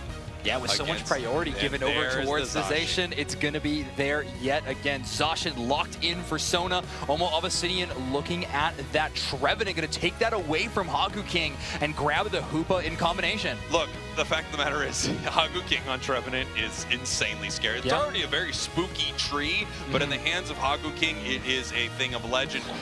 However, you just gave Lucapo Urshifu. Yeah, no, I think they just have to sort of dust the cobwebs off, say, oh, I don't know what that whole Scyther thing was there for a minute. Let me get back to the Pokemon that's been dominating this entire time. However, Abyssinian says, I think we just might have found a secret weapon here, possibly bringing Mew into game number 3. Yeah, with a performance like that, you need to run it back. Mew going to be here for that game number 3. A reminder, OMO Abyssinian is now tied up in this match, but that second game was not close. No. OMO had a complete control of that one, so Lewis looking for a repeat performance, and they're going to have the Umbreon to back it up. MJK needs some kind of pocket support. We've seen Comfey, we've seen Blissey in these scenarios, we've even seen Clefable, and currently Hinty is going to be locking in that Blissey. Blissey, obviously, Bliss Assistant's just one of the most powerful save tools in the entire game. The ability to rocket across the map, knock people, up and do damage as you are going, and at the same time give a massive shield and damage increase to an ally. It's just such an incredible way to support one of these powerful Pokemon. I'm really excited to see Hagu King on this Snorlax here, because there were some other defenders that could come out. Of course, we could see a Slowbro, but they're bringing out Snorlax for the final game here for this best of 3 game. This is so important for these two teams. Someone is moving on. Someone has a chance to still make it to the grand finals, and the other's heading home. They have had incredible tournament runs so far, but that does not need to end here. OMO Abyssinian looking to make this comeback sweep. MJK wanting a rematch against Oyasumi Makaro. I am so excited. Casters, please take it away.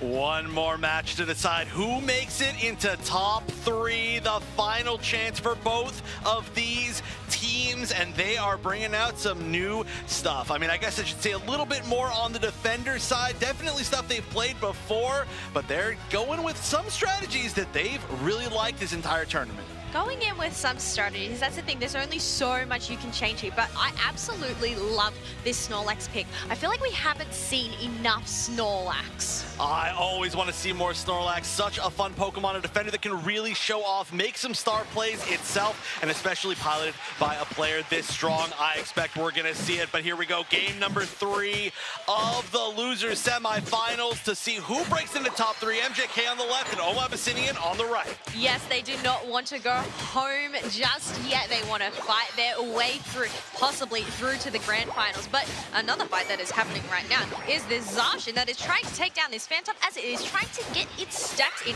Ends up getting denied and has to back away with that X-Speed. Can it make the great escape? Yes, it does. That's pretty fast for a tree. They usually don't move all that fast, but that one in particular, I think it's using its roots very, very well. On the other side, a very far forward Eevee, not quite an Umbreon yet, really wants to get that extra little bit of EXP. It would have been a very nice thing to steal that right there. Still, there's some opportunities. This is an aggressive little path down here. Mew, especially early on, can be absolutely devastating.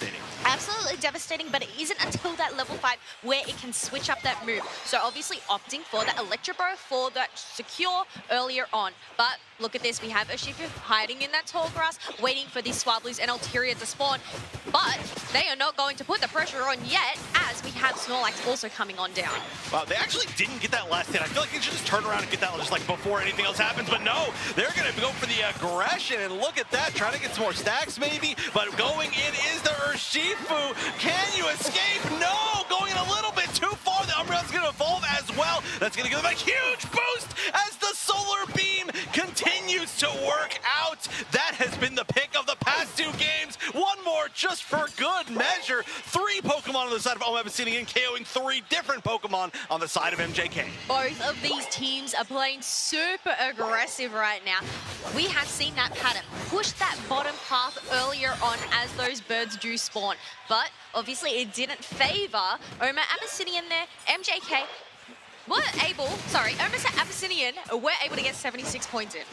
Yeah, that is, again, one of the ways that they really dominated that last game that we watched, game 2 of this set, was that they had a huge score lead, and they're already building it up 70-something points as far as they're even, like, before the first objectives, right? They're not even close to spawning, 7 and 40 seconds left.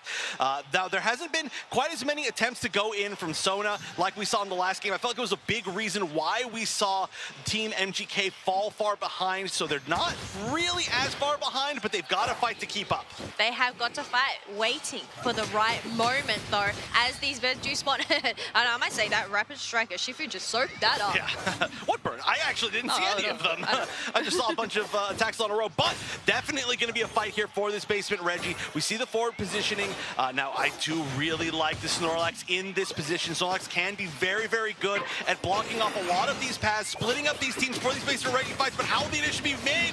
One slam is going to hit, and actually Snorlax the one getting initiated on, going down first, trading for the Umbreon that's won a piece. Both members backing up except for the Zacian. That's going to be Sona going down as well. A big advantage here for Oma Abyssinian, but they're all very, very low. They don't really have all that much healing. Nobody going through the Hoopa portal. That's a lot of confidence, but they do not want to give the chance for the enemy team to burn down the Registeel, and it's going to be the beam once again. The trusty Solar Beam to get those secures, and also we have Inteleon. The Shedinjado wasn't enough to say that, but it did buy some time here. We have the Rapid Striker, Shifu trying to dive in deep. We have the Snorlax trying to wait for the perfect opportunity to use that heavy slam, hopefully get some knockups. But look at this, the crowd control that this Trevenant is bringing right now is insane.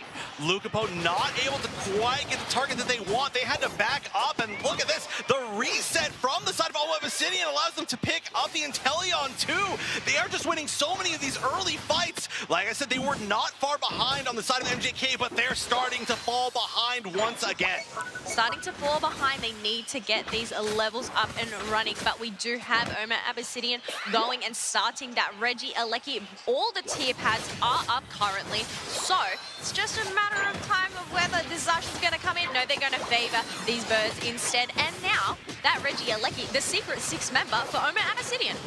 This has been such a perfect counter on the dives. Oh, the Snorlax actually getting pulled back by the Umbreon. It's going to go down as well. Any attempt to go in has been met with defeat. Mew catching another one on the Inteleon. And I feel like there's going to be more than that. 3 now down with Sona as well on the Zacian. The Regilecki's going in. They can score if they want, but they want that one more. Will you catch it? You will. That's 4 KOs altogether while they're breaking that potentially that tier 1. Look at that. They want as much overscore as they can, and they're... Oh, wait, no. The Regieleki actually stopped, but they're still going to get it, and I'd expect one more KO for good measure. Who needs the Regieleki when you can have the Glaceon just score in there? I was really, really worried they missed their opportunity there, but all this fighting is happening. We have another objective that is about to spawn in 10 seconds. I know, it's just fight to fight to fight, but the thing is MJK keeps initiating, and they keep not being able to follow it up. The damage from the backline is so good on almost Abyssinian's side. When they try to jump in and then retreat, it's the Umbreon that just keeps catching them, and more importantly than anything else, every single time they attempt something, Mew just melts their entire team. Thank you for the example. Perfect timing there from that Mew. We do have the Hooper using their Unite move to bring down the rest of the team. They are engaging on through, but we have Mew on the Trevenant using his spectacular hornlings to just pin that Zacian against the wall. Mew once again getting the secure for Omo Abyssinian. Oh my gosh, Mew MVP for sure. There's still though, we see the attempt to try and get some picks from this Urshifu, not able to catch this Umbreon. This Umbreon movement has been top tier, absolutely dodging so many different, aimed moves, so many different initiation attempts, everything about it. This has been beautiful play from Tempest. It really is. They are showing no bounds right now. They have control of this map. 2 T1 pads are gone for MJK. They have this space to go on through. But you know what? We have a Regieleki that is waiting up in that top half. So we'll have to see who ends up getting the secure. Yeah, look at this level advantage. It's so heavy for the side of Omo Abyssinian, but the Urshifu, and that's going to be Lucapo, of course, been a star player, is on par with the rest of the levels. However, every single time you attempt to get in, it's so difficult to get out. Finally, we're going to see one pick here. Sona taking down the Hoopa, and so many members very low on the side of Omo Abyssinian. That beam almost taking out Inteleon once again. Zacian going in deep this time. Not going to be able to find its target, but just building enough space to take down that tier 1. This is the first sign of life from MJK. Yes, getting that point. Obviously, there is still a bit of a lead, 99 to 254 in favor of Omo Abyssinian. We almost have that Rayquaza spawning in about 40 seconds. Otherwise, we are going to go into that top half because Regieleki is still there being chipped away by this Glaceon. Yeah, and the level advantage being taken back, actually. Lucapo is going to be the first member of the entire game to get to level 13. So that is really huge. I'm not actually sure how they managed to do that. A really efficient method of farming and just distributing the right EXP to them. And actually, we're going to get 2 level 13s now. Finally, everybody's starting to catch up, especially with that take from Omo Abyssinian. They've already got the lead. That's going to help them, especially as pushing down to tier 2. What are they going to do? Just let it in, I guess, on the side of MJK as we get to the final stretch. Look, the thing is, they still have rings unbound from the Hoopa. So if anybody tries to capitalize on that back cap, but no, it looks like they are going to prioritize this fight right now. All right, the attempt to initiate is there. Umbreon's going to be able to initiate on the side of Omo Abyssinian. The Unite's coming out from Snorlax just to give some more of those shields. Nobody picked off quite yet, but that's going to be the Umbreon going down first. This might be a bad sign for Omo Abyssinian. They're trying to retreat, but they can't retreat that much with the damage on board for MJK. It looks like they might be picking up the Trevenant as well. No, it's going to stay up just barely. Zacian's the one that goes down. Instead, Hoop Unbound coming out to counter, but it's going to be Glaceon going down 3-3 here in the Ray Pit. It is back and forth right now. MJK, they need to get this Rayquaza if they want to try and take a level lead. 336 to 99. Rayquaza is at a quarter HP, but we have Trevenant using a huge hornleash to push 4 members of MJK here, and it ends up being Omo Abyssinian that gets the scoring shields. Oh my gosh, of all things, of course, the Hoopa. This should be some points going in for the side of MJK, but not enough to even regain the lead. A few members with the shield available. That's going to be a lead building up to 200 to 300 to 400, and Omo Abyssinian maybe in an indefeatable spot. Just an unbelievable showing at that Ray Pit. It looks like that could have been over. MJK, I love the fact that they really made that attempt. They had to try something, but can 400 points go back in? They don't even have that many in their pocket. They don't have that many in their pocket, but 25 seconds left to go, and look at this. Miva once again going in for the back half, has that scoring shield, going to get another 90 points. That is it without a doubt. A fight's gonna happen up here at the top tier 2, but that's almost just for fun. 10 seconds left. Omo Abyssinian will be your team, making it into the top 3, and we're gonna have our top 3 of the World Championship be represented by 3 separate regions. That is insane. Oh my gosh, look at them cheering. They are so happy. We see the fans in the crowd with their flags as well to represent their region. Oh, they have been representing their region so well, and now it's going to come down to APAC, Japan, and North America. What a final 3 we have. Well played by MJK, but Omo Abyssinian truly found the answer in those final 2 games, and if I had to say one thing, it's probably the Mew. It was probably the Mew, but you know what? I think the Trevenant, Miva played spectacularly. Those Horn Leeches were out of this world. We are obviously going to have to take a look at those highlights very, very soon, but I would absolutely love to see that breakdown. Yeah, I mean, it was honestly kind of everybody. It was just an amazing adaptation from the side of Omo Abyssinian. I just love the way that they played. Again, we can go back to when we saw the video about the team, where they were saying about themselves, how there was some nerves. I refuse to believe that. When you are down in a spot to make top 3 of the World Championships, and you are down a game, and you come back so strong 2 games straight, I feel like you have nerves of steel. Nerves of steel indeed. You cannot fold under that pressure. You just have to keep that momentum going, especially on the big stage. But you know what? They are doing it all for the fans. They're in the crowd cheering for them. Obviously showing that great sportsmanship there to shake hands.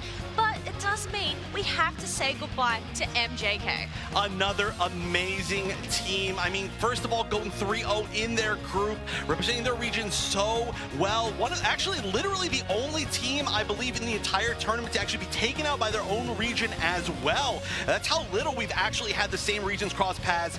They put up an incredible showing, especially for their home crowd. If you're out there in the stands, can you give one last cheer for MJK representing Japan? Let me hear that cheer. No, it didn't. I actually probably should have had to say it in Japanese, but, well, I mean, hey, they put on, seriously, a truly amazing show, and 4th place is certainly nothing to be that sad about. Of course, no true competitor is going to be happy with 4th place, but you should at least be content that you put on an amazing show. And I am so glad, I said it before, but I'm so glad that we have these top 3 teams from 3 separate regions representing the top 3 of Worlds. We can take a look at this graph. It's looking very similar, I would say, to the graph from game number 2. Can you just see the dominance that Omo Abyssinian had over MJK here?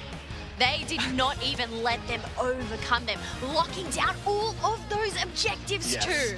100%, and we can look at the damage as well. Honestly, quite a bit of damage from everybody, but Lewis on that Mew, seriously so MVP. But like you said, Miwa, with this 59,000 on a defender, and of course, not only just a defender, but one that is the most crowd controlling, right? It can push you in a spot that Mew gets more damage from. So just an excellent set of teamwork from the entire team. This comp that they kind of settled on within the 2nd and 3rd games was looking beautiful.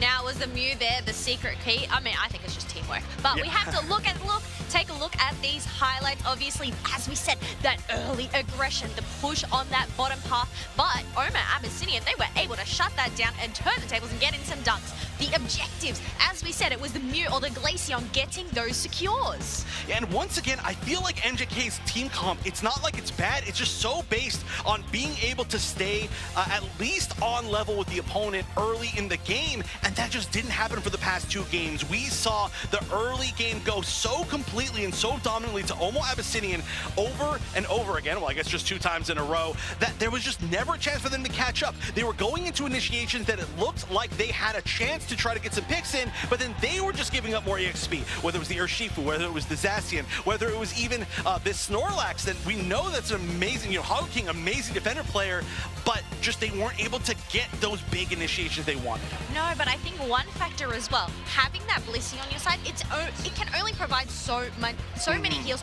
through its eggs. But obviously the Hooper Portal, the ability to send multiple members back home for full HP regeneration and to back into these fights and take them on. Yeah, especially with this comp, the double defender comp, I gotta say again, Tempest on this Umbreon was unbelievable. A really key part also of why they were able to stop so many of these initiations. You can see here, this final fight, it was chaotic, and honestly, it could have gone either way. I still think this was a great choice to somewhat try and flip from MJK. They had to try something, especially if the spray was so low, but yep, it all came down to that. And in that beam, I like that it didn't even manage to take out the Rayquaza, but it did manage to take out a member of the opposite team. You had that Hooper locking it down, getting the secure, but as I said, Miva on the Trevenant, they really shined for me during that match. Yeah, honestly, just the entire team, right? There's no way that you can get into the top 3 of the World Championships without every member of your team shining. And hey, you know what? I think production agrees with you. Why don't you read the stats from Neva?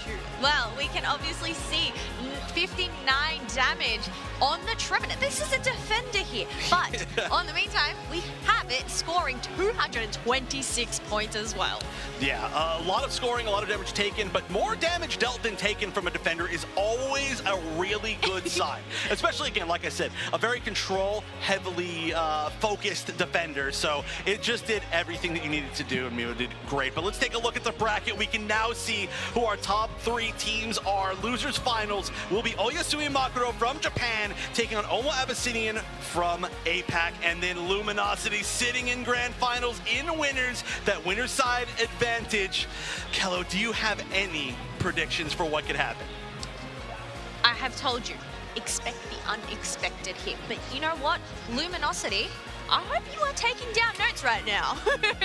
All right, well, we do have an interview ready, so we'll see if there's anything unexpected there. We've got Lewis on stage, and I don't know what's happening back there, but why don't you take it away and show me what's even happening on stage? You know, sometimes I just get scared at night, but it's just because I don't have a light on. Oh, hey, I am here with the incredible Luis from Omo Abyssinian, and what an incredible match they had as they are heading to our losers finals. First, I have to ask you, I mean, what do you plan to do against a team like Oyasumi Makuro? We're planning to do these strategies which is we can avoid our mistakes and play along with them. Amazing. And if you were to have Pokemon in the world become real and you could ride one, and this is an important question, ride it like a horse, what Pokemon would that be? Maybe Kyogre. Especially Kyogre was my favorite Pokemon when I was a child. And I feel like I'm being on Pokemon Emerald. I think that's a really great answer. We're going to send it back up to the booth. You know what? Actually, I think we're going to send it to break. Do you want to tell everyone that we'll be right back? Hello, everyone. We'll be right back. Oh!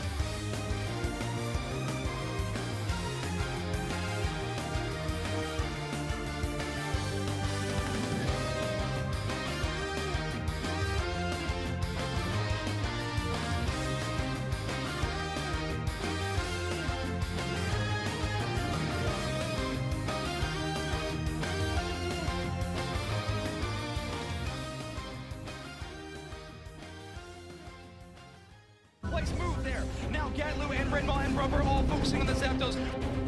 Just starting to come up from respawn now. IX Gaming needs to win another team fight and another one after that. But this time it's from Overlord. Steals it again! Undefeated!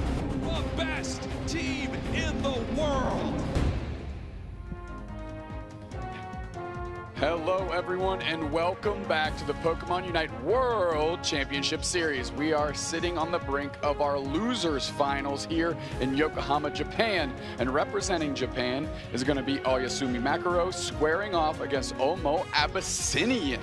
I'm sure glad that we learned how to say that name because we had to say it a lot this weekend. Just in time. Yeah, just in time. And I think there's a good chance we're going to have to see it again and again and again. They've been playing so well. That last set was incredible for them. And once again, I have to mention, I'm so happy our top three is from 3 separate regions. Absolutely, really vying for regional dominance here, world dominance, if you will, as they try and get the crown of the world champion. We're taking a look at these teams. They're gearing up, they're squaring up, and they're getting ready to go, chef. Losers finals, no joke. Yeah, no, it's certainly not a joke. I have seen these teams play for so many hours. I mean, how many hours have we been watching Unite over the past 2 days? I mean, we can actually take a look back at the bracket and try to count. Actually, there's way more than that. That doesn't even work. So many hours, as it turns out. That's a good number. Waiting for one of these 2 teams in the grand finals is Luminosity, your current reigning world champions. Oyasumi Makaro sent to the losers bracket by Luminosity themselves, and Omo Abyssinian looking to take a big win off the home team here, Oyasumi Makaro, and get their first bite at the apple against Luminosity here in day 2. Yeah, you can actually see both of these teams going down to Luminosity. So both of the teams, I love when this happens, in the losers finals are fighting for their rematch. This is a fresh match, not one that's happened yet in this tournament, and both of them have that revenge on their mind. Our 2 teams here, of course, on the top, Oyasumi Makaro representing Japan, and on the bottom, Omo Abyssinian representing APAC East. Both of them want that rematch.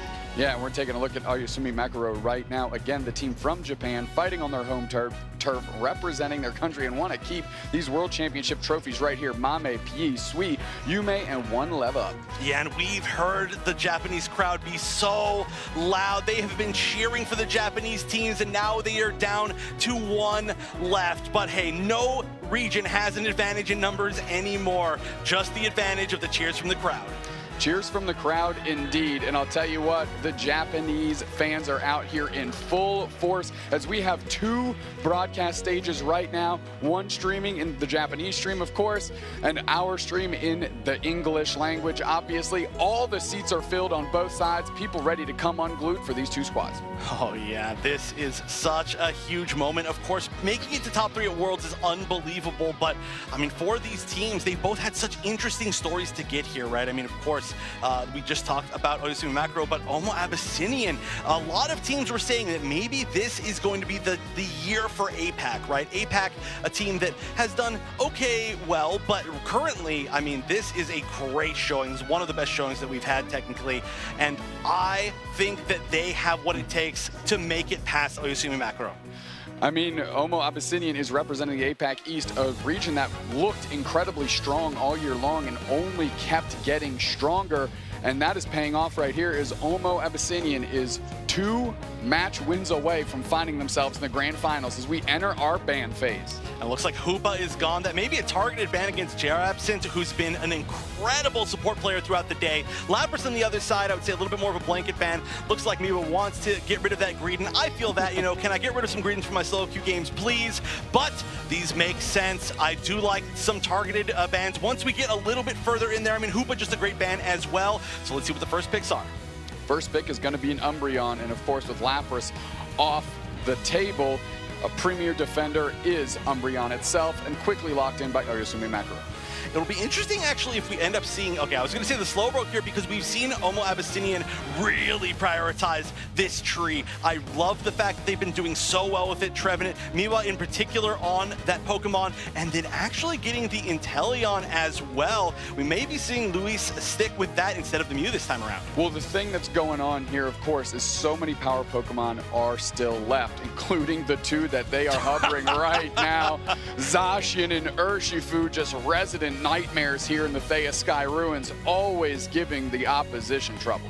Yeah, but we did just see Omo Abyssinian run against multiple games of the Urshifu plus Zacian combo, and they just dominated. So we are going to be seeing the pick of the Eldegoss and the Blastoise. The Blastoise can have a little bit of a tough time there, especially if it's going to be in that top half against the Zacian. That can be rough. That can be very tough indeed. Oyasumi Macro favoring this Espeon, hovering it again, locking in the Blissey for sure, and the Espeon as well. Omo Abyssinian has a real opportunity here with the last pick, what I call the gutter pick, and it can be a great counter pick, and they see the Zoroark and they snatch that thing up.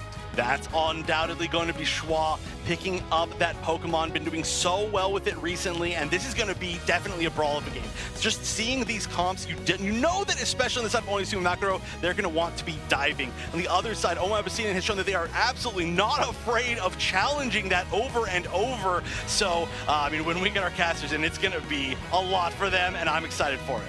I'm expecting big plays out of Tempest here on this tree to set up Shua on the Zoroark as well, without a doubt. And Luis, who we just saw crack off with the Mew, picking up the Inteleon, another strong attacker ready to go. But this game is ready to go, so let's get our casters in here because they're ready to go. Kellosaurus, Zoinks, take it away.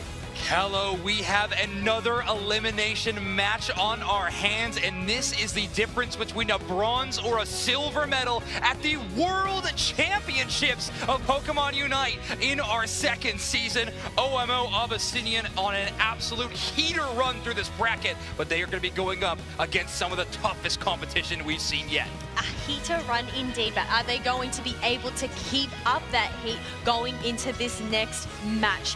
I must say, looking at these team compositions, I feel like we are going to see all-out brawls happening. Absolutely. I would be disappointed with anything else. These teams have shown that aggression is the name of their game, and it has been such an excellent match to watch. Here we go. Yokohama, Japan, excited for this match just as much as we are. And already we have Heat leveling up in that central area. Shua versus P is going to be the story of the match for me in particular. Their Urshifu on Oyasumi Macro is absolutely incredible. I can't wait to see what they can do in this match. They may have been incredible previously, but are they going to be able to keep up that momentum and really shine? Otherwise, this Zacian, this Chansey combo up in the top lane, it's quite scary. But then again, you have the Gossifleur with the red buff to slow down this Zacian. Can they get the KO? It ends up using its eject button, the tackle, to try and catch on up. But no, it managed to make it back to base and get those shields. Yeah, the resource they did steal away from that Zacian, though, is that eject button, so some early game aggression will be available for Omo Abyssinian, knowing that an escape tool is not there for them. He on this blue Shifu, the rapid strike Urshifu, is looking to get an early knockout, but Shua and them just exchange blows and immediately retreat back, trying to get some positioning for this first 850 fight. Just a little bit of a respect there, not wanting to engage just yet, as we do have some experience on the map, but the Eevee ends up getting denied any of that and wasn't able to evolve. Thankfully, it was able to grab that with the experience share, and now they are at their full evolution. But look, we have Shua on the hunt. Thankfully, there was a green berry there for the Urshifu to make a quick escape. Yeah, Shua hunting down that chase. And what we are seeing from Oyasumi Macro so far is just the identity of that Japan region. They are a snowbally region. They play very low evolution Pokemon that can get to their power spikes quick, and then they try to run over top of their opponents. Omo Abyssinian, though, playing a bit more late scaling, and great play by J Rapsid. They're going to make it out of danger. That defender and support, not too much of a threat to this Eldegoss. They get some information, and they escape back to their team. Information is key. You just have to have your eyes on where all of your opponents are. But look at this. We have 3 birds for this Urshifu right now for Oyasumi Macro. Yeah, Yeah, some great experience going there. Also, really cool stat card we saw on the bottom of our screen. Omo Abyssinian having so many game 3s, having a huge match record, over 10 wins to their name. But here we go, the defense around the goal zone. Oyasumi Macro getting a few stacks in, but immediately trying to retreat. Poor Blissey caught out Pinta in a tough spot there, and there goes the support. There goes the support, and there goes the defense as well, along with the Zacian as well. 4 members of Omo Abyssinian, they are looking to take this tier 1 pat. But I must say, Urshifu is putting up quite the fight, using those kicks to try and defend. Can they stop them? Yes, they did. Yeah, great stop there. Great defense from Oyasumi Macro. The Blissey finally returning meant that he could fight a little bit more aggressively and finally have the HP to work with. However, thanks to Omo Abyssinian winning a couple of fights in a row, their War Turtle is already at level 7 at that 7-minute mark. Of course, they won a Blastoise for that first team fight. However, is a pretty solid advantage to have this late game scaling Pokemon already at this break point. Oh, definitely. But otherwise, since there is no Hooper on the map, everyone has to use their legs to go down to these objectives. The old-fashioned way. Exactly. We can see that Omo Abyssinian, they were able to take advantage of this Reggie Alecki. 2 members up there. All the meantime, we have Zacian trying to shred down this Reggie steal for themselves. Or Eldegoss lurking. Can they get the steal? No. It ends up being the Espeon. Great play there from Oyasumi's Espeon. That is Mame. Of course, we all know this name from tournaments past, last year's World Championships. Mame put on an absolute show, and this tournament is no exception. In the top 3 position, again, Oyasumi Macro has had a fantastic tournament, and now they are trying to go up against Luminosity Gaming in that grand finals.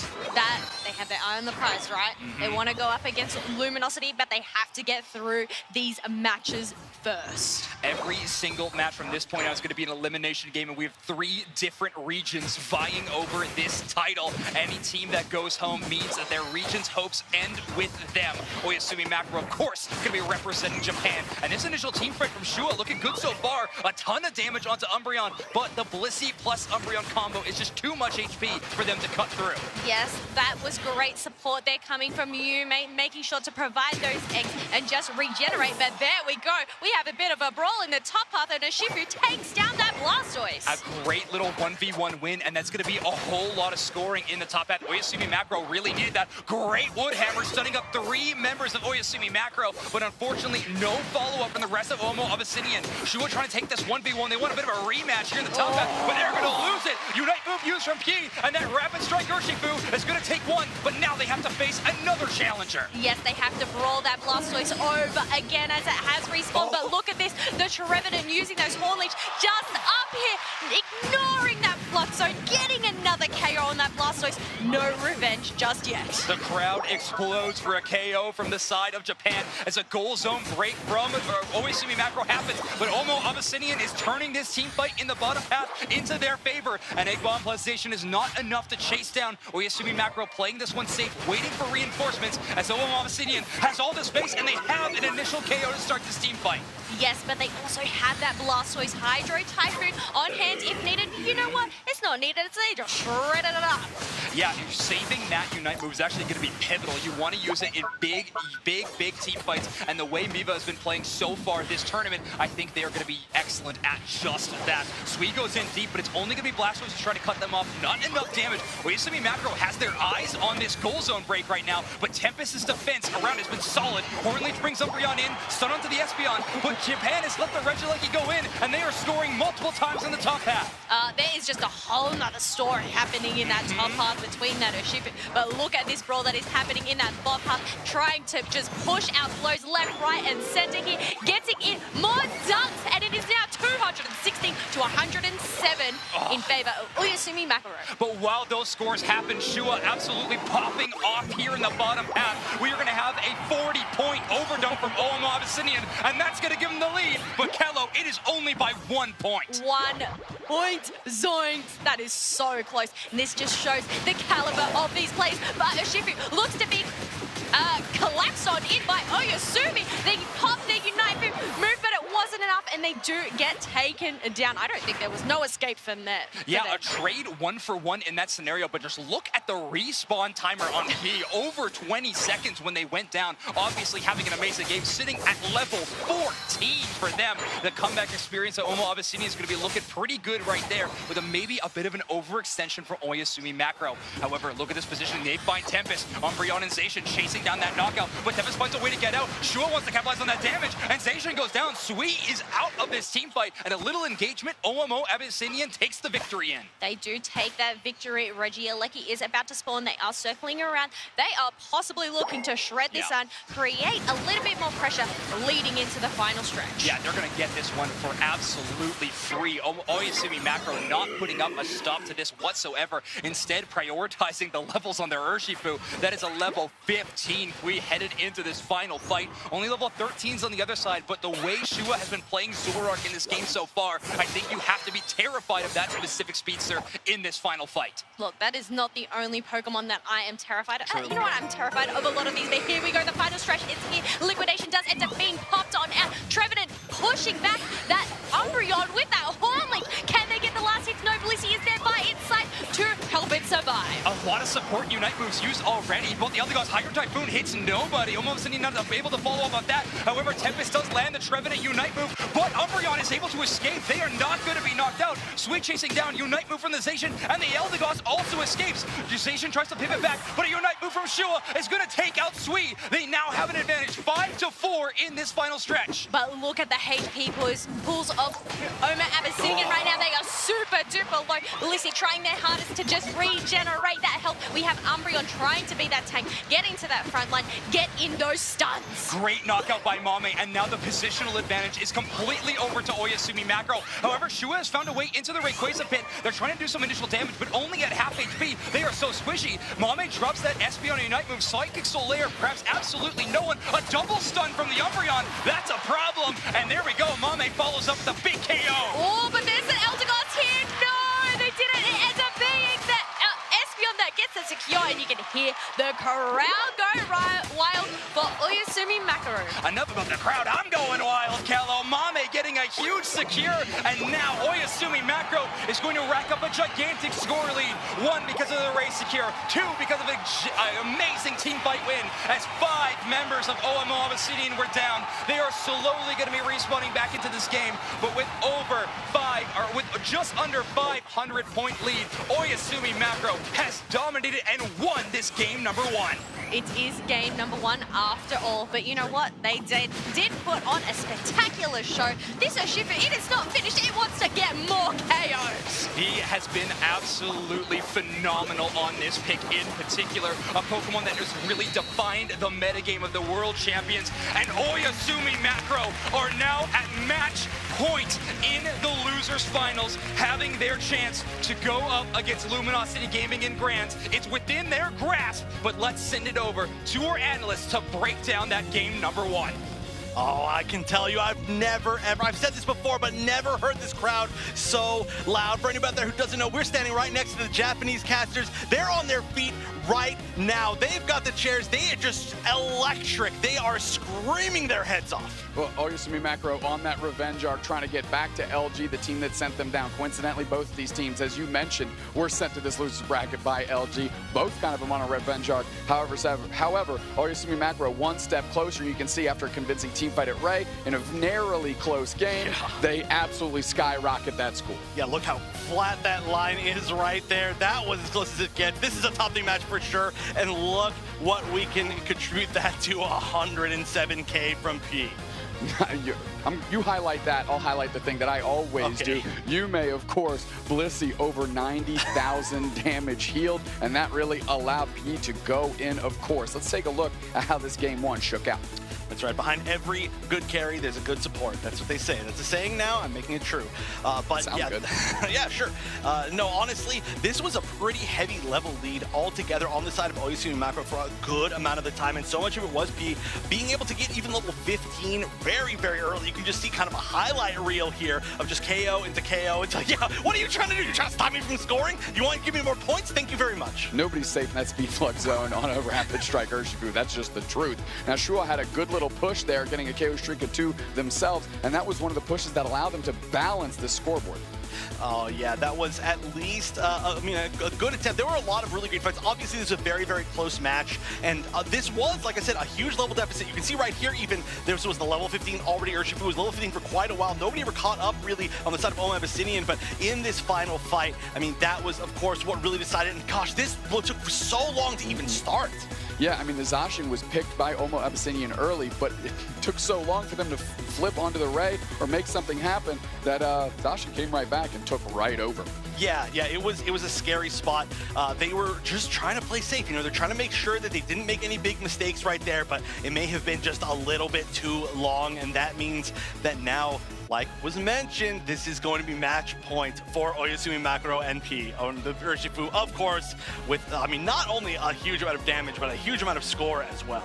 Yeah, about, I don't know, a fourth of their points with that score. 8 KOs, 107,000 damage. P really showing up on the big stage and taking this thing to heart. They're fighting for themselves. They're fighting for their country. And like I said, they do not want those World Championship trophies leaving to go anywhere else. Yeah, they want the shipping to be minimum cost, absolutely. You want to take that back with you on the plane, we're taking it back in a car for sure. That's their attempt at least, maybe on the train, maybe on whatever they're taking it back home, but definitely not some sort flying. of land-based travel, most likely. Bicycle, maybe? A Schwinn, maybe? I don't know.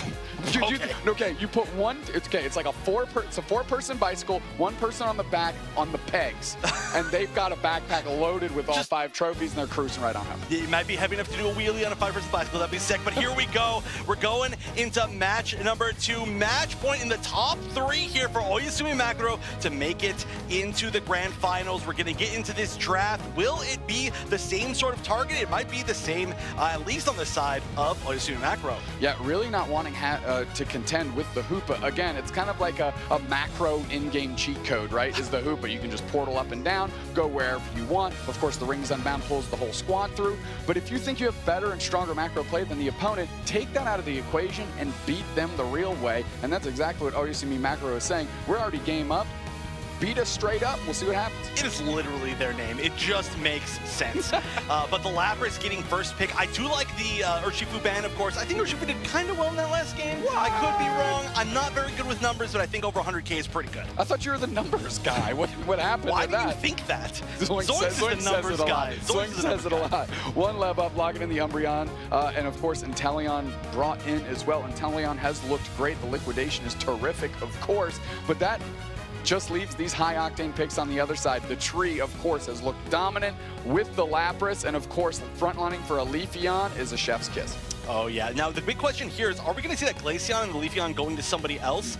We've seen some flex around on the side of Oma Abyssinian, but it looks like Oyasumi Macro is going to be the ones to get the Zacian once again. So they're going with a very similar comp overall to what they had. The only big difference is going to be, of course, the Urshifu banned now.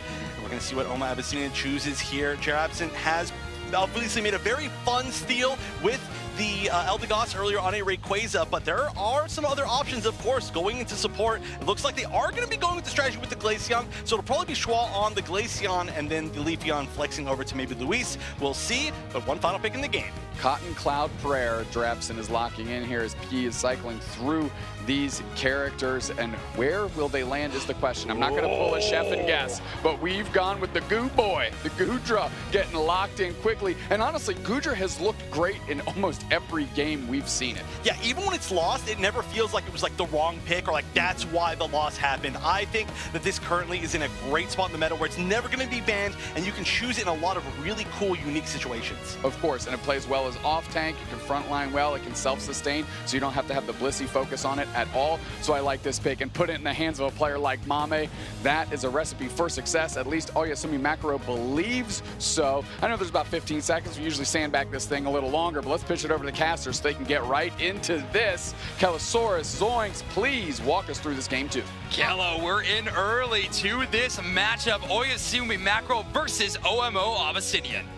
Yes, this may be the final match for Omo Abyssinian here, because if they end up losing this, they are knocked out, and Oyasumi Makaru ends up progressing and refacing Luminosity. Both teams wanting that revenge arc. Of course, Omo Abyssinian also being knocked down there, and with a very interesting draft in game number 2. I actually think Omo Abyssinian have put themselves in a very decent spot to find it. Right now, Oyasumi Macro is pulling out picks that we have not seen them play yet. Namely, the Gudra is the specific one I want to talk about, but we're going to have to see how it plays out throughout this match. Shua on this Glaceon is going to be a very, very pivotal part of this matchup, I think. And, well, it looks like we have the team hanging out in base. We'll talk about that in a second. But this match right now, we cannot explain how important it is to these two teams. We are in the top 3 right now, and these teams have a chance at the grand finals. Not only is that just moving you into second place, everyone, that is a chance at a championship title. It's what these players have dreamed about all year long when they signed up to play in the UNITE Championship Series at the beginning. Well, the thing is, last year, Luminosity, their dreams came true. But can they do it 2 times in a row?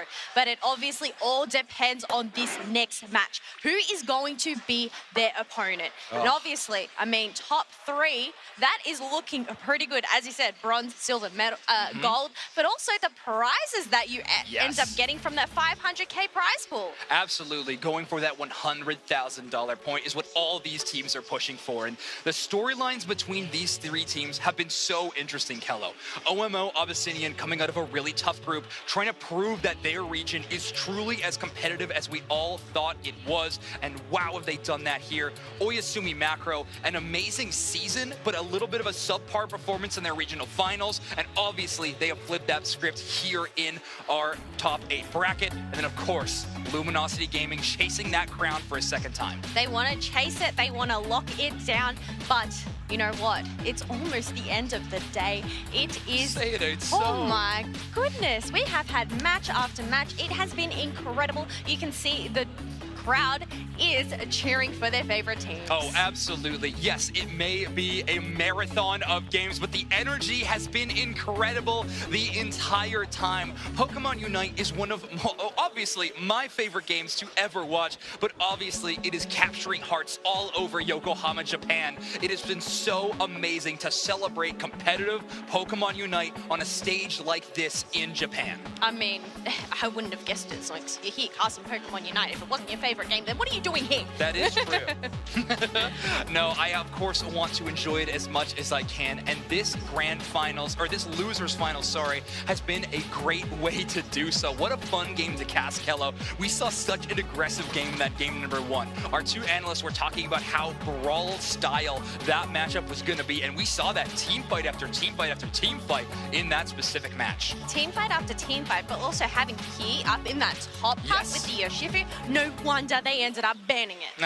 Exactly, yeah. A specific target ban towards that player, and let's face it, that target ban plus that first pick was actually a point that put Oyasumi Macro into a bit of an uncomfortable position in terms of draft. We have not seen a lot of these picks, and maybe I shouldn't call it uncomfortable yet. I have yet to see how it plays out, but Oyasumi Macro going to something kind of new in a losers finals game for their chance at LG again? I mean, let's see. I think Omo Abyssinian really forcing that draft. Well, I guess it's all about keeping your opponent on your toes, maybe. Yep. Maybe that's the strat they are going for. Trying to make them uncomfortable, you know, makes their opponents uncomfortable. I don't know. I mean, these teams are of such high caliber. I think they have so much talent up their sleeves to just utilize this full roster. And they have been showcasing it. But we have more to showcase here at the World Championships. We actually have something really cool called the Play Lab here in Yokohama, Japan. We got a really cool video taking a look at that.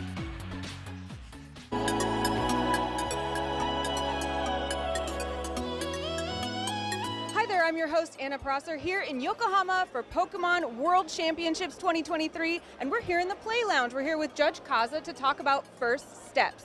What's first step? ここは、ティーチングエリアです。カードゲームを最初にやる場所です。 If a player is just learning about Pokemon for the first time, what would you tell them when they come here? まずは楽しんでください。 What games can players learn here in the Play Lounge? すべてのゲームできます。Do they need to know anything before they come here, or can they start brand new? Nothing. 初心者でも大丈夫です。 What is your favorite thing about the Play Lounge? ティーチングが大好きです。 It looks like you're having a great time. We'll let you get back to it. めっちゃ楽しいです。ありがとうございます。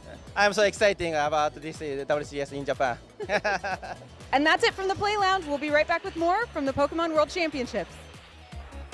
What an incredible opportunity for new players to the Pokemon franchise to check out some incredible games here at the World Championships. We're obviously celebrating a whole lot of stuff, but it's very cool that things like the Play Lab can exist. Definitely. I think one of the highlights there is just to see the range of ages that we have for Pokemon, young and old. I mean, you know what? It's Pokemon. We grew up with this Zoinks. It's true. I mean, I remember back in the days of old, cracking open a brand new Pokemon game, but we're going to be jumping into a brand new game for game number 2. We will be remaking this lobby. However, the drafts will be identical. Obviously, there was no problem during the drafting phase, so when this game begins, we're going to be looking at the exact same team composition on both sides. But I guess this will also give these teams to readjust their builds and everything, making sure that everything is correct. But as we said, you know, same draft, the Urshifu and the Hoopa ban. I honestly wish I didn't tell the folks at home that, because I would look absolutely like a genius if I just predicted everything. I think we're probably going to see an Umbreon here, maybe a Blissey. Ah, there it is. Wow, I'm really killing it up here. But yeah, of course, we're going to see these two compositions that were chosen in drafts show up again on the main stage.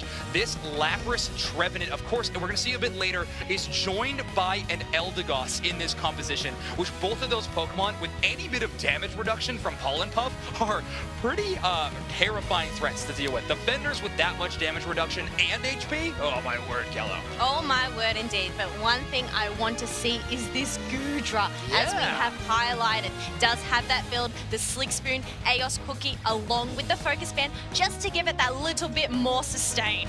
Goodra has been used in some really interesting ways so far. I think 00 Nation probably showing the best Goodra that we saw on the main stage at the very least, and they had a very interesting take on it. They were running that Acid Spray Muddy Water combination, and it seemed like it was their best option into the Zacian on the other side. It was an interesting counter pick there. However, you're going into Leafeon and Glaceon as kind of the two offensive threats you're worried about. I feel like Goodra is going to be more of a, more utilizing that Power Whip build in this scenario. At least that's how I would play it up if I was Oyasumi Macro's coach. However, I do not have those qualifications or even close to them, Kello, so we're going to trust the roster of Oyasumi Macro to take care of it.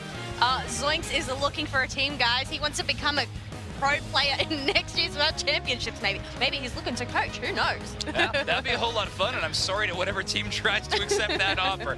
But these two teams, Omo Abyssinian and Oyasumi Macro, both have a chance at becoming champions today, Kello. Obviously, they have to be proud of their accomplishments so far. That goes without saying. But these teams are unrelenting when it comes to chasing that championship title. The world spot, that world's first place, the $100,000 prize pool is still on the line. Let's get into game number 2. Game number 2 of Oyasumi Macro versus Omo Abyssinian. I cannot wait. It's gonna be so fantastic. He on this Zacian this game around, where so many times before we have seen them on that Urshifu. Target banned by Omo Abyssinian. Is that gonna be enough to slow down this star player? Look, it's still early days here. We need to make sure that we get their levels, get those stacks in. The Solar Blade of that Leafeon just being so deadly. Yeah, Lou's already hitting that Leafeon evolution, by the way. Things must have gone absurdly fantastic in those early pathing moments. Mame hitting level 4, getting into that tall grass for that passive. However, the Zacian chase down of the Lapras is going to be tough for Omo Abyssinian to deal with, but they're turning around on Mame. Focus Band starts proccing. They're back up to almost full HP. This Pokemon is all about that HP bar. All about that HP bar, because that is what keeps you up, but we need to get those levels. We do have a Blissey now online, and it is going to be able to provide that HP we were talking about. Exactly. You want to give it to Gudra, you want to give it to Zacian. Both of those are hungry Pokemon that want to have that support from their support player.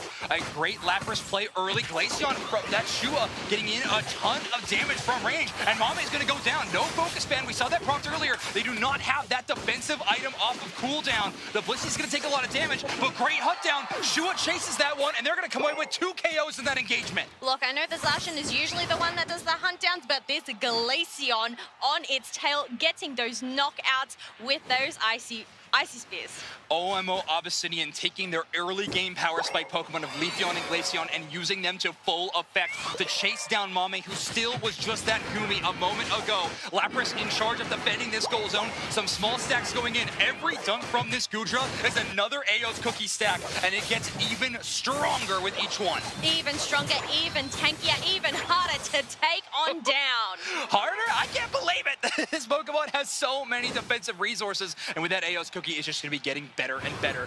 Leafeon trying to play outside of this Umbreon's range of vision, but OMO Abyssinian have earned themselves a decent amount of space. Great call out by Jay Rabson with that Pollen Puff. They identified the Zacian was in that tall grass, called it up for their team, put that Pollen Puff on, and Oyasumi Macro had to bail. Yes, they had to bail. They're just playing it safe, making sure to get eyes on the squad here before going in for an engage. We just have a little bit of a wonder, trying to go and see if they can pitch this Voltoy off this Eldegoss, and they do. It feels like in the game number 1, we had 4 or 5 1v1 team fights by this point in the game. So far, we have only had one, and OMO Abyssinian had that one go in their credit. Jay Rabson just playing around Lev Up here, keeping vision on them, but of course, making it so that Lev Up can't just push into their enemy and have a free flank. Great support positioning by Jay Rabson. Alrighty, we do have a Registeel that has spawned on the map along with that Regieleki up in that top part, but Blissey is looking to be in a bit of trouble. The glacial stage is set. Can they get these KOs? Miva is also on their tail, knocking out that Blissey. The Parasong is there, and Inteleon is going to be the one to secure Registeel. So Oyasumi Macro may have given up a knockout of the support Pokemon in that central area, but I don't think they're worried in the slightest since they were able to secure their objective. But Leafeon swinging the other way. Lewis with a huge Solar Blade knockout, taking out that Inteleon. Yes, they do take out the Inteleon. Is the Zacian going to be next as that Horn Leech comes on out? But they were able to eject on out.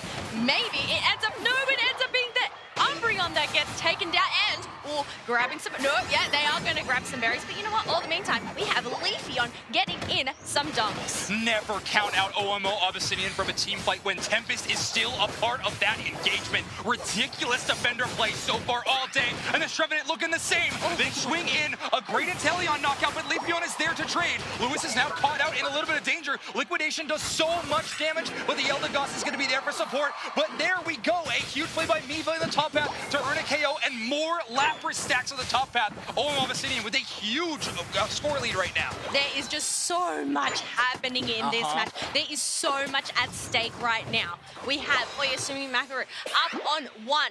OMO Abyssinian, they have to win this next one. I feel like, you know what, 179 to 45, it is still early days, but they are holding quite the lead. One of the biggest talking points around OMO Abyssinian was their lack of experience on the main stage, but they are clutch when their backs are against the wall. They are proving everybody wrong in those scenarios. Big engage by Lewis, the Emerald two-step on top of Pui, and they're going to get the knockout. A huge 1v1 KO, and that sets the pace for the rest of OMO. They charge forward. That is 4 KOs in total. Only Mame going to be hanging out, and Lewis has got their eye on them. And they're going to make sure to do their quick math, get in some dunks, create some space for this basement Reggie that is about to spawn. Abyssinian with some incredible macro game, taking individual team fight wins, but also winning these big rotations. Tempest getting a huge stun down. Miva hit by a few of those stuns. However, their HP pool and Lapras able to get away. Great little play by Eldegoss to absorb the last few hits of that liquidation, making sure that Miva can still be a part of this fight. Mame is caught in the Parasong, and Glaceon finds that final hit knockout. Registeel brought down to a fraction of its HP, and Zacian is going to secure it. Great last hit by Pui. Now this is the comeback experience that Oyasumi Macro were needing. They needed to get that Registeel buff, obviously having that benefit of the extra attack here. We are going in for an engage. No, we are going to back on out. Wow, even a Registeel buffed Sui on that Inteleon wasn't able to get the chase down knockout. Tempest able to live through so many of these engagements. Both first tier goal zones available for OMO Abyssinian. Abyssinian in these final moments. We're 2 minutes away from the final stretch, but if those goal zones remain, they are very easy to defend. But there we go. Finally, a 1v1 team fight goes away for Semi Macro, but not for so long. That chase out Unite move, though, back the other way. But Glaceon shuts it down. Glacial Stage finds that one. I don't know if that was a smart idea going for that Zacian to go back into that fight, as it ended up getting wiped out. It was on such low HP, but you know what? They thought there, Zacian, we can take it on. All the meantime, we do have Omo taking down this Reggie Alecki, trying to secure and capture it for their team. Yeah, Reggie Alecki will be secured by Omo Abyssinian. Is going to be walking towards that second tier goal zone. Big engagement by the Umbreon, though. They try to take Tempest towards the rest of their team. Mame is the next one to rush in, trying to utilize their big body to do a ton of damage. Muddy Water pulls back in Tempest, and that's a big KO. That's the front line, or at least half of it gone for Omo Abyssinian, but they're still putting up a defense, Kello. They are putting up a defense, and this is what I absolutely love to see, a power whip on a Goodra. Can they keep the sustain, especially with that Blissey by their side, but the Solar Blade ends up knocking them out, well, alongside the Lapras. Yeah, it puts them within range of that Parasong, right? That burst damage is something that Goodra normally doesn't mind. Oh my word, a 4-player Solar Blade. No KOs, but that's flashy. That's going in a highlight package later, I guarantee it. Oh, I bet, but you know what?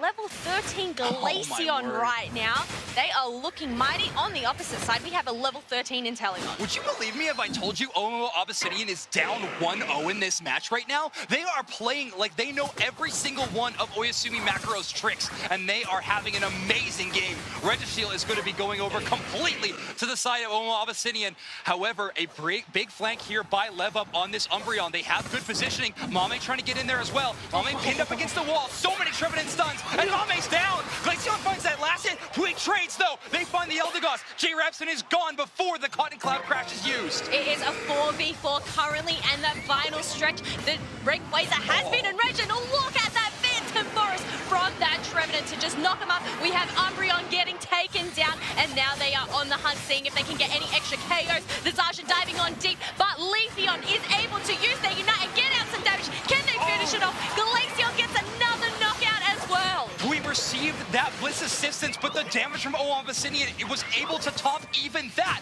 Mame is back, though, and that is a healthy Goodra at level 12 with some very aggressive positioning. Omo Abyssinian needs to take this slow. However, they still have the Eldegoss Unite move. If the attrition is the name of the game here, the support play is going to be there. There it is, Cotton Cloud Crash, bringing everyone back up to full HP, and Tempest pulls away the Inteleon. A big start to this team fight. Yes, that is a great start, taking down that backline damage. You only have the defender and support here. We have Mame also being taken down. This Lapras is on a roll. This double defender composition from Omo Abyssinian has been so fantastic so far, but can the Zacian be the answer to it? Pui getting in range. The Sacred Sword going to hit absolutely nobody, and they're going to try to move towards the top end of that Rayquaza. Maybe threatening a back cap, maybe threatening a last hit on the Rayquaza. Either way, Omo Abyssinian is holding all the cards right now. They are really holding on tight. They are down almost 200 points here, but Zacian ends up getting knocked out, and Inteleon is in a bit of a pickle as it is getting troubled by a Trevenant pushing in. Tempest has made their mission to specifically take down Sweet on this Inteleon. Every single time they are chasing them down. Tempest with an amazing defender game so far, and we're having a bit of a 1v1 there. Again, the Inteleon such a beat acrobatics away, but there's the chase down by Shrewa. A great Icicle Spear finds that KO. Mame gonna be down to the Parasong again. Who cares how much HP you have if you are underneath that execute bar of the Lapras? Omo Abyssinian hold on to their lead, and they are gonna be tying up this losers finals 1-1. APAC is 8 out of it yet. This is why these teams are in the top 3. They have the power. They want to show it. They are not going down easily. Oh my word, I would not call that easily whatsoever.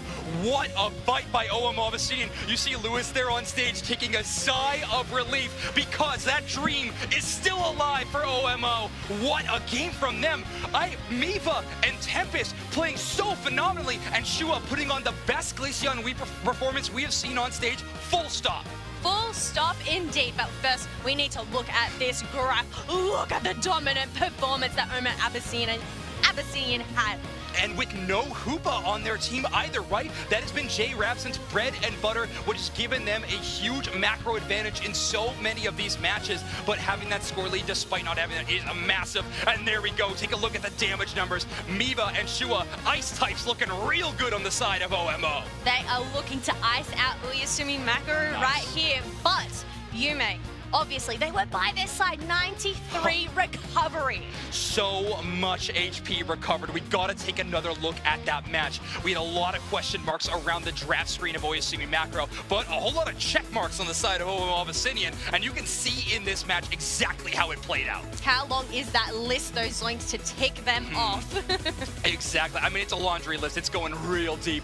OMO Abyssinian. Honestly, we were talking about how they were winning teamfight after teamfight. I don't know if we talked enough about how OMO was also winning 1v1 after 1v1. And I honestly think that has been kind of the definition of the metagame that we have seen, where so many split pushes are defined by these 2v2 engagements, these 1v1 engagements, and OMO Abyssinian looking absolutely clean on the day. Early Leafeon play, so strong. So strong, especially in this Ray pit right now. They were able to put up the defenses, but also protect both of those tier 1 paths. Yes, exactly. And again, without that Hoopa, the quick defense not available for them, Oyasumi Macro just could not find an angle for the comeback. And a lot of that is because this player of the game, Miva's Lapras, absolutely unreal. Not only 6-digit damage, but 78,000 damage taken. This Pokemon was up and it was ready to fight. That Perish song is stuff of nightmares. You do not want to come across it, especially when you are at such low HP. Just being able to finish them off. But you know what? Game 3. Zoinks. Oyasumi Makaru versus OMO Abyssinian. Here we go. Only one of these teams will keep their championship dreams alive. The other will go home in that 3rd place spot. Oyasumi Macro going to be banning away the Umbreon. OMO Abyssinian, they know better. They are banning away that Urshifu. Look, the first game that they obviously had, they do not want to come across it again. But interestingly enough, this does leave it open for Lapras to be picked on up first pick. Yeah, Oyasumi Macro finally having their chance to grab this amazing defender Pokemon. There it is, locked in for the side of Oyasumi Macro. OMO Abyssinian, though, obviously going to grab this Trevenant. Tempest has been absolutely unstoppable on this pick in particular. And Hoopa grabbed again. Jay Rapson back on that comfort pick. Look, if it's not banned, you're going to take it and lock it in. But I must say, Tempest on the Trevenant, though, they have been spectacular. But on the other side, we can see Mami hovering over that Inteleon and picking up that Blissey as well. Wow, okay, so this is going to be an extremely powerful bottom path no matter what. When you have access to Sobble and Drizzle's Water Gun, it's an amazing secure tool. They are going to have a fantastic showing there. However, Lewis is bringing the Leafeon back to the fight into that bottom path. That was such an electric one to watch. You know what? Another electric pick is this Glaceon. Shua has really shined on through, but this does leave these last 2 picks on the side of Oyasumi Makaru. We do have Blastoise and, I believe, yes it is, a Zacian once again. It's going to be a Zacian. Oyasumi Macro really throwing all of their strategy towards a final team fight. Lapras Unite, Bliss Unite, Blastoise, Hydro Typhoon. So many of these keys could be the success they need in a final stretch scenario. OMO Abyssinian going to grab another defender, so going to stick to this double defender strategy that they have been playing so far. I really like it. Not having the Lapras, though, is going to be tough for Miva to deal with. They're going to be locking in that Slowbro, though. We'll have to see if they can pop off the same way as they did in that game 2. Well, it's all going to come down to that Slowbro. Who is it going to target? Is it going to target the Zacian? Is it going to target the Inteleon? It all depends on the positioning and whether they can pull it off. But look at this. We do have a bit of a switch up. We actually have Tempest on the Slowbro this time. Oh, no, they've switched it back again. They're just trying to trick me. Keep me on our toes. Lots of tricks coming out of OMO Abyssinian. Let's hope they saved a few up their sleeve for this game number 3. We are in elimination time in our losers finals. 2nd place or a chance, or 3rd place or a chance at a championship. Right now, these 2 teams are loading in, and I cannot wait for this match to start, Kello. Oh, I bet Oyasumi Makaru, they want to go up against the grand finalist, Luminosity. But will OMO Abyssinian, will they get their chance? I mean, they are going to be wanting to have their chance, of course, but just as much as Oyasumi Macro. OMO Abyssinian, they are playing for the heart of their region. But if I'm going to talk about a team playing for their region, it's Oyasumi, Macro, who are playing in front of a home crowd here in Yokohama, Japan. This crowd is full of supporters for this Japanese region. Let's see if they can go.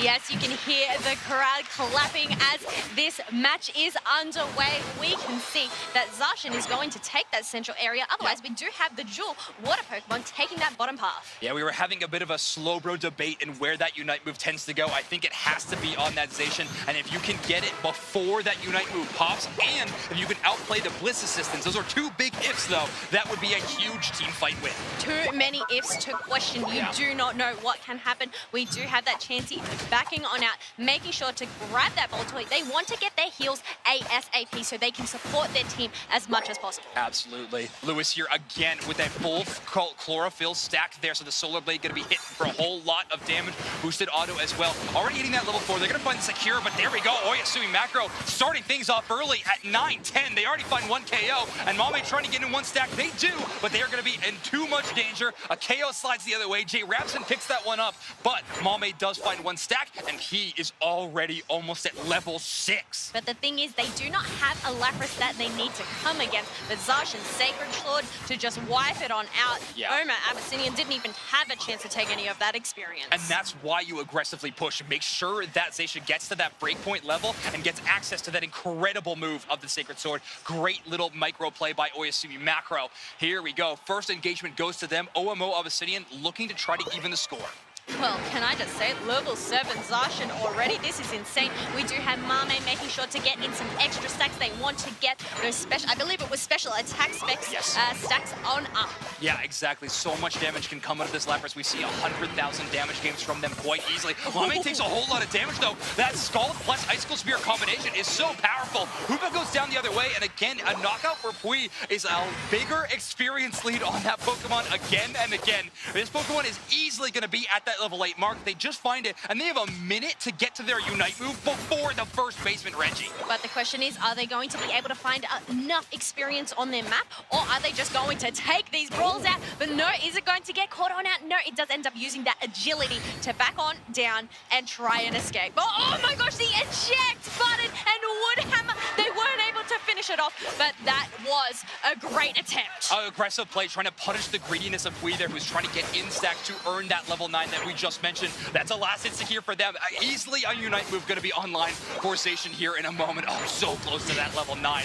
Great little play trying to play around the Swablu Altarias, but there it is. That fabled level 9 is here for this Fairy Steel. Now, the thing is, Oma Abyssinian, they do have 2 evolutions on their side. Getting that level 8, they do not need to get level 9 to get their Unite moves. Leafeon has it in check. A great point there on your screen. You can see that little yellow pip above the Pokemon's face, meaning they have that Unite move prepped and ready to go. Registeel damage is done early by Omo Abyssinian, but they got to take this Hoopa portal to reset their HP. Engaged by Tempest. However, that Sacred Sword damage with those 2 hits in a row deals so much damage the other direction. Registeel walks very far. Yeah, it's going to leash back and earn its HP. Did you just see the Registeel just knocked up that Trevenant, so it couldn't even go back into that portable? Thankfully, there was a berry that Hoopa provided, and they were able to at least get some regen. They do get the reset there, but also the Registeel ends up going for a reset too. Yeah, Registeel doing a lot of work in this team fight, but Emerald Two-Step going to find that first knockout. War Turtle is down. OMO Abyssinian strikes first, but Mame strikes back in the top path, by the way. Going to get more stacks up there. Registeel brought down to about half HP. Tempest trying to shut down this Zacian. They find them, they Horn Leech, they Woodhammer, but now Shua needs to try to get strike, but it's the Solar Blade that finds it, and all of OMO is going to be able to reset. Yes, they are going to reset. They are trying to get the hits, but they ended up pushing him. They are locked up against the wall here. Another berry for that Zacian to just get that sustain, and there are no KOs.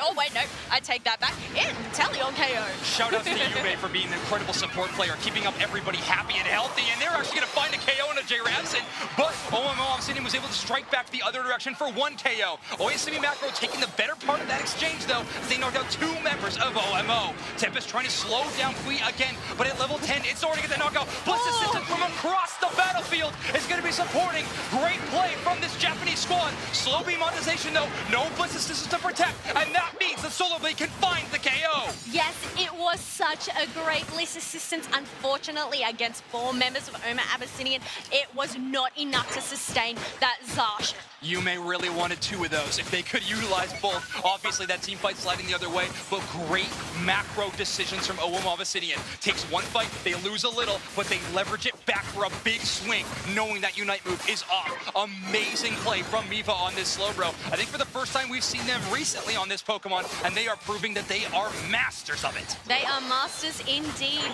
because they have a 50. They're actually behind currently. Yeah, not very many stacks going in. I mean, all of these team fights have been great, but they've only been getting 1 or 2 knockouts. That's not enough room to score onto these goal zones. Oyasumi Macro's been holding on to a lead. However, it's not very large at all, right? We're looking at around 40, 44 points or so. So Oyasumi Macro holding on to the lead. OMO Abyssinian, though, having a pretty fantastic early game, but Zacian is hitting that level 11. I got a feeling we got to keep bringing up just another level check on that Zacian.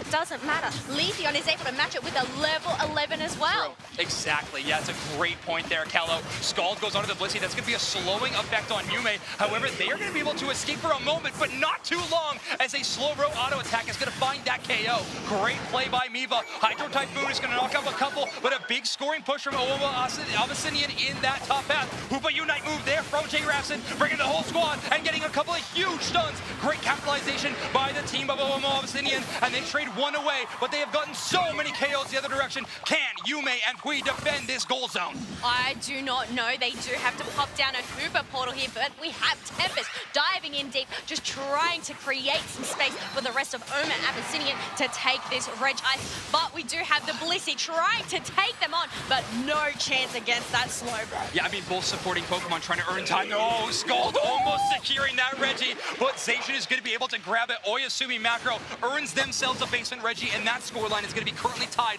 1-1 for both of these teams. And again, neither team able to break 100 points yet. All of these fights have been great, but nothing enough to leverage a push towards a goal zone. This is why these teams are in the top 3 right now. The amount that they are able to match each other level for level, point for point, it is actually so close right now. Power rankings are out the window. Storylines are out the window. What matters right now is what happens in these final 3 minutes. Both of these teams have fought tooth and nail to make it into this moment, and they are playing like champions in their own right in our game number 3. Amazing play so far. Mame does not find that score. Great defensive play by Shua. This Icicle Spear proving to be such a powerful goal zone defensive tool. Look, they are champions of their region, but can they be the champions of the world? They obviously have to overcome this first stepping stone here. We have Reggie Alecki that has spawned on up, but it looks like they're going to prioritize all of these wild Pokemons that are here to make sure to get those levels, get the Unite moves on hand, because Hoopa is still missing theirs. This matchup has been the slow and steady one, but you're right, they're going to need to take a little bit longer to find those Unite moves. Tempest can't play their normal aggressive strategy they were hoping for that time around. Yume looking to reset, and they do. Great little egg bomb to stop the reset through the Hoopa portal, and the second one not going to quite make it. There we go. The Tempest is going to be back in that home base, and Oyasumi Macro having all the positioning they could have ever wanted around this Rayquaza. But positioning might not be the key. We have seen that table being flipped on over. They do have the Zacian going and poking at this Rayquaza, trying to chip it on down. We have Inteleon targeting that Slowbro up in that top. Yeah, Amiiba's actually going to have to reset, but we need to watch where that Slowbro chooses to use that Unite move. That Slow Beam obviously is going to be important, but the rest of the team is going to need to capitalize on it as well. OMO Abyssinian earning themselves a little bit of space thanks to a great split push from their Leafeon. However, Mame is going to be depositing some Eos Energy. No, great little stop by Miva on the Slowbro to stop the Lapras from scoring. This is where that map awareness is key. Having eyes on your opponents, knowing where they are and when to stop them. But Lapras Express does ends up coming on in. It is trying to get that stun, and now the Hydro Typhoon also gets being popped out. It knocks out multiple targets, and Tempest is looking for one specific one to pull that Horn Leech away. Miva is brought down to a whole lot of low HP, but great little surf. Zacian caught in that one, but Bliss assists us to keep that Zacian up and running. They charge away, utilizing the Unite move. However, the Leafeon has earned the first KO. Sui is down for over 20 seconds, and now OMO Abyssinian is turning their attention towards the Rayquaza. Hui is here, but they are at such low HP. They are at such low HP, but thankfully they do have a Hooper by their side. Are they going to take the portal? No, they are not. Rayquaza is super duper low, but we do have Slowbro, their tank, being taken down. Mame popping up here for Oyasumi Macro, keeping Japan's hope of a championship alive. Rayquaza brought down, and it is secure. It is going to be OMO Abyssinian who secures that main objective. Apex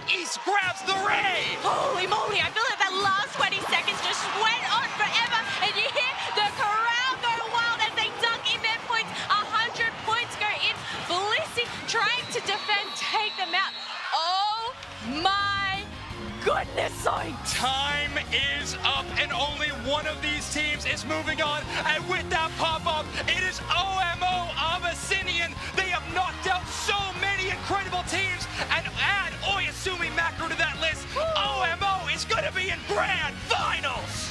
Holy macaroni, that was intense. 288 to 172. That was such a nail-biting final stretch. So close to call. It felt like everyone just had such low HP in that final fight. And when it comes down to those clutch situations, it's OMO time and time again that pull away for an incredible fight.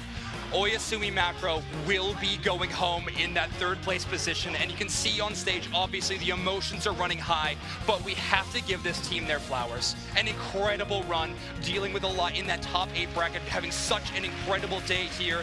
Ending in third place is something that needs to be respected, and a round of applause for Oyasumi Macro. Can I just say, well deserved as well to make a top 3. That is pretty incredible. But as these teams do shake hands, say goodbye, honestly, I need to look at that highlights package because that was insane. There was just so much to break down. Yeah, that final fight, I think, is one that we will look back on in just months from now to review again and again.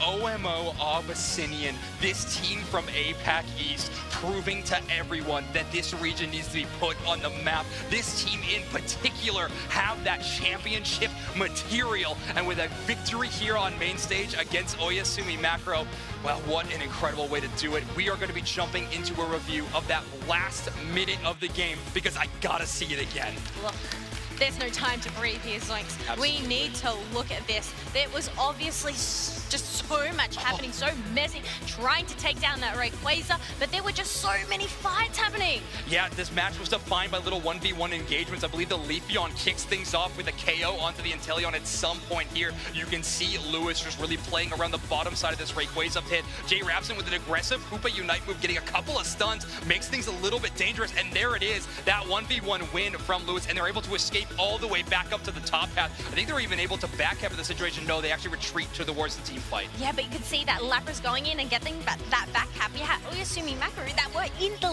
lead. Yeah, it's been so incredible to watch this team fight yet again.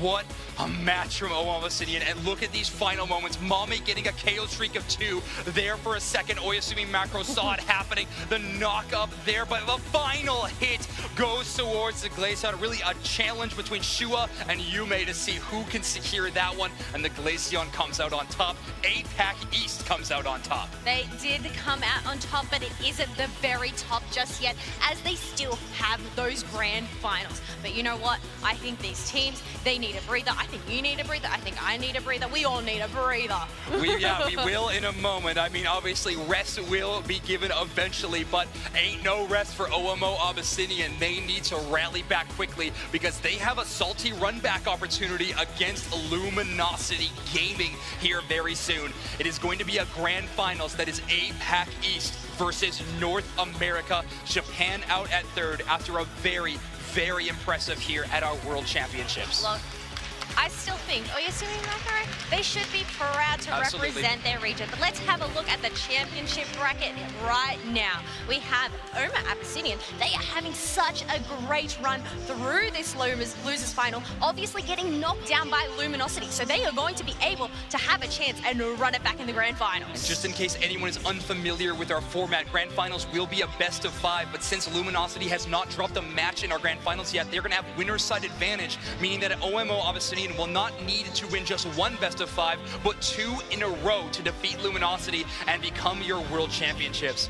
OMO Abyssinian is going to be put into a very tough spot, but if I've learned anything, it's that I count on them in those situations to make it happen again and again. OMO Abyssinian on an absolutely incredible run. Look, there is something that we need to present here. True. The lucky number reveal that we have all been waiting for. Get your numbers ready. Are you a winner here? It is 84156. All right, I see nobody popping out from the crowd, so maybe no one knowing their specific lucky number quite yet, but make sure everyone you check in the game of Pokemon Unite, check those 5 digits, 84156. If you got that one, fantastic. Coming up very soon is the grand finals. I cannot wait right after this.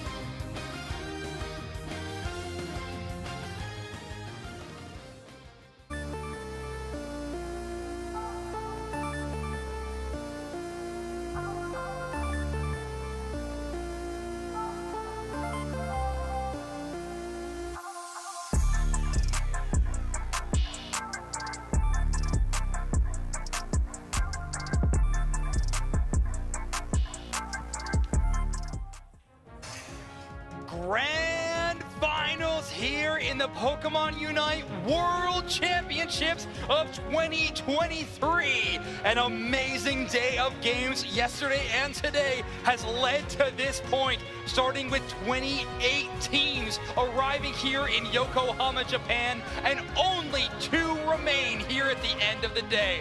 Luminosity Gaming, of course, our former World Championships, having another chance at that title, and the new challenger, OMO Abyssinian. What an amazing Grand Finals we have ahead of us. I can't believe it's all come down to this point. Not just our 28 teams this weekend, but all the way from the start of this season. This has been the most hard-fought year of Pokemon UNITE. These players have been just working their heart out. They've been doing their best to make it to one point, to one stage, and this is it. Oh my word, what a stage it is. You can see it behind us, but even metaphorically, it's a pretty big deal, Wonder Chef. These teams have played all season long with this one thing in mind. Luminosity Gaming wanting another chance at that trophy, and OMO Abyssinian joining the fray this year. Let's take a look at how these teams got here today, though, in our top 8 bracket. All right, just looking all the way from the start, Luminosity taking down Orangutan.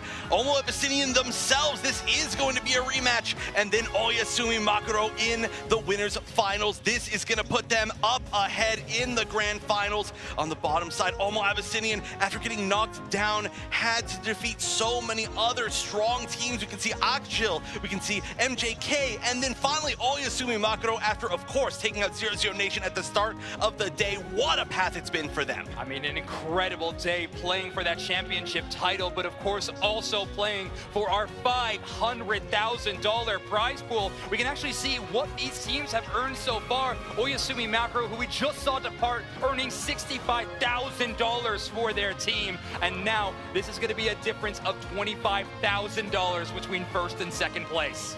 A huge amount of prizing, and well earned it is. Like I said, these teams have been grinding non-stop since the beginning of the year. They've had just incredible storylines. They fought through thick and thin, trying to figure out rosters and metas and just everything this year, with draft being added, draft and ban, and they fought here to see who is the most flexible, who is the one who wants it the most. Exactly. It has all been for this one thing. Luminosity wanting it again. OMO Abyssinian fighting for it for the first time. These teams have performed all year long to try to earn their place in the Arena of Legends.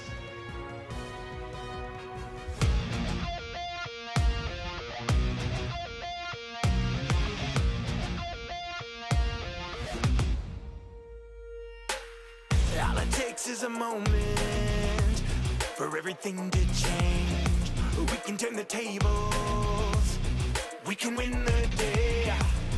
In the heat of battle, we won't be undone. Let them come for the throne. We fight, united as one. Here we stand on the edge of greatness. Get ready, cause the battle's here. We can turn the tide, we can take this. So close, victory is near. Here we stand on the edge of greatness. With my warriors by my side. Born ready, we can almost taste it. The edge of greatness. The edge of greatness. The edge of greatness. Here we are, the grand finals of the Pokémon UNITE World Championships, live in Yokohama, Japan. Luminosity, OMO Abyssinian, and one of them will be crowned our champion. I can't even believe the run that OMO Abyssinian has had. Across the way from them, though, world champs themselves, the reigning world champions, Luminosity Gaming, trying to find their footing for an entire year, and they decide day 2 world championships, why not today? They are humming.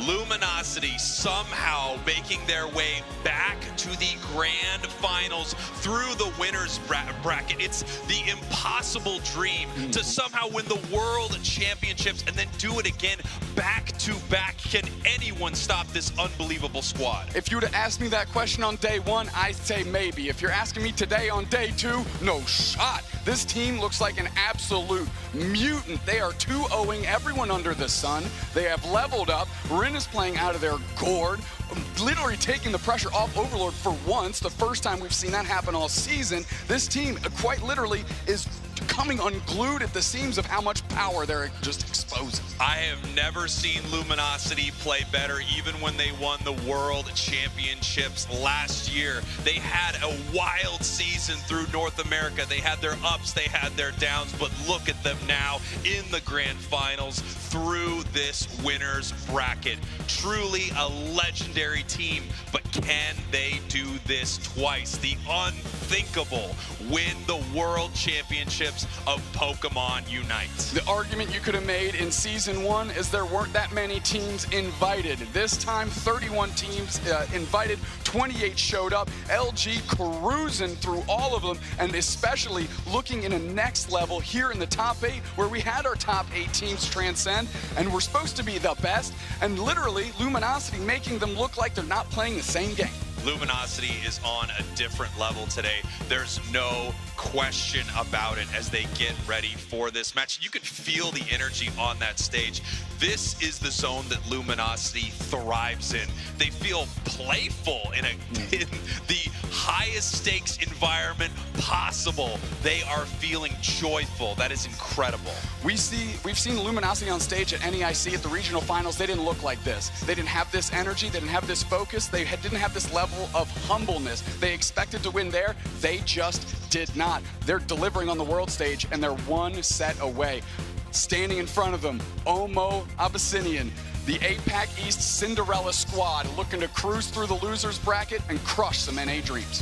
First place in their regional finals, first seed from their region. They came into today looking amazing, and they have dispatched every single team in front of them as they clawed their way through that losers bracket, taking down the incredible Oyasumi Makaro in that last match. Just amazing stuff. You know, they talked about earlier how they were nervous to be on this stage, how this is a new experience for them. Luminosity has been through this before. Well, this team hasn't, but they look like seasoned pros. If anyone is going to take down Luminosity, it's Omo Abyssinian. To say they're on a heater right now is an understatement. The best thing, if you're an NA fan, is that Omo Abyssinian just sent every Japanese fan into your camp because they dispatched both teams that were in the top 4. They absolutely eviscerated. Step them down. Omo Abyssinian is all momentum right now. LG's been on ice for a minute. Can they carry that through? That's the question, because they have a long road ahead.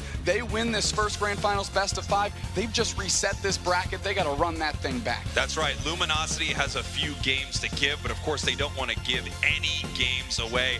Abyssinian is ready for this, though. You can feel it, and you saw it in their past games. They were a little shakier earlier this morning, but right now they look insane. Dupe Snacks, I don't know if you know this, but I'm a bit of a psychic. I thought you were a magician. Well, I'm a bit of a magician and I'm a bit of a psychic. I'm a bit of both, okay? You can do both in this world, and I actually had a pretty good feeling how this was all going to go. Why don't you take a look?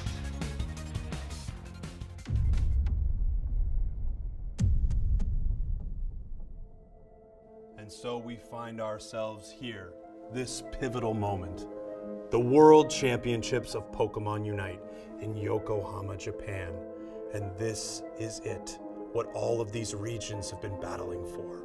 The grand finals are upon us. What team is going to make it? I can feel a disturbance in the air, the Eos energy flowing through me. Closer, I can see something here.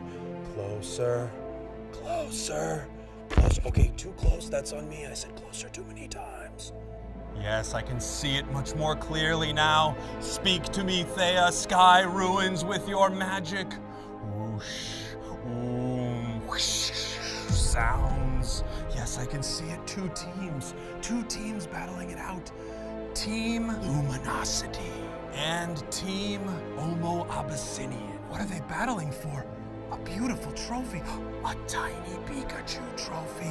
Luminosity, your current world champions, are moving to the grand final. Omo Abyssinian will be your team, making it into the top 3. That is insane. This is the grand finals between Team Luminosity and Team Omo Abyssinian. Incredible. This will be a match for the ages. I hope you're ready, because this is the grand finals of the Pokémon UNITE World Championships. A magical prediction from Spraggles is going to lead us into draft of our game number 1 of our grand finals for Season 2, Luminosity Gaming versus OMO Abyssinian. I can't believe we're finally here, and the one thing that even Spraggles couldn't predict is who's going to come out on top. It looks like it's going to be the Hoopa Band on the side of Luminosity. Once again, looks like maybe Jarapson's getting a little bit target banned there, but on the other side, the Lapras. This is the second time these two teams have played against each other, so a bit of knowledge going into this specific team fight. Hoopa banned away, Lapras banned away, so Rin not going to have access to that super powered defender Pokemon. And that has been so successful already, but we've also seen some other options from Ren, many throughout the day. Looks like we're, of course, going to be starting with that Umbreon, a great meta pick, and a highly, highly valued over the weekend defender, the Trevenant. I mean, this is so cool because I think Luminosity Gaming and OMO Abyssinian's path to the grand finals have been very similar in terms of draft. Picking some comfort picks, even though they're strong, but kind of avoiding some of these more meta picks sometimes and relying on those comfort spots. And both teams making it look amazing. Tempest with the Trevenant, Overlord on that Zoroark. Ooh, going back to the comfort pick, you love to see it. One of my big questions is what Schwa going to be picking up eventually? Will it be the Glaceon once again? And yeah, we're just going to a lot of comfort picks that all these teams have been going for. Nothing's really been stopped from them getting it. And one of those picks that I mentioned earlier that Rin's been great on is that Zacian. Oh my word, with that Comfey pocket as well. Now, one thing that OMO Abyssinian had last time they ran this competition was the Eldegoss. This time choosing that Clefable instead. Hopefully some big gravities will help slow down the Overlord onslaught, but I don't know if anything is going to be stopping that player in this position right now. And great call out, Wonder Chef. It is the Glaceon from Shua. And I do have to mention, Omo Abyssinian has fought now, I believe, 4 wins of their last 4 wins against Zacian with some other diving partner. Yeah, great meta call there by this team. Obviously, they have found some kind of answer, but will that answer work against a team like Luminosity? The way they are playing right now, LG with winner's bracket advantage. They, of course, are familiar with this position from last year and a draft to look like it. Oh, yes, they are. This is their chance. They just need to win 3 games. Abyssinian has to reset the bracket as well.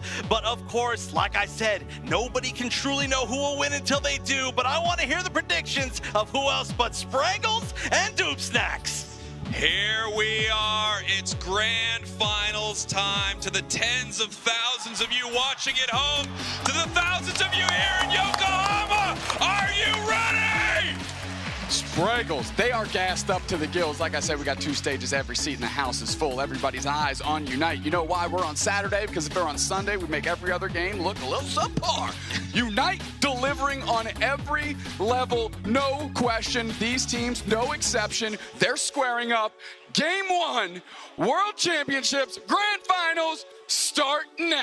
Let's do this thing. Luminosity, your purple team. Omo Abyssinian, your orange team of the first game of our grand finals of the Pokemon UNITE World Championships. Hundreds of teams from around the world competing, and it all comes down to this. North America versus Asia Pacific East. Luminosity, the former champions, looking to regain their crown. Omo Abyssinian, the upstart team from APAC East, the one that everyone believed could take down the champs, and somehow here they are. They're just buying time for Overlord to get through this central area. That's who they're going to leverage, of course, per usual, LG, to try and get into the face of this other team. Luis, though, leveling up very quickly, hit their level 4.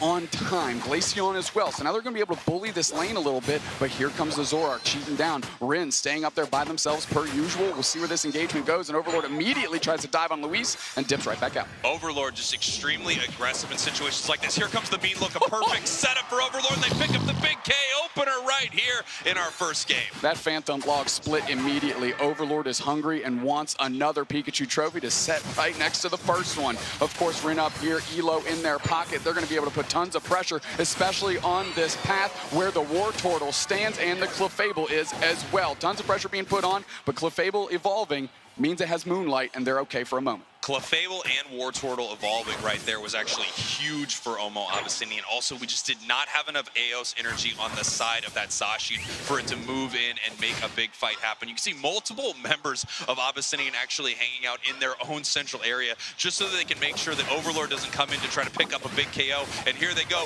diving forward, trying to take out a KO on Wartortle here and score on this goal zone. Well, they're putting tons of pressure on Overlord with Rin, of course, and the Comfy just hanging out, trying to get from one player to the other to see if they can make any magic happen. Not quite in the cards this time. Omo Abyssinian doing a great job of pushing Luminosity back. Luminosity loves to just overstep those boundaries, make their way into that central area, but you can see Omo Abyssinian doing a great job picking up a big KO on Slash. K opener to Omo Abyssinian in this one. They get a good one on Slash, as you mentioned. That's a good start for them. That's a confidence builder. You were talking about momentum. You want to keep that going in the positive direction. They've certainly done that now on the scoreboard and getting the first KO. Here we go. Overlord sitting in this top path, now running back down towards this central area, looking to see if there's any experience they can take away. All the fighting, both of these teams just kind of left these Altaria and Swablu alone. They're able to clean this up, make their way back up to this top path, and see if they can get level 9 before this first big objective. The top and bottom Reggie spawn on the map here in 10 seconds.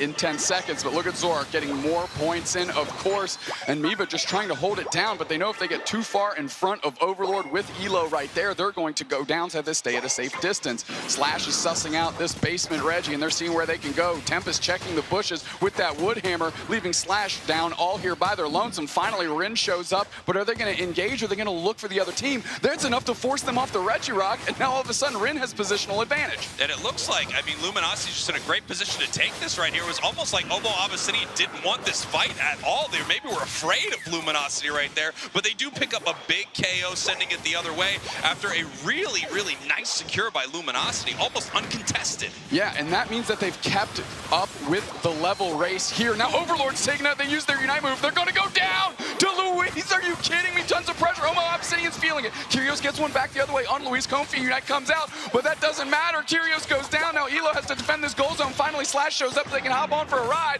but there's still 3 players there. Is the Tempest going to peel out and get out of there? That's the question. Yes, they decide to play it safe, and Omo Abyssinian's looking good. Beautiful, beautiful play there from Omo Abyssinian. You know, they gave up that objective pretty hard, but then they moved back in and pick up this massive KO on Zoroark, and then almost every other member of Luminosity starts to fall afterwards. Reggie Alecki up here in the top path, already at half, being ripped apart by Luminosity. Here comes the big secure attempt, and they are able to take that down. Nice KO by Overlord on Luis there to let that thing run in. If it hits, they have a good chance for an overcap. Nice pressure by Overlord on Miva, so they can't keep them from that happening, and now they're going to get a big overdunk if they can get the right player in the position. Yeah, they're looking for some more Eos energy right here, but they don't want to break this goal without it. Otherwise, they'd rather keep it up, keep more experience between these 2 goal zones rather than giving a lot of it over to Omo Abyssinian right here. They're just looking for some points, but they're eating some Unite moves as Omo Abyssinian picks up another big double KO. It takes 3 players on Omo Abyssinian to use their Unite moves, but they cashed them in on the right player. Overlord goes down, and now this goal zone is going to go down. Tons of points rain in, 185 to 111. Omo Abyssinian now has the level lead as well. They have the level lead, they have the point lead, and as you talked about, they have the momentum moving into this match. It looks like Luminosity needs to get their heads back in this game. Feels like they're not giving any respect over to Omo Abyssinian, and they're counterpunching extremely well every time LG moves in. Without a doubt, nice little score there by Slash. Miva not interested in doing too much. Kyrios gets poached to the side of Omo Abyssinian. The Glaceon shows up just in time for that KO. Kyrios goes down. Now Rin is caught without a partner, and there's 3 players that are going to pivot. Look look at Tempest's positioning. They're going to look to space out Overlord. Nice wood hammer to push them and bubble them out. Jumping on top of Luis is Overlord, though. That's the engagement they want. Comfy Unite comes out as well. They're going to keep pushing. Do they get the follow-up? No, nobody goes down there. They roll block and push them against the wall, which means Rin can seal that objective, but now they're trying to get KOs back. The Glaceon's already down, but so is Overlord. Once again, amazing objective secure here from Luminosity, but these fights are going the way of Omo Abyssinian in a big way. That Leafeon picking up massive KOs and Zoroark getting shut down. This is the only team that has been able to shut down Luminosity Zoroark all day.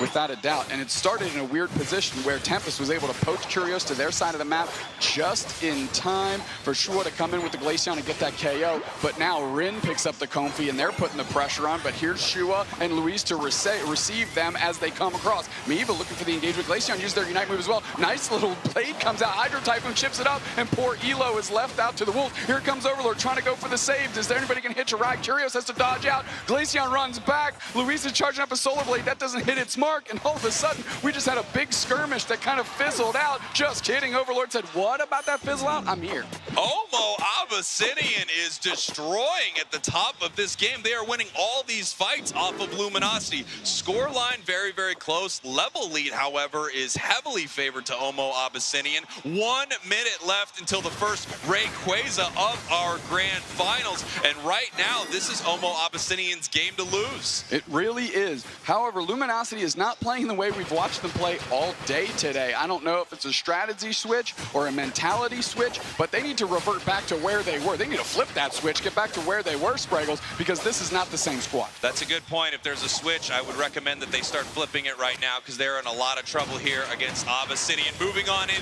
Overlord just not able to make any of their combos work. Obviously, Gravity from Clefable, a huge counter, and he says, counter this, picking up a big KO in this central area. 25 seconds now until Rayquaza, and obviously so much matters here. This fight is so incredibly important as Slash is in a lot of trouble, and it looks like they just lost their focus span before this fight.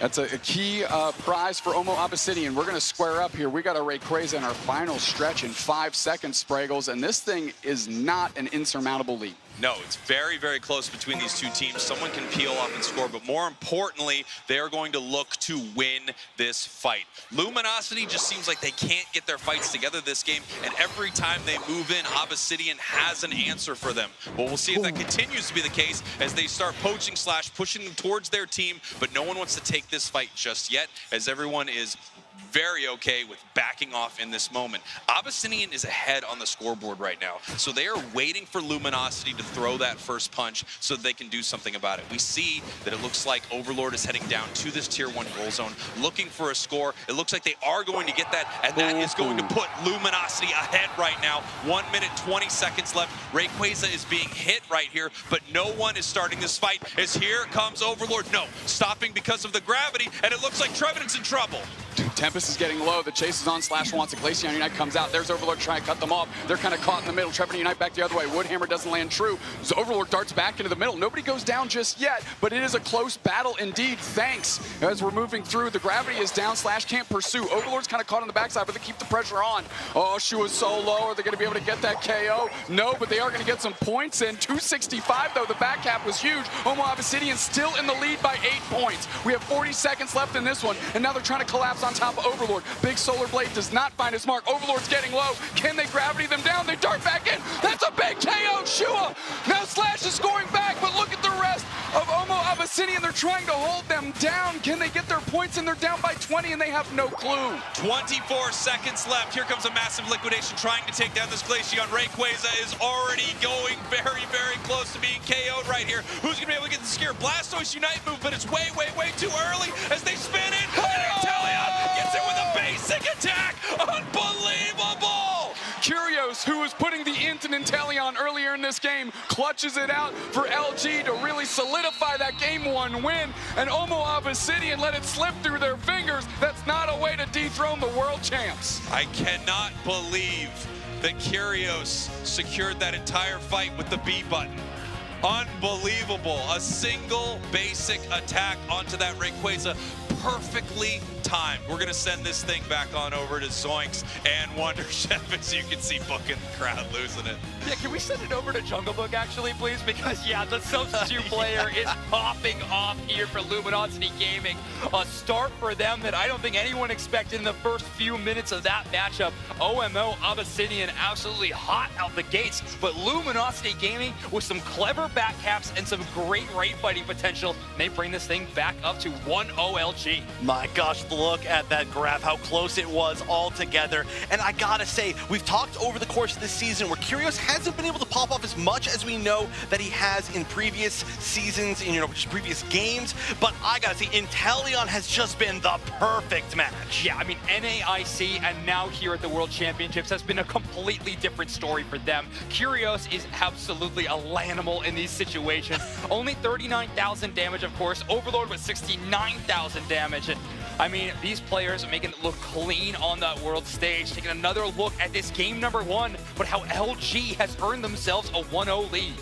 Yeah, and just barely, to be honest. I feel like a lot of these highlights are going to be moments that were led early on by OMO Abyssinian. A lot of it, too, was Overlord going down in the early moments of the game, giving OMO Abyssinian that early lead, and we can see actually even just 2 in a row right there. I think disrespecting the combination, a little bit of that Trevenant Leafeon too much from OMO Abyssinian, that aggression. They are maybe the best counter dive team in the entire world currently. Those two in tandem have been shutting down aggression from teams time after time. But in the end, and right there in that situation, Feint Attack, not going to be the success. But these final seconds were all about LG as they tried to fight to earn themselves a lead. Yeah, if OMO Abyssinian is one of the best, if not the best team at defense in the world, stopping that dive, I have to say Luminosity may be the best team in the world. Well, maybe the best team in the world, both of these teams clearly, but maybe the best in the world at the final 2 minutes of the game. Over the course of this weekend, they have won so many of their games in those final 2 minutes, even when they're behind, just like that. And who else but Overlord is the player of game number 1. Shadow Claw, Feint Attack, all damage all the time. And with Elo backing you up, it's the reason you can put up damage numbers like these, even if you were losing a lot of those engagements. And look, Overlord has fans worldwide, even here in Yokohama, Japan. Look at this guy. What a face of Pokemon Unite. What a great player on this Luminosity Gaming team. And wow, what a championship form that we are seeing them in today. Yeah, every single player on LG had, I think, kind of a hero moment in that first game. It was looking so good. And even the fact that they had to do all of that from behind, they still stayed solid.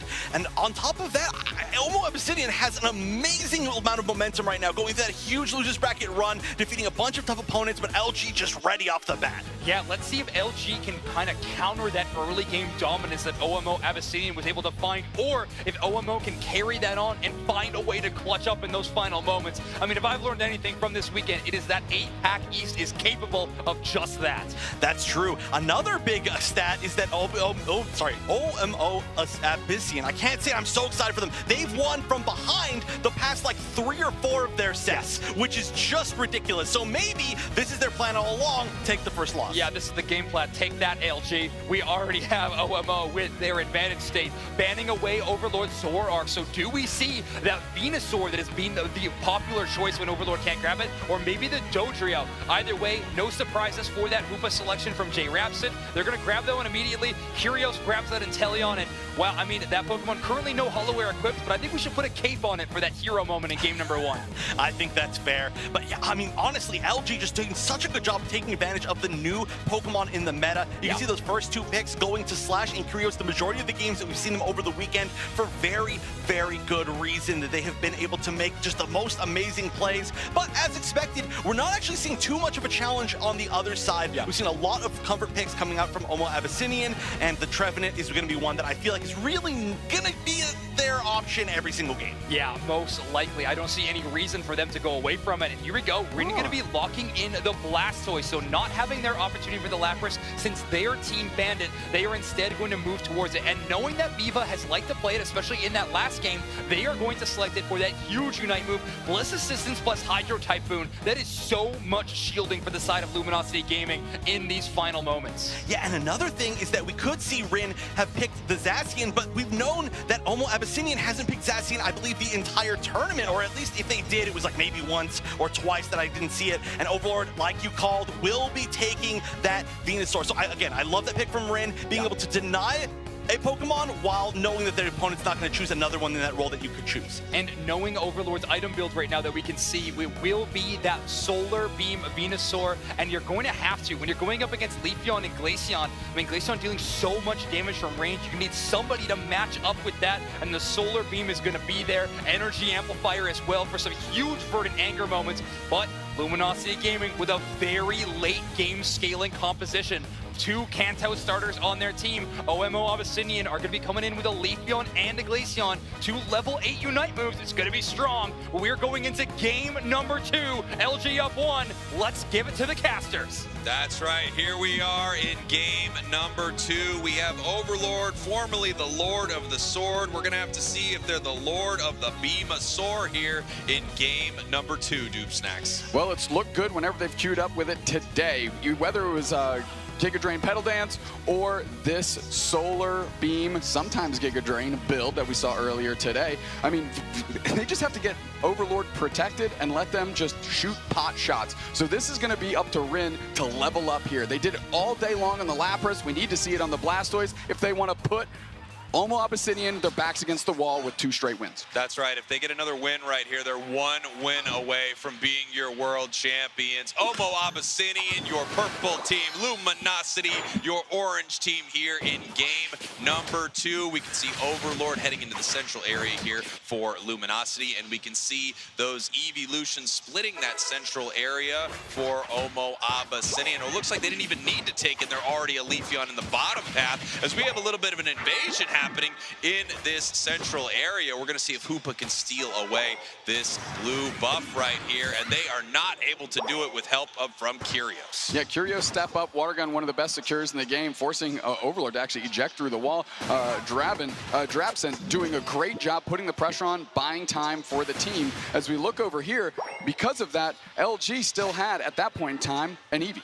Yeah, here we go. We have Elo evolving over, and once again, Overlord being bullied here in the central area. This must be a very different experience for Overlord right now. This is normally what he's all about.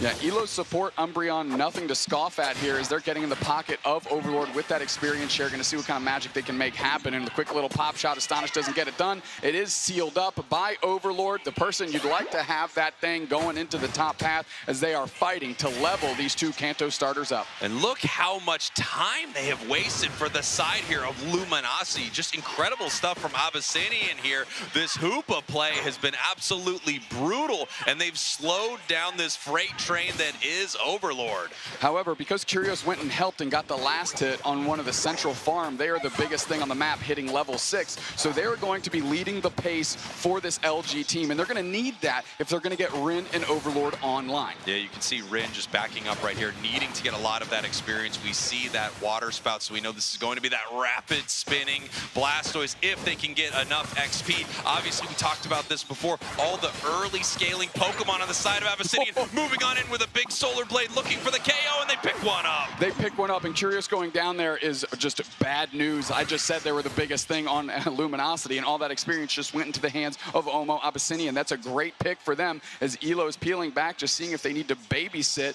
Overlord through that central area, as OMO Abyssinian is just sticking to their game plan, getting all their wild Pokemon on their side of the map. Yeah, we talked about this. I mean, a ton of early scaling Pokemon on the side of OMO Abyssinian.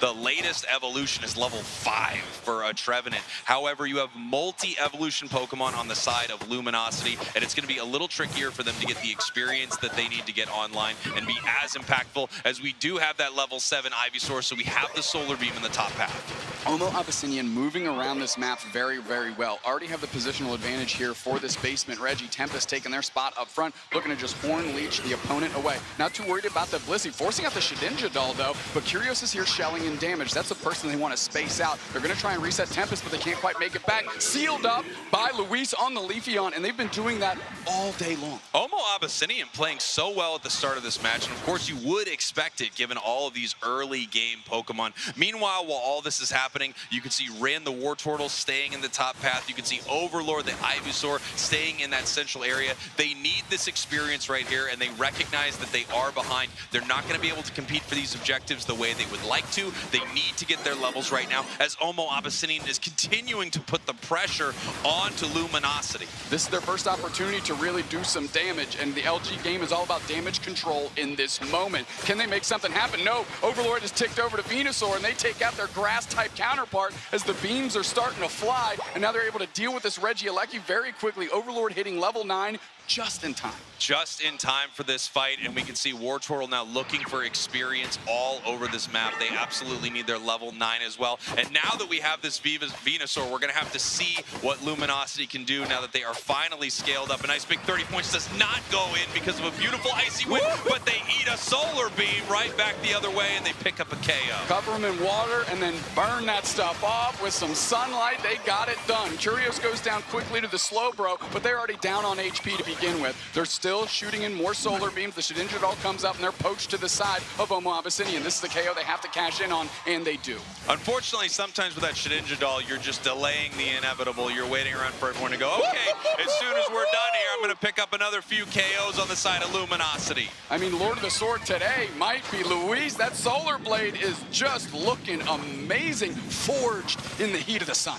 Curios right here in a little bit of trouble, barely makes it out from that Solar Blade. Nice big eject button to pick up a KO. Glaceon Unite back the other way, in trouble, but actually nicely defended there by Elo and Slash. I cannot believe Omo Abyssinian let Curios off the hook after the eject button KO Shrika 2. They were so low. They just wasn't enough follow-up or no trust in the follow-up there on Omo Abyssinian, and really Curios getting out with absolute criminal behavior. We have a slow beam here in the top path, and they are pushing this advantage. Beautiful score right here. 35 into a 40 and a 40. Nice big overcap, putting them up 125 to 52. Unite move comes out from the Venusaur right here, but they are in some trouble as Rin unites back the other way. Coverage by the Hydro Typhoon is huge. They take out the Trevenant. The Rapid Spin Water Spout is trying to find the Rings Unbound Hoopa. They just devolve down back to their tiny baby form, and now they have to scramble back. Look at all the damage that's just sitting on Omo Abyssinian. They can't really fight too well up front, and honestly, Luminosity is more concerned about the wild Pokemon. They want to keep leveling up, keep pushing this advantage. Finally, the focus is on Regice, but that Solar Beam catches 3. That's Solar Beam. So good. So oh, man, Tempest played too far forward. Elo trying to get them back onto the side and get that KO, but ultimately LG just peels back and says, let's hold tight until Curious shows up. You can see Omo Abyssinian just poking at this Regice right here, looking for an in on this fight. Massive stun right there from Slash as they run back towards this Regice. It's very low. Secured by the Blissey. Listen, Slash is an absolute legend on this Blissey, and securing objectives with an Egg Bomb or a basic attack or whatever tool they've got available to them is no new news. They are world champions, and that's a Pokemon that they used to ride that wave to the top last year. And take a look at this play here from Omo Abyssinian. Nice 40 points while everyone was distracted. Same thing happening on the other side for Luminosity as well. Blastoise scoring in this top path, bringing this game to 165, 172. Once again, so incredibly close as we are 1 minute away from Rayquaza. Luminosity up 1 game, however, and they want to make it 2 very soon.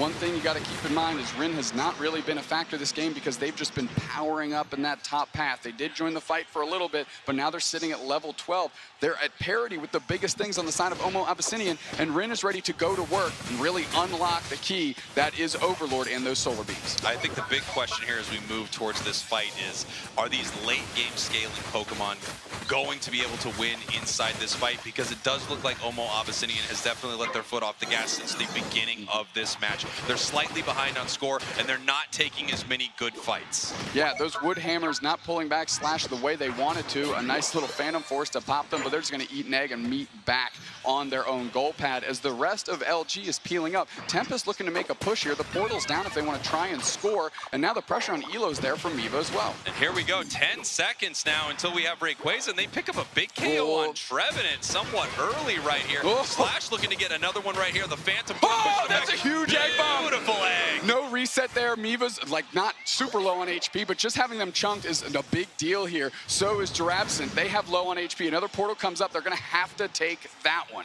And now we can see Trevenant coming back into this fight, eating a little bit of a solar beam right there, but it's a slow, bro. They eat those all day, num, num, num, as we get ready for this big engagement right here. The scoreline is so incredibly close. Anyone can peel off and make a big play happen at any moment. Rayquaza still being chipped, but no one looking to move in for this fight just yet. The hyperspace hole sending Trevenant possibly back, and yes, way too early on the Unite move as they come back in for this fight. Now that forces LG to try and take this battle. They're all over Miva, and Elo tries to go in, but now they're half HP. The Glaceon chunking them. Or are they going to start ripping this thing? That's the question. Half HP is Elo sitting in the middle. Curios wants an opportunity here. Are they going to find one? Miva gets jumped on by Elo. The rings are unbound on the backside. Drabson's pulling the team through. They're trying to stun them down. Rayquaza's absolutely getting melted. Who's going to take this thing? It's so low. It's on the brink. KO String 2 for Louise. No and way. Take it. No way. Shot.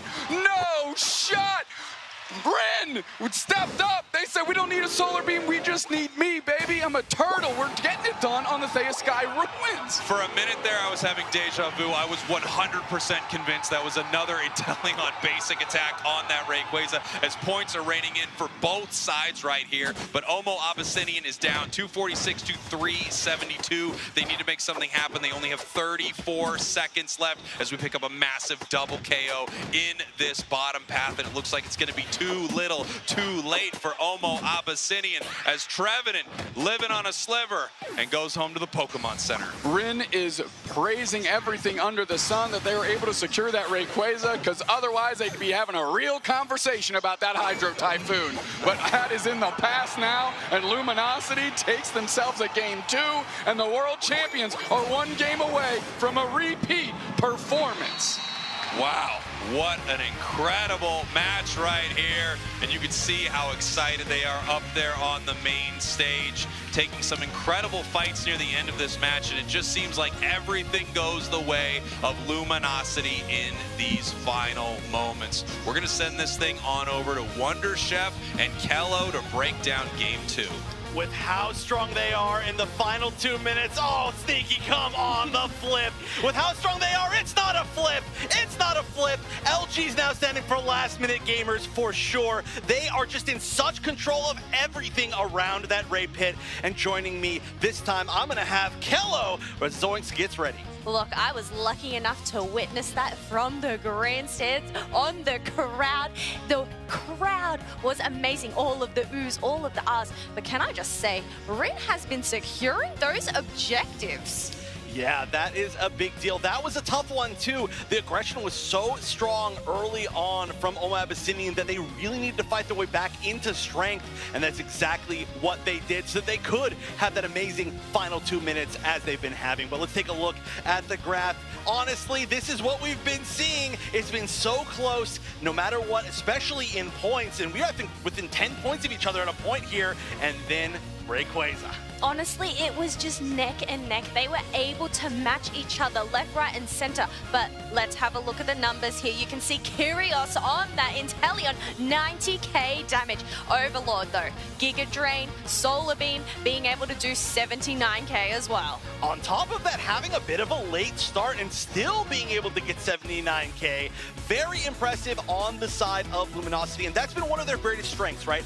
They are a team that really focuses around their power players, and they know how, when those power players are behind, to bring them back into the game. So that's what we did end up seeing just a little bit. Of course, didn't end up getting all that bad, but the ability to bounce back and then, of course, win in those final 2 minutes is unmatched, which is why they're now 1 game away from being repeating world champions. Yes, well, that's the thing. It's all about that restraint, keeping calm, knowing what is on the line, what is in front of you, in front of the table. But as you can see here, we have the Hooper popping their rings unbound. It was just Unite, and it was so close with this Rayquaza. We didn't even know who was going to secure it. Yeah, and of all things, my God, the slow-mo.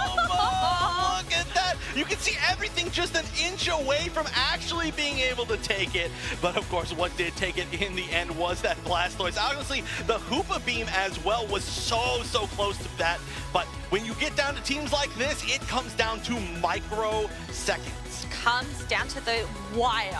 Yes. Like a needle through a thread. Wait, what is it? A needle in a haystack. I don't know what You the know, hell a needle thing through a thread is. also very difficult, but yeah. Kyrios. I've been talking so much about how Kyrios on this Inteleon has been the perfect match, leading the game in score and damage for game number 2 of Grand Finals, and this has been amazing. This is a mobile team. LG has been a mobile team. Kyrios, an amazing player on so many special attackers, but being able to keep up with that speed, being able to outplay as a star player on this new Inteleon has been just beautiful. It has been beautiful, but the thing is it enough of a threat to warrant a ban? Oh, maybe from them. They're the ones hovering it. Relax, relax. Kyrios is doing great. No, it looks like we may be sticking with some of the similar options. We're going to go back to the Hoopa. The Lapras is still going to be there. These teams, they're feeling comfortable playing with what they've been playing, and I do feel like, quite honestly, that's fine. None of these games, to me, felt like they came down to a really bad draft. None of them felt like it was like, oh, we just got to find an answer. It was really just who was winning in those final moments, and so far, it's been Luminosity, Luminosity, and one more Luminosity, and that's going to be 2 Luminosities in a row as world champions. well, that's the thing. If they end up winning this, they're going to take that. Oma Abyssinian, though, they have a long way to go if they are to get a bracket reset. Oh, they do have a long way. They've got to win 3 straight, then another one altogether, another set. But we're going to have Slash start off on the Umbreon. That's been extremely strong. Tempest taking the tree. We're going to have the Inteleon actually this time being picked up by Abyssinian. You were asking if it was worthy of a ban, maybe more worthy of stealing. Yes, that is right, but you know what? This opens up for Overlord to take this Zoroark, and we have Rene picking up that Zacian, and we know that these 2 Pokemon have been quite a force. Oh, they have together, but like I mentioned before, we've seen Oma Abyssinian play very, very well against this kind of double dive comp in their previous sets in this tournament, and this is kind of what they go towards. I would not be surprised if we did, again, end up seeing maybe the Glaceon, although it's slightly different with the inclusion of the Inteleon. However, some more classic picks on the side of Luminosity. Well, that Pikachu would not have been a classic pick. We are going to see Kyrios, though, has to flex over to something else aside from the Inteleon. I assume maybe the Mew, maybe the Alola Ninetales. Looks like it's going to be the Mew. The Chandelure would have been a great choice as well, I think. But Mew, I mean, hey, Kyrios, so well known for Mew. Now, this is the final pick. I was going to say, Ishua, are they going to go for their bread and butter, the Glaceon? But no, they've locked down the Talonflame. And I believe this is the first Talonflame we have seen today, if at all, this whole weekend.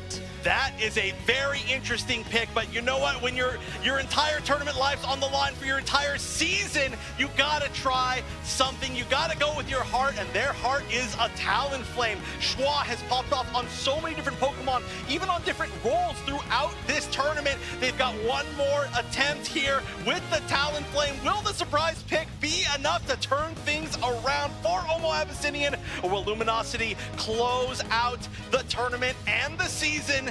Casters, this could be the last one, or it could be the start of a great comeback. Let me see what it's gonna be. Here we go. Luminosity looking to close this thing out in Yokohama, Japan.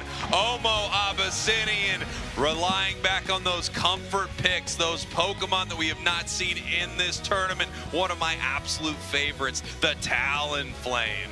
I mean, we're looking at this. Oma Abyssinian has to climb to the top of Everest, and they're starting at the bottom of the Marianas Trench. That is a long way to go, and they got to start by winning 3 on the hop against the current world champions. And honestly, the world champions are not going to give that up. They are looking to absolutely buckle this APAC East squad, crush their dreams, and relive their own. That is quite a climb for anyone who does not know trenches. That's a real deep one, and that's a real big mountain here. Luminosity, that mountain, 2 games up. Oma Abyssinian down in that trench, 0 games. They need to win 3 in a row to reset this thing here at the World Championships, our grand finals. Doob Snacks. I mean, you could feel the energy in this room. We may be crowning our champion very, very soon. Can you re-crown a king? Or are we just going to gently lift the crown and then set it back down? Look, if I was a king, I would request to be re-crowned like quite every often. day. I would say at least once a week. Put a new crown on my head, sure. You're worth once a day. Thank you so much. I didn't know you part-timed as a fortune teller. It's, you know, it's like... Do you do that in between our magician gigs? A little bit, yeah. Okay, when I'm not doing magician stuff, I do fortune telling. It's a lot of palm reading, things like that. Okay, fair enough, fair enough. Read my palm, who's going to win the game? Okay, let me take a look here. You're going to win. You're going to do great. All right, I appreciate that. We're all going to win. Everybody at home tuning in is also going to win because this is the grand finals of the Pokemon UNITE World Championships, baby. LG looking to repeat this thing. Omo Abyssinian again. As Chef mentioned, this could be the beginning of the greatest Pokemon UNITE comeback we've ever seen. And here we go. We are heading back into our game here in just a moment. You know what I've noticed about this crowd here in Yokohama? Such a good-looking crowd here in Yokohama. Beautiful crowd. Beautiful crowd. Give it up for the crowd that looks so good. Give it up to yourself, crowd. All right. I mean, I thought I'd be hyped if somebody would say, like, hey, you look good. Little pirate rap boot there. We are getting ready for our teams to head back into this game here in just a moment. Doob Snacks, obviously, everything is on the line right now for Omo Abyssinian. They are down, but they are not out. They are down, but not out. It's all about how you pick yourself back up. We talked about momentum. Clearly, they've lost that now. They have no momentum. We need to find out what their mental's about. Can they reset? Can they pose a challenge to LG? They went with a Talonflame in that last pick slot. You and I looked at each other and said, that's bold. Well, make it look bold. Leverage it, use it, and make us doubters believe in you right now. Yeah, absolutely. Let's see something from this team. They need to pull something new out because the stuff that they've been using is not able to stop Luminosity. You know, this reminds me of that incredible run that we saw from Team Peps when they started bringing out Talonflame, when they started playing these Pokemon that we did not expect to see in the championship series. That was really exciting to see them bring these out. And you saw them once they got into their comfort picks. There's just that moment where you feel like you're playing this game again. You're enjoying it. You're free in these moments. And if Abyssinian can get there, they can win. They have taken LG very, very close in all these games. These are razor-thin margins until finally a moment switches over and LG is able to get a big secure. Were the two secures a basic auto attack and then a boosted auto attack out of LG? Are we actually going to see an actual move secure, an objective in this game 3? I think the way it's going to go, it's got to go basic attack, boosted auto attack, and then it has to some sort of passive, okay? Or maybe a Rocky Helm. I need to see a Rocky Helmet secure Rayquaza here in game number 3. All right, this just in. Every player on both teams forced to play at least 2 Rocky Helmets. I don't think that's unreasonable at all as we get our teams ready here, heading back into game number 3. We're taking a look, of course, the draft screen is going through. We've seen this before. The picks will remain the same as we're working our way into this game 3. Just want to make sure everything's above board. We'd hate to have something go sideways in the grand finals, the Pokemon UNITE World Championships, of course. So let's just rebuild this thing. Let's do it right. Yeah, let's build it from the ground up, but the same. But yeah, the ground, but with better foundation, stronger structural integrity at the base, yes. but everything from the ground up, the same. The same. If the bones are good, the rest don't matter. I've heard that for sure. That sounds completely correct, my friend. It's true. It's a song. It's a song? You haven't heard that song. I'm not going to get into it with you about that song on broadcast because everyone knows what song I am talking about as we have our teams locked in here. Luminosity, 2 games up right now. Omo Abyssinian, they are living on a prayer, and that prayer is a Talonflame. I think that prayer is actually absent on their Eldegoss. They had that Cotton Crash holy maneuver before. Maybe they're trying to rekindle some of that magic and say, okay, let's bow down to the support gods here. Let's get the Eldegod into the mix and see if we can take ourselves an objective, win ourselves a game 3, and start ourselves on that road to a championship. Definitely interesting, by the way, to see Kyrios here on the Mew. You know, we saw Luis from Omo Abyssinian on Mew earlier, and it was some lights out Mew play. I'm surprised we haven't seen more of that here in our grand finals. Me too. I mean, Luis has just been gaming from bell to bell, but that Mew specifically in 2 consecutive games was absolutely dominant. They could not touch it. But Luis says, I want to go back to that comfort, back to that Leafeon, and favor other things. Of course, in this game, switching the script a little bit, but to your point, shocked that Mew isn't part of that remix. Taking a look at our teams right here, you can see them getting ready for this next match. Abyssinian actually looking pretty confident, looking pretty good, loose up there on stage. We can see our crowd right now, as I said before, one of the best looking crowds in esports. What are you going to do? Gorgeous crowd. I believe in you, crowd. I say you are the best looking crowd in esports. I love you more. I'm better. Game 3, and this could be our final game of the World Championships. That's right. Luminosity, your purple team, up 2 games. Omo Abyssinian, your orange team, down 2 games. They need to win 3 in a row to reset this thing against the world champions, who are looking to take it for a 2nd year in a row. Unthinkable almost that a team could claw their way through all of their region and then through their insane group stage here to the top 8, win every single match, and make their way back to a grand finals. How is a team this good? They are Luminosity. It's insane that they're doing it in such a dominant fashion. K-Opener goes straight on top of Rin, and if they wanted to push that pressure, they would have had a decent chance. Coming in is the Talonflame, not able to engage on that very robust tandem of Rin and Elo. And you can see once again looking for a KO here on that Phantom. You know, they remember that from a couple games ago. They say, yeah, I think I remember exactly how this goes. I'm just going to go ahead and leave that goal zone to you guys. That's what's amazing in the early game and getting Overlord online so quickly is they can get into these paths, try and take over. Tons of experience and a KO to Squirtle. And now all of a sudden Shua has to peel out, and poor Eldegoss is left helping nobody. Who you supporting? Nobody but your own lifeline here. KO streak of 2, and we got more points, and an LG is cooking, my friend. LG is cooking. They are in this central area, and I don't think Omo Abyssinian wants any part of it, as they are just bullying this little Squirtle, my favorite Pokemon. How dare you, Overlord? I mean, this poor Talonflame is doing everything it can to just get away from Overlord. We have a Phantom, a Sobble, a Squirtle, and a Gossifleur. This is an absolute nightmare on L-Stream's situation, and Luminosity is ready to Freddy Krueger through that whole squad. Here we go. Squirtle heading back to base right now. They just need to look for some experience. We don't yet have a Talonflame on the board, so they don't have the ability to fly over the battlefield, land some of these big, massive moments that Talonflame is known for, as they are eating an Electro Ball right here, just trying to pick up some experience somewhere, but Luminosity is chasing them down. Relentless. Nightmare on Elm Street, more like Michael Myers, just relentless, following them to their home base. Whatever this is an 80s slasher flick, and the victims are Omo Abyssinian, 125-0. They are struggling in levels, just getting crumpled on the scoreboard. LG smells blood in the water, and like a Sharpedo, they're going straight for it. They just keep the aggression. They just keep pushing forward. Nice big score stopped here by Luminosity. 132-1 right now. Trevenant finally evolves. This could be a big moment here for Abyssinian, as we still don't have a Talonflame. We have an Overlord that's ready to go to work. Finally, we're going to put the pressure on. If they take down Overlord, that's a big catch. All right, that's where it starts for them. Woodhammer's coming out. You got to pick up Elo as well. They're trying to put the pressure on, but they're able to hitch a ride very quickly on top of Slash.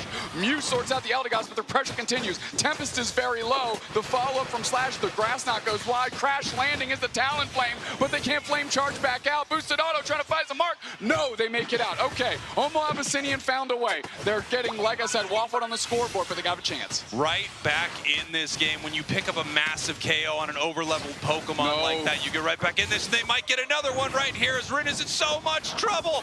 No way.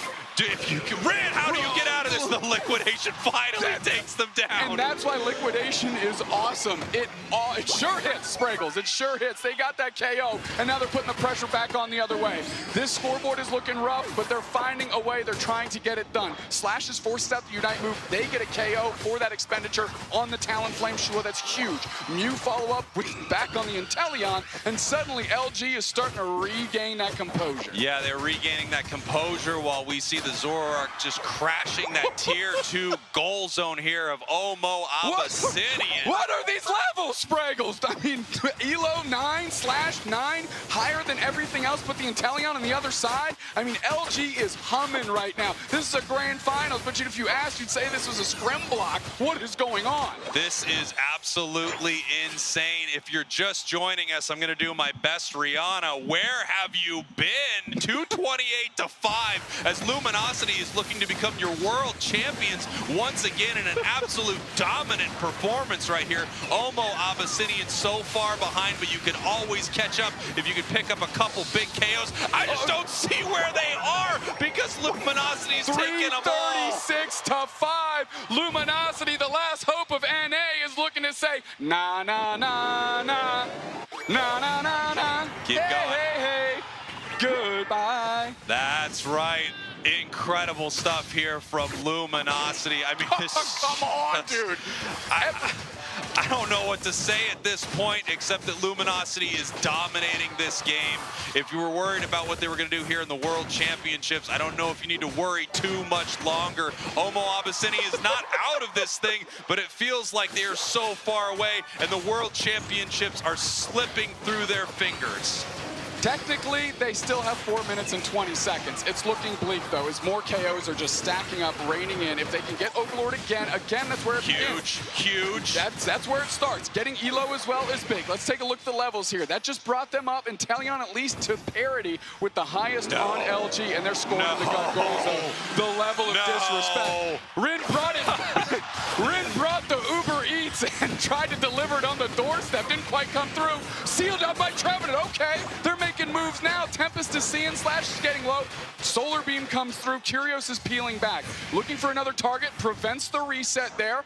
So 336-22. Omo Abyssinian is trying to find opportunities. Omo Abyssinian is fighting their way back in this game, stopping that massive score there from Rin, and then taking that bottom objective. Level-wise, they are not looking that bad here, Dupesnacks. Points-wise, it could be better.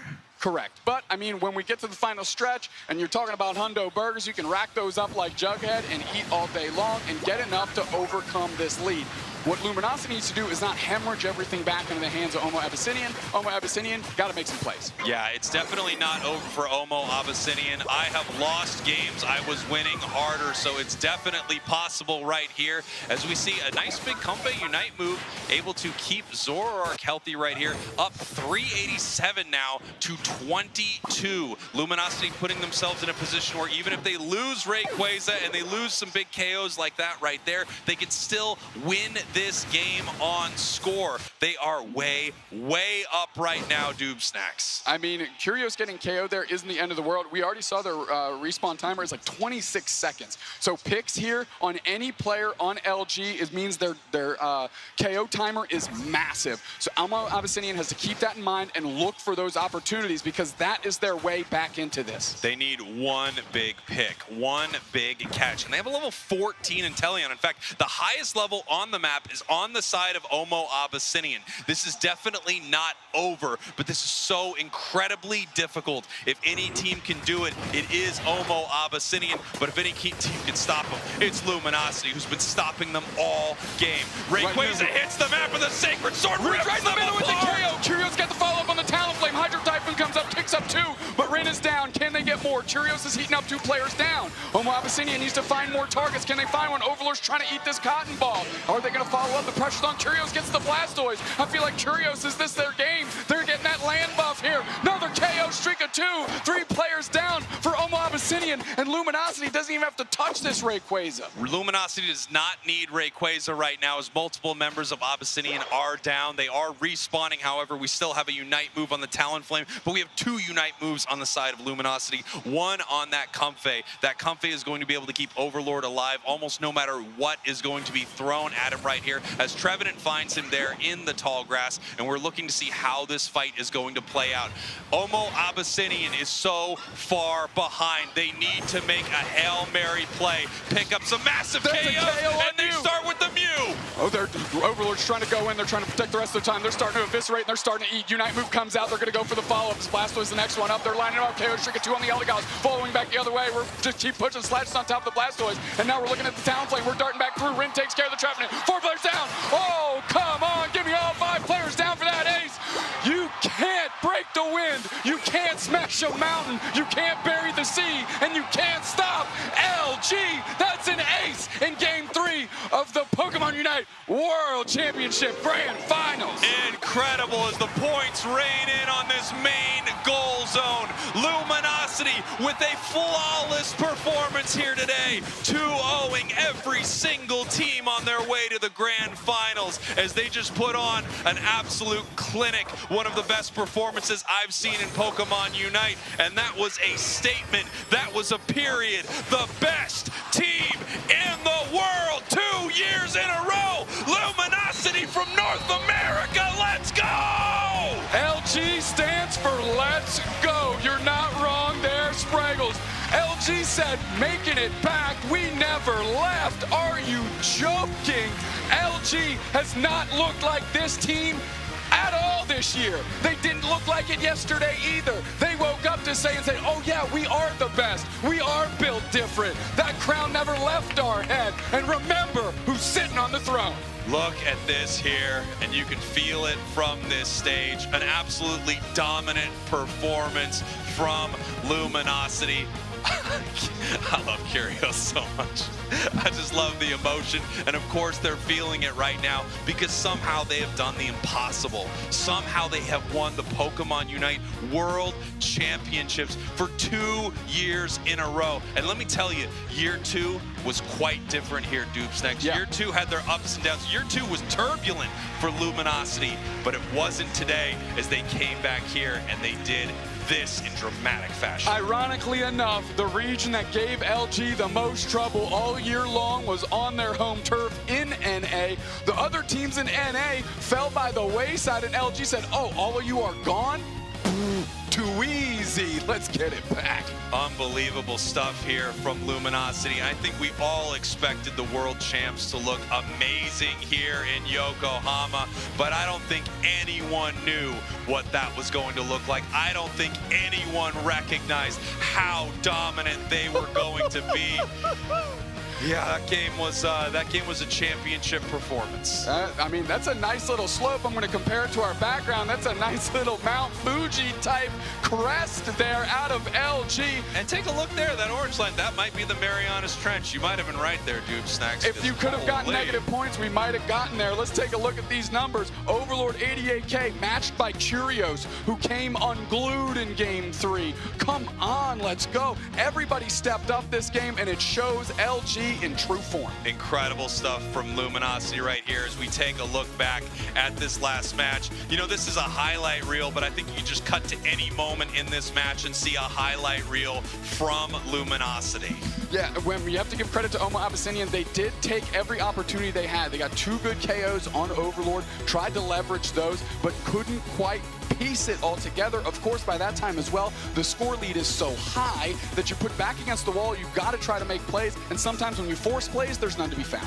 And here we go. We just see points raining into this tier 2 goal zone, and it felt like this match was really over from the beginning. I don't know if Omo Abyssinian just realized they couldn't beat the champs, or if it took this match to really prove it to them right here, because this was just an absolute disaster for Abyssinian and such a championship performance from Luminosity. There is no team that wins harder than Luminosity wins. I mean, we said it, we saw it. They smelled blood in the water, and they knew this was their game to win, and they did not relent. Counter to everything else we've seen this year, when they've smelled blood in the water, they've overextended, but this time it was cold, calculated, pursuing their prey, delivering a win in a big-time fashion. You know, we talked a little earlier, Dupesnax, about some teams being nervous in the big stage and what it does to you. Let me tell you what it does to Luminosity is it absolutely energizes them. It brings them to another level that we have never seen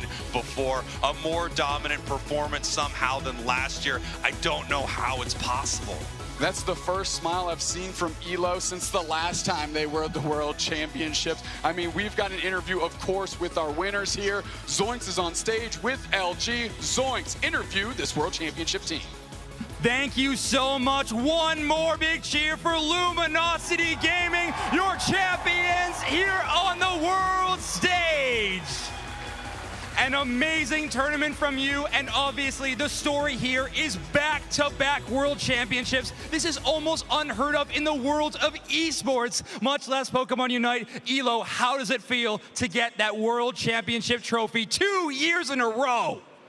I mean, yeah, it feels really great, and I don't know. Our team didn't have the cleanest season this year, but I think like all the hardships we went through just made us play better. And we really showed up today. I'm really proud of the whole team. Well, they proved it here today, I think. Overlord, you had one game dropped all tournament long, the first one, but after that, it was locked in. How did you turn that mentality around to a dominant tournament run? I think first set, we were definitely still nervous. You know, we hadn't played on a world stage in over a year, but, you know, as teammates, you know, we pick each other up. We make sure we're all playing as best we can. We're locked in, and after that, it was wraps. Kyrios, you just mentioned, or Elo just mentioned that this was a season full of ups and downs, but now you stand here on this stage, world champions. How much does that mean to you to win with this roster of 5 that has been through so much together? I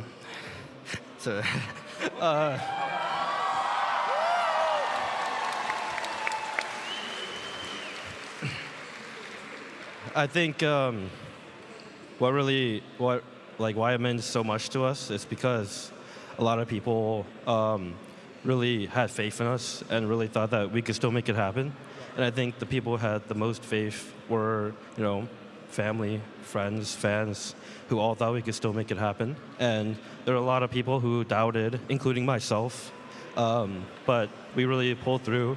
We went through a lot of discussion, a lot of conversations, and it really just means so much because we were able to make it happen with 2 years in a row, they made it happen. Now, this tournament run was on the back of some incredible games, back-to-back macro gameplay, draft, micro, everything looked amazing. Slash, what was the secret sauce here for Luminosity Gaming to have such a dominant tournament run? Lapras. You heard it here first, folks. Yes, I mean, Big Brain Slash on the case. I'd love to hear it.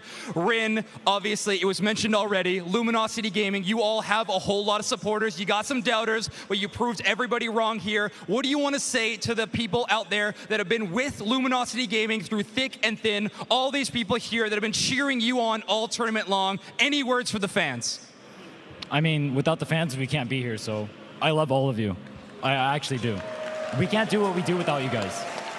Much love for everybody at home and here cheering them on. Can we get one more big round of applause for your world champions, Luminosity Gaming?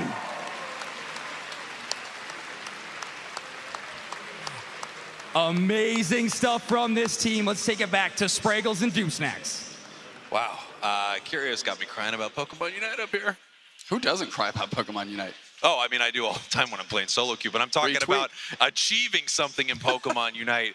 Unbelievable stuff here from Luminosity. Let's take a look at how we got here, how Luminosity got here to the World Championships, how they got to the Grand Finals as they walked through this bracket, 2-0ing every single team, and then a Finals 3-0. And there were so many amazing teams, Doop Snacks. All amazing teams that fought hard to get into this day two. Let's talk about Omo Abyssinian, of course, taking out 00 Nation, who dispatched Talibobo Believers, a lot of people's favorite to win this event. LG dispatches them in the semifinals, and they begin their run.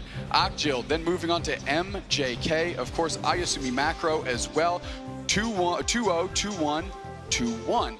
Meeting, unfortunately, LG, who is just on a different level and on a different plane today because they transcended at whatever they left behind yesterday into what they are today, and they got folded. LG takes this thing 3-0 in our grand finals, of course. No reset necessary. And incredible stuff here from so many different regions. When you look at our top 8, we have almost 8 different regions right here. The only region, in fact, to bring 2 competitors here was Japan. And Japan was playing so amazingly well this weekend. Oyasumi Makaro and MJK. I don't know which you were a bigger fan of, Doom Snacks. I'm a huge MJK guy myself. I thought they were absolutely amazing, but Makaro was putting on quite a show, beating teams handily throughout this tournament. Yeah, of course, a couple stumbles on Oyasumi Makaro's side, a little bit of a couple hills to climb, if you will.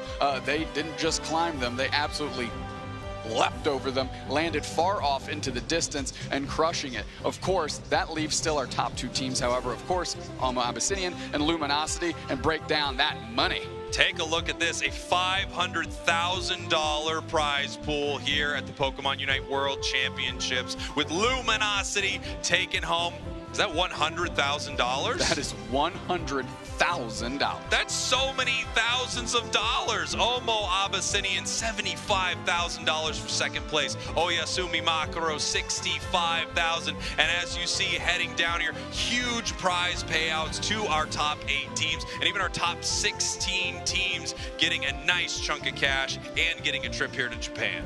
Yeah, I mean, tip of the cap to LG, representing not only their sponsor, but themselves as the previous world champions, maintaining that crown to themselves. Let's take a look at some highlights of this LG team. Yeah, incredible stuff here out of this series. You know, Omo Abyssinian was very close in a lot of these games here. This was when they had not decided who was going to win this first game. 0-0 right now between Luminosity and Omo Abyssinian. And then we have this amazing moment here near the end of the match. Just tons of big moments for both of these teams. We can see somehow the single auto attack, the basic attack here from the Inteleon, able to secure that.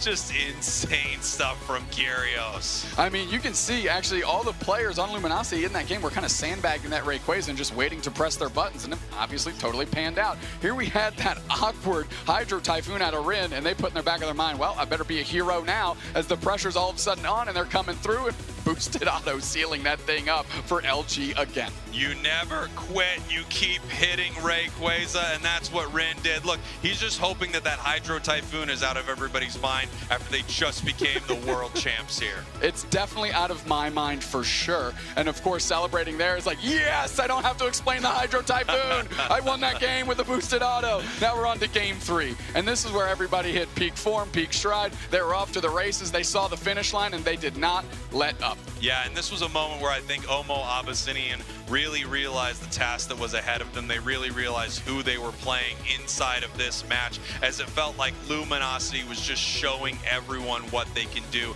They were showing them that even when they're going up against clearly one of the best teams in the world, they can win like this. And win like this, indeed, dominant fashion, much like we saw last year in this same position in the grand finals, just absolutely attacking their prey, dismantling their opposition and getting a good win. I don't know how much bigger of a win you could dream up here, but LG just delivered.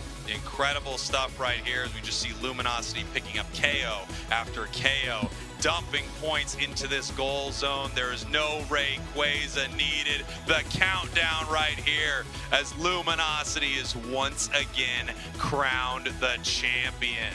One thing that I noticed this year from last year and this year from their other stage play that we've seen them is they remained focused, and we knew Curios from the pop-off, right? We see that in every highlight video. Of course, Overlord getting player of the game, no shock there. But my point being is they stayed calm, collected, composed, and they popped off once the job was done and they were champions.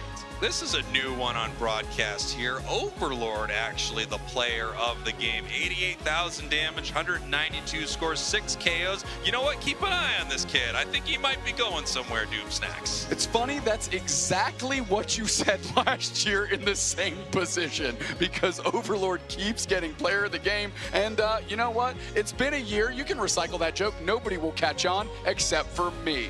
Beautiful stuff here. I'm so happy that Doobsnacks was able to call that out. We are going to be sending this over to the main stage here in Yokohama as we are going to be crowning our champions. This crowd is so excited. Let's hear it one more time for your world champions. These teams have really given it all they have, and they have shown us some great games, both here and if you're watching from home. Let's say thank you to these teams for an amazing set of games. Pokemon Unite requires the utmost in teamwork, coordination, and skill in order to be the very best, and these teams have shown us just that. Now it is time to officially crown them as our finalists and world champions of 2023. So, Joining us to present the awards, please welcome Mr. Ishihara, President and CEO of the Pokemon Company.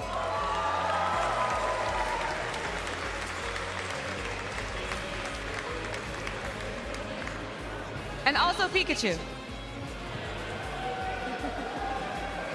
Welcome.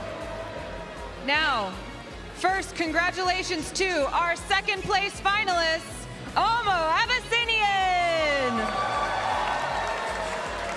with Luis.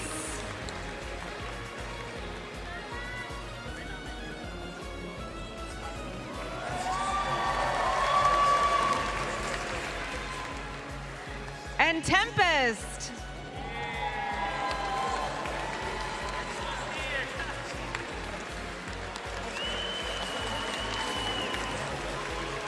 Shua.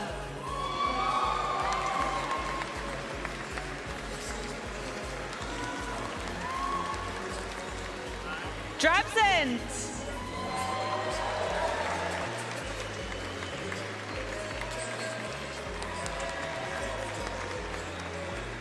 And Miva.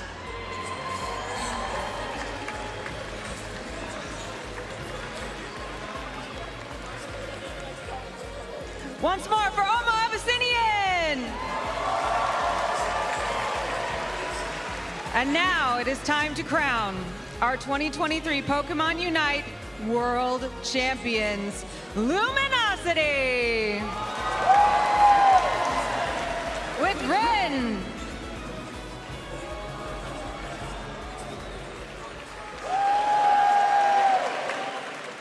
Slash.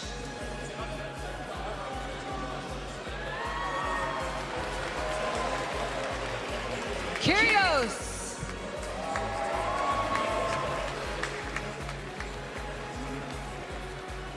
Overlord.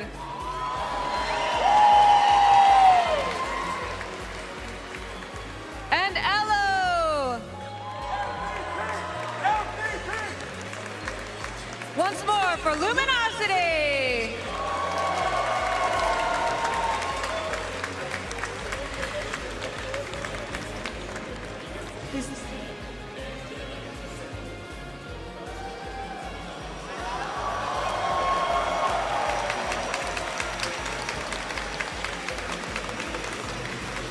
Congratulations to both of our teams.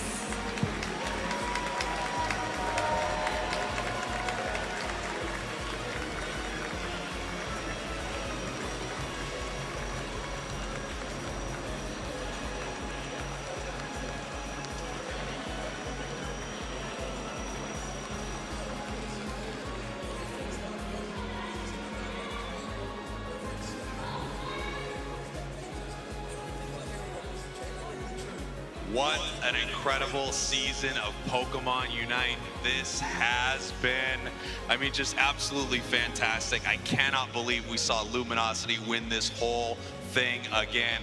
Let's take a little look back at this season so far as it's ending. Yeah, it's done. Is it? It's done. Emotional look back. Let's tear up together. Let's take a look.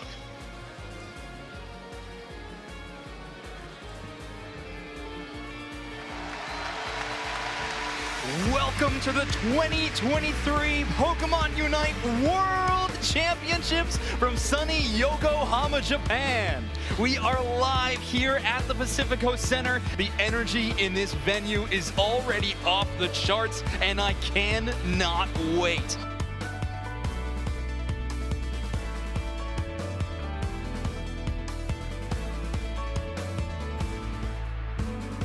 First time in Japan, first time outside of Europe. The country is amazing, the venue is really huge, and especially all the incentives around Yokohama. There's Pokemon everywhere, cards hidden in the background. So it's so cool that they did all this stuff to, you know, get immersed into the experience. It was a dream come true to come to Japan. And the possibility to cheer here in Japan for Brazil is amazing.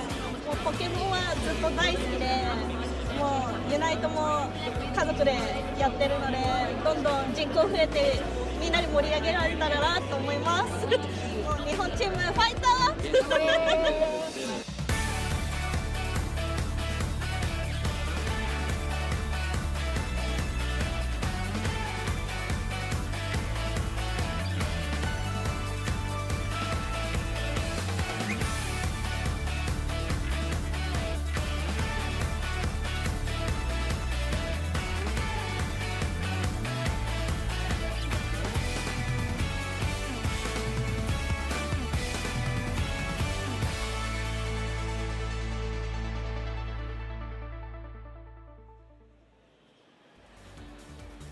And what an incredible season of Pokemon Unite it has been, heading here into the 2nd anniversary of Unite. I am up here on the casting desk with 4 other incredible people. That's right, I guess I just called myself incredible. We're gonna talk a little bit about some of our favorite moments this season before we say goodbye to you all. Kellosaurus joining us here on the official broadcast. Tell me about this season. It was incredible. Obviously, not the whole season, but these 2 jam-packed days. I must say, it's really hard to pick a highlight because I think the whole thing was a highlight. Absolutely. Wonder Chef, who's been on the broadcast most of this year. It's so good to see you, my friend. What do you think of this season? I am so happy with how this ended. I think sometimes you'll get a tournament, an end of a season, where you feel like, okay, now everything's been solved. Where do we go from here? But this is one of those tournaments where you go into the end of it and you're like, now there's just more for everybody to explore, and the future looks even brighter for Pokemon Unite. Zoinks! What do you think, my friend? This was the biggest tournament that Pokemon Unite has ever had in an in-person event, and it delivered. 28 teams from around the world showcasing regional strengths, regional varieties, and in the end, a team like Luminosity to rise above it all with a dominant tournament run like that. I mean, just such an amazing finish to what has been an incredible season. Doob Snacks, my friend. Hey, we're wearing the same suit. One of us should change. Yeah, I know. I just noticed this. What do you think of this incredible season? Well, it was just that. It was incredible, bell to bell, the World Championships, no exception, and truly the cherry on top. Of course, on behalf of all of us, thank you, everybody watching at home, without a doubt. Last thing I'm going to say is, Hannah, Olive, I love you.